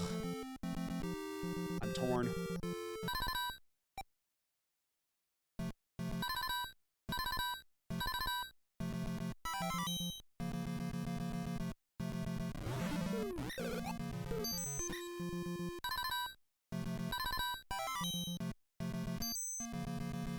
Okay, I think I should be decently kitted out now.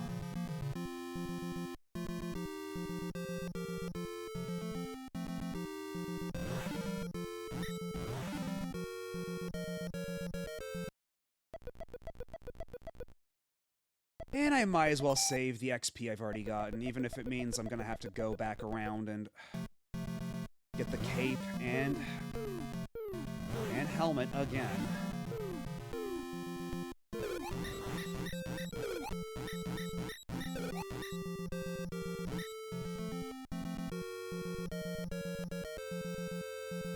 Yeah, this is Famicom games. This is Famicom rules. You can just walk on the table like that. Nobody can stop you.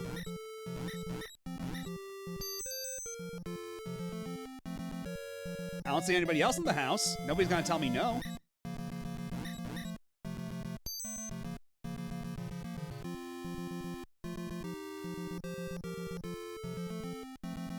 Okay, and kind spawns there, too. Okay.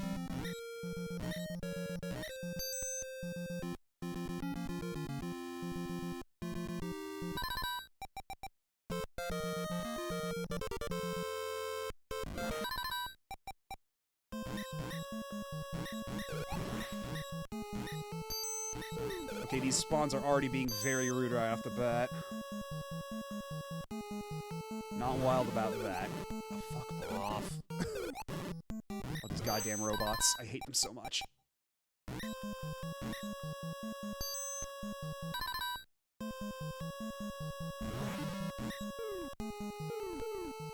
Also, don't touch the mushrooms or you'll get poisoned. So that's fun. Something to keep in mind.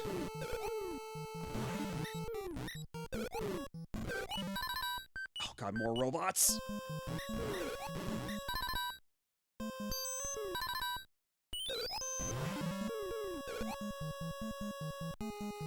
Okay, if I can, okay, I can despawn a few of them. You just go away, you get off the screen space. And we just deal with you old-fashioned way.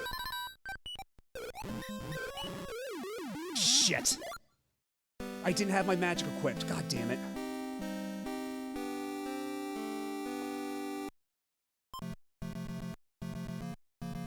Okay, well, time to get another cape and helmet, god damn it.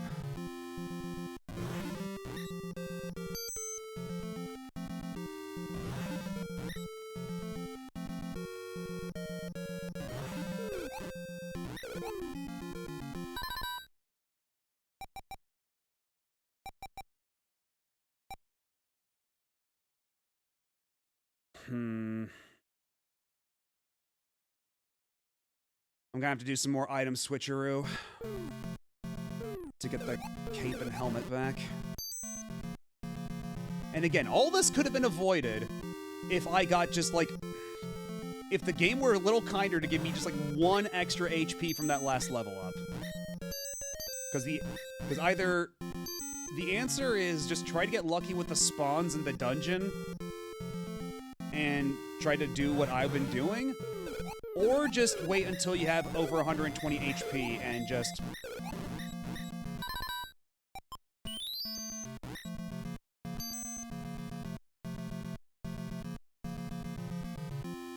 Yeah, or the answer is just to get 120 HP and then be able to cut mountains with your axe so you can get the good shit.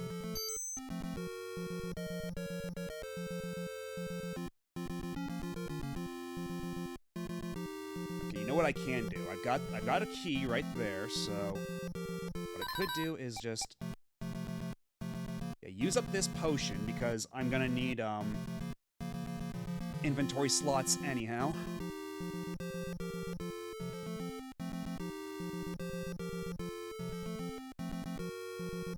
Let's make this at least somewhat quick, save ourselves some money.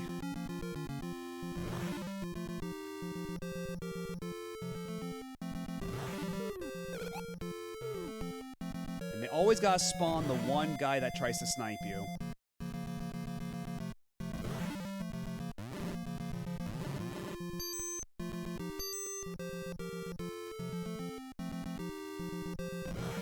I don't know about that, honestly. I'm not super familiar with the differences between, like, versus Mario and Super Mario Brothers, like, 1.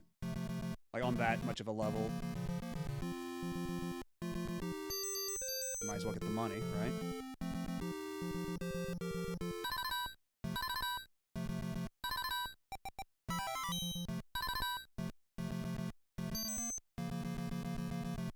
Alright, now I go get the free cape, and then I can replace the potion I just got. And we can try...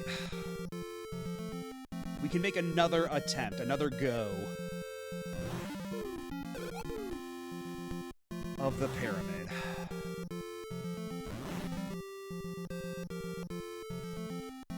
Actually, how much HP, how much XP does this dude drop? This little flying fella down here? Because the hierarchy of enemies is blue is the weakest. Oh, I'm gonna have to sell that. Blue is the weakest. Red is the second strongest, and then black is the strongest. But they seem to have equal levels of HP. Like, I can kill the black enemies in one hit, like the regular enemies with this sword.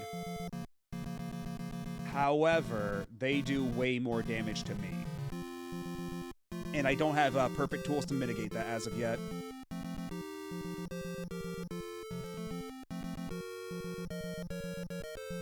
Well, again, this is 1986. But perhaps by the time they would have localized this, who knows how long that would have taken, right?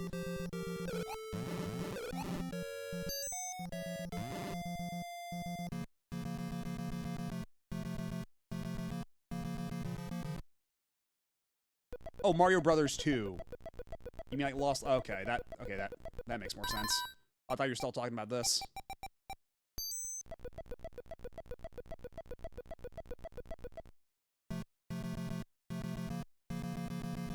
Now let's go pick up our free cape, and then head back to the mainland, go pick up some potion.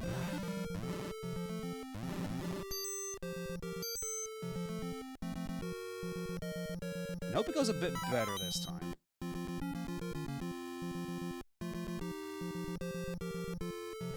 And actually, in the interest of saving time the next attempt, I'm gonna go ahead and save the game first, or at least, you know, update the password first.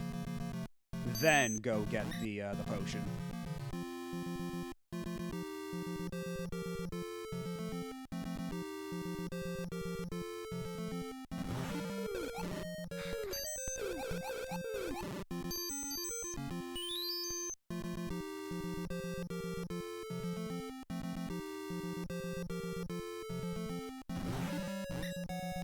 True, there's not a whole lot of text in here, but...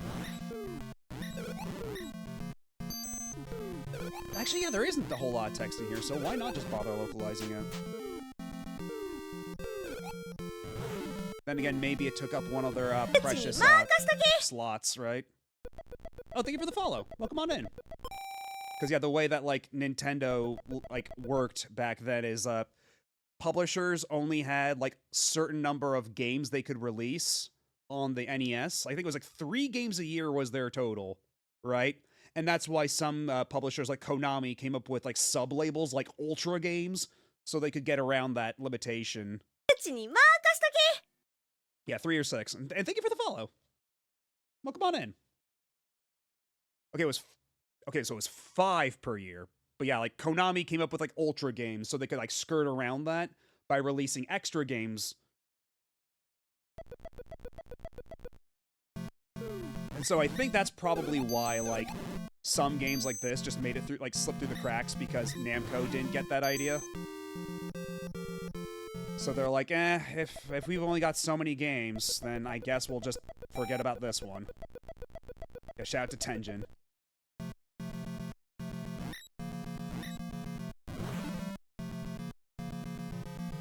Now let's go get our potion real quick before we attempt the pyramid again.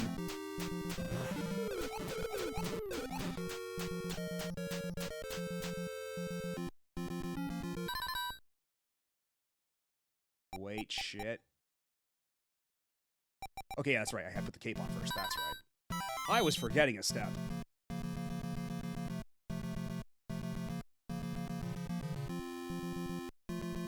And with all this money, is there something... Well, actually, you know what? I do want the spare slot.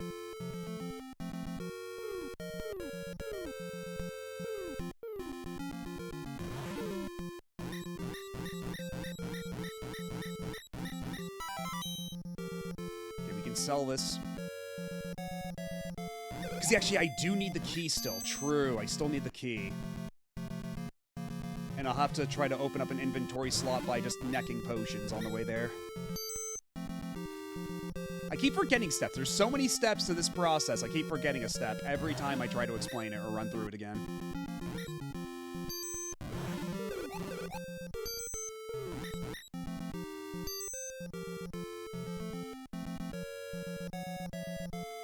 Hopefully the desert will be kind to me.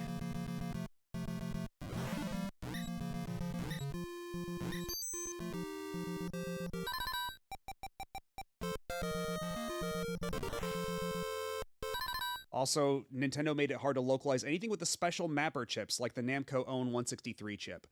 Was this one of the games that used it? Because I guess that would explain that. Because, like, Lord knows there were far worse third-party releases on the NES from the Famicom that they brought over.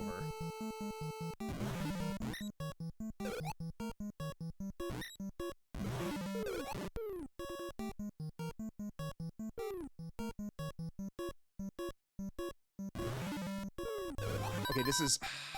Okay. Oh god, how many of those robot bastards? God damn it, I hate those guys. These fucking run ruiners, these run enders. You stay over there and think about what you did.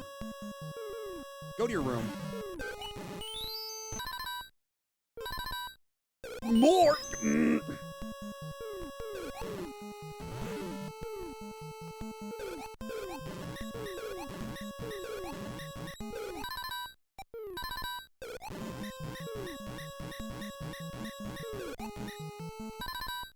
Okay.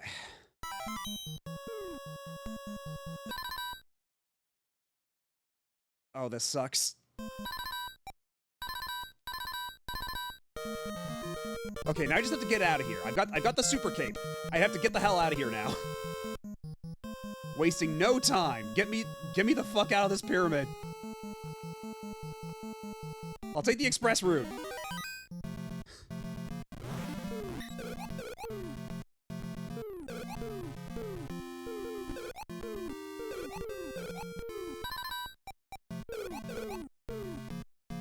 Go away, leave me alone, leave me alone!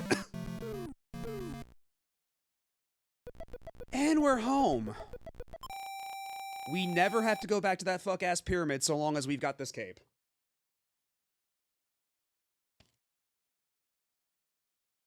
Alright, let me look at the manual real quick.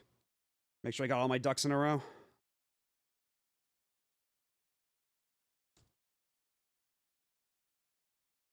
Let me see, okay.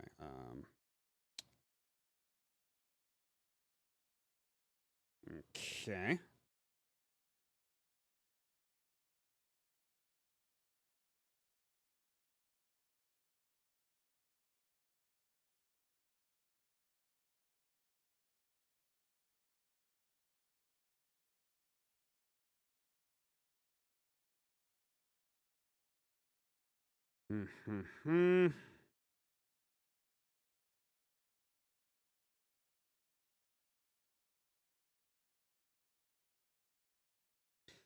Okay, but I'm not... You know, I've got this thing. Hold on.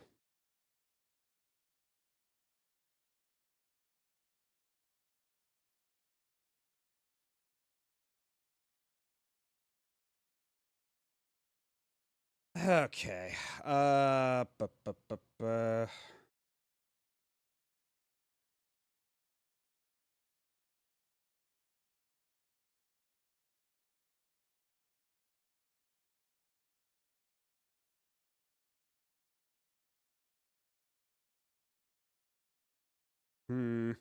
Okay, so apparently the cape I just got even if I continue with a password, I still keep this. However, apparently there is an enemy that can steal it later, so I have to watch out for that. So this is definitely a password to remember. And, apparently I need it to defeat the final boss, so we're holding on to that. We're not gonna put this cape on. This is a special cape. This is a sometimes cape.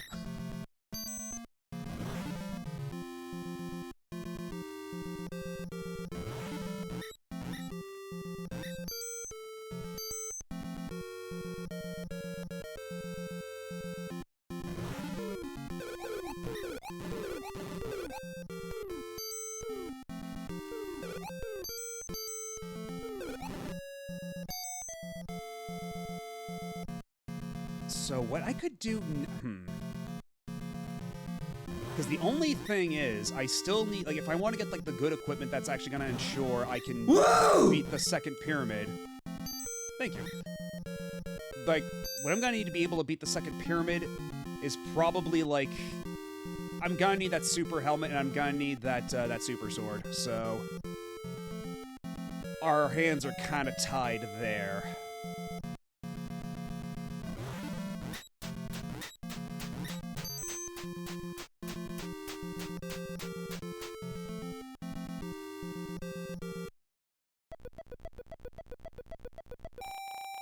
And I'm still not near enough to level up.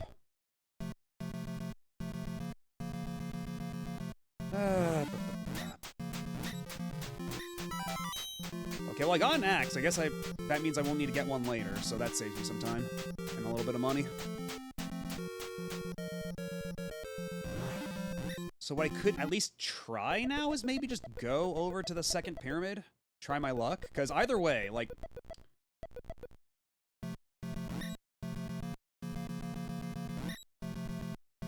Either way, I'm gonna have to do a lot of fighting to get stronger, so if I can just, like, do what I can in that second pyramid, if I can get anything out of that of any value, then that is a worthwhile endeavor all the same. Let me just double-check something real quick.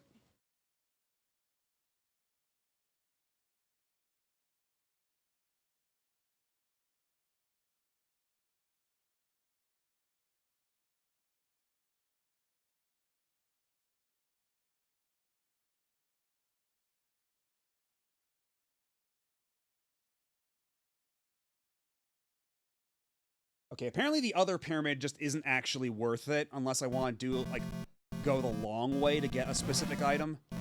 And I don't know if I really want to do that right now. Did I just say against Congress? I don't think I did.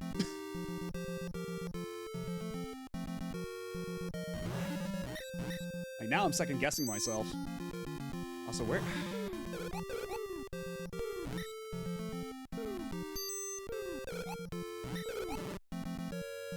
Where would this lead me? I don't have any more potions. I used them all up. You know what? Fuck it. Let's go check it out. Okay, we're back here.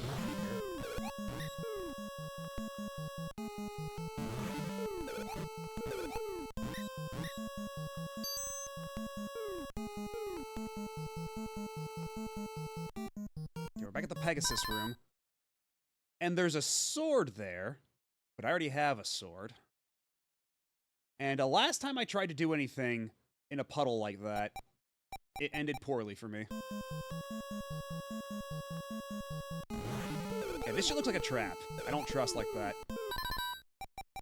Oh, the door can lock behind you. That's fucking hilarious. I was not even aware of that.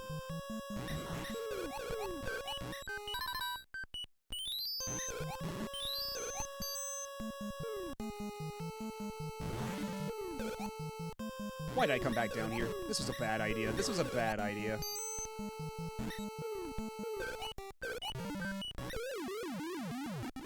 And there we go.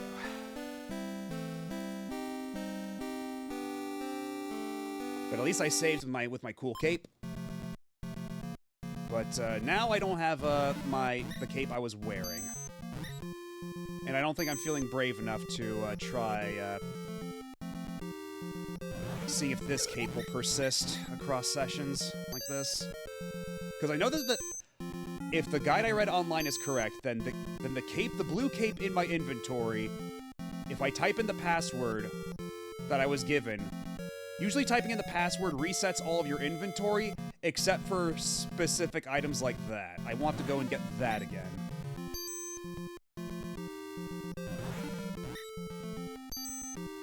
You want to hang out with Sadako? Well, I guess I did. Because now I'm just looking back on that like, man, what the hell was I thinking? What was my problem?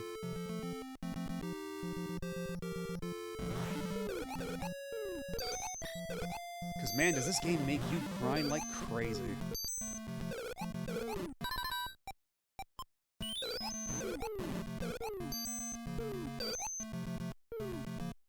Okay, but honestly, though, those guys in the black tunics do give you decent enough XP, so what I could just do is just set up camp for a little while, do some grinding, try to get to the next level, and then I can start using my axe to cut down some goddamn mountains.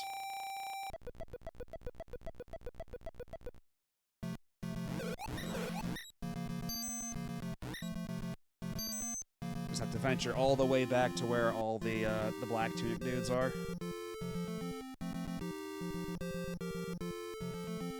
They're right around here. Come out, you cowards. I'm not as scared.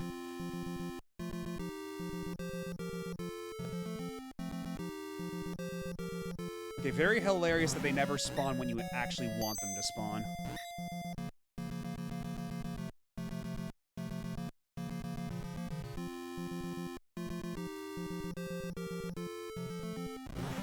Okay, not these ones. These are the blue ones. We want the black ones. There we go. Because as much as I hate fighting these dudes, they drop the only, like, decent experience around here.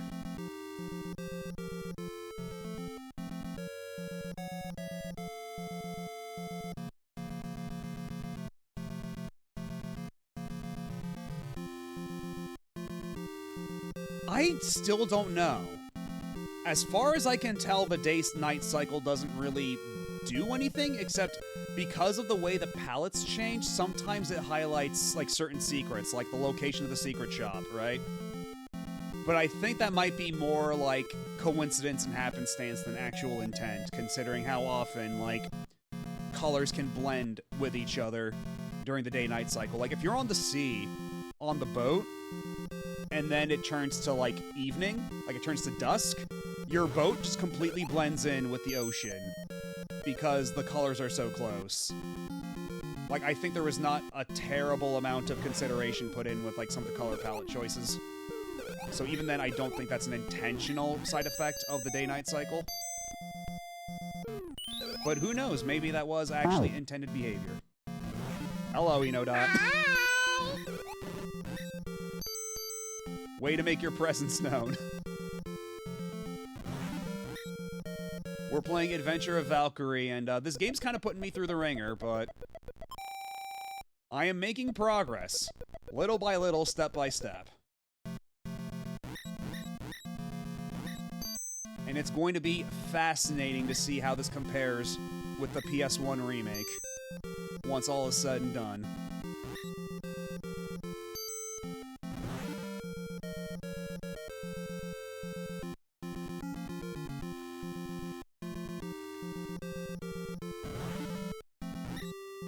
Right now, I'm just trying to grind up levels. You see that number in the corner, like right above the money? That's 74,320. That's my XP. I need 90,000 to get to the next level. Yeah, Arcade Valkyrie is the sequel to this.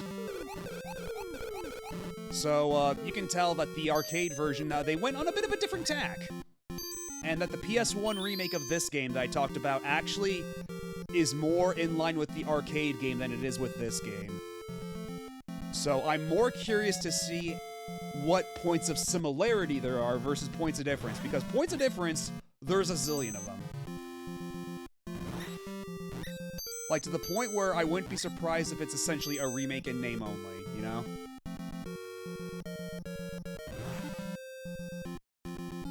But yeah, if you play Namco Anthology 2 on the PS1, not Namco Museum, Namco Anthology.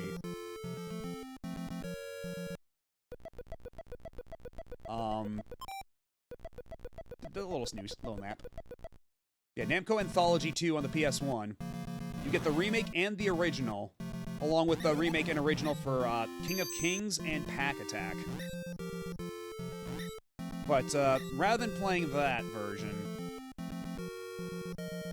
like, because that would be NES emulated on PS1, and that typically doesn't end well, we're just playing the regular Famicom version on Mister. But I do have the actual physical cart right next to me. I've got the manual, I've got the fold-out map. And for a while, we were trying to fill in... let me actually just turn that on real quick. We were trying to fill in the provided map. Let me just click a couple buttons here. Yeah, see, we drew in parts of the map until we figured out that some, like, because there's some rooms, we drew, like, 2 little lines because, like, that's supposed to be a tunnel. But some of those tunnels are actually longer than just one tile. So it threw off my entire map and basically made it so I wasted a ton of time. So, we opted instead for just looking at a walkthroughs map. And we learned a couple of secrets, because this is one of those games where, there's a shitload of secrets they never actually tell you, but they're things that save crazy amounts of time. Like, if I go up to an island near the north, an island that apparently has nothing on it, and I set foot on the island, I get a free cape. And you need a cape to survive in the desert. Stuff like that. So, now we've gone, like, we're beyond the point where, like, I was initially treating this as a playthrough where I try to play it as close as possible to the original intention with, like, the map and the manual and all that, but now we're playing this as if I had, like, friends to trade secrets with on the playground, or, like, copies of Famitsu or something. Because otherwise, man, this game would be a little unreasonable. And there was actually a big discussion in chat about how that's probably the intended experience, right? Just being able to trade secrets with your friends, kind of like how in Tower of Jiraga, they posted post-it notes all over the cabinet to, like, tell other players, like, the secret stuff and hints. Like, there's that communal aspect to it. Like, there's probably, like, a certain modicum of intent of that here as well.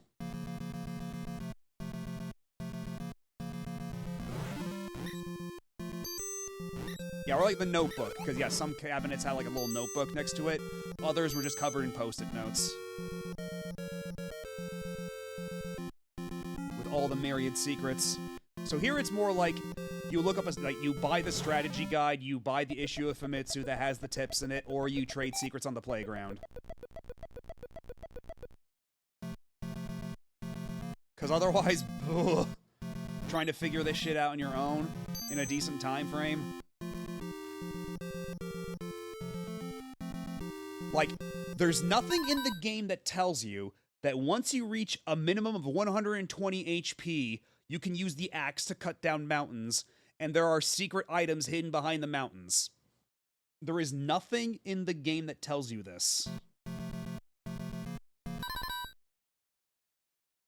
Oh, that's the thing. Blood type, like, the manual actually tells you what blood type means. That is something the manual actually tells you. Because it even says, what does blood type decides? Your growth rate. And so it shows, like, there's a picture of a hair next to the B blood type, because that starts off quick but tapers off. The O blood type starts off slow but speeds up near the end. A type is completely balanced, and then AB type is, like, randomly fluctuating.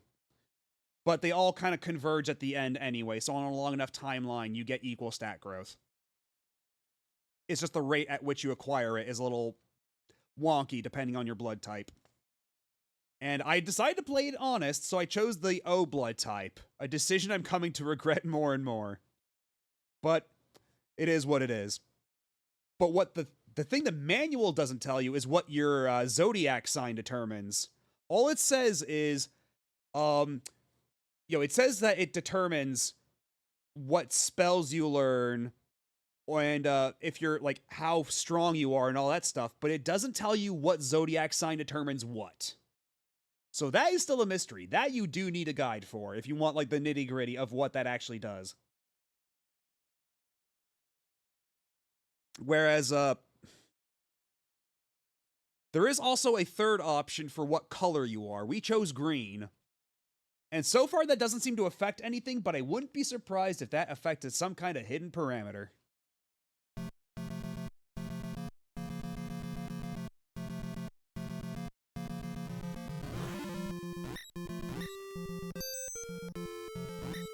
But yeah, if I had just one more max HP, I could cut down this mountain, go in that well, and get me the super helmet.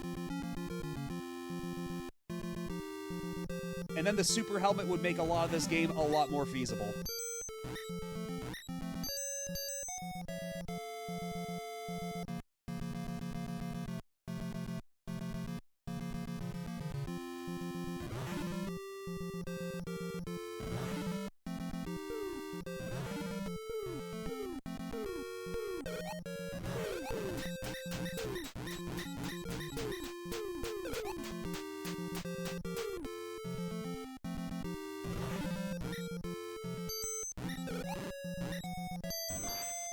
So you gotta be pretty strong to cut down a mountain, but unfortunately we are not quite that strong yet.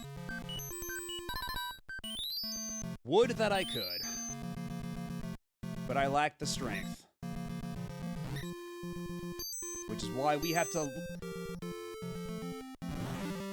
Okay, so I already said that you need a max of 120 HP to cut down a mountain. Guess how much max HP I've got right now. It tells you when you go to the little house to save the game. 119. I have 119 max HP.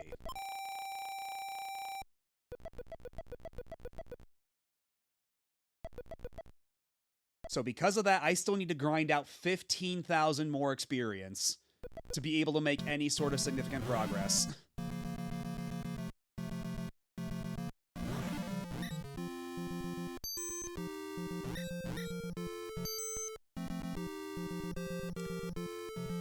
Here's what I'm gonna do. We've already learned, through many a trial and tribulation, that there's hidden equipment all over the place. So I'm gonna go ahead and grab myself the secret helmet. The secret hidden helmet that's out on a random island. As far as I can determine, day-night cycle is purely visual.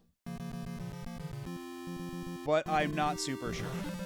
There might be other things it affects, but in my experience thus far, it doesn't seem to actually affect anything. I think the one thing that's different is that the little chompy guys, the guys, like, there's little chompy enemies that look like weird little alligator dogs. There are ones that are like black and green that only seem to come out at night. But otherwise, everything else seems to be about the same.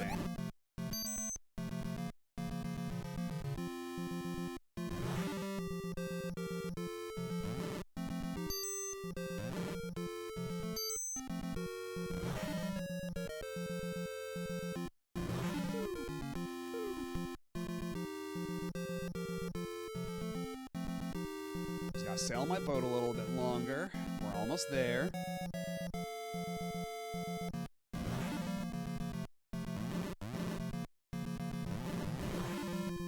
Also, I can only go so far south, so there's an invisible wall right here. I can't get that money. In case you were wondering. Helmet acquired. For free. Otherwise, that would have cost over 300 gold. Which I could afford. But, why pay for something when you can get it for free?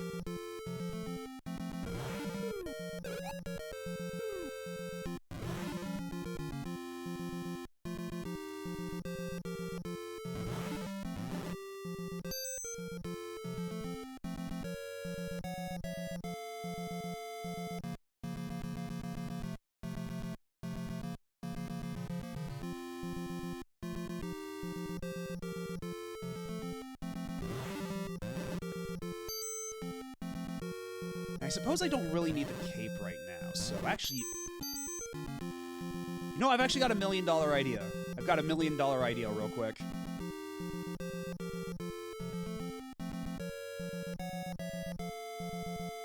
So rather than do what I was about to do, go all the way up there, what I'm gonna go and do instead... Oh wait, no, hold on. I'm getting all mixed up. I'm getting all twist turned upside down. Because I didn't even reach the second continent. How's Paranormal Site 2? Great. I'm loving it. We still are only like halfway through it, it seems. Like, we still have a ways to go, so... I don't know if we'll be able to beat it next week. I don't recall I think Paranormal Site 1 was only about like 20 hours, so... Assuming we keep the pace, we might be able to beat it next time. I'm not entirely sure.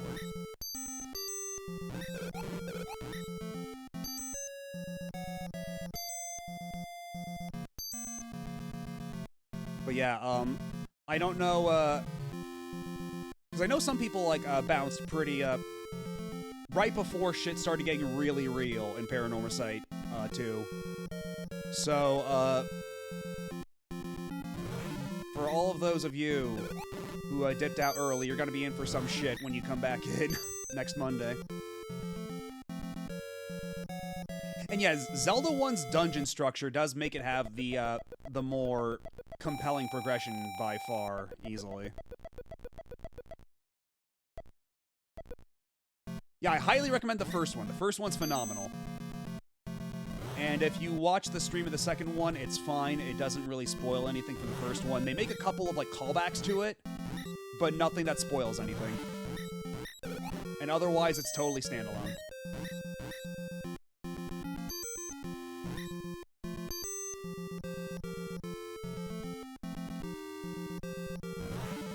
But yeah, the dungeon progression of Zelda 1 is definitely perhaps a lot more compelling than fart around in the overworld and grind. So there's a reason that Zelda 1 lives on in,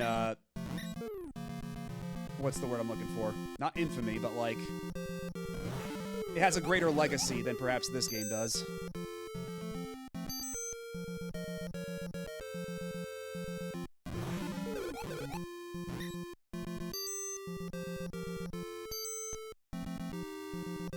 Because, like, a lot of the fundamentals of this game aren't bad, per se. Like, it's fun to, like, run around, like, collect stuff, you know, fight dudes.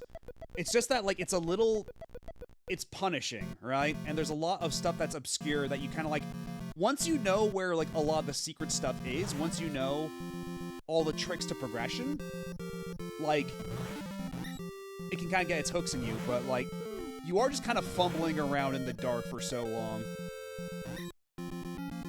And it is quite a grind to get there. Not to mention, your inventory in Zelda 1 isn't so insanely limited as this. Because, like, this is a little unreasonable.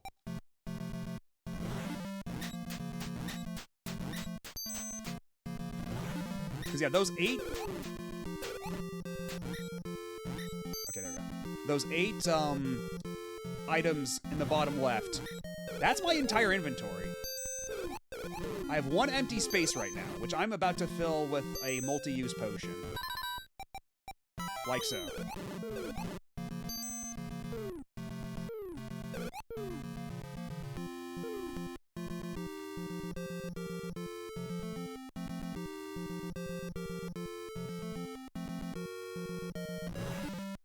Okay, let's save the game real quick.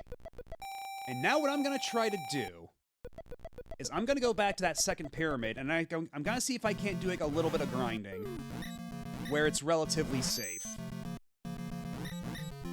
Because the other pyramid is right next to a warp. So, if needs be, if shit gets bad, I can get the hell out of there lickety-split. Yeah, my inventory space is for consumables and key items and, like, permanent equipment. Like, it's for everything. So you really have to pick and choose.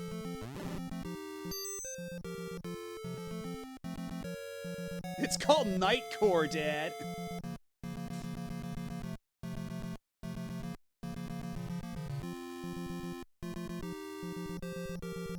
Okay, if nothing else, I would like to at least end this session tonight by getting to the next level. That way, when we start next week, next Wednesday's session, we'll be actually able to make some decent progress. Just get all the grind out of the way right now at ass o'clock. You know? See, I don't even remember the music loop in Hide Lied, so perhaps I should be grateful for that. Instead, I'm burdened with the memory of the Gonso Sayuki Super Monkey Bouken background loop. I have a very different kind of damage.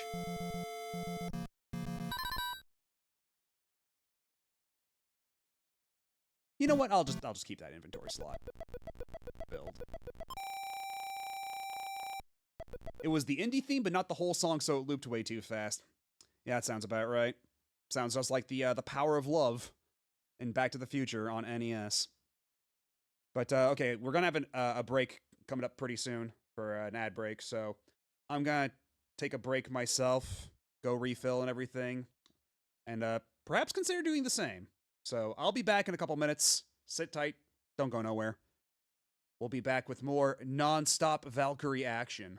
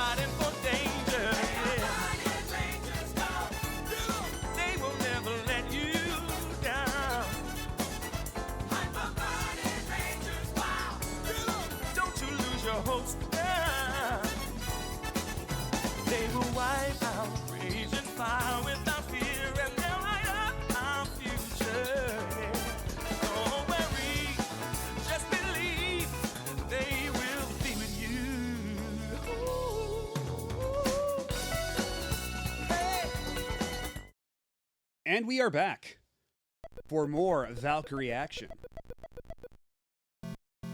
Alright, I don't know if you're still here, Pika Blue Bear, but have a good night.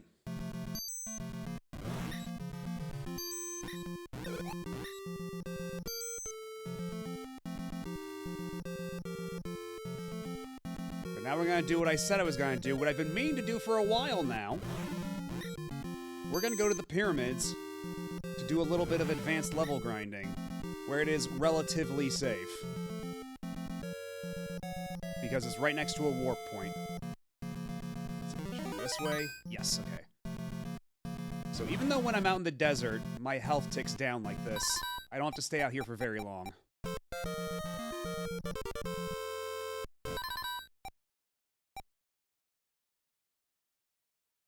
So now I'm just gonna stick around here, just fight these dudes, which I believe give me...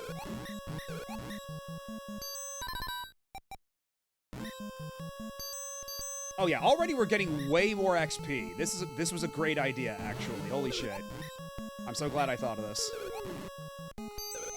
Even if some of these enemies are real bastards.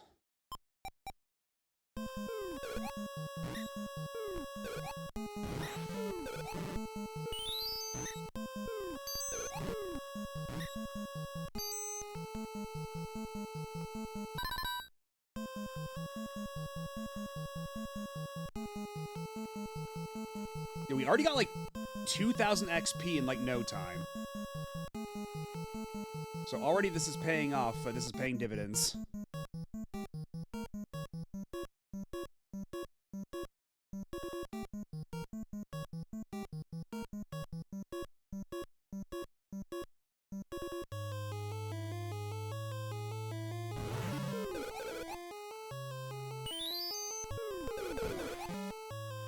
Okay, the fire guys are nice to see. Eternally thankful for the little fire friends. The fire friends who I have to kill, unfortunately. Already another 1,000 XP.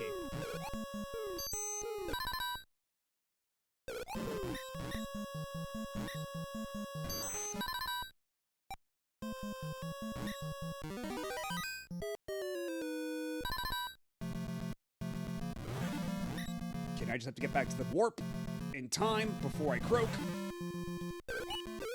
Shit!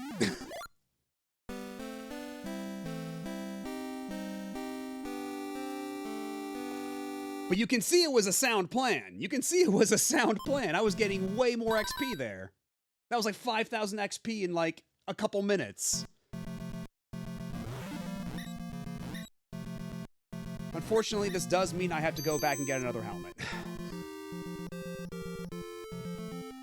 Because the helmet is the only reason I was surviving any of that for any amount of time.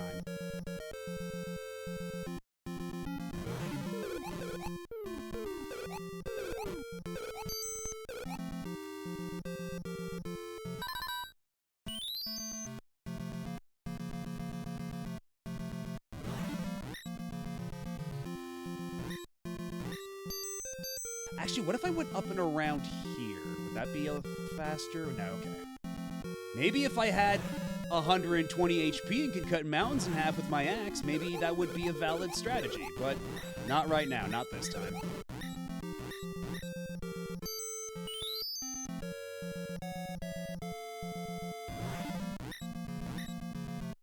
Well, I guess I might as well go and get the helmet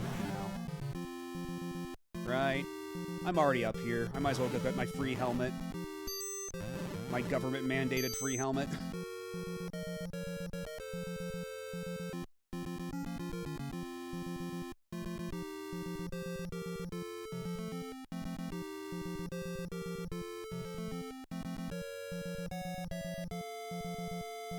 Actually, now that I think about it, one of the worst loops I ever heard wasn't even in a bad game per se. The boss theme of Mega Man X3 was a whopping 11 seconds before it looped. I mean, yeah, like, even the boss theme of Mega Man X1 isn't a terribly long loop, right? But it's super good. And, like, one of my favorite tracks of Mega Man X1 is the password theme, which is, like, what, like a 15-second loop? So, like, if the loop is good enough, you will tolerate it forever, you know? It's just gotta be that good. And not everybody has the gift of making music that's that good. Oh. I don't have a key. Well, looks like I'm paying for my helmet.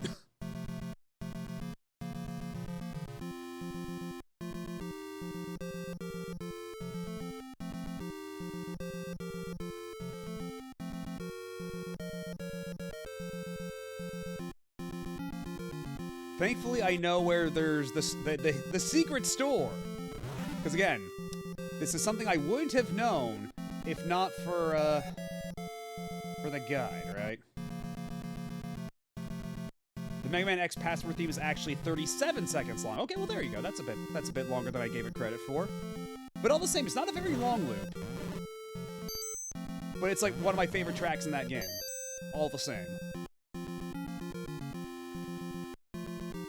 Because it's just that good.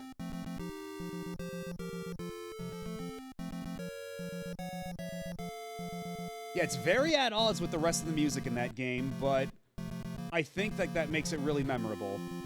And I certainly like it a lot more than the Mega Man X2 password theme, which makes my ears bleed.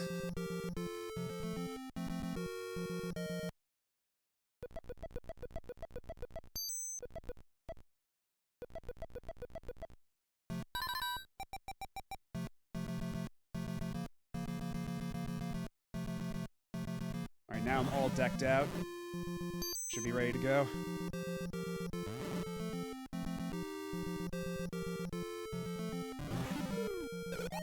They actually remixed the X3 boss theme for Legacy Collection, so it's a real song that a lot of people say sounds like an anime theme now. Huh.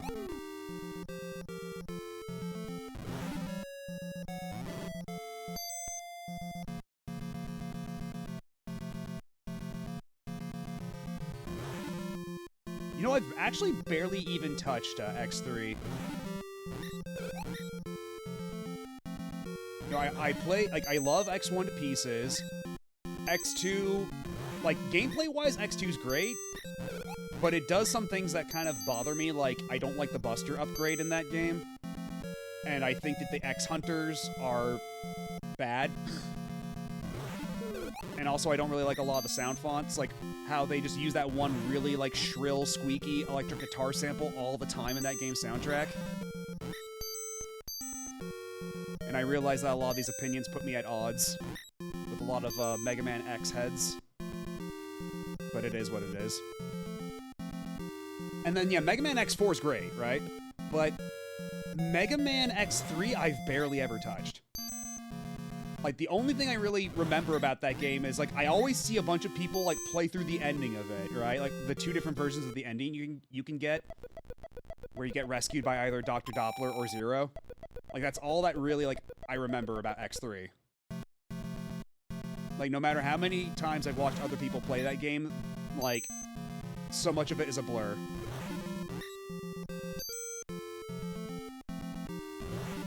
So, like, I don't even remember what the boss theme sounds like. I'm only a little obsessed with the X4 stage select theme. Like, they had a good thing going with stage select themes back on, like, the PS1. Considering, like, even Mega Man 8's stage select theme is an all-time banger. And barely a couple seconds long. And will get your ass claimed on YouTube.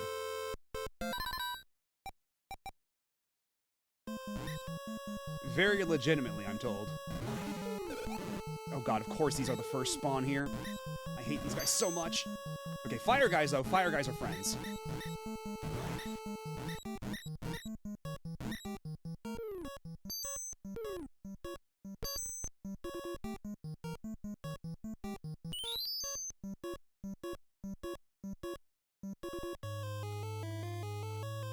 Someone finally stopped trying to claim the Mega Man 8 shop theme in my streams after I counterclaimed enough times. Because, yeah, like, as far as, like, Twitch claims go, I still get claimed a bunch for, like, the most random songs. Some songs, like, they've kind of stopped doing. Like, some Persona songs, like, got claimed a lot. But there's one Persona song that I've got in my, like, playlist that still gets claimed no matter what, and it's on completely bogus grounds. Like, it's not even Atlas trying to claim it, right? Like, it's some, like, quote-unquote remix of the song I'm playing, and they're trying to claim it for that shit. It's the worst. I hate it.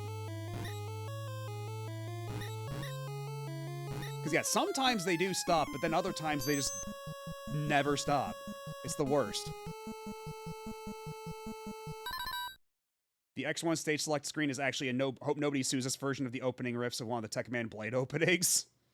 Because you'll never love someone as hard as Capcom loves Tatsunoko. Yeah, you know what would be a great idea? What if Capcom and Tatsunoko made a game together? But unfortunately that's never gonna happen. They would never do that.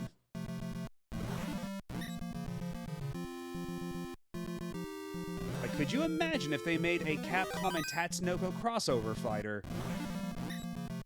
Where you could have Alex do the stun gun headbutt against Gold Lightan. It's too bad we don't live in that world.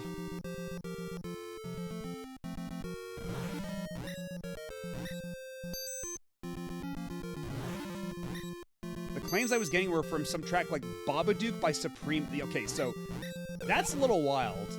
Because, like, even like the ones like that I keep getting claimed for, like the...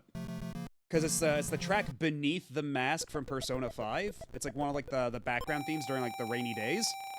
And the way it keeps getting claimed is like Beneath the Mask, like some sort of like weird remix name. So it's nothing like super crazy, like a completely different name. But one that really got my go is I actually tried to upload a stream archive the other day to YouTube, and it played up Jump Up Superstar from Mario Odyssey during one of my BRBs, and that got claimed for Jump Up Superstar sped up version. So now there's fucking clowns on YouTube trying to claim other people's music as their own because they upload a sped up version in hopes of themselves, like, getting through a copyright filter. Like, people gaming the system that they are themselves trying to game in a different way. Trying to play at both ends like assholes.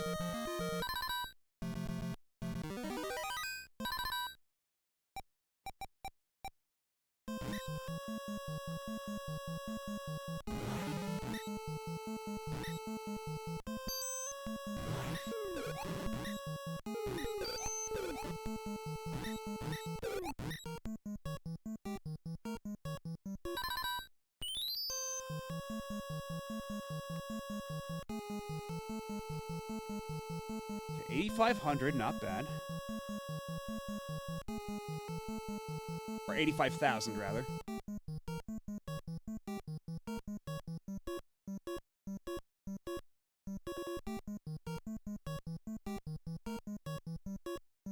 The song is Tekkaman Blade OP2, Eternal Loneliness. I'll have to look that up, because now I'm curious.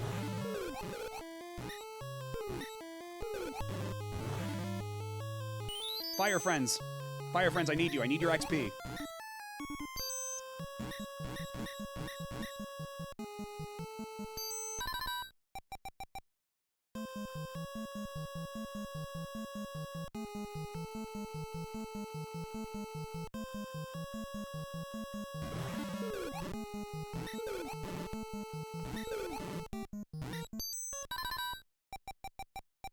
God, those guys do stupid damage, but I can't deny the XP they're giving me.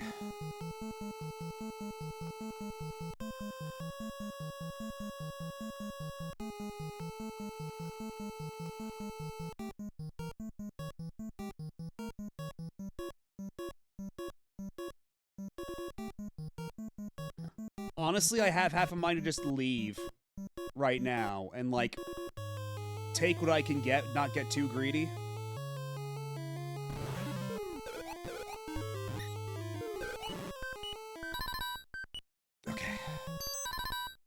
Okay, but now I'm out of potion. I have to get the hell out of here. It's too risky now.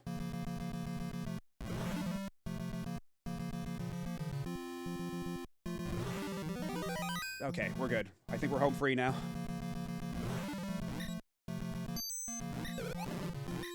And already on the way back, we're almost at the level up. So we left at the perfect time.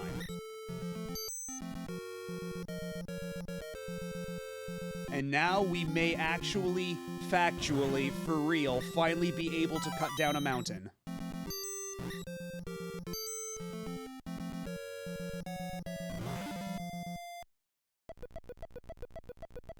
But we're not gonna chance it. Gonna sleep in this bed.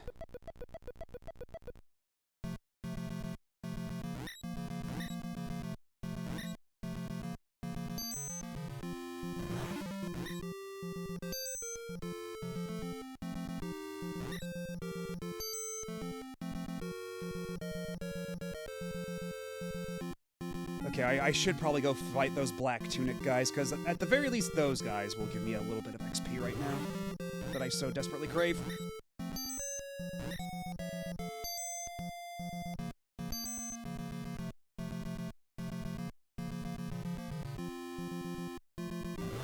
You there! Okay, that was like 100 or so. But only one of them spawned in that time, as if to taunt me.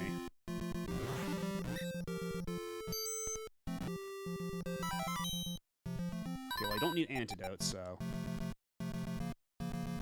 just gonna drink this antidote for fun. Taking over-the-counter medication just to feel something.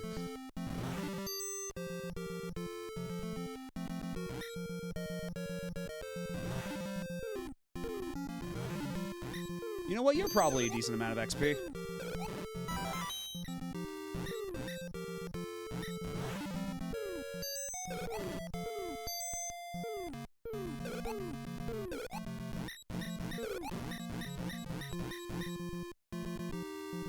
That's still not enough! Ah! Come on!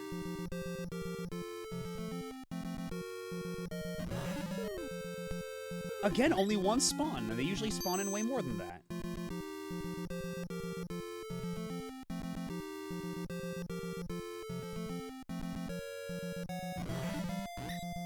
TVC, though, summed up best as the Dominoes meme. Oh, cool magazine scan of this new game has Mega Man Volna and some funky masked lady as characters. Fast forward to, I now understand the last 60 years of Japanese pop culture.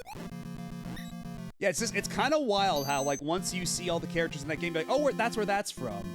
And that's where that's from. Oh, and that's where that's from.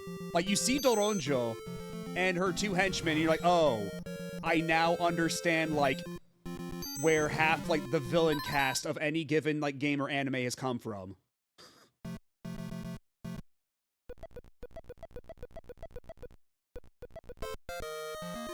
Yay! 134, and I got the fireball spell! Everything's coming up Valkyrie!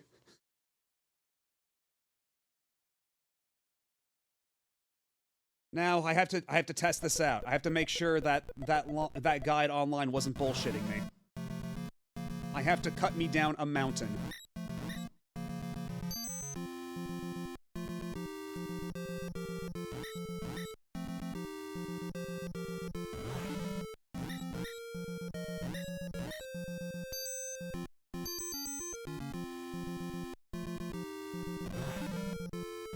Actually, I'm just gonna cut down the mountain up here instead. Way faster. And this will be a perfect test of my abilities.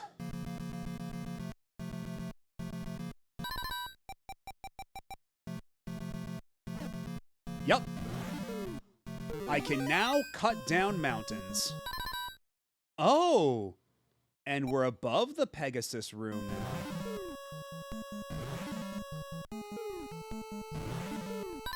Oh shit, I need a key though. Uh-oh. This may have been a bad idea. I can't see shit and I need a key.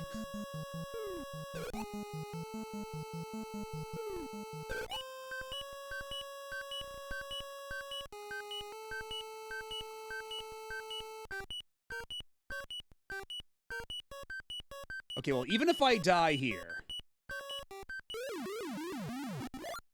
I have at least proven I can cut down a mountain. And I have the means to do so.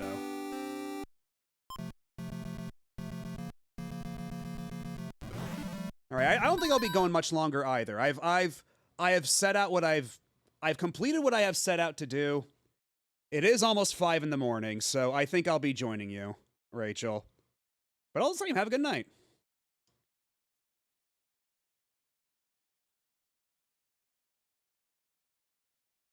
I am maybe debating whether or not to go to that desert and try to get the good sword. But maybe that's something we can save for Actually, you know what I will do? I'm going to go ahead, get the helmet, save the game, and then we'll end it there. That way, at the start of the next session, we'll start with a nice, beautiful helmet in my inventory.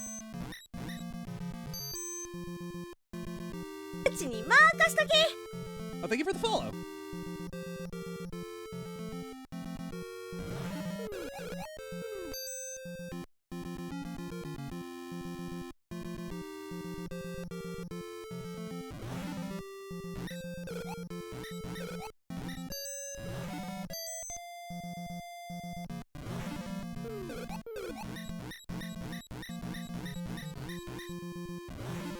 Wait, that's right. I almost made the exact same mistake again. I need a key for that. If I want to get a free helmet, I need the key.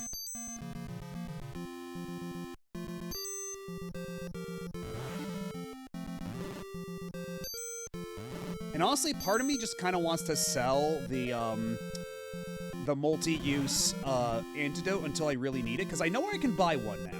I was just holding on to that for dear life because I got one through happenstance. But I haven't gotten poisoned too many times, and I know where to buy one now, and I've got a lot of money.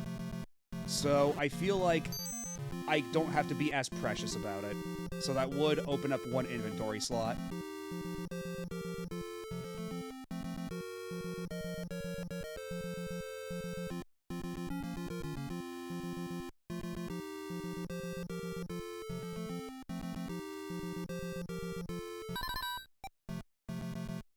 Drink my Jamba Juice, open the box, I have a helmet, now I'm gonna go save the game with this helmet in tow, or rather, I'm gonna go to the checkpoint, I'm gonna go back to the house, and then we'll make a save state there, that way, we don't have to grind nearly as much when we start the next session.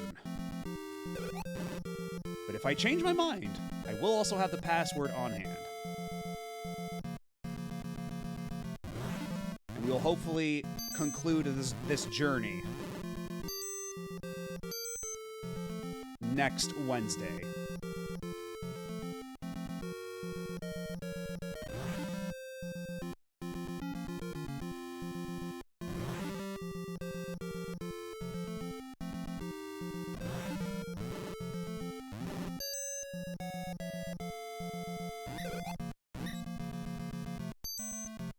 And actually, I didn't even get a good look at what, actually, you know what? Let's try the fireball. How goes the fireball here?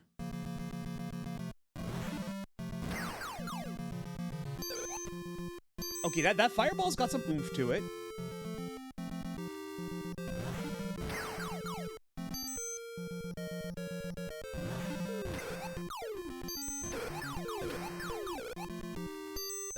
Okay, this is a fucking problem solver. Good lord.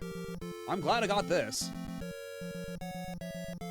I don't know what the MP consumption is like, though. Hold on. I think the manual says how much MP each fireball consumes. 5 MP at a time. Okay. And how much MP total do I have?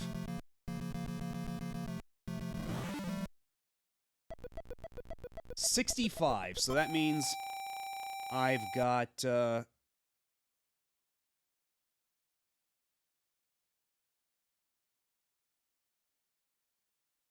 would be 13, right? I think that's 13 fireballs. But I also have to balance that against the 20 MP it costs to use the healing magic. So that'll be a bit precarious. But all the same, I think this is a good stopping point. I'm satisfied with this.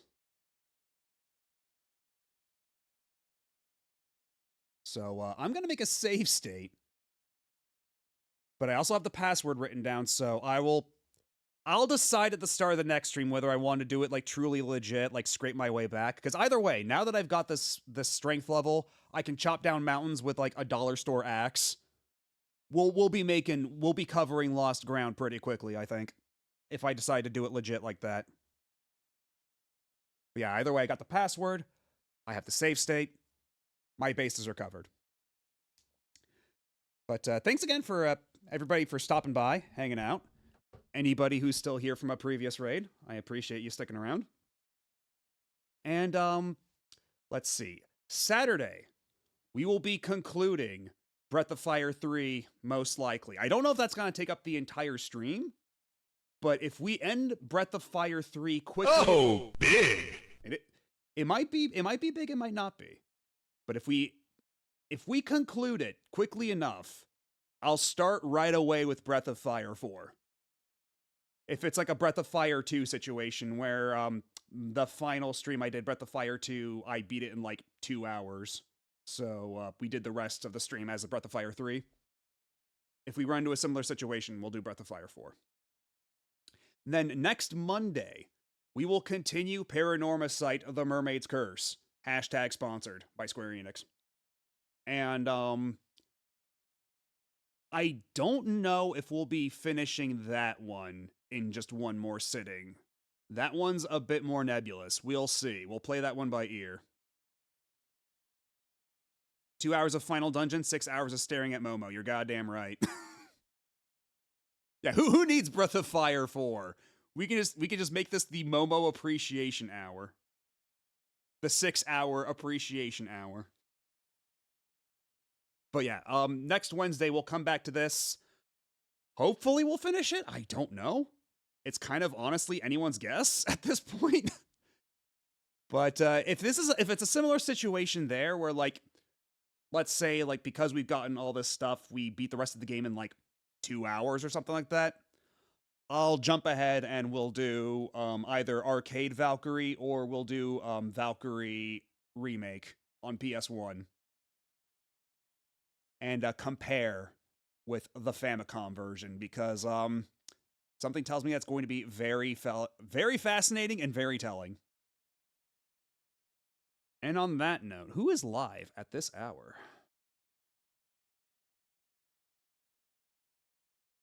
We actually have a couple people. We have a couple folks.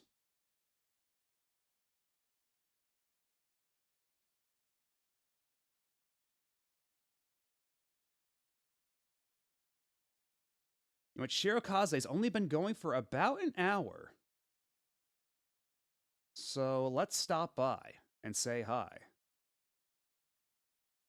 There is plenty of stream left to go there, methinks. Yeah, once again, thanks everybody for stopping by and hanging out.